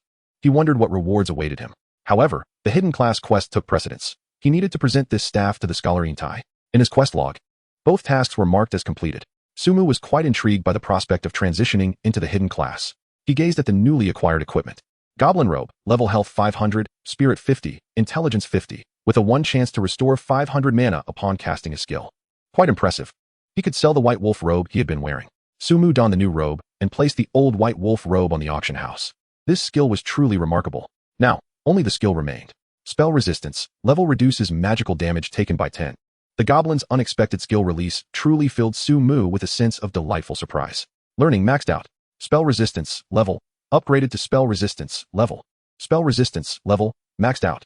Spell resistance, level 50 reduction in spell damage received. To discover that a fully upgraded skill could reduce spell damage by as much as 50% was utterly astonishing. Upon witnessing the effects of this skill level, Sumu could not help but exclaim in awe. With this skill, he could undoubtedly consider himself a magical tank. Based on my previous lightning damage, the calculation formula should be skill damage minus magical defense, with the remaining damage being reduced by 50%. This implies that the attack that had just struck him would now only inflict a little over 1,300 points of damage. For passive skills like this, the more, the better. Sumu glanced at his attributes. Player, Sumu. Class, Mage. Level, First Order, Level 6, 75801900. Health points, 4430. Mana points, 18800. Attack, 256. Spell attack, 1160. Physical defense, 393. Magical defense, 470. Attributes, Strength 28, Constitution 258, 35, Agility 228, Spirit 310, 160, Intelligence 455, 125. What a significant enhancement. It must be said that engaging in combat there was indeed a pathway to wealth, especially since he had defeated 4 goblins in the goblin village. With the goblin village chief vanquished, Sumu unabashedly scavenged the surrounding area for herbs and quest items. You have obtained blueberries. You have gathered mana grass. You have harvested blood orchid flowers. Only after completely collecting all the herbs in this region did Sumu reveal a satisfied smile. This expedition could certainly be deemed a resounding success. Chapter 71, The Legacy of the Ashen Mage, White Mist Town. There was no denying that hidden classes were simply too enticing. Finally arrived. Standing before the door of the mage hall, Sumu could not suppress a smile. He stepped inside without hesitation. Having been here before, he navigated his way to Mage Eentai's chamber with ease. Knock, knock, come in. The voice of Mage Eentai resonated from within. Sumu took a deep breath to calm his excited heart and pushed open the door to enter. Greetings, Mage. I have completed the task you entrusted to me. Upon seeing the mage once more, Sumu maintained a humble and respectful demeanor. What? In contrast, upon hearing Sumu's words, Mage Eentai displayed a look of astonishment. Quickly realizing his breach of propriety, he adjusted his posture. Though his tone retained a hint of disbelief. You truly dealt with that goblin mage? This is its staff.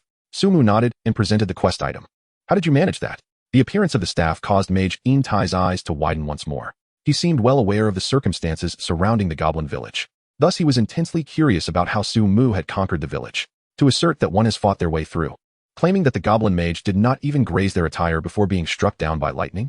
Surely, the esteemed Mage Eentai before me would find such a tale hard to believe. I must have been presumptuous. His expression fluctuated, alternating between contemplation and a thorough examination of Sumu. After a considerable pause, he sighed deeply. Since you have passed my test, it is yours to claim. With that, he produced the previously mentioned crystal and handed it to Sumu. Mission completed. You have acquired the Ashen Mage's gem. A notification materialized before Sumu. The name Ashen Mage sounded remarkably impressive. Sumu's countenance turned exuberant as he hastily gazed at the gem. Ashen Mage's gem. This stone appears to harbor some form of legacy, yet it has lost its luster, requiring a special method to activate it. Alas, upon reading the description, Sumu's excitement was doused, as if a bucket of cold water had been thrown upon him. He had thought that merely obtaining the gem would grant him access to a hidden class. It now appeared he must go through the process of activating it. What a predicament!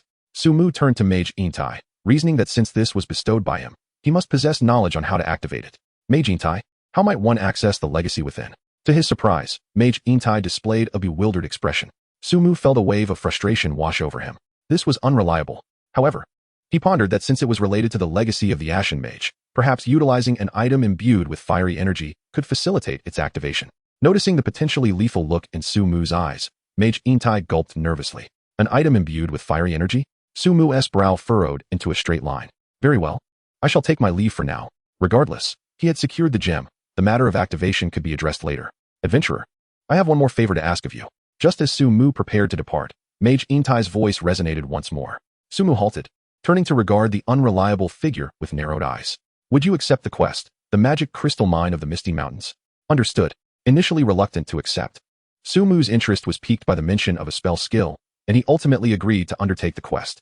For him, any task related to skills was imperative to complete.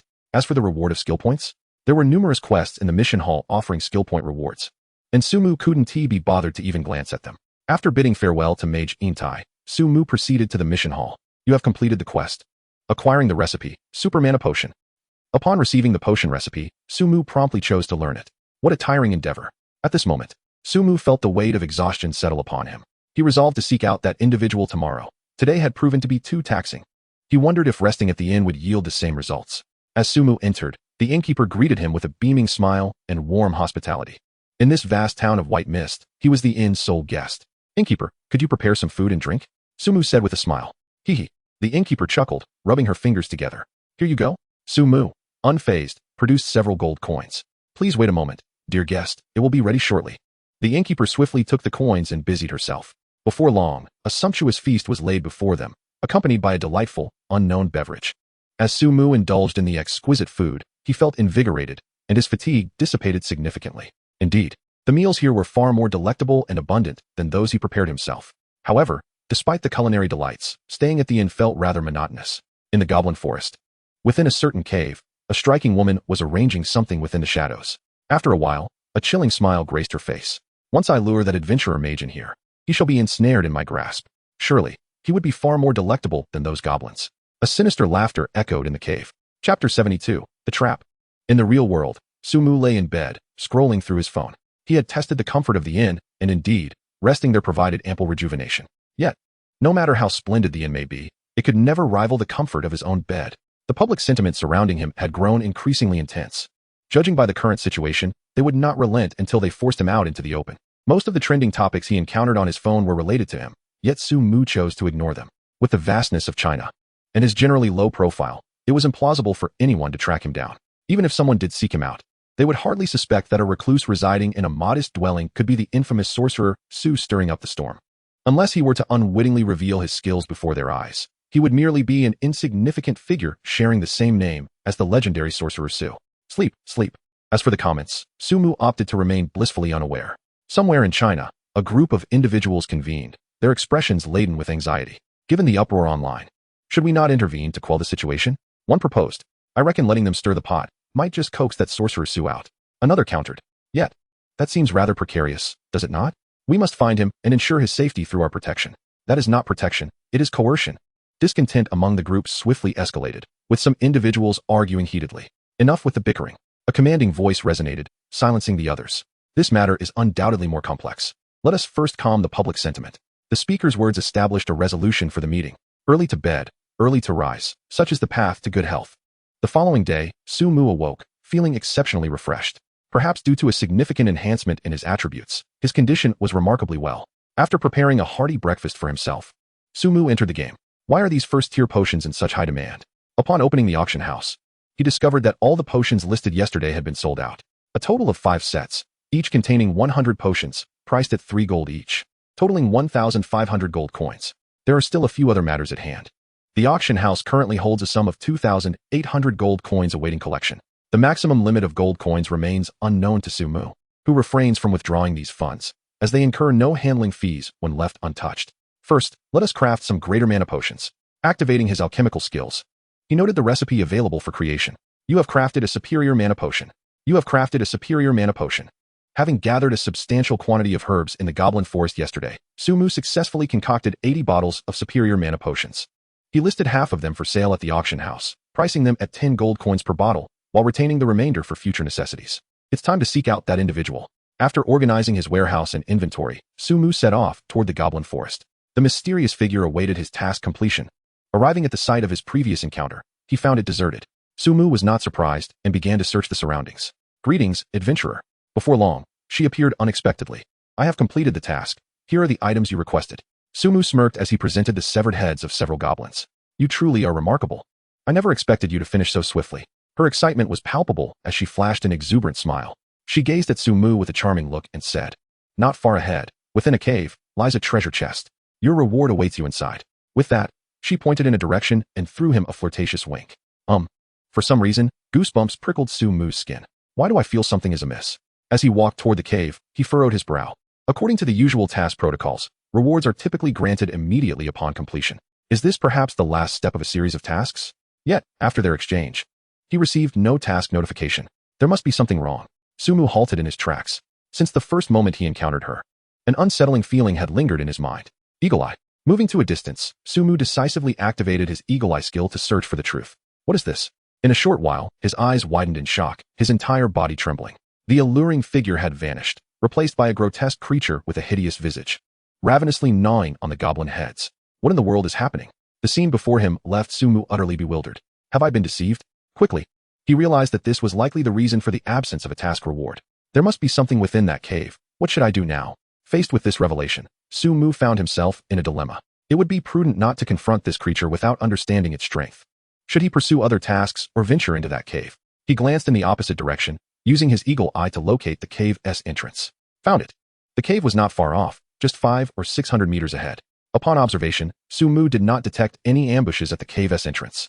Having come this far in his quest, it was time to take a closer look. Upon reaching the cave's entrance, Su-mu observed meticulously. There were no monsters in sight. The cave appeared to be an ordinary one. To ensure his safety, he summoned a shadow clone. Aside from its inability to cast spells or speak, the clone was virtually another version of himself. I shall hide first. After surveying his surroundings, Su-mu concealed himself behind a thicket. He then directed his clone to venture into the cave. The cave was not deep, and visibility within was surprisingly good. Is there truly a chest? To Su-mu's astonishment, he spotted a chest through his clone's perspective. Having previously discovered valuable items within silver chests, the sight of a golden chest before him was compelling enough to warrant investigation. He maneuvered the clone closer, which cautiously placed its hand upon the chest. At that moment, a brilliant light erupted from the chest, enveloping the clone in a radiant barrier. Is this a trap? Outside the cave, Su-mu narrowed his eyes.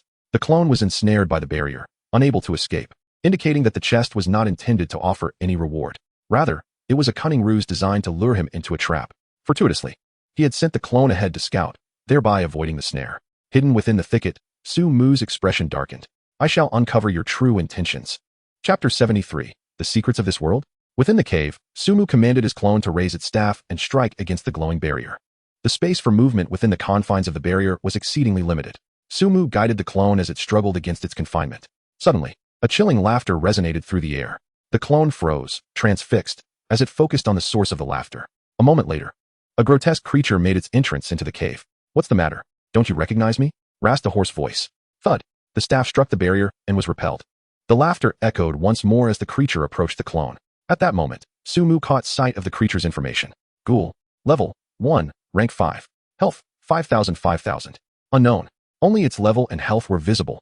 All other attributes remained concealed. Its health was modest, and its level was not particularly high. Defeating it should be manageable. However, given the creature's level and health, Su-mu felt a wave of relief wash over him. This beast was merely a notch above the goblins he had encountered. Why the silence? The ghoul gazed at the clone with a tone of arrogance. Now you remember me, don't you? Had the clone been capable of speech, Su-mu would have played along, feigning astonishment and exclaiming, how could it be you? But for now, he could only guide the clone to continue striking the barrier with its staff. Do not waste your efforts. This is a barrier crafted by the Grand Mage of Misty Town, one that you cannot breach. The flesh-eater demon regarded the movements of the clone with evident disdain. A smirk crossed its face as a ring emanating the same radiant glow as the protective barrier materialized in its hand. A beam of light shot forth from the ring, hurtling towards the barrier. 500. In the next instant, a damage number appeared above the clone's head. 500. A second later, another damage figure emerged. I can hardly wait to savor your essence. As the clone's health steadily dwindled, the flesh-eater demon revealed a grotesque grin. Suddenly, a bolt of lightning manifested within the cavern, striking the flesh-eater demon with ferocity. 10,600. A damage number erupted above the demon's head. Who dares? The demon's health plummeted drastically, evident shock etching its features as it bellowed in frenzy. Do not shout. A voice resonated. 10,600. Another bolt of thunderous lightning struck the flesh-eater demon, siphoning away 1/5 of its remaining health. How can your damage be so exorbitant? This is impossible. Who are you? The flesh-eater demon was now thoroughly panicked. The specter of death enveloped it. Although it seemed to possess greater intelligence than others, this very wisdom had stripped it of the courage to retaliate. I am merely an adventurer. At the cave's entrance, Su-mu observed the flesh-eater demon within, a smirk gracing his lips. If he unleashed 3 more lightning strikes, this impostor would be vanquished. This was far easier than he had anticipated. Adventurer, spare me. I can divulge secrets of this world.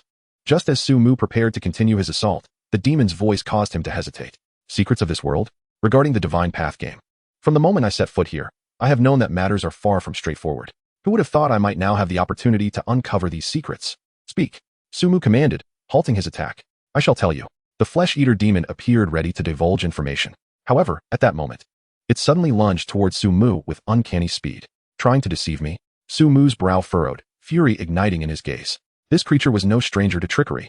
Ring of resistance. Just as the flesh-eater demon was about to close the distance, a shimmering energy ring materialized. The powerful force propelled the flesh-eater demon away. 2,480. A damage number also appeared above the demon's head. Die. Su-mu, now devoid of mercy, unleashed another bolt of thunderous lightning before the demon could regain its balance. 10,600. Spare me, adventurer. I can truly reveal all that I know. The flesh-eater demon pleaded once more, now on its knees. My master is the fallen mage Adolf. He possesses a spell book that contains the secrets of this world. If you can obtain that book, you shall know everything. Your master? Upon hearing this, Sumu furrowed her brow. Indeed, if you do not kill me, I can lead you to him. The ghoul nodded repeatedly. Is that so? Sumu suddenly burst into laughter. However, before the ghoul could utter a word, a bolt of lightning manifested. 10,600. This was not the end. Amidst the ghoul's fear and astonishment, Sumu unleashed another bolt of lightning. 10,600. You have slain the ghoul and gained 2,000 experience points. You have gained 1 intelligence point through the radiance of the mage. As the notifications appeared, Sumu glanced at the lifeless body of the ghoul and smirked disdainfully. Do you truly think me a fool? Chapter 74. The Second Identity. Although Sumu was eager to uncover the secrets of this world, the tone of the ghoul had already revealed that its master was no benevolent figure. With her current strength, seeking out that fallen magician alongside this creature would surely cost her 10 lives, if not more. I shall remember this name for future opportunities. Naturally, Sumu would not let slip any clues that could unveil the mysteries of this realm.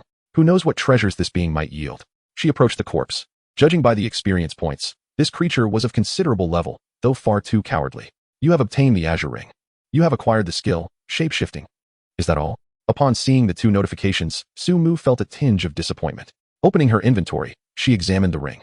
Azure Ring. It appears to belong to a certain mage from Misty Town, and it unlocks the main quest, the Traitor of Misty Town. A main quest? The ring cannot be equipped. It is a quest item, yet the prospect of that quest piqued Sumu's interest. The ghoul had mentioned that the barrier was the work of a mage from Misty Town. Who could it be? The first name that sprang to Sumu's mind was that of Mage Tai. Surely it cannot be him. This task can wait. Sumu turned her attention to the skill book. Shape-shifting level allows you to alter your appearance to resemble another person, and the transformed visage will be fixed. No wonder this creature could transform into a beautiful woman. Upon reading the description of the skill, Sumu was astonished. The auxiliary effects of this skill are undoubtedly top tier. Once I acquire this skill, I can completely become another person, even a woman. I shall learn it. Congratulations, you have learned shape-shifting. After successfully learning, Sumu opened her skill menu and located the new skill. It can even be upgraded? The prospect indicated behind the skill brought a smile to Sumu's face. I did not expect this special skill could be upgraded as well. Shape-shifting level successfully upgraded to shape-shifting level. Shape-shifting level successfully upgraded to shape-shifting level is now maxed out. Shape-shifting level you may edit another's appearance and profession. While in transformed state, you can learn all skills of that profession and equip all gear of that profession. Note, the first edit cannot be altered again. At the moment when the skill reached its peak, a facial customization interface appeared before Sumu. What? Does this mean I can completely transform into another person? Sumu exclaimed, unable to contain his excitement. This skill was nothing short of miraculous. He decided to create a rather conventional visage. After some contemplation, he began to modify his second identity, already possessing considerable good looks. He deemed it unnecessary for this new identity to be overly handsome. A more ordinary appearance would suffice, provided it bore no resemblance to his original features. Before long, a rather commonplace face materialized before Sumu. What profession should he choose? After selecting a weight and height similar to his own, he found himself pondering over the profession. Although he could learn skills from all professions, certain gear was off limits. However, in this transformed state, he could don some of those restricted items. Perhaps an archer? After careful consideration, Sumu opted for the archer profession, eager to discover how the attributes would be calculated in this new form. Please edit your name. Let us call myself Xin Yuan. Editing complete. With everything set, the skill underwent a transformation. Illusionary transformation, level upon use. You will transform into the archer, Xin Yuan. Activate. In the next instant, Sumu's physique began to shift, morphing into an archer. His appearance precisely matching the face he had just crafted. He swiftly opened his attributes panel. Player, Xin Yuan. Profession, archer. Level, First Order 6, 958019000. Health points, 4430. Mana points, 18800. Melee physical attack, 256. Ranged physical attack, 656. Physical defense, 393. Magical defense, 470. Attributes, Strength 28, Constitution 258, 35, Agility 228, Spirit 310, 160. Intelligence 455, 125. His magical attack had transformed into ranged physical attack, signifying he could now wield a bow, just as he had envisioned. The archer's ranged attack bonus was based on agility, and combined with the passive skill he had learned, his ranged attack totaled exactly 656, even without equipping any archer gear. Though ranged physical attacks might not surpass magical attacks, he was undoubtedly a standout within the archer profession. At present, this archer identity seemed of little immediate use, yet it would certainly prove invaluable in the future. Unbeknownst to Su Mu, as he transformed into Xian Yuan, a new name appeared prominently on the world ranking leaderboard. First Order 6, Xian Yuan. The sudden emergence of this individual sent shockwaves around the globe. What? How did another First Order appear? And at level 6 no less? He is almost catching up to Su Fa Shun. Who is this Xian Yuan? How did he suddenly make it onto the leaderboard? Could it be that the level rankings can actually be concealed? Has this Xian Yuan been hiding his level all along? I find myself curious whether Xian Yuan can surpass that worthless Su Mu. Once again, the foolish ones are here to hurl insults. What good is your curiosity? Su Fazhen holds a place in my heart. Humph, your Su Fazhen is merely a cowardly turtle. I stand firmly with Xian Yuan, the true champion of the world. In the Huagua District channel, a fierce debate erupted regarding Su Mu and Xian Yuan. Meanwhile, the Sakura Country chat channel was filled with discontent. How is it that Huagua is so formidable? They occupy 2 spots on the world rankings. Can Sakura Country ever rise? This is infuriating. I refuse to accept this.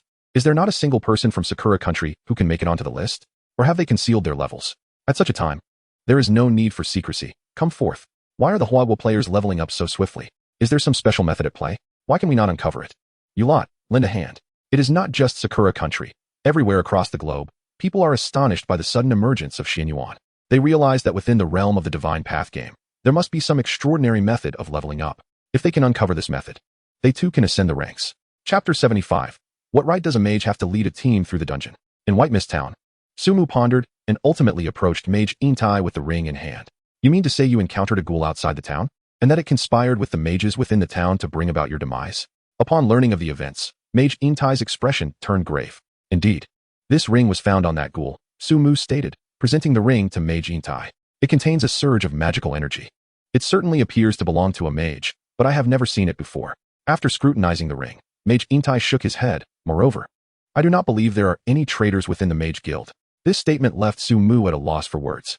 He found himself doubting whether Mage Intai might be the true owner of the ring. However, given his rank, it seemed improbable. The appearance of a ghoul in White Mist Town is no trivial matter. Do not spread the word just yet.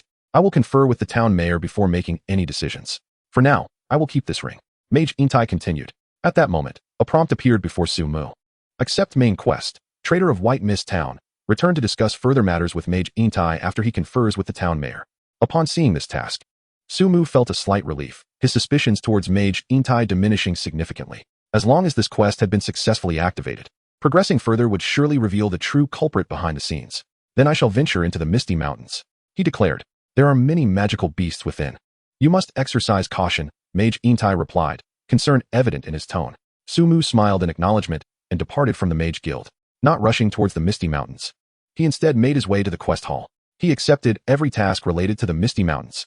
As he perused the task board, he accepted all quests marked with the Misty Mountains designation. After completing the tasks, Su Mu proceeded to the inn. Before embarking on the monster-slaying endeavor, one must ensure that one's inventory is sufficiently stocked. Su Mu deposited a considerable amount of first-tier equipment into the tavern's storage, thereby clearing a significant portion of his inventory space. Yet, it remained inadequate. How he wished for further expansion. 100 inventory slots may suffice for many, but for him, even an additional 100 would fall short. Unfortunately, he had yet to encounter any items or tools in the tailor's shop that could facilitate the enlargement of his inventory. Had those fellows not yet reached the first tier? Opening the chat channel, Su Mu began to observe discreetly. Xian Yuan, surpass the sorcerer of Su for me. From today onward, Xian Yuan shall be my idol. The sorcerer of Su can step aside. Xian Yuan? After just a few glances, Su Mu was utterly bewildered. How did these individuals come to know of Xian Yuan? He hastily accessed the leaderboard, only to discover Xian Yuan ranked second. My avatar can even make the list? Impressive. After a brief moment of astonishment, Su Mu broke into a smile. With this secondary identity, he could accomplish many things, not only facing players, but also confounding others. Following the incident with the ghouls yesterday, Su Mu's perspective on this mystical realm had undergone a significant transformation. To traverse this world further, one must remain vigilant against everyone. First, he would clear the entire Misty Mountain range, then assess the main quest. In a certain novice village, the Skeleton Cave Dungeon, they had finally defeated the boss, yielding a substantial amount of class certificates. A few individuals stood beside the pile of bones in the Skeleton Cave Dungeon, overwhelmed with joy. They had entered as a team of 20, yet now only 5 remained. The elite monsters drops were allocated to those who had sacrificed a resurrection opportunity, supplemented by some gold. Among the 5, one clad in a complete skeleton armor set radiated excitement. He was Li Xiao. now that the warrior advancement certificate had been released. Once he reached the first tier, this dungeon would fall completely under their control, allowing everyone's strength to escalate rapidly. Having cleared the dungeon, his level was now within reach of 10. Moreover, with the plethora of equipment dropped in this run, it had significantly bolstered his team's capabilities. Indeed, the hefty investment in this gear was well worth it. Naturally, all the credit belonged to the skeleton armor he donned. Even though he had been left far behind by the sorcerer of Su, he had distanced himself from the others considerably. He kept a close watch on the auction house. The moment a first-tier high-grade piece of equipment appeared, he would procure it. Li Xiao glanced resolutely at his subordinates. The elite team of Shen-Tu he had established was beginning to take shape, and should they continue to develop, they would undoubtedly become one of the dominant forces of the future. In another novice village, still within the Skeleton Cave dungeon, Ma Zong, I heard Li Xiao's team has already cleared the Skeleton Cave dungeon, while we are still stuck at the 5th wave of monsters. Until we acquire the complete skeleton set, we may not even catch a glimpse of them. Ma Jingfei's subordinate bore a look of despair. There were a total of 20 individuals, all equipped with commendable gear. Yet, upon witnessing the 5 elite skeletal warriors ahead, a palpable fear gripped everyone present. Alas! Ma Jingfei let out a deep sigh, his expression one of utter resignation as he shook his head repeatedly, lamenting, had I known, regardless of the cost, I should have procured that skeletal set. However, this world offers no remedy for regrets. Let us withdraw and reset the dungeon. We shall only contend with the elite monsters ahead. Once we gather a complete skeletal ensemble, we shall return to challenge it. Furthermore, have someone monitor the auction house. The moment any high-tier potions or equipment appear, regardless of the price in gold, purchase them all for me. In other novice villages, affluent players at the forefront had also encountered the skeletal cave dungeon. Yet, the majority of teams could only surpass the 3rd wave of monsters, with many becoming ensnared in the 4th and 5th waves. Among these teams, numerous discussions arose. How did that sorcerer, Su Fa, manage to clear this dungeon? His team must possess incredible strength. I truly cannot comprehend. If he were to consume resources alone, how could a mere mage lead a team through this dungeon? Indeed, without a capable warrior to withstand the onslaught, this dungeon was nearly insurmountable. They could hardly fathom that Su Mu had cleared this dungeon entirely alone. Chapter 76. The swift shall have, the slow shall not. The Misty Mountains. This location, situated to the north of White Mist Town, is perpetually shrouded in a veil of fog. Such vexatious mist. Upon entering the mountains, Su Mu felt a sense of helplessness. Even in the state of heightened vision, his sight was significantly hindered by the fog. As he navigated the periphery of the mountains, he encountered no magical beasts. Let me cast a skill to gauge the waters. He contemplated, directing a frost storm toward the area ahead. The chilling frost, accompanied by a fierce wind, rendered the already somber Misty Mountains even more forbidding. You have slain a leopard beast, gaining 5 experience points. Through the sorcerer's radiance, you have gained 1 intelligence. You have slain a leopard beast, gaining 5 experience points. Moments later, dozens of notifications appeared on Su Mu's interface. Were these creatures so dispersed? A single frost storm had only claimed a handful of beasts, which took Su Mu by surprise. He had anticipated a denser population of monsters within these mountains. Collecting items was troublesome. How he wished for a skill that would allow him to see clearly through the mist. With the fog present, even after slaying numerous beasts, Su Mu could not ascertain the locations of their corpses. Searching a 300-meter radius thoroughly would indeed be a waste of time. The depths of these mountains surely harbored a dungeon. First, he must locate its entrance. Thus, he resolved to forge ahead along this path, utilizing Frost Storm to clear his way. You have slain a leopard beast, gaining 5 experience points. Through the sorcerer's radiance, you have gained 1 intelligence. You have vanquished the leopard beast, earning 5 experience points. With the formidable skill of Frost Storm at his disposal, Su Mu ascended the mountain with remarkable swiftness. He no longer felt inclined to scavenge the carcasses of the elusive beasts. Surely, these creatures could be skinned? After collecting some drops from the beasts along the path, Su Mu cast his gaze upon their remains. Upon utilizing his skinning skill, a prompt swiftly appeared. Skinning successful, acquired Tier 1 beast hide. What a delightful discovery. This revelation filled Su Mu with elation. With these Tier 1 hides, he could forge a multitude of assassin gear. He decided to take a moment to indulge in this endeavor. He began to skin all the beast carcasses scattered around him. Skinning successful, acquired Tier 1 beast hide. Skinning successful, acquired Tier 1 beast hide. Under his masterful skinning technique, Su Mu encountered no failures. As time passed, he ventured deeper into the Misty Mountains, and his inventory now boasted 5 sets of Tier 1 beast hides, one set consisting of 100 pieces. The likelihood of triggering the radiance of the mage had diminished significantly with each ordinary creature slain. Could there be an underlying reason for this? Su Mu contemplated his intelligence score, 460, 125. Any mage who beheld this base intelligence value would undoubtedly be astounded. Yet, within, Su Mu remained unfazed, even perceiving his progress as sluggish. The surrounding mist thickened, and if only his eagle eye could pierce through it, he could locate the dungeon sooner. Alas, fortune was still a factor. Nestled in the midsection of the mountains, visibility dwindled to a mere 1 or 2 meters, which was most vexing for Sumu. Just then, he heard a faint cry for help. Were there others in this place? With a raised brow, Sumu began to discern the direction from which the sound emanated. There. Blink. Having determined the location, Sumu executed a blink spell and swiftly made his way there. Minutes later, he discovered an armored soldier beneath a grand tree. The armor emblazoned with the words White Mist Town. What has befallen you? Sumu inquired as he approached the soldier. Are you an adventurer from White Mist Town? The soldier, upon seeing Sumu, appeared as though he had glimpsed a savior, exclaiming fervently. Indeed. Sumu nodded. In that instant, the soldier's eyes shimmered with renewed hope. I am a soldier from White Mist Town. 5 days ago, we were commanded by the mayor to explore the depths of the Misty Mountains. Cough, cough. He coughed violently as he spoke. Soon, his expression shifted to one of terror. Upon reaching the heart of the mountains, we encountered a dreadful foe. They possess limbs akin to humans, but bear the heads of goats. Their agility is astonishing, as if they can see through the mist. My entire squad was annihilated. I am the sole survivor. At this point, the soldier's face turned ashen. It was evident that he was nearing the end of his strength. With little time left to live, do you accept the quest? Eliminate the Gomen? Understood. Sumu decisively accepted the task. Adventurer, I entrust the next steps to you. After Sumu took on the mission, the soldier revealed a look of relief before closing his eyes. Sumu was not at all surprised by the soldier's demise. Many games feature similar narrative arcs. This task must be completed by me. It appears that the magic crystal mine lies within the lair of the Goatmen. I will first finish the other gathering tasks, and then eliminate the Goatmen. The task hall had a plethora of missions available, including several gathering tasks. Upon reaching the central part of the mountain range, the items required for the gathering tasks began to appear in abundance. Frost Storm. Sumu unleashed the storm horizontally, clearing the surrounding beasts. You have obtained blackstone ore. You have gathered camphor tree spores. You have collected living root grass. You have harvested mana grass. Of course, beyond the task items, Sumu did not overlook the herbs and ores that emerged within the mountains. His inventory quickly became insufficient. I might as well list these first-tier equipment for sale, setting the price not too high, perhaps 100 gold coins each. There was no other option. Sumu could only place each piece of first-tier gear, which occupied a slot, up for sale. Consignment successful, earn 90 gold coins. Consignment successful, earn 90 gold coins. Almost simultaneously with the listings, Sumu received notifications. Goodness, they are selling so quickly? The speed of these consignment sales left Sumu wide-eyed.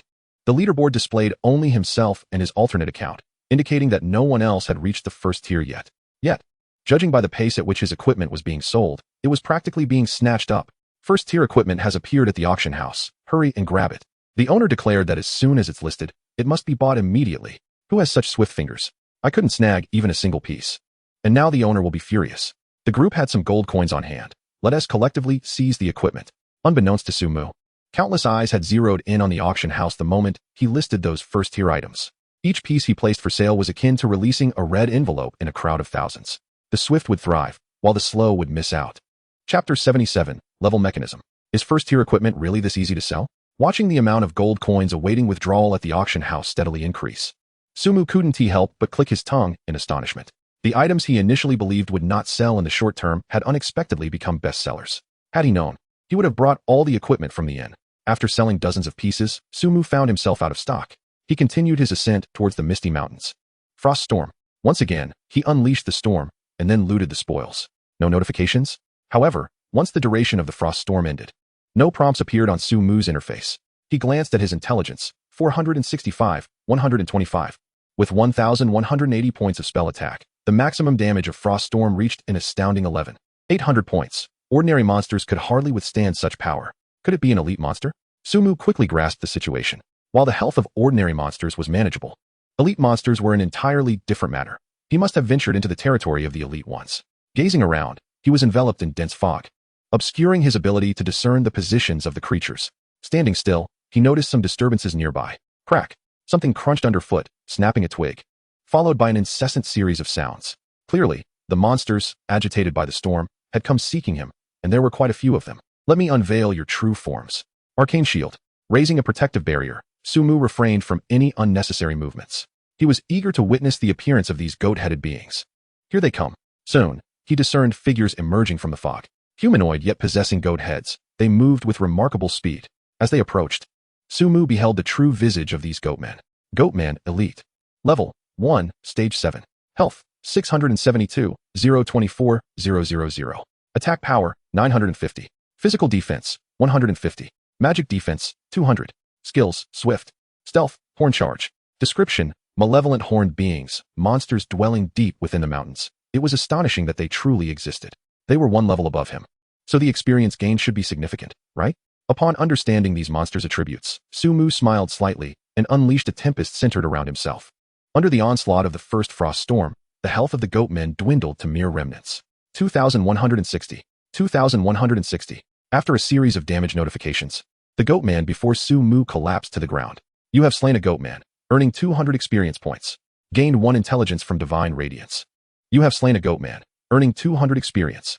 Gained 1 intelligence from divine radiance. With successive notifications ringing in his ears, Sumu glanced at his intelligence stat. 480, 125. This one storm had directly augmented his intelligence by 15 points. It was indeed more gratifying to battle high-level elite monsters. Checking his experience points. 1, 789, 019. 000. He was less than 2,000 experience points away from leveling up. In other words, by defeating just 10 more goatmen, he would ascend to level 7, stage 1. Such a pace of advancement was unparalleled. The spoils of elite monsters were worth collecting. Sumu hastily scoured the area. You have obtained a goatman's horn. You have acquired a sunbeam longbow. The drops from elite monsters were exceedingly generous. Dozens of goatmen yielded 5 pieces of stage 1 equipment. Sumu did not rush to list the gear for sale, as the turnover rate was remarkably swift. He would address it when his inventory became insufficient. However, the drop rate for these goat horns was rather low. Only 10 had dropped from over 40 goatmen. Observing the task requirement of 100 goat horns, Sumu rubbed his temples, realizing this quest was no trivial endeavor. Continuing to grind, he believed he had reached their lair.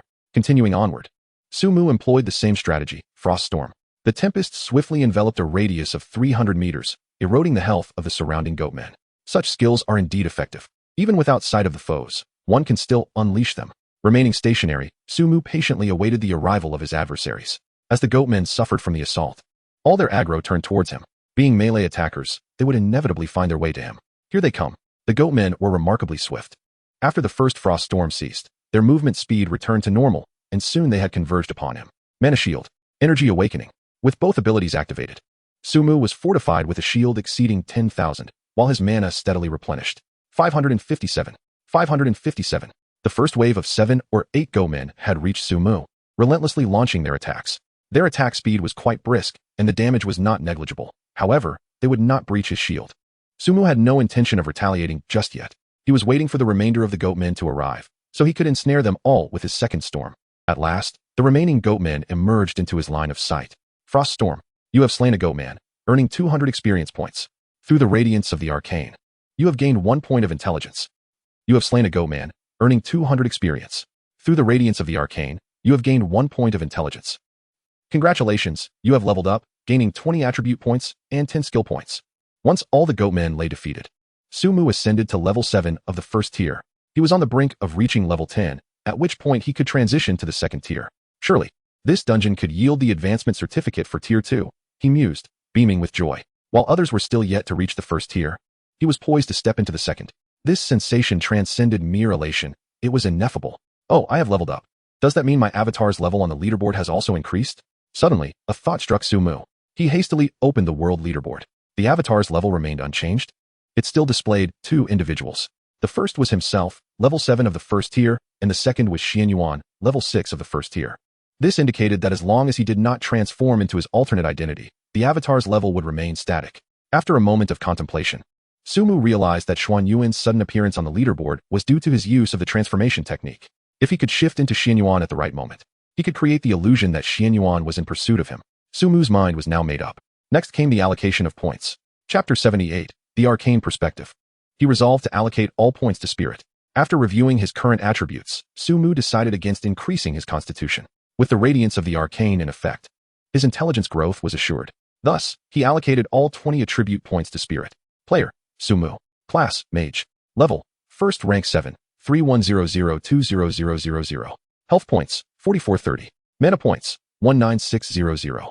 Melee physical attack, 256. Spell attack, 1230. Physical defense, 393. Spell defense, 490. Attributes, Strength 28, Constitution 258, 35. Agility 228, Spirit 330, 160. Intelligence 490, 125. If others were to behold Su Mu's attributes, they would undoubtedly exclaim in astonishment. As a mage, aside from the primary attributes of spirit and intelligence, all other attributes would evoke envy among many. The whereabouts of the dungeon remain a mystery. The pervasive mist is truly bothersome. Regrettably, Eagle Eye does not penetrate it. Might the goatman drop skills that enable one to see through the fog? Su Mu glanced at the corpses of the elite monsters. After looting, not a single skill was dropped. With a resigned shrug, Su Mu pressed onward into the mist ahead. After a short while, just as he was about to unleash Frost Storm, an inexplicable sensation surged within him. What could that be? At that moment, Su Mu noticed a shadow darting through the mist. Such swiftness. The shadow moved far more rapidly than the goatman he had previously encountered. It flitted about the fog, seemingly searching for an opportunity to strike. Could it be? Su Mu narrowed his eyes. Only something of that caliber could attain such speed. Was it alone, without any minions? To Su Mu's surprise, no other goatmen were in sight. Mana Shield. Energy Awakening. Without hesitation, Su Mu activated both skills in succession. The speed was astonishing. And coupled with the mist obscuring his vision, it would be difficult for lightning strike to connect. Scanning his surroundings, Su Mu sought the shadow's whereabouts while waiting for the right moment. Bah! Suddenly, a bleat echoed, and a shadow lunged from the mist, launching an attack at Su Mu. Its speed was blinding, with iron-like ridges adorning its horns, appearing extremely resilient. This collision was aimed directly at Su Mu's lower back. If it struck with full force, it could indeed be fatal. Repulsion Ring. 3,190. Simultaneously, a damage number emerged above the goatman's head. Thunderbolt. Seizing the opportunity while it was repelled by the repulsion ring, lightning flickered in Su Mu's eyes. 11,800. Another damage figure appeared. Bah! The goatman, besieged by attacks, turned and retreated into the mist. Prior to this, Su Mu had also glimpsed its specific information. Ironhorn Goatman. Level, first rank 8. Health points, 450-106-0000. Attack power, 1500. Physical defense, 300. Spell defense, 500. Skills, Horn Charge. Arcane Vision, Earthbinding. Is this creature magical or physical in nature? Observing its skills, Su Mu furrowed his brow. The latter two skills clearly belonged to the magical realm. Yet this one engaged him in close combat. It should be able to discern the circumstances shrouded in mist. Thus, I find myself devoid of any advantage. Yet, there is no cause for concern. As I allow my opponent to maneuver wildly within the fog, I remain steadfast, uttering but a single word. Wait. The moment I launch an assault, I shall retaliate. Just then, the ground beneath me stirred unexpectedly. The earth began to rise, ensnaring my feet in its grasp. 1,530. A damage numeral emerged above my head. This was merely the beginning. My adversary, lurking in the mist, seized the opportunity to charge once more. Come forth. Come forth. Though immobilized, I remain unperturbed. 1,107. A regular strike landed upon me, inflicting considerable damage. Cyclone Axe. I raised my staff high and struck the ground with force. A powerful recoil reverberated back to my foe, rendering it momentarily dazed. Thunderous Lightning. Thunderous Lightning. The Cyclone Axe skill proved formidable, incapacitating even this creature, resulting in a 2-second stun. 2 bolts of lightning surged forth, reducing its health to below half. As the daze subsided, sensing my formidable power, it attempted to retreat once more into the fog. Blink. Kidney Strike. Quick as a flash, I delivered another blow, stunning it yet again. This time, the duration of the daze was merely 1 second, yet it sufficed for me to unleash a bolt of lightning. 11,800. Just one final strike would suffice to vanquish this beast. Charge. I activated a skill I seldom employed. The charge ability proved quite potent, under my high agility. Evasion was impossible. In the brief moment of its daze, the lightning struck immediately after. 11,800. You have slain the Ironhorn Goatman, earning 10,000 experience points. You have gained 1 intelligence point through the radiance of the mage. Such a wealth of experience? My eyes widened at the sight of the experience bar surging dramatically. This creature was of level 8 in the first tier. I never anticipated that its defeat would yield a staggering 10,000 experience points. It seems that elite foes have indeed increased in level and value. It is still paramount to engage elite monsters to level up swiftly. I approached the carcass of the Goatman. You have acquired the stone of the Goatman cave. You have obtained the iron horn of the Goatman. You have received the claw of the Goatman. You have learned the skill, magical perspective. As I reached out, for notifications appeared simultaneously. Meanwhile, in various novice villages, a throng of individuals had gathered. They stood dumbfounded, eyes fixed on the void, restless and eager. The boss had decreed that if they failed to seize even a single piece of equipment today, they need not return to work tomorrow. General Lee had announced that those who could not secure gear would be expelled from the elite team. Such lack of dexterity hardly qualifies one as elite. General Ma had instructed that if they could procure more than 3 pieces of equipment today, gold coin bonuses would be issued. These individuals did nothing but incessantly refresh the auction house, awaiting the arrival of Tier 1 equipment. Chapter 79. Has Xianyuan caught attention? In the Misty Mountains. Su-mu was observing the skill contained within the package. Magical Perspective. Level consumes 500 mana points upon activation. Grants magical sight within a radius of 100 meters for 1 minute, with a cooldown of 5 minutes. Under this magical vision, one may perceive some unexpected phenomena. The ability to see through the fog, was it related to this skill? The description was somewhat vague, prompting Su-mu to directly choose to learn it. Maximized. He opened the skill panel and immediately upgraded this skill to its fullest potential. Magical Perspective level successfully upgraded to Magical Perspective level. Magical Perspective level consumes 1,000 mana points. Upon activation, grants magical sight within a radius of 500 meters for 2 minutes, with a cooldown of 3 minutes. Under this magical vision, one may perceive some unexpected phenomena. Once again, the description remained unchanged, yet Su-mu found himself quite intrigued by the notion of these so-called unexpected phenomena. Magical Perspective. Upon using this skill, Su-mu's eyes were suddenly enveloped by a surge of potent magical energy.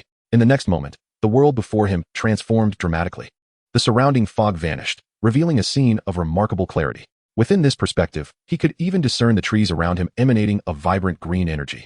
Moreover, he noticed some red energy moving about, which, based on its size, suggested it belonged to the small creatures inhabiting the mountains.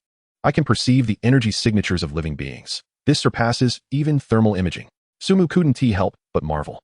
I wonder if I can detect invisible monsters in this state. Let us combine it with Eagle Eye for a test. In this enhanced vision, Su-mu activated Eagle Eye. To his astonishment, he discovered that the effects of the two skills overlapped. In other words, he could maintain magical sight within the range of Eagle Eye. How many satyr-like beings are there? Beyond 1,000 meters, Su-mu also spotted a number of creatures with strong life signs, their outlines identical to those of the satyrs. Their numbers were quite considerable. Most of these satyrs seemed to be congregated in a specific direction, as if guarding something. Su-mu deactivated both Eagle Eye and Magical Perspective, then opened his inventory. Satyr Cave Sigil can unlock the entrance to the Satyr Cave. This sigil was evidently meant for commencing a dungeon. The location of the dungeon should be situated just beyond where the satyrs were stationed. Additionally, there were 2 pieces of equipment. The goat horns were a type of gauntlet weapon, while the goat claw was a dagger-type weapon. Goatman's Iron Horn, level melee attack 300, strength 50, attached skill, horn charge. Required level, first order level 8.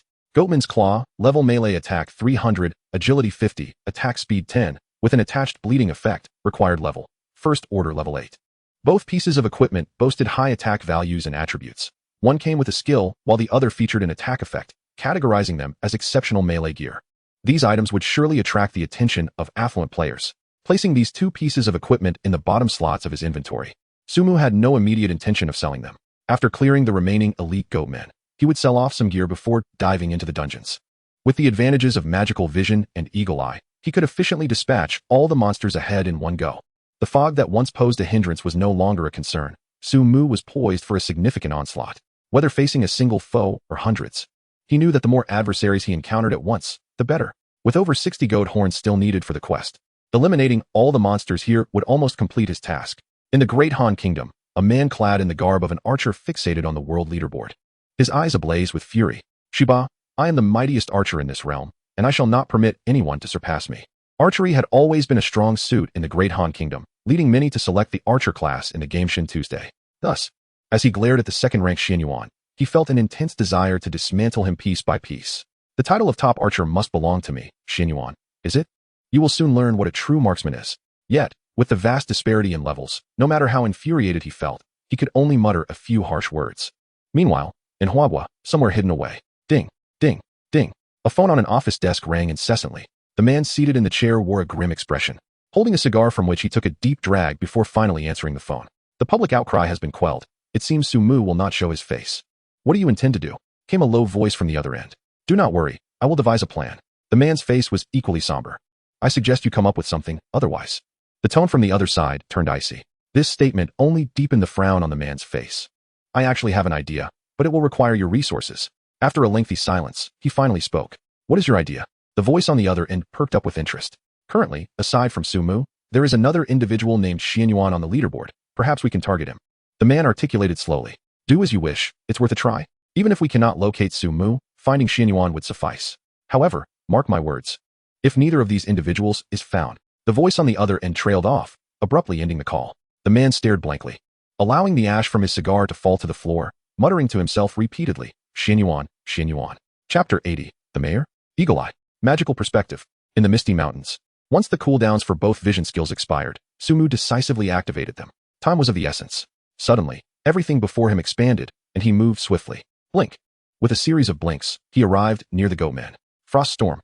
Without hesitation, Sumu unleashed a frost storm upon a cluster of the Goatmen. After the storm's devastation, Sumu clearly observed the agitated abilities imbued with signs of life rushing towards her, each one brimming with hostility. With a flicker, Sumu smiled lightly and executed another 100-meter blink, directing herself towards a different region inhabited by Goatmen. Under the overlap of two vision skills, she had an impeccable understanding of the locations of all the Goatmen surrounding her. By covering 3 different areas with storms, she could draw all the Goatmen together. And once they congregated, she would finish them off with a final storm. Sumu's strategy was decidedly straightforward. Frost storms could not overlap damage within the same area. Yet they remained unaffected across different regions. She had successfully lured them all in. The 3 storms were unleashed from distinct positions, and Sumu spared not a single Goatman. As she watched them charge towards her amidst the storms, she began to retreat towards the focal point of the 3 directions. After waiting for a while, the 3 waves of Goatmen converged at nearly the same location. Frost Storm. A smile graced Sumu's lips as she unleashed her 4th skill into the area before her. You have slain a Goatman, gaining 100 experience points. You have slain a Goatman, gaining 100 experience points. You have gained 1 intelligence point through the radiance of the sorcerer. Moments later, a series of notifications flashed across Sumu's interface. Her experience bar surged significantly, with her base intelligence increasing by 20 points, now totaling 510. The experience points soared by 200, and leveling up was now within reach. After dispatching a massive horde of Goatmen, Sumu promptly scrutinized her experience and intelligence. 510, 125. 173, 002, 0000. This method of farming not only proved efficient, but also ensured that the corpses of the creatures were conveniently concentrated, making item collection far simpler. A radiant smile illuminated Sumu's face as she blinked to the area where the Goatmen had fallen.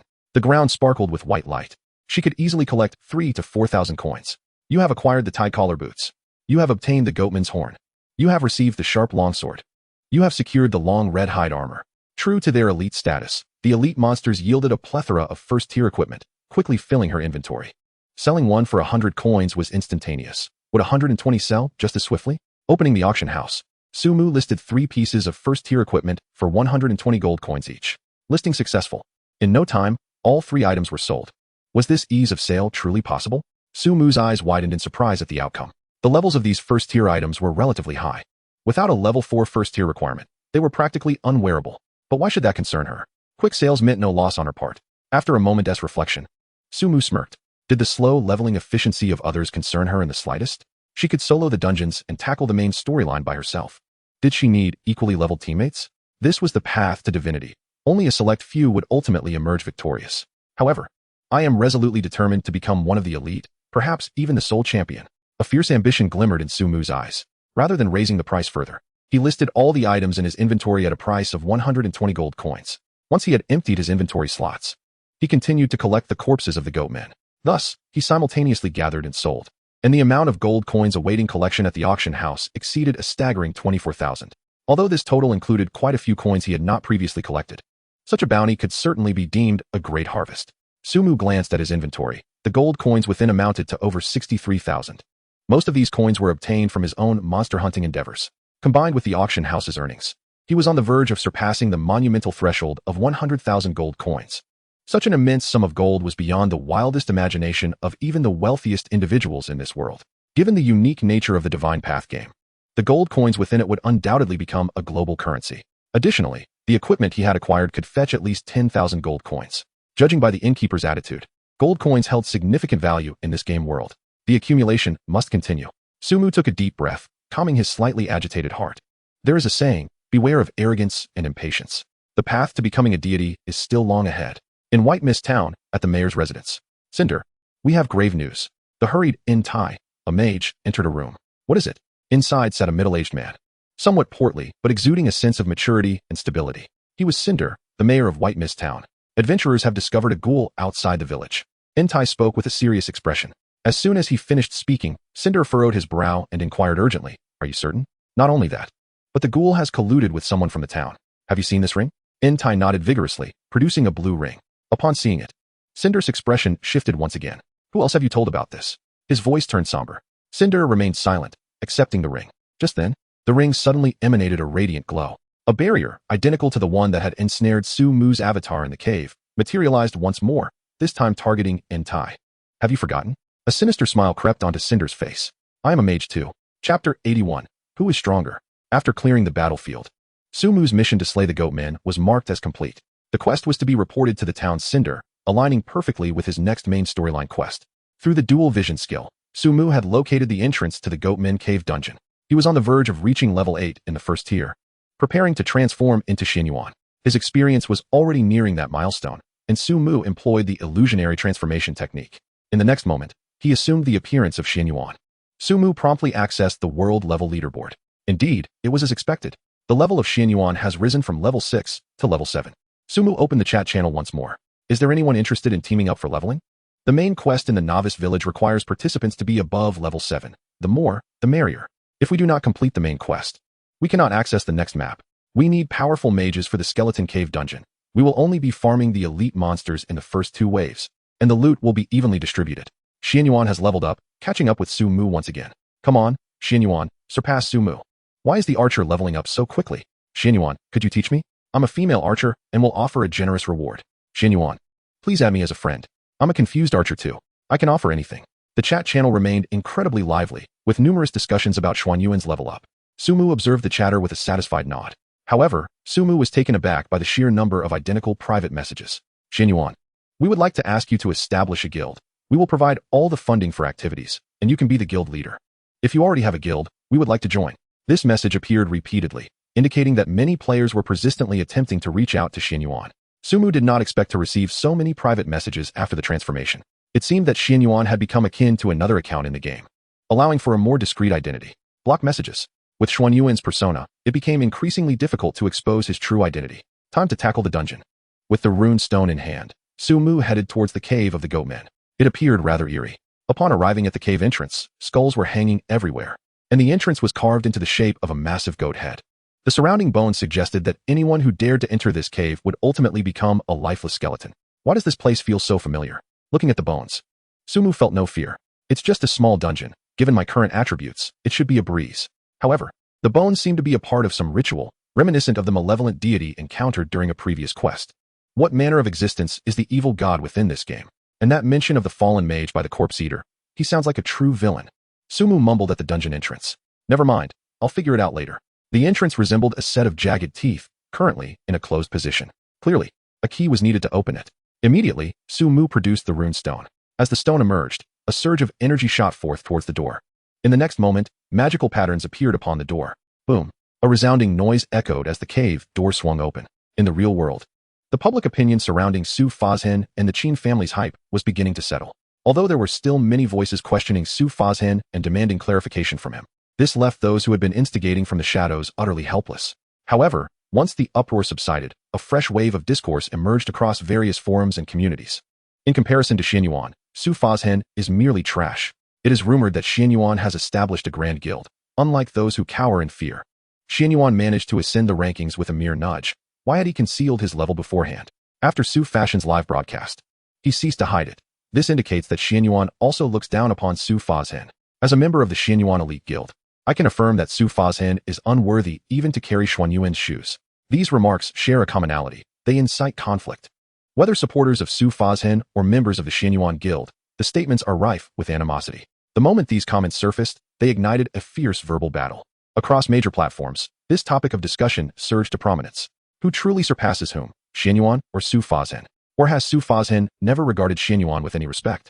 Chapter 82. The Sheepskin Armor. Shall we enter the Goatman's cave dungeon? Upon opening the stone door, a prompt appeared before Su Mu. Open. Without hesitation, Su Mu activated the dungeon. According to the mechanics prevalent in most online games, dungeons are not designed for a single player to conquer alone. However, Su Mu felt no pressure whatsoever. The tunnels within the cave were shrouded in darkness, with a faint glimmer of light in the distance. A fireball materialized in Su Mu's palm, illuminating the path ahead. The area exuded a faint scent of blood, and it appeared that there were no monsters in sight. Let us venture deeper. After a moment of contemplation, Su Mu resolved to make his way toward the light. Stealth. Agility. With both skills activated, he swiftly advanced toward the luminous point while remaining concealed. What is this place? As he passed through the light, Su Mu was greeted by the breathtaking scenery of a valley.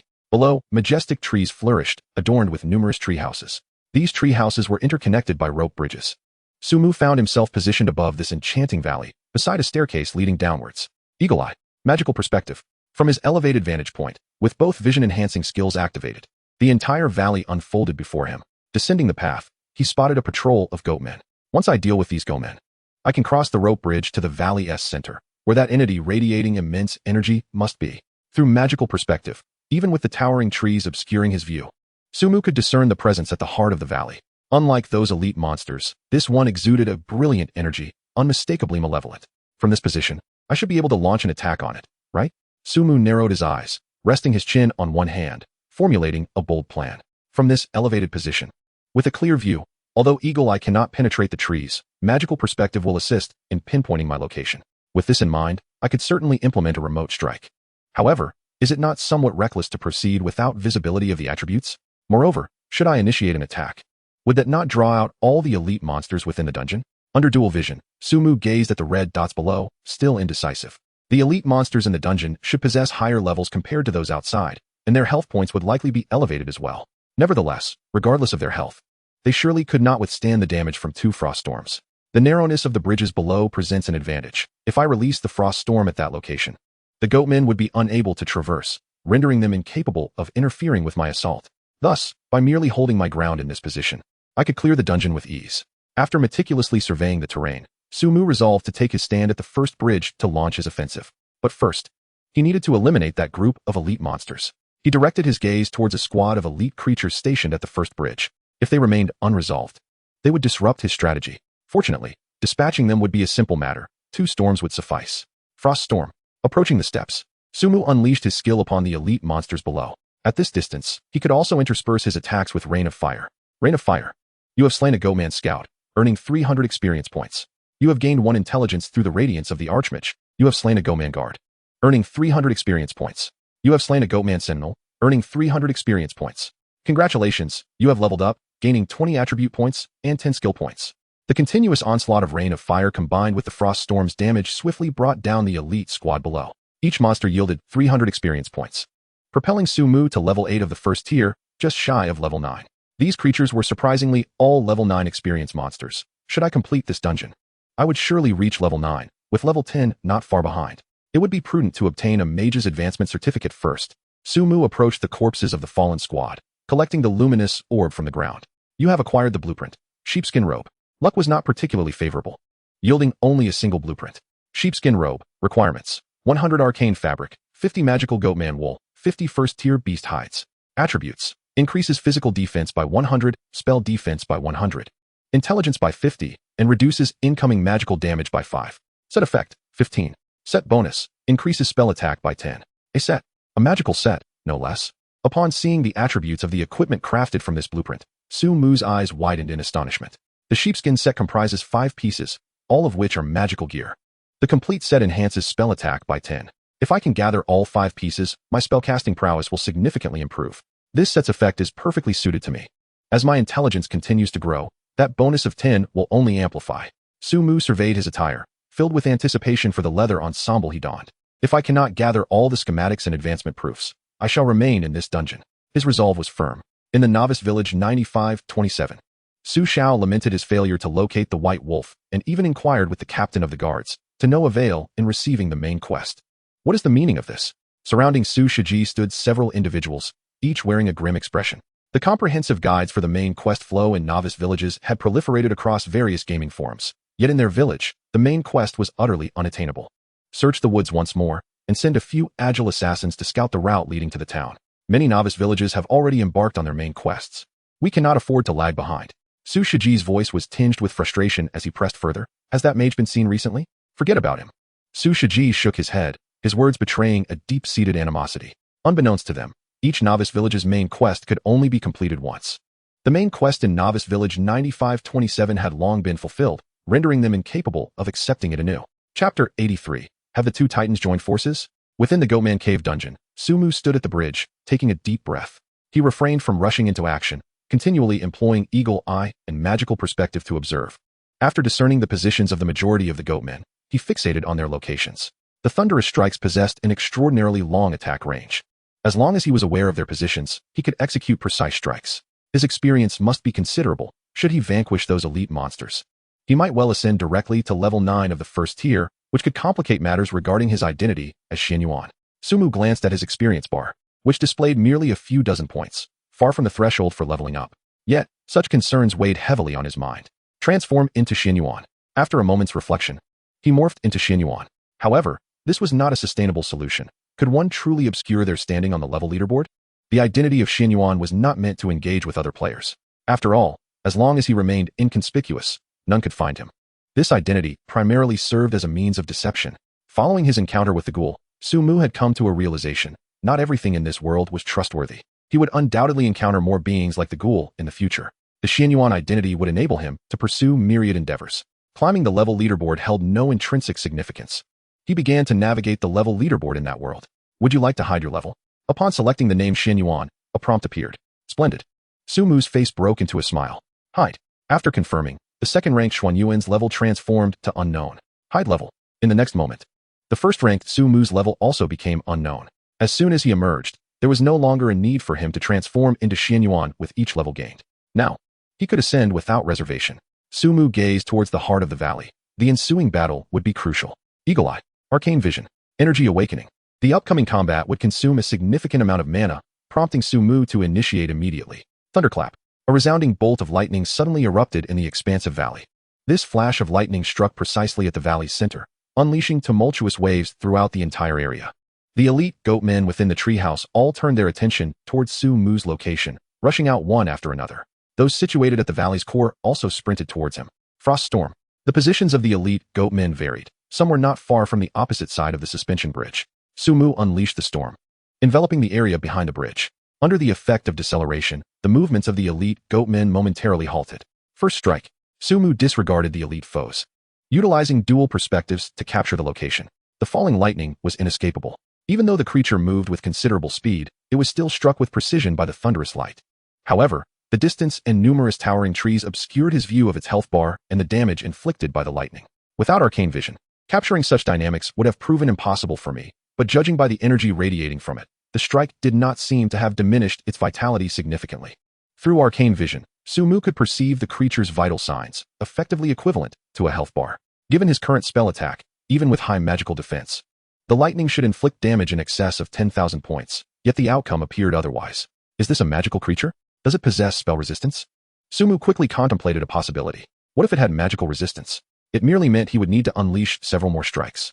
Realizing this, Sumu opened his inventory and promptly consumed a bottle of super mana potion. Thunderclap. Aiming at the advancing direction, another bolt of lightning descended from the heavens. Just then, Sumu suddenly noticed he had shifted laterally by several dozen meters. A blink skill? The only ability that came to Sumu's mind was one particular skill. His eyes sharpened. With such a skill in play, it would evidently not be easy for the lightning to strike continuously.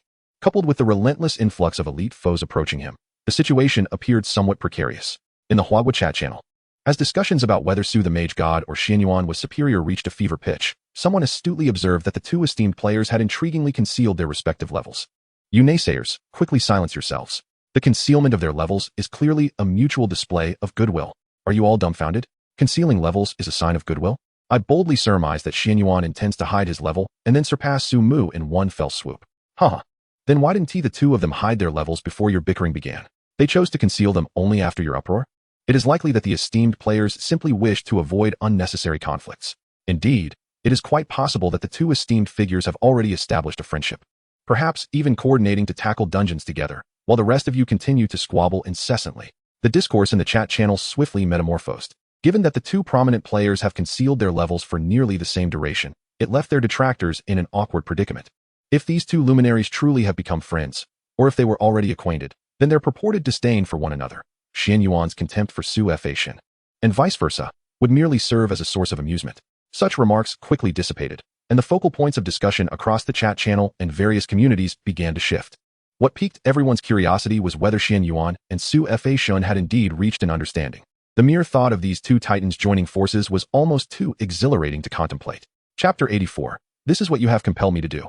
Within the dungeon, Sumu unleashed another bolt of lightning towards the position that shimmered with energy once more. It struck true. This blow did not evade, clearly. The teleportation ability was not without its cooldown. Crackling lightning. Seizing the moment, Sumu struck again with another bolt of lightning. With a distance of 1,000 meters between them, there was no opportunity for a counterattack. Yet, at that instant, the foe abruptly halted, remaining motionless. What was this fellow up to? Sumu observed the stationary red, his brow furrowing in concentration. Crackling lightning. Such an opportunity must not be squandered. Since the enemy stood there like a living target, he felt no need for restraint. Crackling lightning. 2 bolts of lightning were unleashed in rapid succession. As Sumu keenly monitored the life energy emanating from the red dot, it showed no signs of diminishing. What had it done? To Sumu's surprise, his 2 strikes seemed to inflict no damage whatsoever. Was it a shield? Squinting, Sumu's mind raced with possibilities. While ranged attacks certainly offered convenience, they also left him oblivious to the attributes of his adversary. Thus, he decided to clear the lesser creatures first. Exhaling a deep breath, Sumu chose to disregard the immobile foe for the moment. Confirming that it was a magic-type creature, he felt little pressure. With the passive skill of spell resistance, he could easily withstand the magical damage. Instead, it was these elite lesser creatures that posed a greater threat. Positioning himself at 2 critical extremes, he prepared to unleash 2 frost storms within this area, ensuring that the lesser creatures would come to their demise. Teleport. He blinked to the center of the bridge, activating the storm at the very edge of its casting range. Swiftly, he then accelerated his movement, racing towards the opposite end of the suspension bridge just as the first batch of goatmen were about to strike. Frost storm. As he ran, he released the skill centered on himself. The pursuing goatmen found themselves ensnared in a state of deceleration, having already suffered the full brunt of 1 storm's damage. Their remaining health could not sustain them as they traversed the entirety of the bridge. You have slain the Goatman Guardian. You gain 200 experience points. Through the radiance of the mage, you gain 1 intelligence. You have slain the Goatman Mage. You gain 200 experience points. You have slain the Goatman Guard. Awarded 200 experience points. The first wave of goatmen began to fall one by one, leaving the drawbridge strewn with orbs of light waiting to be collected. Sumu remained unhurried. The vast valley housed the goatmen in disparate locations, and over 200 elite foes were still approaching. Among them were numerous ranged attackers, and he needed to ensure they remained within the storm's slowing effect, thus preventing them from launching any assaults against him. Energy Awakening. Sumu activated his second energy awakening while simultaneously consuming the second bottle of blue potion. While dealing with these elite adversaries, he faced another concern. The depletion of his mana was his greatest foe. Given his current strategy, it was manageable. He would assess his remaining health and, if necessary, resort to bludgeoning it to death with his staff. In the real world, within a villa, a figure suddenly materialized out of thin air. Infuriating. Crash. The sound of shattering glass echoed, littering the floor with shards. The anger etched on the man's face did not dissipate. He roared in fury. The provocative remarks in the game's chat channel, along with the discourse across various gaming communities and platforms, had all been orchestrated by him. His intentions were straightforward. Yet, he had not anticipated the enigmatic nature of 2 individuals, so mysterious that he found himself at a loss. He clenched his jaw, his gaze filled with malice. You have forced my hand. In the heart of a secluded mountain in Huagua, a young man stood before an elder, his tone exceedingly respectful. Master, ye heir. After spending so many days in that game world, what have you learned? The elder stood with hands clasped behind his back, speaking slowly. The disciple felt a surge of strength. Certain skills from the game seemed to manifest in reality, yet there was always something amiss. A frown crossed the young man's face, his expression one of struggle. You are a once-in-a-century talent of our sect. Even you cannot wield those skills in the real world. Can that Su-Fa-Shin truly accomplish it? The elder sighed deeply upon hearing this. Master, I will continue to strive. The young man's eyes sparkled with defiance. The elder's expression grew complex as he approached the young man, placing a hand on his shoulder. I have a foreboding. There must be a monumental conspiracy behind this game. I hope that one day, you can support Huagua and our sect. Chapter 85. A Surge of Power. You have slain the Goatman Guard. Awarded 200 experience points. You have slain the Goatman Sorcerer. Awarded 200 experience points. Through the radiance of the Sorcerer, you have gained 1 point of intelligence. You have slain the Goatman Guard. Awarded 200 experience points. By the drawbridge, Sumu gazed at the fallen Goatman, a smile gracing his lips. The Sorcerer's bloodline skill was indeed formidable. Nearly half of the elite foes had been dispatched, and the head was drawing near. The dual perspective was still active, and Sumu clearly observed the strongest life signal. A red dot, nearing the location of the drawbridge. Froststorm. Sumu's combat style was straightforward and forceful, directly employing skills to envelop his opponents. Unlike the elite monsters, he was unaffected by the storm's slowing effects and swiftly reached the opposite side of the suspension bridge. It was at this moment that Sumu discerned the true form of his adversary. It was a goatman wielding a bony staff, its entire body adorned with eerie magical patterns. Its eyes glowed a blood-red hue, and red fur sprouted from its forehead. Goatman Priest. Level. Tier 1, Level 10. Health points. 5, 184, 072, 000. Spell attack. 1, 800. Physical defense. 100. Spell defense. 800. Spell resistance, 20. Skills, blink, magic shield, crow storm, dark crow technique. Indeed, this creature possessed magical resistance and the skill of a magic shield. Upon observing its attributes, Sumu quickly realized that he had only inflicted true damage with 2 lightning strikes, and its health remained robust. The divine brilliance had triggered numerous times, and currently, his intelligence stood at 555, 125, with spell attack reaching 360. As he assessed his intelligence, he kept a vigilant eye on the foe. A damage number soon emerged above its forehead. 536. The storm skill dealt damage per jump equivalent to his spell attack of 200. After deducting its spell defense and the additional 20 points of resistance, this was the resultant figure. Thunderous lightning. A spark ignited in Sumu's eyes as a bolt of thunder struck the foe. 240. The creature's health plummeted instantaneously. Meanwhile, the goat man on the other side of the bridge was not idle. The bony staff in its hand exuded a sinister red glow, and a shadow resembling a crow shot towards Sumu. 1095. A substantial damage figure materialized above Sumu's head. That was quite a hefty blow. His own health also diminished significantly, causing Sumu to furrow his brow. Fortunately, he had 50 points of spell resistance. Otherwise, those 2 skills could have brought his health to a critical low. Its casting speed is slower than mine. Observing the goat man preparing to unleash another skill, Sumu did not hesitate and unleashed thunderous lightning. 240. A damage figure immediately appeared above the creature's head, and at that moment, its movement faltered. The red light that had coalesced on the bony staff dimmed. The passive effect of the lightning had activated. Sumu quickly grasped the situation. The paralysis effect of the thunderous lightning interrupted the goatman's spellcasting. Thunderous lightning. Seizing this opportunity, Sumu unleashed another bolt of lightning. 240. 3 consecutive strikes of lightning hit their target, leaving the creature with merely 20,000 health points remaining. Following the brief paralysis, it did not continue to cast spells against Sumu. Instead, it raised its staff and began to murmur an incantation. Is it preparing to conjure a shield? Sumu narrowed his eyes and swiftly located the skill, Frenzied Axe Quake. Raising his staff above his head, he forcefully slammed it down to the ground. In the next moment, the suspension bridge began to tremble under the shockwave, affecting all the Goatman elites on it, who were marked with signs of dizziness above their heads. The tremor persisted, exerting a profound influence.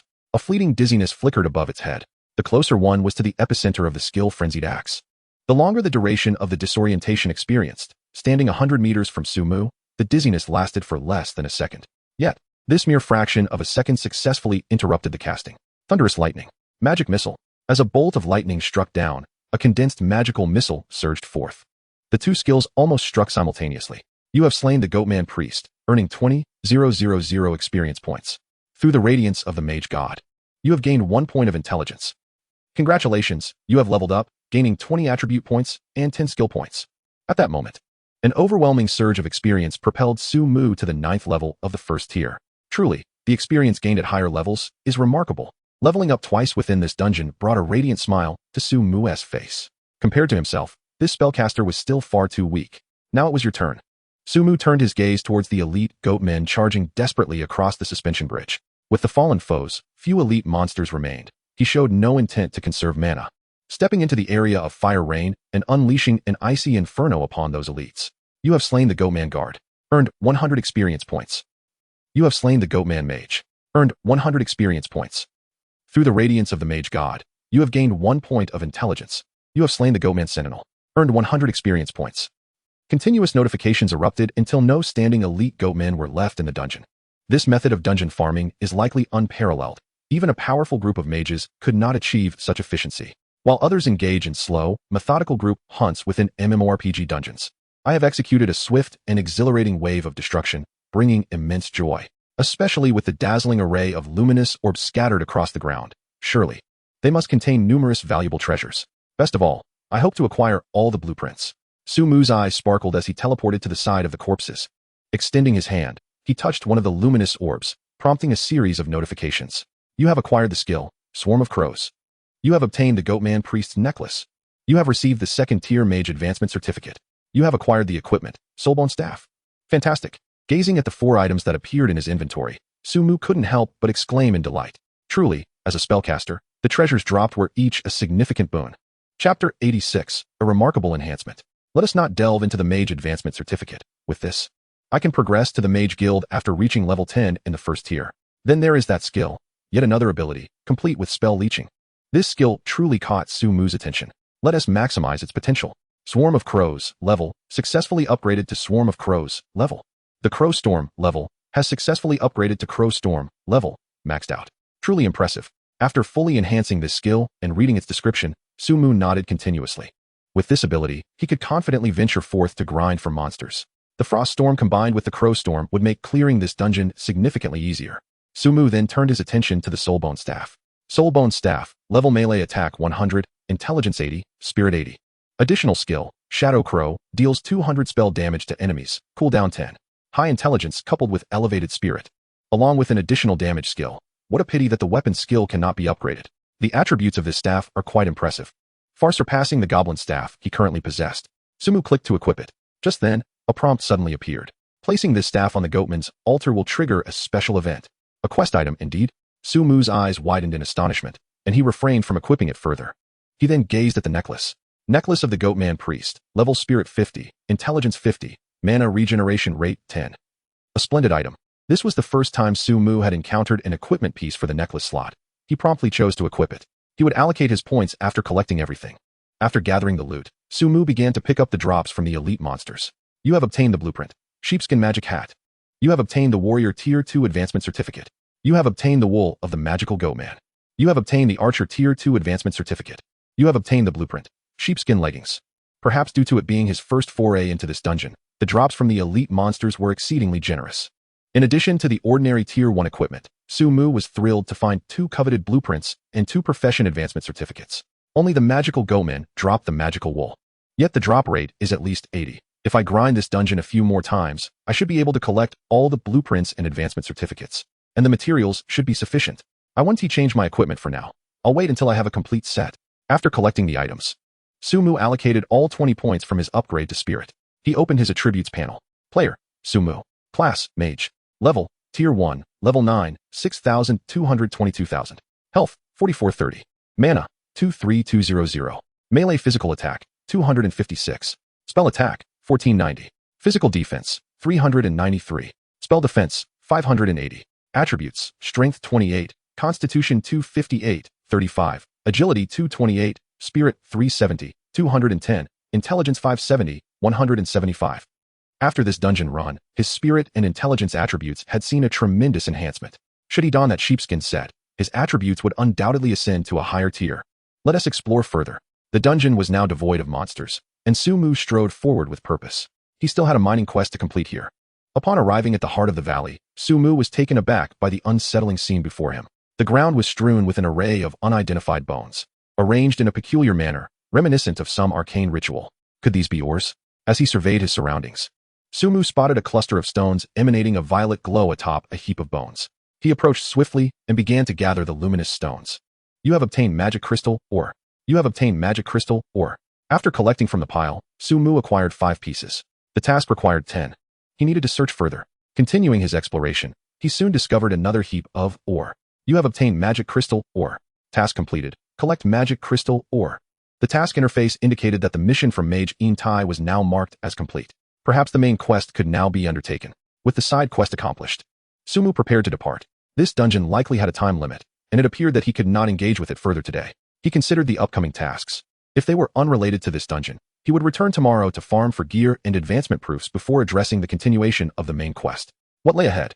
Just as Sumu was about to leave, he noticed a circular hole at the center of the bone pile. The shape suggested that the soulbone staff would fit perfectly. What special event might be triggered by inserting the staff into the hole? A look of intense curiosity crossed Sumu's face, and he felt a surge of eagerness. In the real world, a man was engaged in a video call. Didn't I mention? For any matters, just call me. Why send a video? The individual on the other end had porcelain skin and striking emerald eyes. This matter is of great importance. It requires your personal involvement, the man said, his demeanor serious. After a moment of contemplation, the other person slowly replied, What do you intend to do? The man smiled, his lips curling at a confident angle of 45 degrees. I want you to find the finest special effects team to create a short film for me. Chapter 87, Delving into the Misty Mountains? At the Mage Guild, Sumu stood outside Mage Tai's chamber, knocking repeatedly. Not here.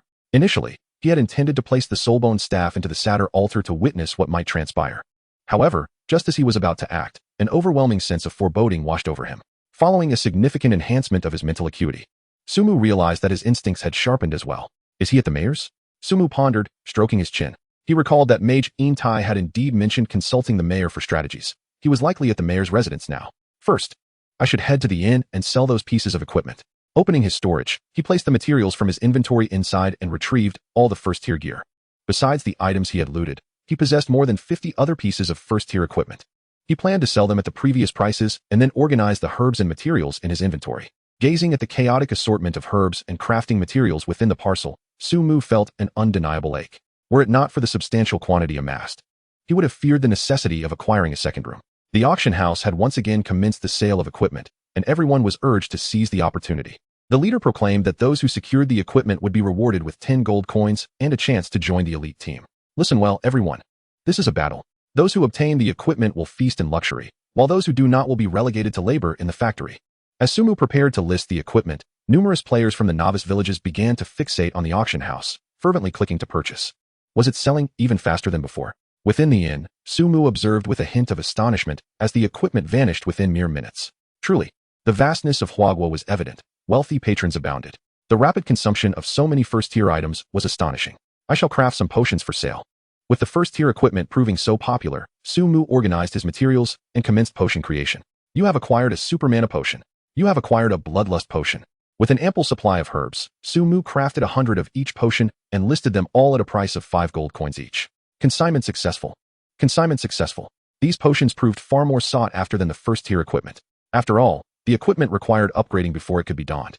Whereas these potions could be utilized immediately, most guilds were engaged in the Skull Cave dungeon raid, and these potions would undoubtedly enhance their efficiency in conquering the instance. The gold coins amassed had exceeded 100,000. After withdrawing the gold from the auction house and adding the coins in his inventory, the total reached 108,978. If he were to lay this sum before the innkeeper, it could potentially purchase the entire establishment. Feeling a sense of fatigue creeping in, he decided to visit the mayor to complete a quest.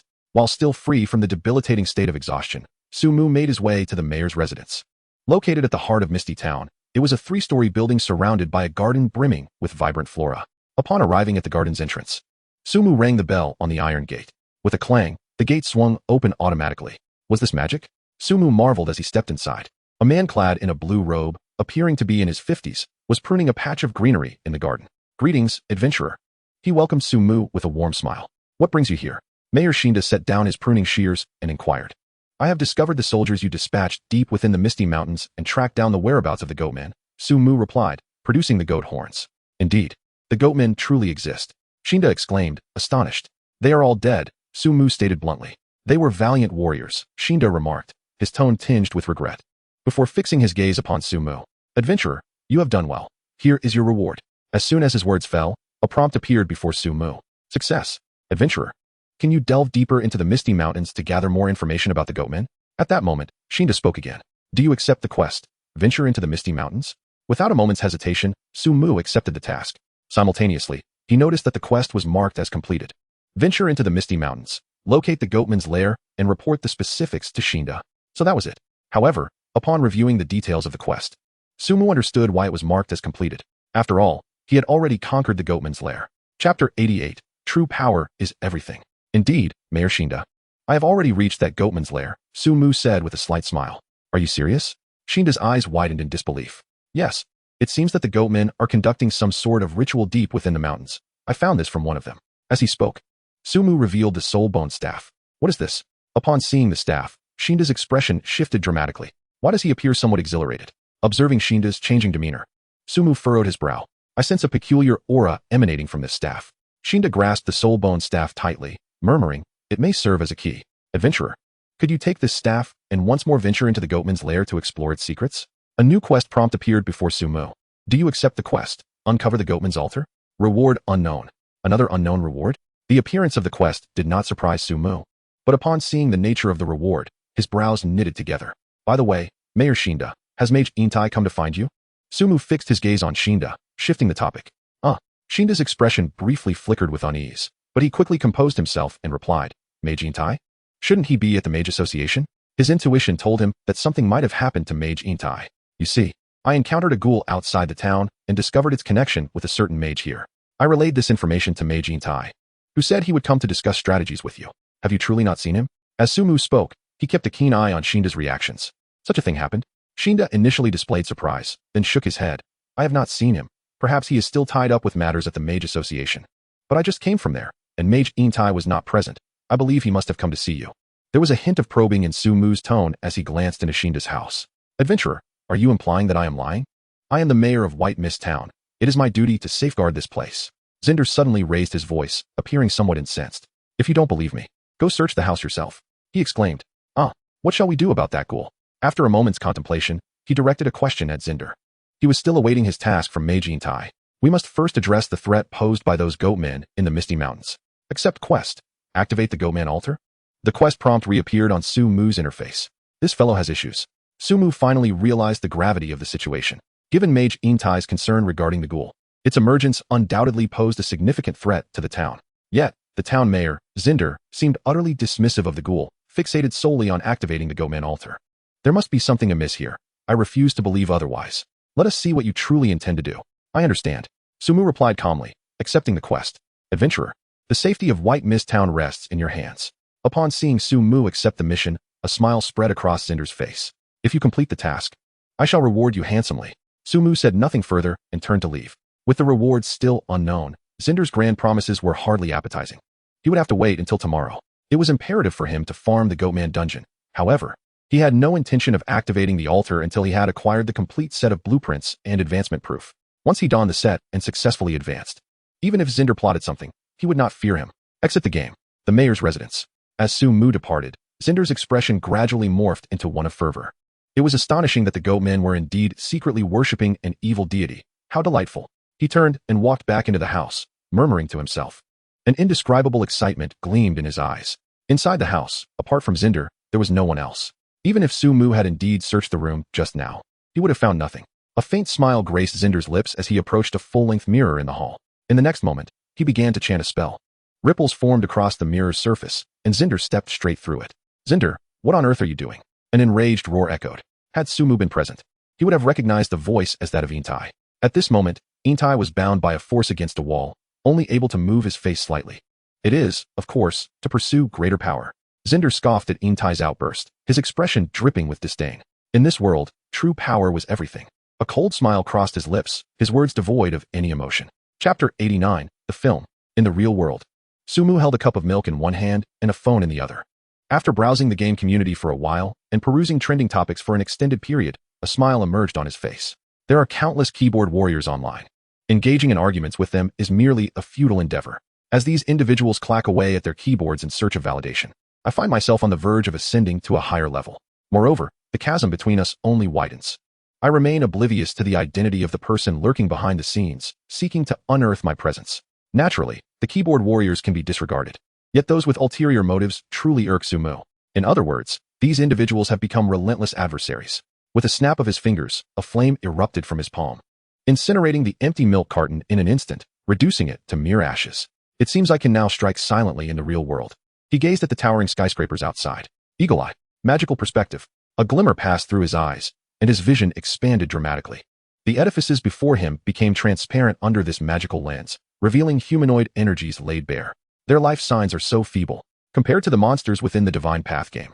The individuals before him emitted a mere flicker of red energy. In this perspective, with the skill flicker at his disposal, Sumu could effortlessly evade all forms of surveillance, materializing at any location within a kilometer radius. Let us give it a try. After a moment's contemplation, he resolved to make an attempt. He set his sights on an unoccupied safe passage. Flicker. With a mere thought, he vanished from the room, only to reappear at the location of the safe passage the next instant. Success. A look of sheer ecstasy adorned Sumu's face. Flicker.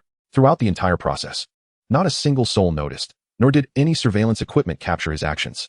With this silent flicker, I have become a mere whisper in the realm of reality. I must remain cautious. Should my true identity be exposed now, I would undoubtedly find myself in peril. Continuing to develop my abilities is paramount. Taking a deep breath to quell the excitement within, Sumu threw himself onto his bed. An early sleep begets an early rise. An early rise allows for dungeon runs.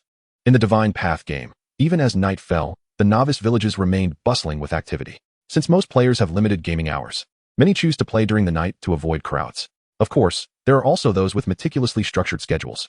They plan their 24 hours with precision, delineating when to rest and when to game, leaving nothing to chance. With such discipline, their levels naturally outpace the rest. Long Fei, you've donned the skeletal armor and acquired other high health, high defense gear. We can attempt the challenge now. A mage stood before Long Fei, brimming with anticipation. That's a magic-based enemy. It surely will drop the gear I desire, right? What about our priest group?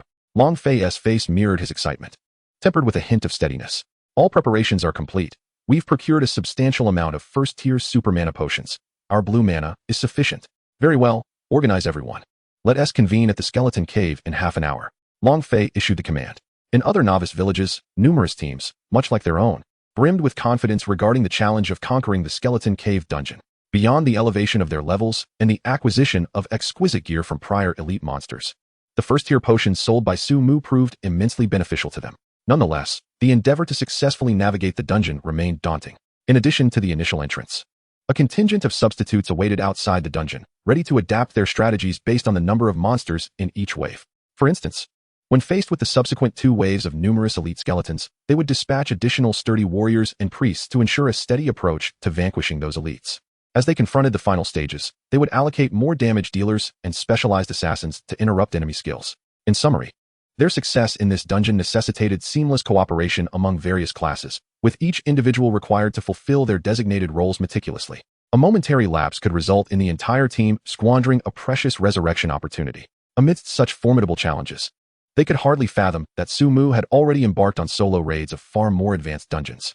In the beautiful nation, at the illustrious Goodgo House, a premier locale for filmmaking, the artistry of special effects was so sublime that it often defied the naked eye's ability to discern reality from illusion. This particular film, although only a few seconds long, demanded perfection, ensuring that viewers could not tell that it was crafted with special effects. A supervisor bellowed, "Everyone must give their utmost. This concerns the future of our beautiful nation." Under his fervent supervision, the crew busied themselves with relentless energy. Each frame of the film was meticulously managed by a dedicated team. The storyline was straightforward. A figure cloaked in shadow held a fireball in their grasp, poised to hurl it at an unsuspecting individual in a secluded alley. Chapter 90. Together. Ding, ding, ding. The following morning, Su Mu awoke to the urgent clanging of bells. The hour was 6 o'clock. With a hearty stretch, he rubbed his sleepy eyes and leapt from bed to take a shower. "Let the games begin," he declared, skipping breakfast to dive straight into the game. "Innkeeper, prepare a lavish feast for me," he shouted within the tavern. The game's time mirrored reality, and it was indeed 6 in the morning in the realm of Shintu, with the dawn just beginning to break. The innkeeper, roused from her slumber, wore a frown of displeasure, but upon seeing the gold coin Su Mu produced, her expression transformed into the most radiant smile. "Esteemed guest, your meal will be ready shortly. The food here is truly delightful." Regardless of the early hour, Su Mu indulged heartily in meat and drank with abandon. Afterwards, he dashed towards the Goatman Cave, disregarding the minor obstacles along the way, employing his skills of flickering, swiftness, and stealth. Upon reaching the dungeon entrance, it was nearly 8 o'clock. The vastness of the misty mountains, with its intricate terrain, rendered the journey itself a considerable undertaking. Should the Goatman Cave instance be activated? Activate. Upon entering the instance, Su Mu advanced to the staircase and unleashed his skills upon the patrolling squad below. After vanquishing this contingent of goatmen, he reached the edge of the suspension bridge. Armed with the skill Crow Storm, he was now fully prepared for a direct confrontation. Departing from yesterday's tactics, Su Mu resolved to adopt a more straightforward and forceful approach today. Eagle Eye, Arcane Sight. With the vision-enhancing skills activated, he pinpointed his target, and a flash of lightning ignited in his eyes. Thunderous lightning. As the bolt struck, they not only provoked the goatmen, but also enraged all elite monsters within the instance. Swift. Activating his speed boost, Su Mu dashed across the suspension bridge towards the elite monsters that were drawing near. Frostbolt. An aura of frost enveloped him, freezing the elite foes in place. Energy Awakening. Su Mu promptly activated his awakening skill, awaiting the thawing of the frozen effect on the elite monsters. Frenzied Axe. As the frost lifted, Su Mu raised his staff and unleashed another area stun skill. The elite adversaries were instantly ensnared in a daze. Almost there. The subsequent wave of monsters had arrived. The rationale behind his strategy was simple: to engage both waves simultaneously once the latter approached. Frost Storm. You have consumed a super mana potion. After downing a large mana potion, Su Mu gazed into the dense mass of creatures, a surge of shadow energy materializing in his eyes. Crow Storm. In the next moment, a flock of shadowy crows descended upon the throng of creatures, ravaging their health. 2,780. 2,780. 2,780. Damage numbers erupted above the goatmen's heads, while Su Mu's own head displayed a continuous stream of 139. Although the duration of Crow Storm was shorter than that of Frost Storm, its lifesteal capabilities were astonishingly potent. You have slain a Goatman Guard. You have slain a Goatman Mage. You have gained 1 point of intelligence through Divine Radiance. You have slain a Goatman Sentinel. Swiftly, the first wave of goatmen fell to the onslaught of Frost Storm and Crow Storm. Here they come. Su Mu remained vigilant. The next wave had already reached the opposite side of the bridge. Reciting an incantation, a shadowy crow soared towards him. A trivial matter. After losing a portion of his health, Sumu felt no concern as he retaliated with Frost Storm and Crow Storm. 2,900. 2,900. 1,760. The previous wave had significantly enhanced his intelligence, further amplifying his damage output, allowing each strike to inflict 1760 points of damage, even against those who attacked him. 145. 145. 88. Oh dear. Still murmuring incantations, they launched an assault on Sumu. Thunderous lightning. Sumu was not idle either. In the midst of two active skills, he intermittently unleashed his lightning technique, which swiftly diminished his health. It was time to activate the shield. Just as his health dipped below half, he raised his staff, clearly preparing to conjure a magical barrier. Blink. Kidney shot. I spell. Blink. Naturally, Sumu would not grant the opportunity to activate the shield. With a seamless series of combos, he interrupted the skill while simultaneously freezing most of the elite monsters in place. You have slain the Goatman Guard. You have slain the Goatman Mage. Gained 1 intelligence through the radiance of the arcane. You have slain the Goatman Soldier. You have slain the Goatman Priest. Gained 1 intelligence through the radiance of the arcane. Congratulations on leveling up. You have received 20 attribute points and 10 skill points. On the opposite side of the suspension bridge, as the Goatman fell, Sumu's level ascended to the first tier, level 10. The bridge was strewn with the corpses of elite goatmen, each radiant orb shining brightly. In a novice village, within the skeleton cave dungeon, a group was besieging a skeleton mage. As the bone sword in its grasp began to glow, a loud shout erupted from the crowd. It was about to cast a spell. They must not allow it to summon minions. Quick, interrupt it. Subsequently, an assassin-clad player delivered a kidney shot to its side. The skill was thwarted, preventing the summoning of skeleton minions, which eased the tension among the group. Everyone, put in more effort. We're running low on health. If we clear this today, each of us will receive a reward of 100 gold coins. As the skeleton mage's health dwindled, an archer among them beamed with excitement. After incurring substantial costs, they were finally on the verge of conquering this dungeon. The experience is mine. Chapter 91, The Surge of Spells. You have acquired the blueprint, sheepskin gauntlets. You have acquired the blueprint, sheepskin boots. You have obtained the Goatman Priest's ring. You have acquired the recipe, sheep spirit potion. You have obtained the Goatman's magical hide. You have received the second-tier advancement proof for archers. You have received the second-tier advancement proof for assassins. With all blueprints in hand, only the priest's advancement proof was missing, and there were still insufficient materials for crafting the equipment. After gathering the radiant orbs scattered across the ground, Sumu's inventory brimmed with valuable items. The sheepskin set still required the hide of a magical goat to craft. He possessed all other materials, but with one more dungeon run, he could complete the entire set. Goatman Priest's ring. Intelligence 30, Spirit 30, Spell Hit 1. Sheep Spirit Potion. Summons a sheep spirit that envelopes the user for 30 seconds, restoring 100 health points per second. Requirements: 2 goat windgrass, 2 living herb. That piece of equipment and the potion recipe were quite impressive. The ring slot could accommodate 2. So Sumu immediately equipped the priest's ring. Why had he not acquired the soulbone staff? To Sumu's surprise, this time no weapons had dropped. The staff possessed commendable attributes, yet it was a quest item, which left him feeling rather helpless. This dungeon was clearing far too swiftly, and his inventory was truly insufficient. He wondered if there would be larger bags in the future. He had yet to gather all the materials for the advancement proof and the parchment set, and he had no intention of activating the altar of the Goatman. His intuition warned him that the difficulty of this main quest was undoubtedly significant.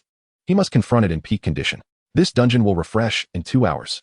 Upon exiting the dungeon, a notification appeared. It was about time. Although Intai was nowhere to be found, other mages lingered nearby. Presenting the advancement proof, Sumu approached a kindly old mage in the hall. Greetings.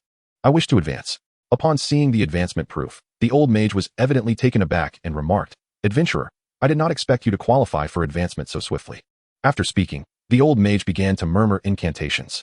Moments later, a surge of potent magical energy coursed into Sumu's body. He glanced at his experience bar, noting the emergence of a percentage indicating advancement value.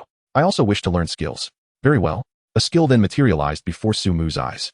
Spell Surge. Level after dealing damage with a skill, there is a 5 chance to inflict additional damage, the damage value being 5 of the skill's damage. This skill is quite promising.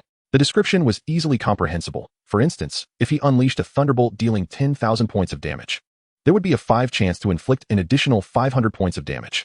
Clearly, this was a passive skill designed to enhance output. Max it out. Without hesitation, Sumu upgraded the skill to its highest level. Spell Surge level successfully upgraded to Spell Surge max level. Spell Surge max level after each skill damage dealt. There is a 30 chance to inflict additional damage, the damage value being 30 of the skill's damage. The probabilities indicated, and the damage had escalated to 30. Given the frequency at which I release skills, my output has significantly increased. Sumu felt quite pleased with this skill. Just as he prepared to depart, he turned to the old mage and inquired, "I wonder where Mage Intai has been these past few days. He has not visited the Mage Association." The old mage shook his head, a hint of concern etched on his face. "Very well." Sumu pressed his lips together, raising an eyebrow. The prolonged absence of Mage Intai clearly suggested something was amiss. He might have met with misfortune. "What shall I do about this quest?" Sumu lamented, gazing at the 2 tasks marked as completed, feeling quite distressed. "I shall advance first and learn skills." There was no alternative available to him. Upon arriving at the Assassin Association, he submitted his proof and learned the skills of an assassin.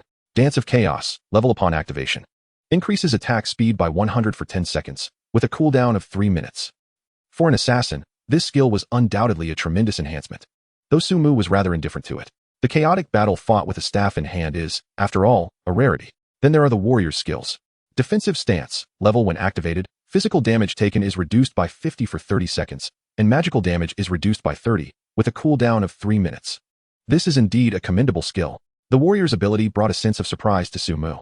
As long as this skill is activated, he can enjoy a substantial damage reduction of 30. Particularly noteworthy is the 30 reduction in magical damage. One wonders how this damage mitigation is calculated.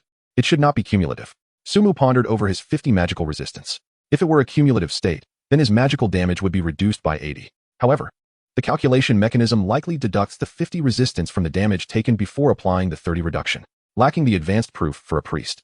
The only skills Sumu could learn were those of the archer. Charged Shot, level charge for 3 seconds, and unleash a powerful arrow that travels 300 meters forward, dealing 800 damage to enemies in its path, with a cooldown of 1 minute. This skill is quite decent, with a high damage bonus, qualifying it as a group attack skill. After mastering the skills, Sumu made his way to the inn. "Madam Innkeeper, please prepare another room for me." He produced 100 gold coins, exuding an air of extravagance. The innkeeper, although curious about why Sumu required 2 rooms for himself, could not refuse the coins laid before her. Holding the key, Sumu entered the second room and opened the storage compartment. "With the materials I possess, I can craft 3 pieces of leather armor. Let us proceed," he declared, placing all items into the storage. The reason for acquiring a second room was to clear as much space in his inventory as possible. To advance to the second tier, a substantial amount of advancement value must be accumulated. With his current efforts, the Misty Mountains would surely be littered with corpses. In other words, his inventory would undoubtedly struggle to keep up with his monster-slaying pace. "I hope there will be an expansion for the inventory soon." Sumu couldn't help but lament about the limitations of his inventory. Chapter 92, a major incident. You have crafted sheepskin boots. You have crafted sheepskin gloves. You have crafted a sheepskin mage hat. With the materials at hand, Sumu crafted the 3 pieces of equipment that required the least resources. Sheepskin boots, level 30 spirit, 30 constitution, 5 movement speed, required level. First tier, level 8.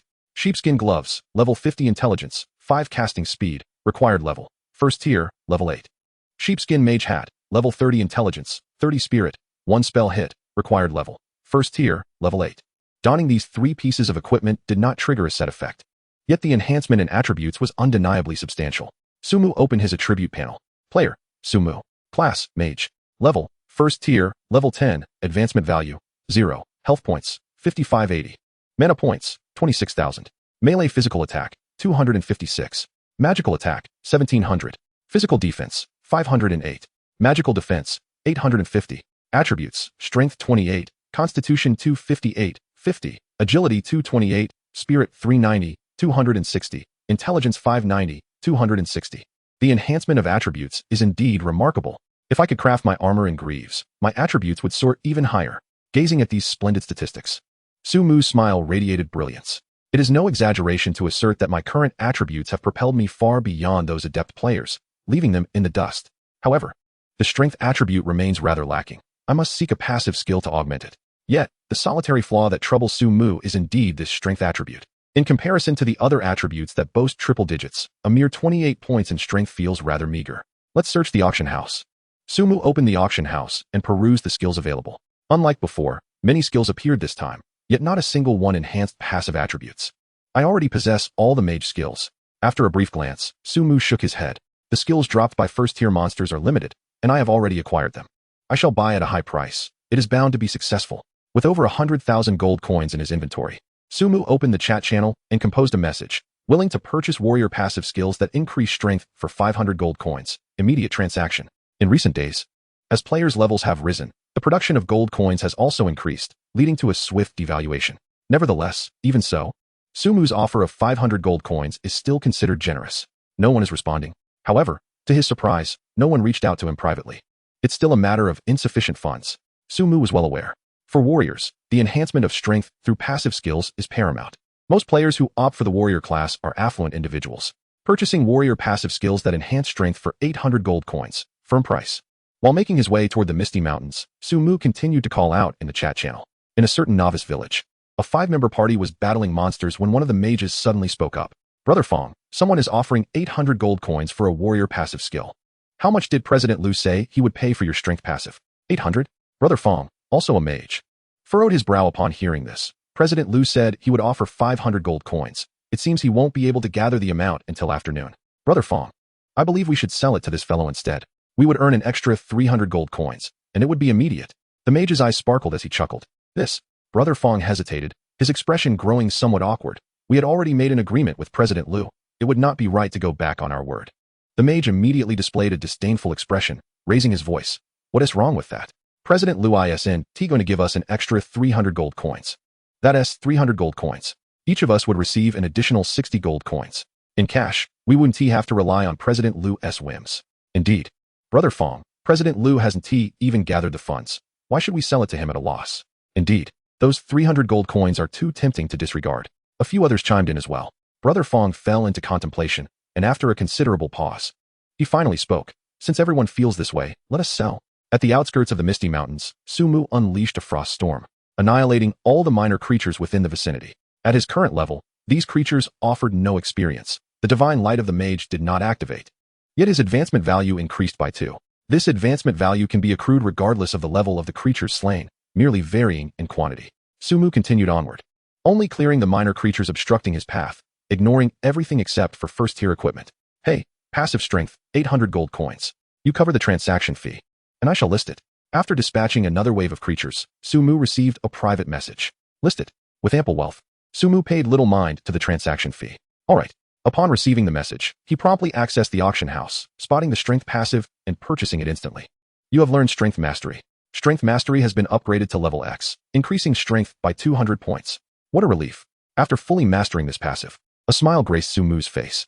He felt as though he had transformed from a quadrilateral mage into a pentagonal one. In the real world, within a city alley, a person lay motionless on the ground. It appeared he had been struck by something, with a large burn mark on his chest, rendering him lifeless and his fate uncertain.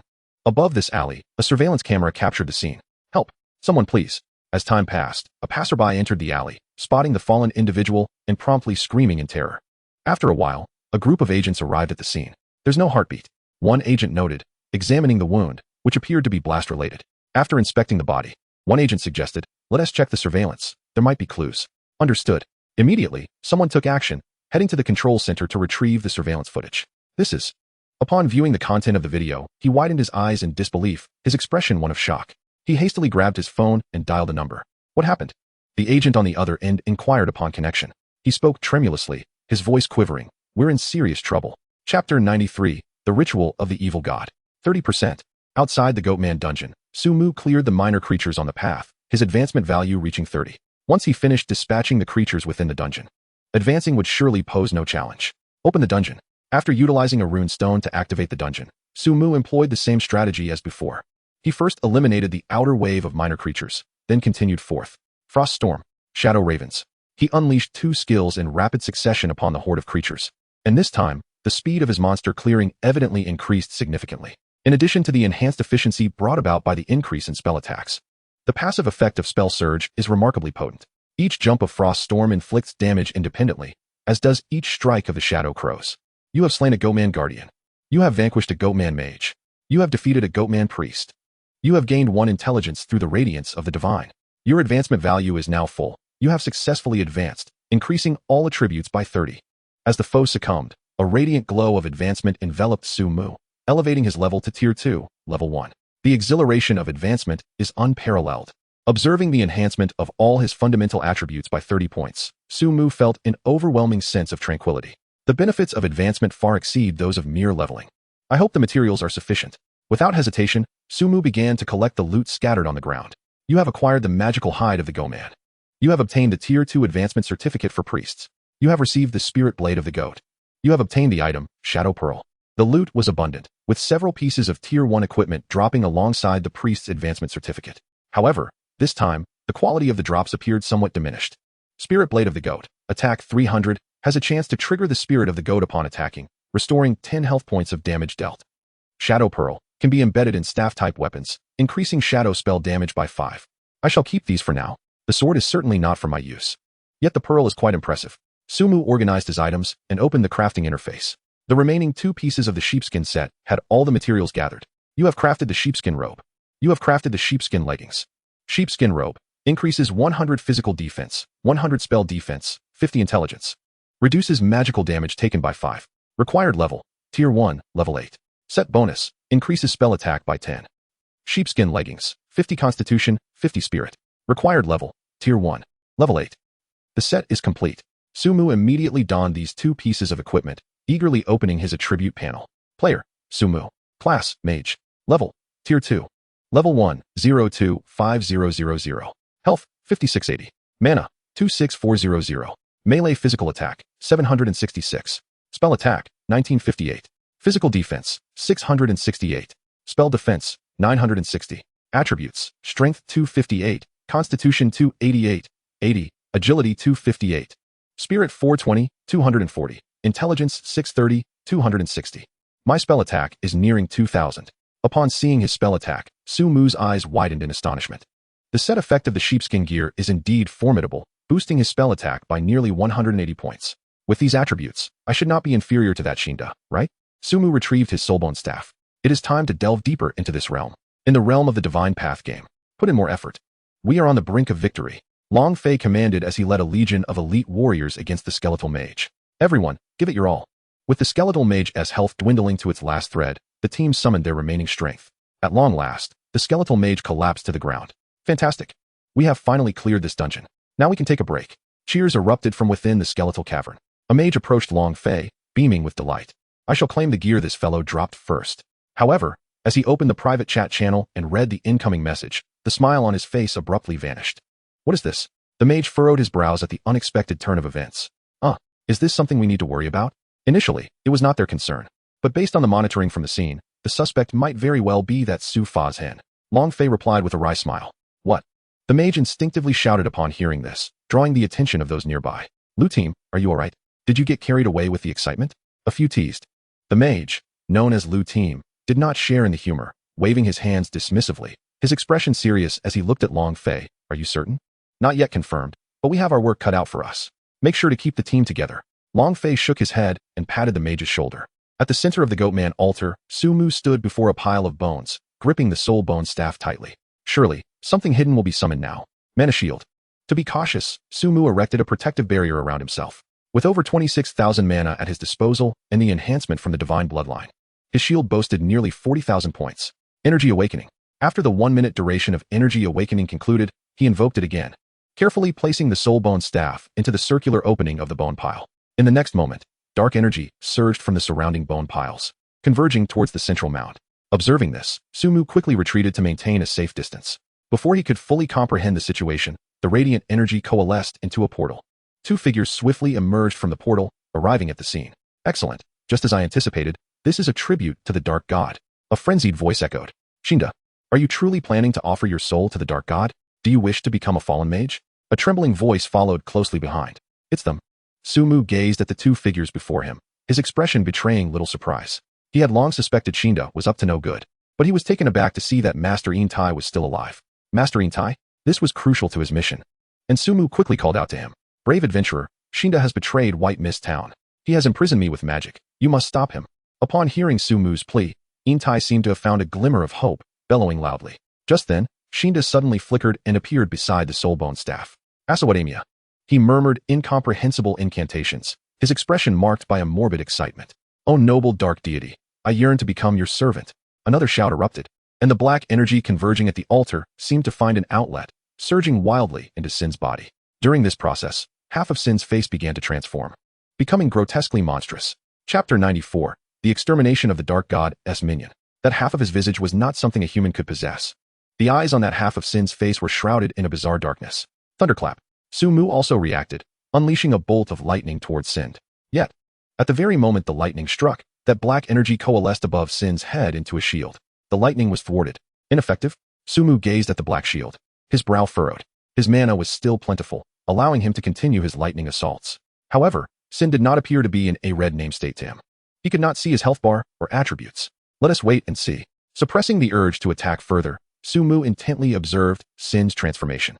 Undoubtedly, this fellow had ascended to a higher level. The aura emanating from him suggested he was at least a second-tier being. A mage, what is there to fear? Sumu maintained a calm demeanor. If Sind were of another profession, he might have felt apprehensive. Sind, you are betraying us. At that moment, Intai let out a roar. In contrast to Sumu's composure, his expression was a mixture of fear and rage. Sind ignored his cry. Fully immersed in the black energy, a sinister grin plastered across his face. Even if I perish, I shall not allow you to succeed. Intai clenched his fists, his lips bleeding from the pressure. As he uttered these words, a surge of powerful energy erupted from his being. The barrier that confined him shattered instantaneously. A more potent green radiance emanated from Intai, lifting him into the air.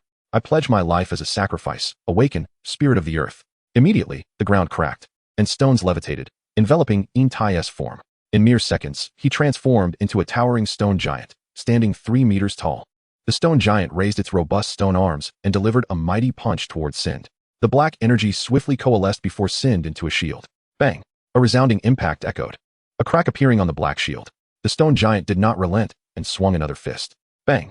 Another collision, and the black energy began to falter. Intai, why do you obstruct me? Sind could no longer contain himself, howling in desperation. Thunderclap. Meanwhile, Sumu, observing the spectacle, tentatively initiated his own attack. Boom. The black energy's focus was entirely on the stone giant, evidently neglecting this bolt of lightning. 1. Sind was struck by the lightning, and a damage figure emerged that left Sumu astounded. What on earth? Sumu was at a loss for words. His current spell attack, augmented by the skill of lightning, was nearing 2 points of damage. It was inconceivable that Sind's magical defense could reach such a level. Thus, did this imply that before he transformed into an adversary, my attacks would be futile against him? Sumu quickly grasped the situation. The scene before him was reminiscent of a narrative within a game. His interventions bore little significance. On the battlefield, under the relentless assault of the stone giant, the black energy was dwindling rapidly. You despicable fiend! Sind bellowed through gritted teeth as a portal suddenly materialized behind him. In the next heartbeat, he seized the soul bone staff from the altar and stepped into the portal. The black energy on the goatman altar dissipated in an instant. He fled? Sumu stared at the vanishing Sind, momentarily taken aback. Was this cowardice? Simultaneously, the stone giant collapsed to the ground. Brave adventurer. Intai lay amidst the rubble, his voice exceedingly frail. Sumu rushed forward, eager to assist him. No need. My life has reached its conclusion. Intai offered a faint smile. Appearing far from the brink of death, Sind is in league with the ghouls. The ritual was interrupted by me. He has yet to become a true fallen mage. I implore you to slay him before he embraces that fate. Intai's expression was one of desperate pleading. Do you accept the main quest? Eliminate Sind? I understand. Without hesitation, Sumu accepted the quest. Your current strength is insufficient to confront Sind. Have you gathered the magic crystal, or I instructed you to collect? Intai inquired once more. I have. Sumu nodded affirmatively. Cough. Intai erupted into a violent fit of coughs, blood trickling from the corner of his mouth as he struggled to speak. Behind my office lies a laboratory. If you place the magic crystals into the alchemical vessel, you shall obtain a powerful magical potion that can aid you in defeating Sind. Finally, before I depart from this world, allow me to impart a spell to you. Intai's gaze began to grow distant. As his words faded, a faint surge of magical energy manifested before Sumu, arranging itself into a formula. Do you wish to learn the skill, gravitational field? Learn. Sumu decisively chose to acquire the skill, just as Intai closed his eyes. His body gradually transformed into dust, fading away. Sumu's expression was tinged with complexity. This narrative had taken him by surprise. He turned his attention to the skill. Max level achieved. Gravitational field successfully upgraded to level max. Gravitational field level consumes 1,000 mana points, summons gravity, immobilizing enemies within a 200-meter radius, the higher the intelligence. The greater the strength of the gravitational field, lasting 20 seconds, with a cooldown of 3 minutes. A wide area control skill. This ability bore no direct damage, yet its effects left Sumu elated. A control effect lasting 20 seconds, while not a stun, was undoubtedly impressive. The real world. Incredibly. Is that not the infamous Su-F-Asian in the video? How audacious of him to commit such heinous acts in reality. He must face severe retribution. He cannot be allowed to escape justice. Soon, a fresh wave of public opinion surged online. Unlike previous instances, this uproar was intertwined with matters of life and death, spiraling into an uncontrollable frenzy. Individuals possessing power, yet disregarding the rules, do not deserve to exist. The true culprit must be brought to justice. Within mere hours, Su-mu had transformed into the target of universal condemnation. Even those who typically professed to be ardent supporters of Su-Fa-shun dared not speak in his defense. The online discourse had become overwhelmingly one-sided. The murderer, Su-Fa-shun, must come forth and confess. Su-Fa-shun, evasion offers no escape. The chat channels of Hwagwo were inundated with such proclamations, all ire directed towards Su-mu. However, amidst this deluge of messages, an urgent announcement suddenly appeared. Player Su-mu has triggered a special event. Baiwu Town is now in a state of hostility with all players. Players in the Baiwu Town area have activated the main storyline quest. Eliminate the minions of the evil god. Participants will receive generous rewards. With this announcement, the previous barrage of messages was swiftly disrupted. Generous rewards? Just how generous could they be? Where is Baiwu Town, and who can guide me there? A realization dawned upon me. Had Su-Fa-shun not been engrossed in the main storyline quest all along? Was he even at leisure to commit such acts? Let alone be foolish enough to be captured on surveillance? This announcement also compelled those who had refrained from defending Su-mu to emerge. After some analysis, netizens gradually regained their composure. Chapter 95, Potent Magic Energy Potion. In the real world, at the crime scene, a tall man clad in a black trench coat and sunglasses was meticulously examining the area. Although he concealed himself well, I still discerned his presence. A smirk curled at the corners of his mouth, his gaze profound, as if calculating something inscrutable. In the realm of Shinto, Su-mu stood a kilometer outside Baiwu Town, activating both the eagle eye and magic vision skills. The entire town was under surveillance. Through the lens of magic vision, the vicinity was teeming with life signs and shrouded in black energy. Those were the guards of the town, evidently under the magical control of Shinda. From this vantage point, I could not ascertain Shinda's whereabouts. I needed to infiltrate the town. Baiwu Town was vast, and the outskirts provided no view of the mayor's residence situated at the heart of the town. Taking a deep breath, Su-mu prepared for action. Though this special event was a collective endeavor, within the confines of Baiwu Town, there were no other players besides himself. He would have to complete this main storyline quest alone. Just as Su-mu was about to make his move, a prompt materialized. The villagers of Baiwu Town are innocent. They are merely under the nefarious magical control of Shinda. Upon defeating him, the enchantment will be lifted. Please strive to rescue as many villagers as possible. Very well. This prompt caused Su-mu, who initially intended to treat the villagers as mere minor foes, to scoff. A notification appeared in his taskbar, indicating a failed mission due to an erroneous elimination. Since a direct assault was out of the question, stealth became his only option. Su-mu abandoned any thoughts of a frontal attack. Although the enemy's positions were not overly dense, a few of his skills would easily lead to his demise within moments. With a flicker, activating his eagle eye and magical perspective, Su-mu located an unoccupied spot and employed his long-range teleportation, instantly arriving within the confines of the town. Having spent several days in White Mist Town, he was well acquainted with the area. With stealth and swiftness, upon activating both skills, Su-mu hastily sprinted towards the Mage Association. The town was expansive, and while numerous, it was impossible to guard every location. Along his path, he encountered merely 2 patrols of guards. In his invisible state, they failed to notice him. Were the guards here truly this vigilant? Upon successfully reaching the Mage Association, Su-mu observed the vigilant guards outside and some mages whose eyes were shrouded in darkness, furrowing his brow. He recognized several of those mages, including the elder mage who had assisted him in his advancement. Their strengths were formidable, while they might not reach the pinnacle of power. They surpassed the elite monsters by a considerable margin. Time to infiltrate. Uncertain of the interior situation, Su-mu refrained from recklessly teleporting. In his accelerated state, the 30 seconds of stealth would suffice for him to enter Intai's office. Moving quickly under the cloak of invisibility, he approached the grand entrance of the Mage Association, slowing his pace at the threshold to avoid detection. With his stealth skills at maximum level and his own rank surpassing that of the guards, he easily made his way inside. The door was locked.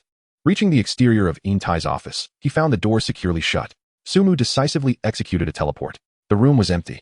He immediately began searching for the alchemical chamber that Intai had mentioned. Soon, he discovered a hidden door within the office's bookshelf.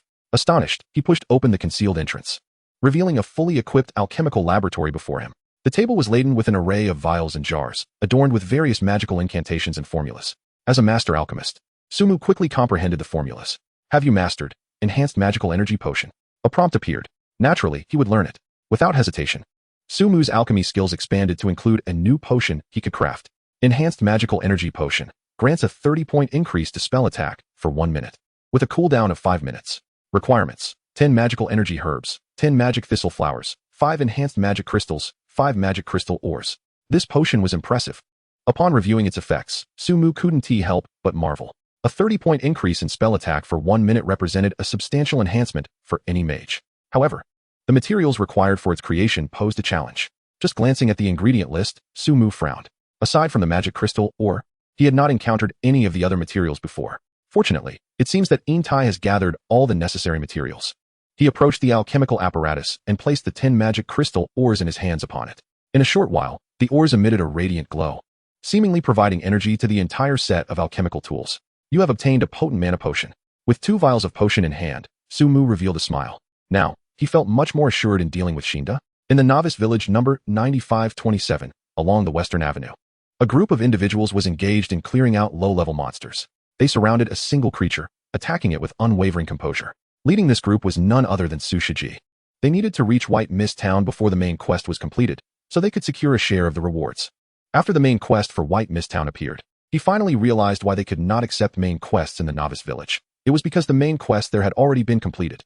In other words, as long as they could eliminate the monsters along the path to White Mist Town, they would be able to reach it. Gazing at the generous rewards indicated on the announcement, Su Shiji could hardly contain his excitement. Su Xiao, could it be that the mage we dealt with earlier was Su the god of magic? One of his subordinates suddenly pondered aloud, a hint of anxiety in his voice. If anyone could complete the main quest of the novice village, it would likely be Su the god of magic.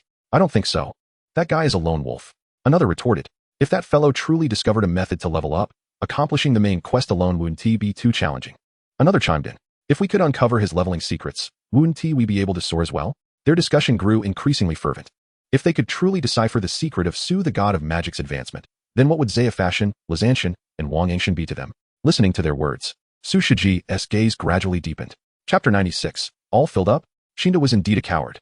In White Mist Town, at the mayor's office, Sumu gazed at the guards stationed outside with a sense of helplessness. The number of guards clearly exceeded 20. Once he launched an attack on Shinda, these individuals would undoubtedly intervene. How he longed to eliminate them. Suppressing the urge to unleash a frigid storm upon the guards, Sumu activated his stealth and swiftness skills. In his invisible state, he easily entered Shinda's residence. Compared to the stringent defenses outside, the inside of the house was eerily empty. With a magical perspective, Sumu activated his magical sight to survey the situation within the house. There he was. Shinda was seated in an upstairs room. Sumu lowered his footsteps and ascended the stairs. Who goes there? Just as he reached the upper floor, Shinda suddenly called out. Blink. Sumu felt no anxiety. He immediately blinked and appeared behind Shinda. Bludgeon. He raised his staff and struck Shinda on the head. In the next moment, a dazed marker appeared above Shinda's head, with a duration of 10 seconds. Meanwhile, Sumu observed the attributes of this individual. SYND Special. Level. Tier 2, Level 1. Health points, 7, 896, 880, 000. Magical attack, 2, 200. Physical defense, 500. Magical defense, 1, 000. Magic resistance, 30.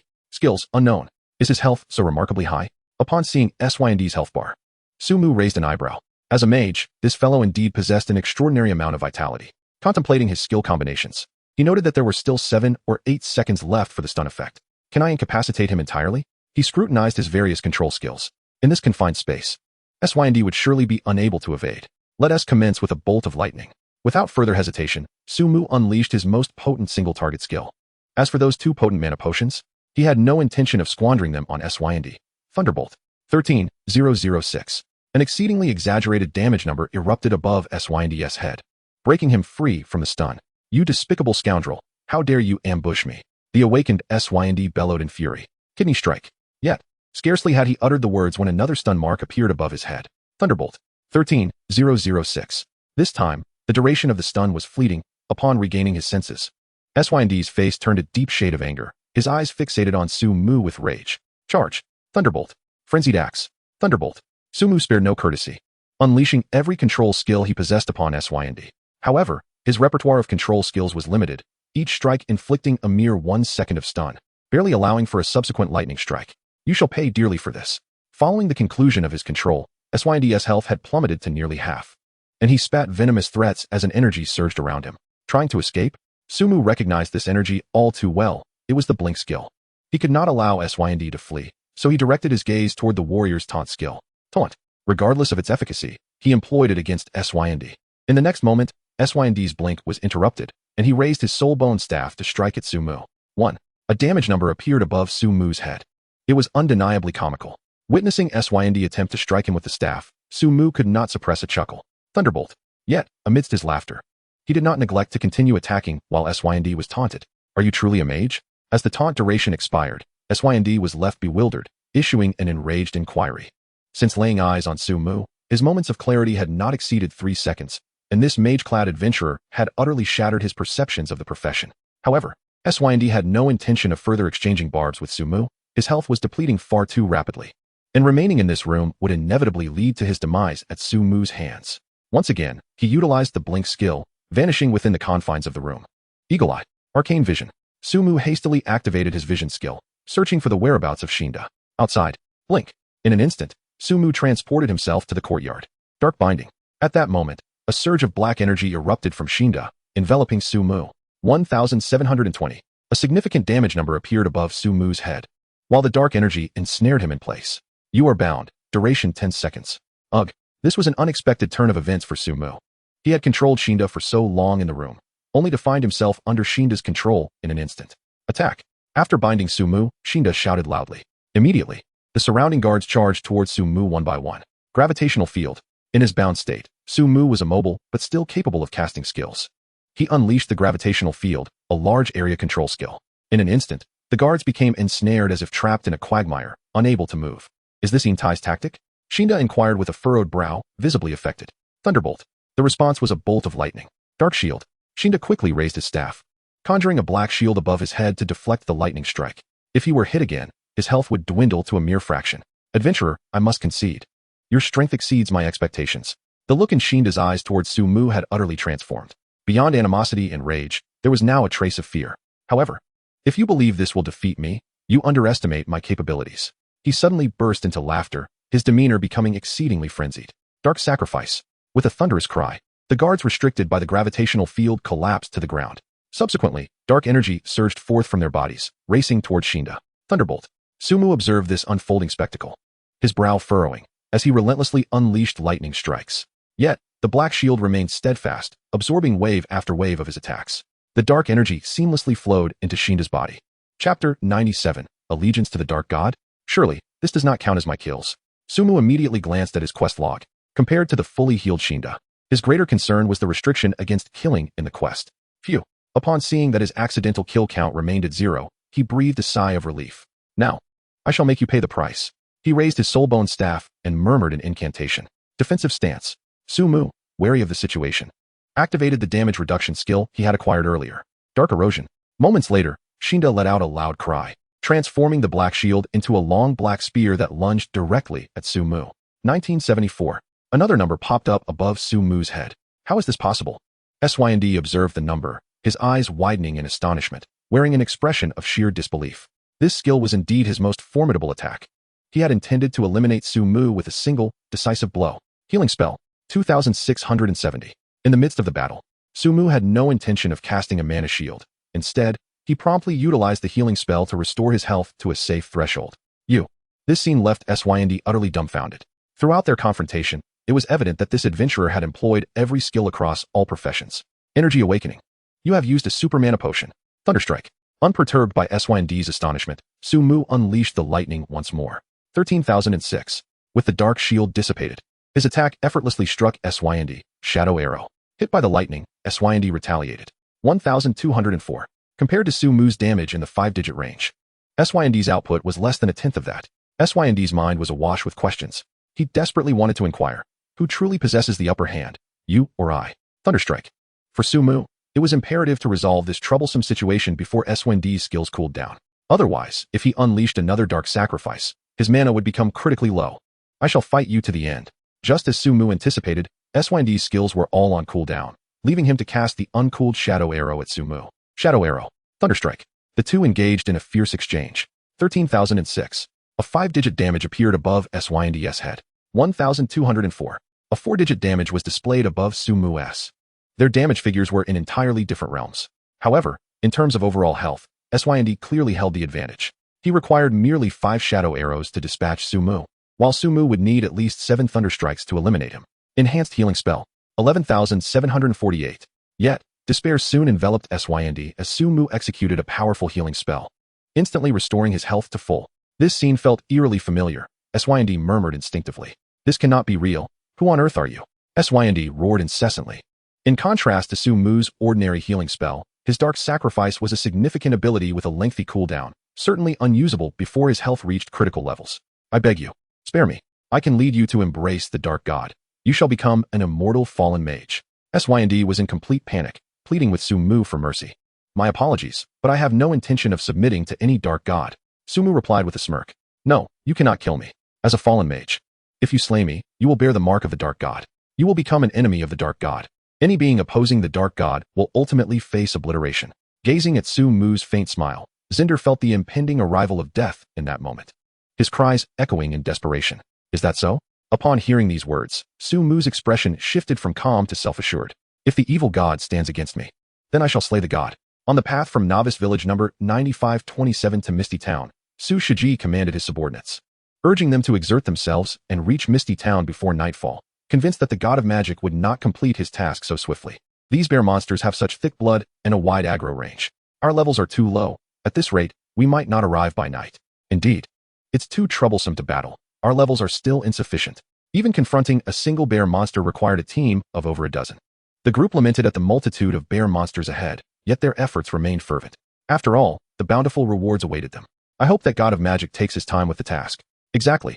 I estimate this quest will take at least 2 days to complete. Surely, we can reap some rewards. As they discussed this topic, the atmosphere lightened significantly. Everyone put in more effort. Drink potions like water. He felt quite confident about securing the reward. Curse it. Bang. Crash. Clang. Accompanied by an angry roar, the sound of falling items echoed. A man raised his foot and violently kicked the desk before him. Bang. The desk toppled, shattering the precious floor tiles beneath. Yet, the man remained unsatisfied.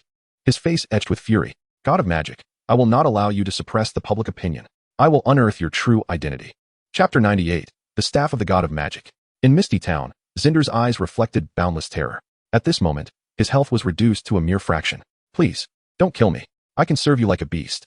With threats proving futile, he lowered his stature as the town mayor, incessantly pleading. With a flicker, bang. Sumu remained silent, appearing behind Zinder, raising his staff, and striking him on the head. You have slain Zinder, successfully liberating Misty Town. Awarded the title, Savior of Misty Town. Announcement. Player Sumu has successfully liberated Misty Town, gaining 50 to all attributes, 1,000 skill points. And a growth-capable weapon, Staff of the God of Magic. As Zinder fell, a series of notifications appeared before Sumu. This guy had no experience, no loot. How stingy. What left him somewhat dissatisfied was the absence of any experience or collectible loot upon Zinder's demise. However, upon seeing the weapon reward in his inventory, his eyes widened in astonishment. The Staff of the God of Law, rank 0, 100 intelligence, 100 spirit, 100 constitution. Upon slaying monsters, growth points can be acquired. Each growth will enhance attributes and unlock new traits. This equipment is extraordinary. Sumu found himself at a loss for words. It is, after all, a weapon capable of growth. Without hesitation, he equipped the staff. A prompt appeared. Upon equipping, this weapon will bind to your soul. Do you wish to proceed? Without a moment's delay, Sumu affirmed his choice and donned the weapon. He opened his attribute interface. Player, Sumu class, Mage level, rank 2. Level 1, 0, 25,000. Health, 7180 mana. 30400 melee physical attack. 716 magic attack. 2170 physical defense. 818 magic defense. 1160 attributes. Strength 308. Constitution 338. 180. Agility 308. Spirit 470. 290. Intelligence 680. 310. My attributes are simply astonishing. Gazing at his own stats, Sumu was rendered speechless. Even if Zinder did not drop anything of value, he felt utterly content. Just as he was lost in thought, Zinder's lifeless body suddenly began to levitate. Has he come back to life? Sumu instinctively took a few steps back, then summoned a bolt of lightning. He was not particularly concerned about Zinder's resurrection. Such an event would merely allow him to reap additional rewards. As the lightning struck Zinder, it inflicted no damage. Instead, a surge of dark energy erupted from Zinder, forming a spectral apparition. The shadow fixated on Sumu, resembling an abyss intent on consuming him. Are you the dark god? Sumu, unwavering, stared into the abyss. He had encountered this specter before at the Boar People's altar. It must be the dark deity Zinder spoke of. The swirling darkness gradually coalesced into a vortex, drawing Zinder's corpse into its depths. A certain dark god has left a mark upon you. With the black vortex dissipating, a new prompt materialized before Sumu. A mark? He quickly examined his own body. The dark energy had not touched him at all. How could it leave a mark? Never mind, I'll not dwell on it, he thought, dismissing his concerns. It is merely a dark god. Once I grow stronger, I shall not fear it. It is time to move on. Surveying his surroundings, Sumu felt no attachment to the town of White Mist. However, the belongings he had left in the inn posed a dilemma. It would be impractical to carry everything. He made his way toward the inn. If there were anything of significance to him in this town, it was undoubtedly the materials and equipment stored in the inn's warehouse. Meanwhile, on the road from Novice Village 9527 to White Mist Town, Su Shiji and his companions stood frozen in place, their expressions grim.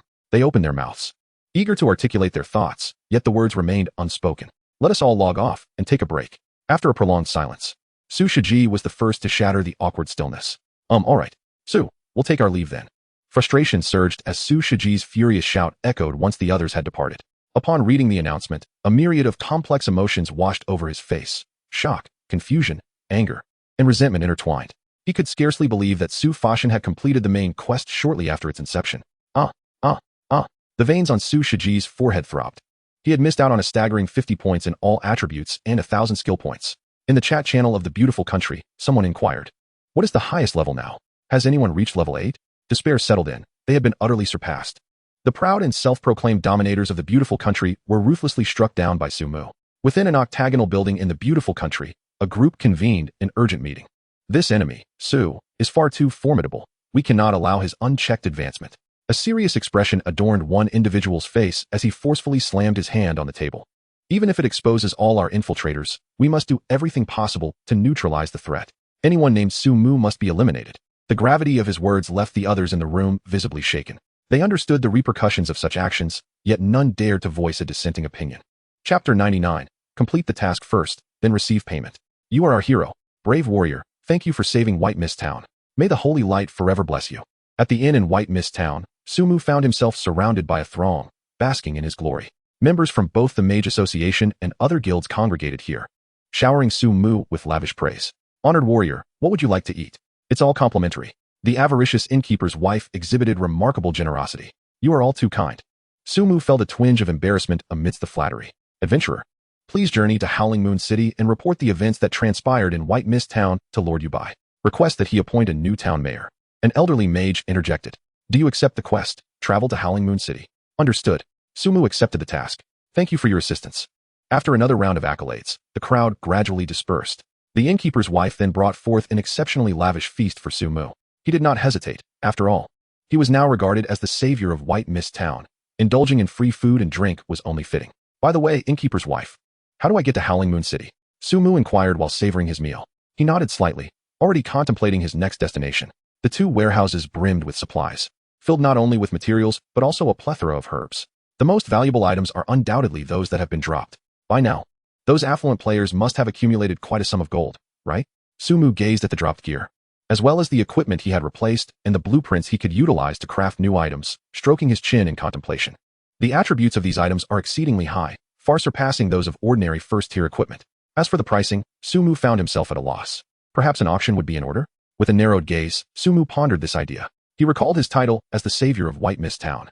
Wearing this title would grant him a special indicator when he spoke in the chat channel. In other words, any statement he made would capture the attention of all. This shall be my course of action. After a moment's thought, Su Mu opened the chat channel. This is outrageous. The team of Su Fa Shun is simply unfathomable. I wonder if the great Xin Yuan has allied with Su Fa Shin? Otherwise, how could this quest have been completed so swiftly? Su Mu, you murderer. How dare you still undertake quests? Su Mu, come forth and explain yourself. Don't think that completing a quest will absolve you of your crimes. A cacophony of remarks ensued, dense and overlapping, causing Su Mu to furrow his brow. The exaggerated comments, while amusing to some extent, were overshadowed by the unpleasant ones that inevitably soured his mood. Me? A murderer? Faced with such baseless accusations, Su Mu found himself at a loss for words. An hour later, the auction house commenced the sale of numerous first-tier high-attribute items. Disregarding the vitriol, Su Mu composed a message and sent it out. In the next instant, a striking notification appeared in the world channel. The savior of White Mist Town has spoken. What? The savior of White Mist Town? How could this individual's message flash across the screen? The savior of White Mist Town? This must be Su Fa Shun. Su Fa Shun is selling equipment? It must be top tier. How dare you, Su Mu, sell gear? Do you have the audacity? Su Mu? Savior? A murderer who still roams free? Su Mu's message was quickly recognized, leading to a polarization of opinions in the chat channel. Some individuals even resorted to private messages to berate him. Blocked. Su Mu swiftly muted those comments, opened his inventory, and began crafting gear and potions. You have crafted a goblin staff? You have crafted a bright silver leather armor. You have crafted a super mana potion. You have crafted a bloodthirsty elixir. After converting most of the materials in his storage into equipment and potions, Su Mu arranged them neatly, awaiting consignment. Ding, ding. At that moment, a message popped up. Sumu raised an eyebrow and opened the private message. Friend, I wish to purchase all the equipment you have for 100,000 gold. So wealthy? Taken aback by the message, Sumu paused. He knew that he currently had only 130,000 gold in his inventory, yet this individual claimed to have 100,000 gold to spare. Are you certain? Sumu replied with a message. 3 dark lines suddenly appeared on Sumu's forehead. I may lack gold coins, but I possess chips that pique your interest. Just as Sumu contemplated adding this individual to her blacklist, another message arrived. Oh, intrigued, Sumu replied, do elaborate. After a brief silence, several messages came in rapid succession. Currently, the internet is rife with public opinion targeting you, yet I know that the individual in that video is not you. Moreover, I am aware of who has been manipulating the narrative to frame you, as well as their ulterior motives. I believe you would be quite curious about their identity. Wouldn't you? Though the circumstances surrounding the killer in the chat room remained unclear, Sumu sensed a plot unfolding. Why should I trust you? She typed back. Sensing her skepticism, he added, rest assured, I will not inquire about your identity. You need only witness the results. What do you desire? Sumu pondered before asking. I seek gold coins or equipment. Anything of value will suffice. His response was refreshingly straightforward. I have always been a professional in exchanging wealth for alleviating troubles. What about these 2 pieces of equipment? After a moment's consideration, Sumu shared the attributes of the bright silver leather armor and the silver-edged dagger. Raising an eyebrow, she realized that the combination of those 2 items along with 500 gold coins was indeed a significant sum. It would not be an exaggeration to say that his demands were rather exorbitant. Rest assured, it is absolutely worth the expenditure. I guarantee that individual will vanish without a trace, never to trouble you again. Just as Sumu hesitated, another message appeared. Taking a deep breath, she sent a reply. Complete the task first, then payment. It's a deal. Chapter 100, Murky Waters? The ease with which he agreed did not surprise Sumu in the least. His motivation for approaching her was certainly intriguing, possibly even a self-staged performance. No matter who you are, if you wish to play, I shall indulge you. With a faint smile gracing her lips, Sumu composed another message. To be honest, I was nowhere near that place. How could I possibly be the killer? This public opinion is truly tiresome. Her tone conveyed a mix of grievance and subtle complaint, resonating with an air of helpless exasperation. Of course, Sumu had never paid heed to the online discourse from the outset. Words may serve as sharp swords, yet they could not pierce the impenetrable walls she had constructed. What concerned Sumu more was the purpose behind this person's approach. It was evident he was a clever individual. Perhaps he genuinely sought equipment and gold coins. But to claim he was uninterested in uncovering her true identity was something Sumu could not accept. Her message certainly revealed a wealth of information. Regardless of how he interpreted it, it would surely obscure his vision. What a pity it was. If Su Fa Shin were in the city, they might witness a spectacular performance. Moments later, another message arrived from him. Hee. Gazing at the words before her, Sumu couldn't help but smile. The underlying tone of the other party was unmistakably laden with a sense of probing. Naturally, she was eager to witness the unfolding drama. The city was not far, and her private jet could reach it in less than an hour. However, there were matters within the guild that required her attention, making it impossible for her to depart. After pondering for a moment, Sumu was willing to divulge a bit more information about herself. Her stance towards those who schemed behind the scenes had always been crystal clear. She would ignore them. Yet, since there was an opportunity for those individuals to bear a cost, while she only had to part with a couple of pieces of equipment and a few hundred gold coins, it was worth considering. Moreover, the arrangement allowed her to see the results before making any payment. Such a deal was undeniably advantageous. As for the concern that the other party might screenshot their conversation to use as leverage or to steer the next wave of public opinion, Sumu was entirely unconcerned. The game Divine Path lacked the screenshot function typical of online games, not to mention the impossibility of bringing a phone into this realm. Otherwise, if any player named Sumu were to engage in sensitive discussions with others, she would surely bear the brunt of countless accusations. Should anyone attempt to pry into her identity again, she could simply add them as friends and inadvertently leak some information, stirring the waters even further. As she continued to craft potions and equipment, a sly expression graced Sumu's face. No one could fathom that the formidable Su Fa Shun, stirring up turmoil within the Divine Path, was merely an ordinary individual from a third-tier city. In a novice village, for individuals stood together. What did he say? Inquired a tall, short-haired woman, exuding an air of competence. How could he agree so readily? The others expressed their astonishment. First, we handle the tasks, then we pay. The man observed the surprised expressions of the group and offered a wry smile. This fellow is quite the astute businessman. Did you uncover any useful information? One of them, momentarily taken aback, asked. Establishing a transaction with Sumu was merely one of their objectives. Their ultimate aim was to cultivate a friendly rapport with the illustrious Su Fa Shun and deduce her true identity. There is nothing substantial. However, it appears he is not a local, and his location is not far from the city. Additionally, his status is undoubtedly significant. He must be a hidden tycoon possessing a private jet, the man gradually articulated, providing an analysis that aligned with his previous assumptions. The scope of such identities was vast. The hidden wealthy of Huagua were exceedingly numerous and elusive. The others furrowed their brows, lost in contemplation. After a moment, one person suddenly spoke up. Could this information be a smokescreen released by him? In my view, he might be playing in the shadows. The woman interjected again. The man nodded in response. I'll handle matters related to public opinion with you. The rest is up to you to arrange. Rest assured, we will execute our tasks. The other two individuals confidently thumped their chests in agreement. The progress of leveling up in the game cannot be neglected. The man's gaze turned cold as he spoke. In reality, locating that Su Fa Shun was merely a means to exert control over him. Only by doing so could they ascend more swiftly on the divine path. In the realm of the divine path game, Su Mu surveyed the high attribute equipment in his possession and opened the chat channel. In 10 minutes, the auction would officially commence. With the following equipment available for sale. As he edited the message, he shared the attributes of the equipment. In the next moment, the entire chat channel erupted. Wow, these are all exquisite items. Did Su Fa Shun stumble upon a treasure trove? Where did such exceptional equipment come from? Shouldn't these items be for his teammates? Is it possible that Su Fa Shun's companions are all equipped with top-tier gear? Good grief, this weapon's attack power exceeds mine by several folds. What am I even doing? If I were to receive just one piece of equipment, I could rise to greatness. Admiration, envy, and, of course, a tinge of resentment filled the air. However, after sending the message, Su Mu lost interest in the chat channel. The momentum of the auction had already begun. Now it was up to the wealthy participants to show their prowess. Chapter 101, The Battle for the Shield. As soon as Su Mu's message was dispatched, individuals in various novice villages busied themselves. Quick, gather all the gold coins from everyone in the company. The boss insists we must secure at least one weapon. Anyone with money must contribute, even a single copper coin. The shield. Oh, that shield was simply unbeatable. Securing it would undoubtedly elevate our guild. And that bow had formidable attributes as well. If acquired, could it rival Xinyuan? Whether the ostensible wealthy or the hidden elite, each sought their coveted equipment. This was a game that could determine their ascent to divinity. Possessing such equipment seemed to bring them one step closer to the divine throne. Naturally, many maintained their rationality. The primary utility of exquisite equipment lay in its ability to help them conquer monsters or dungeons they previously could not defeat, thereby generating greater rewards. They prioritized the practicality of the gear above all else. Among the plethora of equipment Su Mu offered, the shield undoubtedly captured the attention of the majority. Compared to the higher-level equipment of the goatmen, the goblin shield was decidedly more appealing. If they could obtain these two pieces of equipment, they could cultivate a resilient warrior. A warrior capable of enduring damage is the most formidable ally in monster hunting and dungeon raids. Time's up. At the White Mist Town Inn, Su Mu opened the auction house. With an abundance of equipment at his disposal, he first listed the goblin staff. Having previously gathered plenty of materials, he crafted a total of 5 staffs. Of course, he was not foolish enough to list all 5 goblin staffs simultaneously. Let the auction begin. Setting the starting price of the goblin staff at 500 gold, Su Mu sent out a message in the chat channel. The conspicuous announcement ensured his message was immediately noticed. The auction has commenced. Quick, take a look. An exceptional weapon for mages?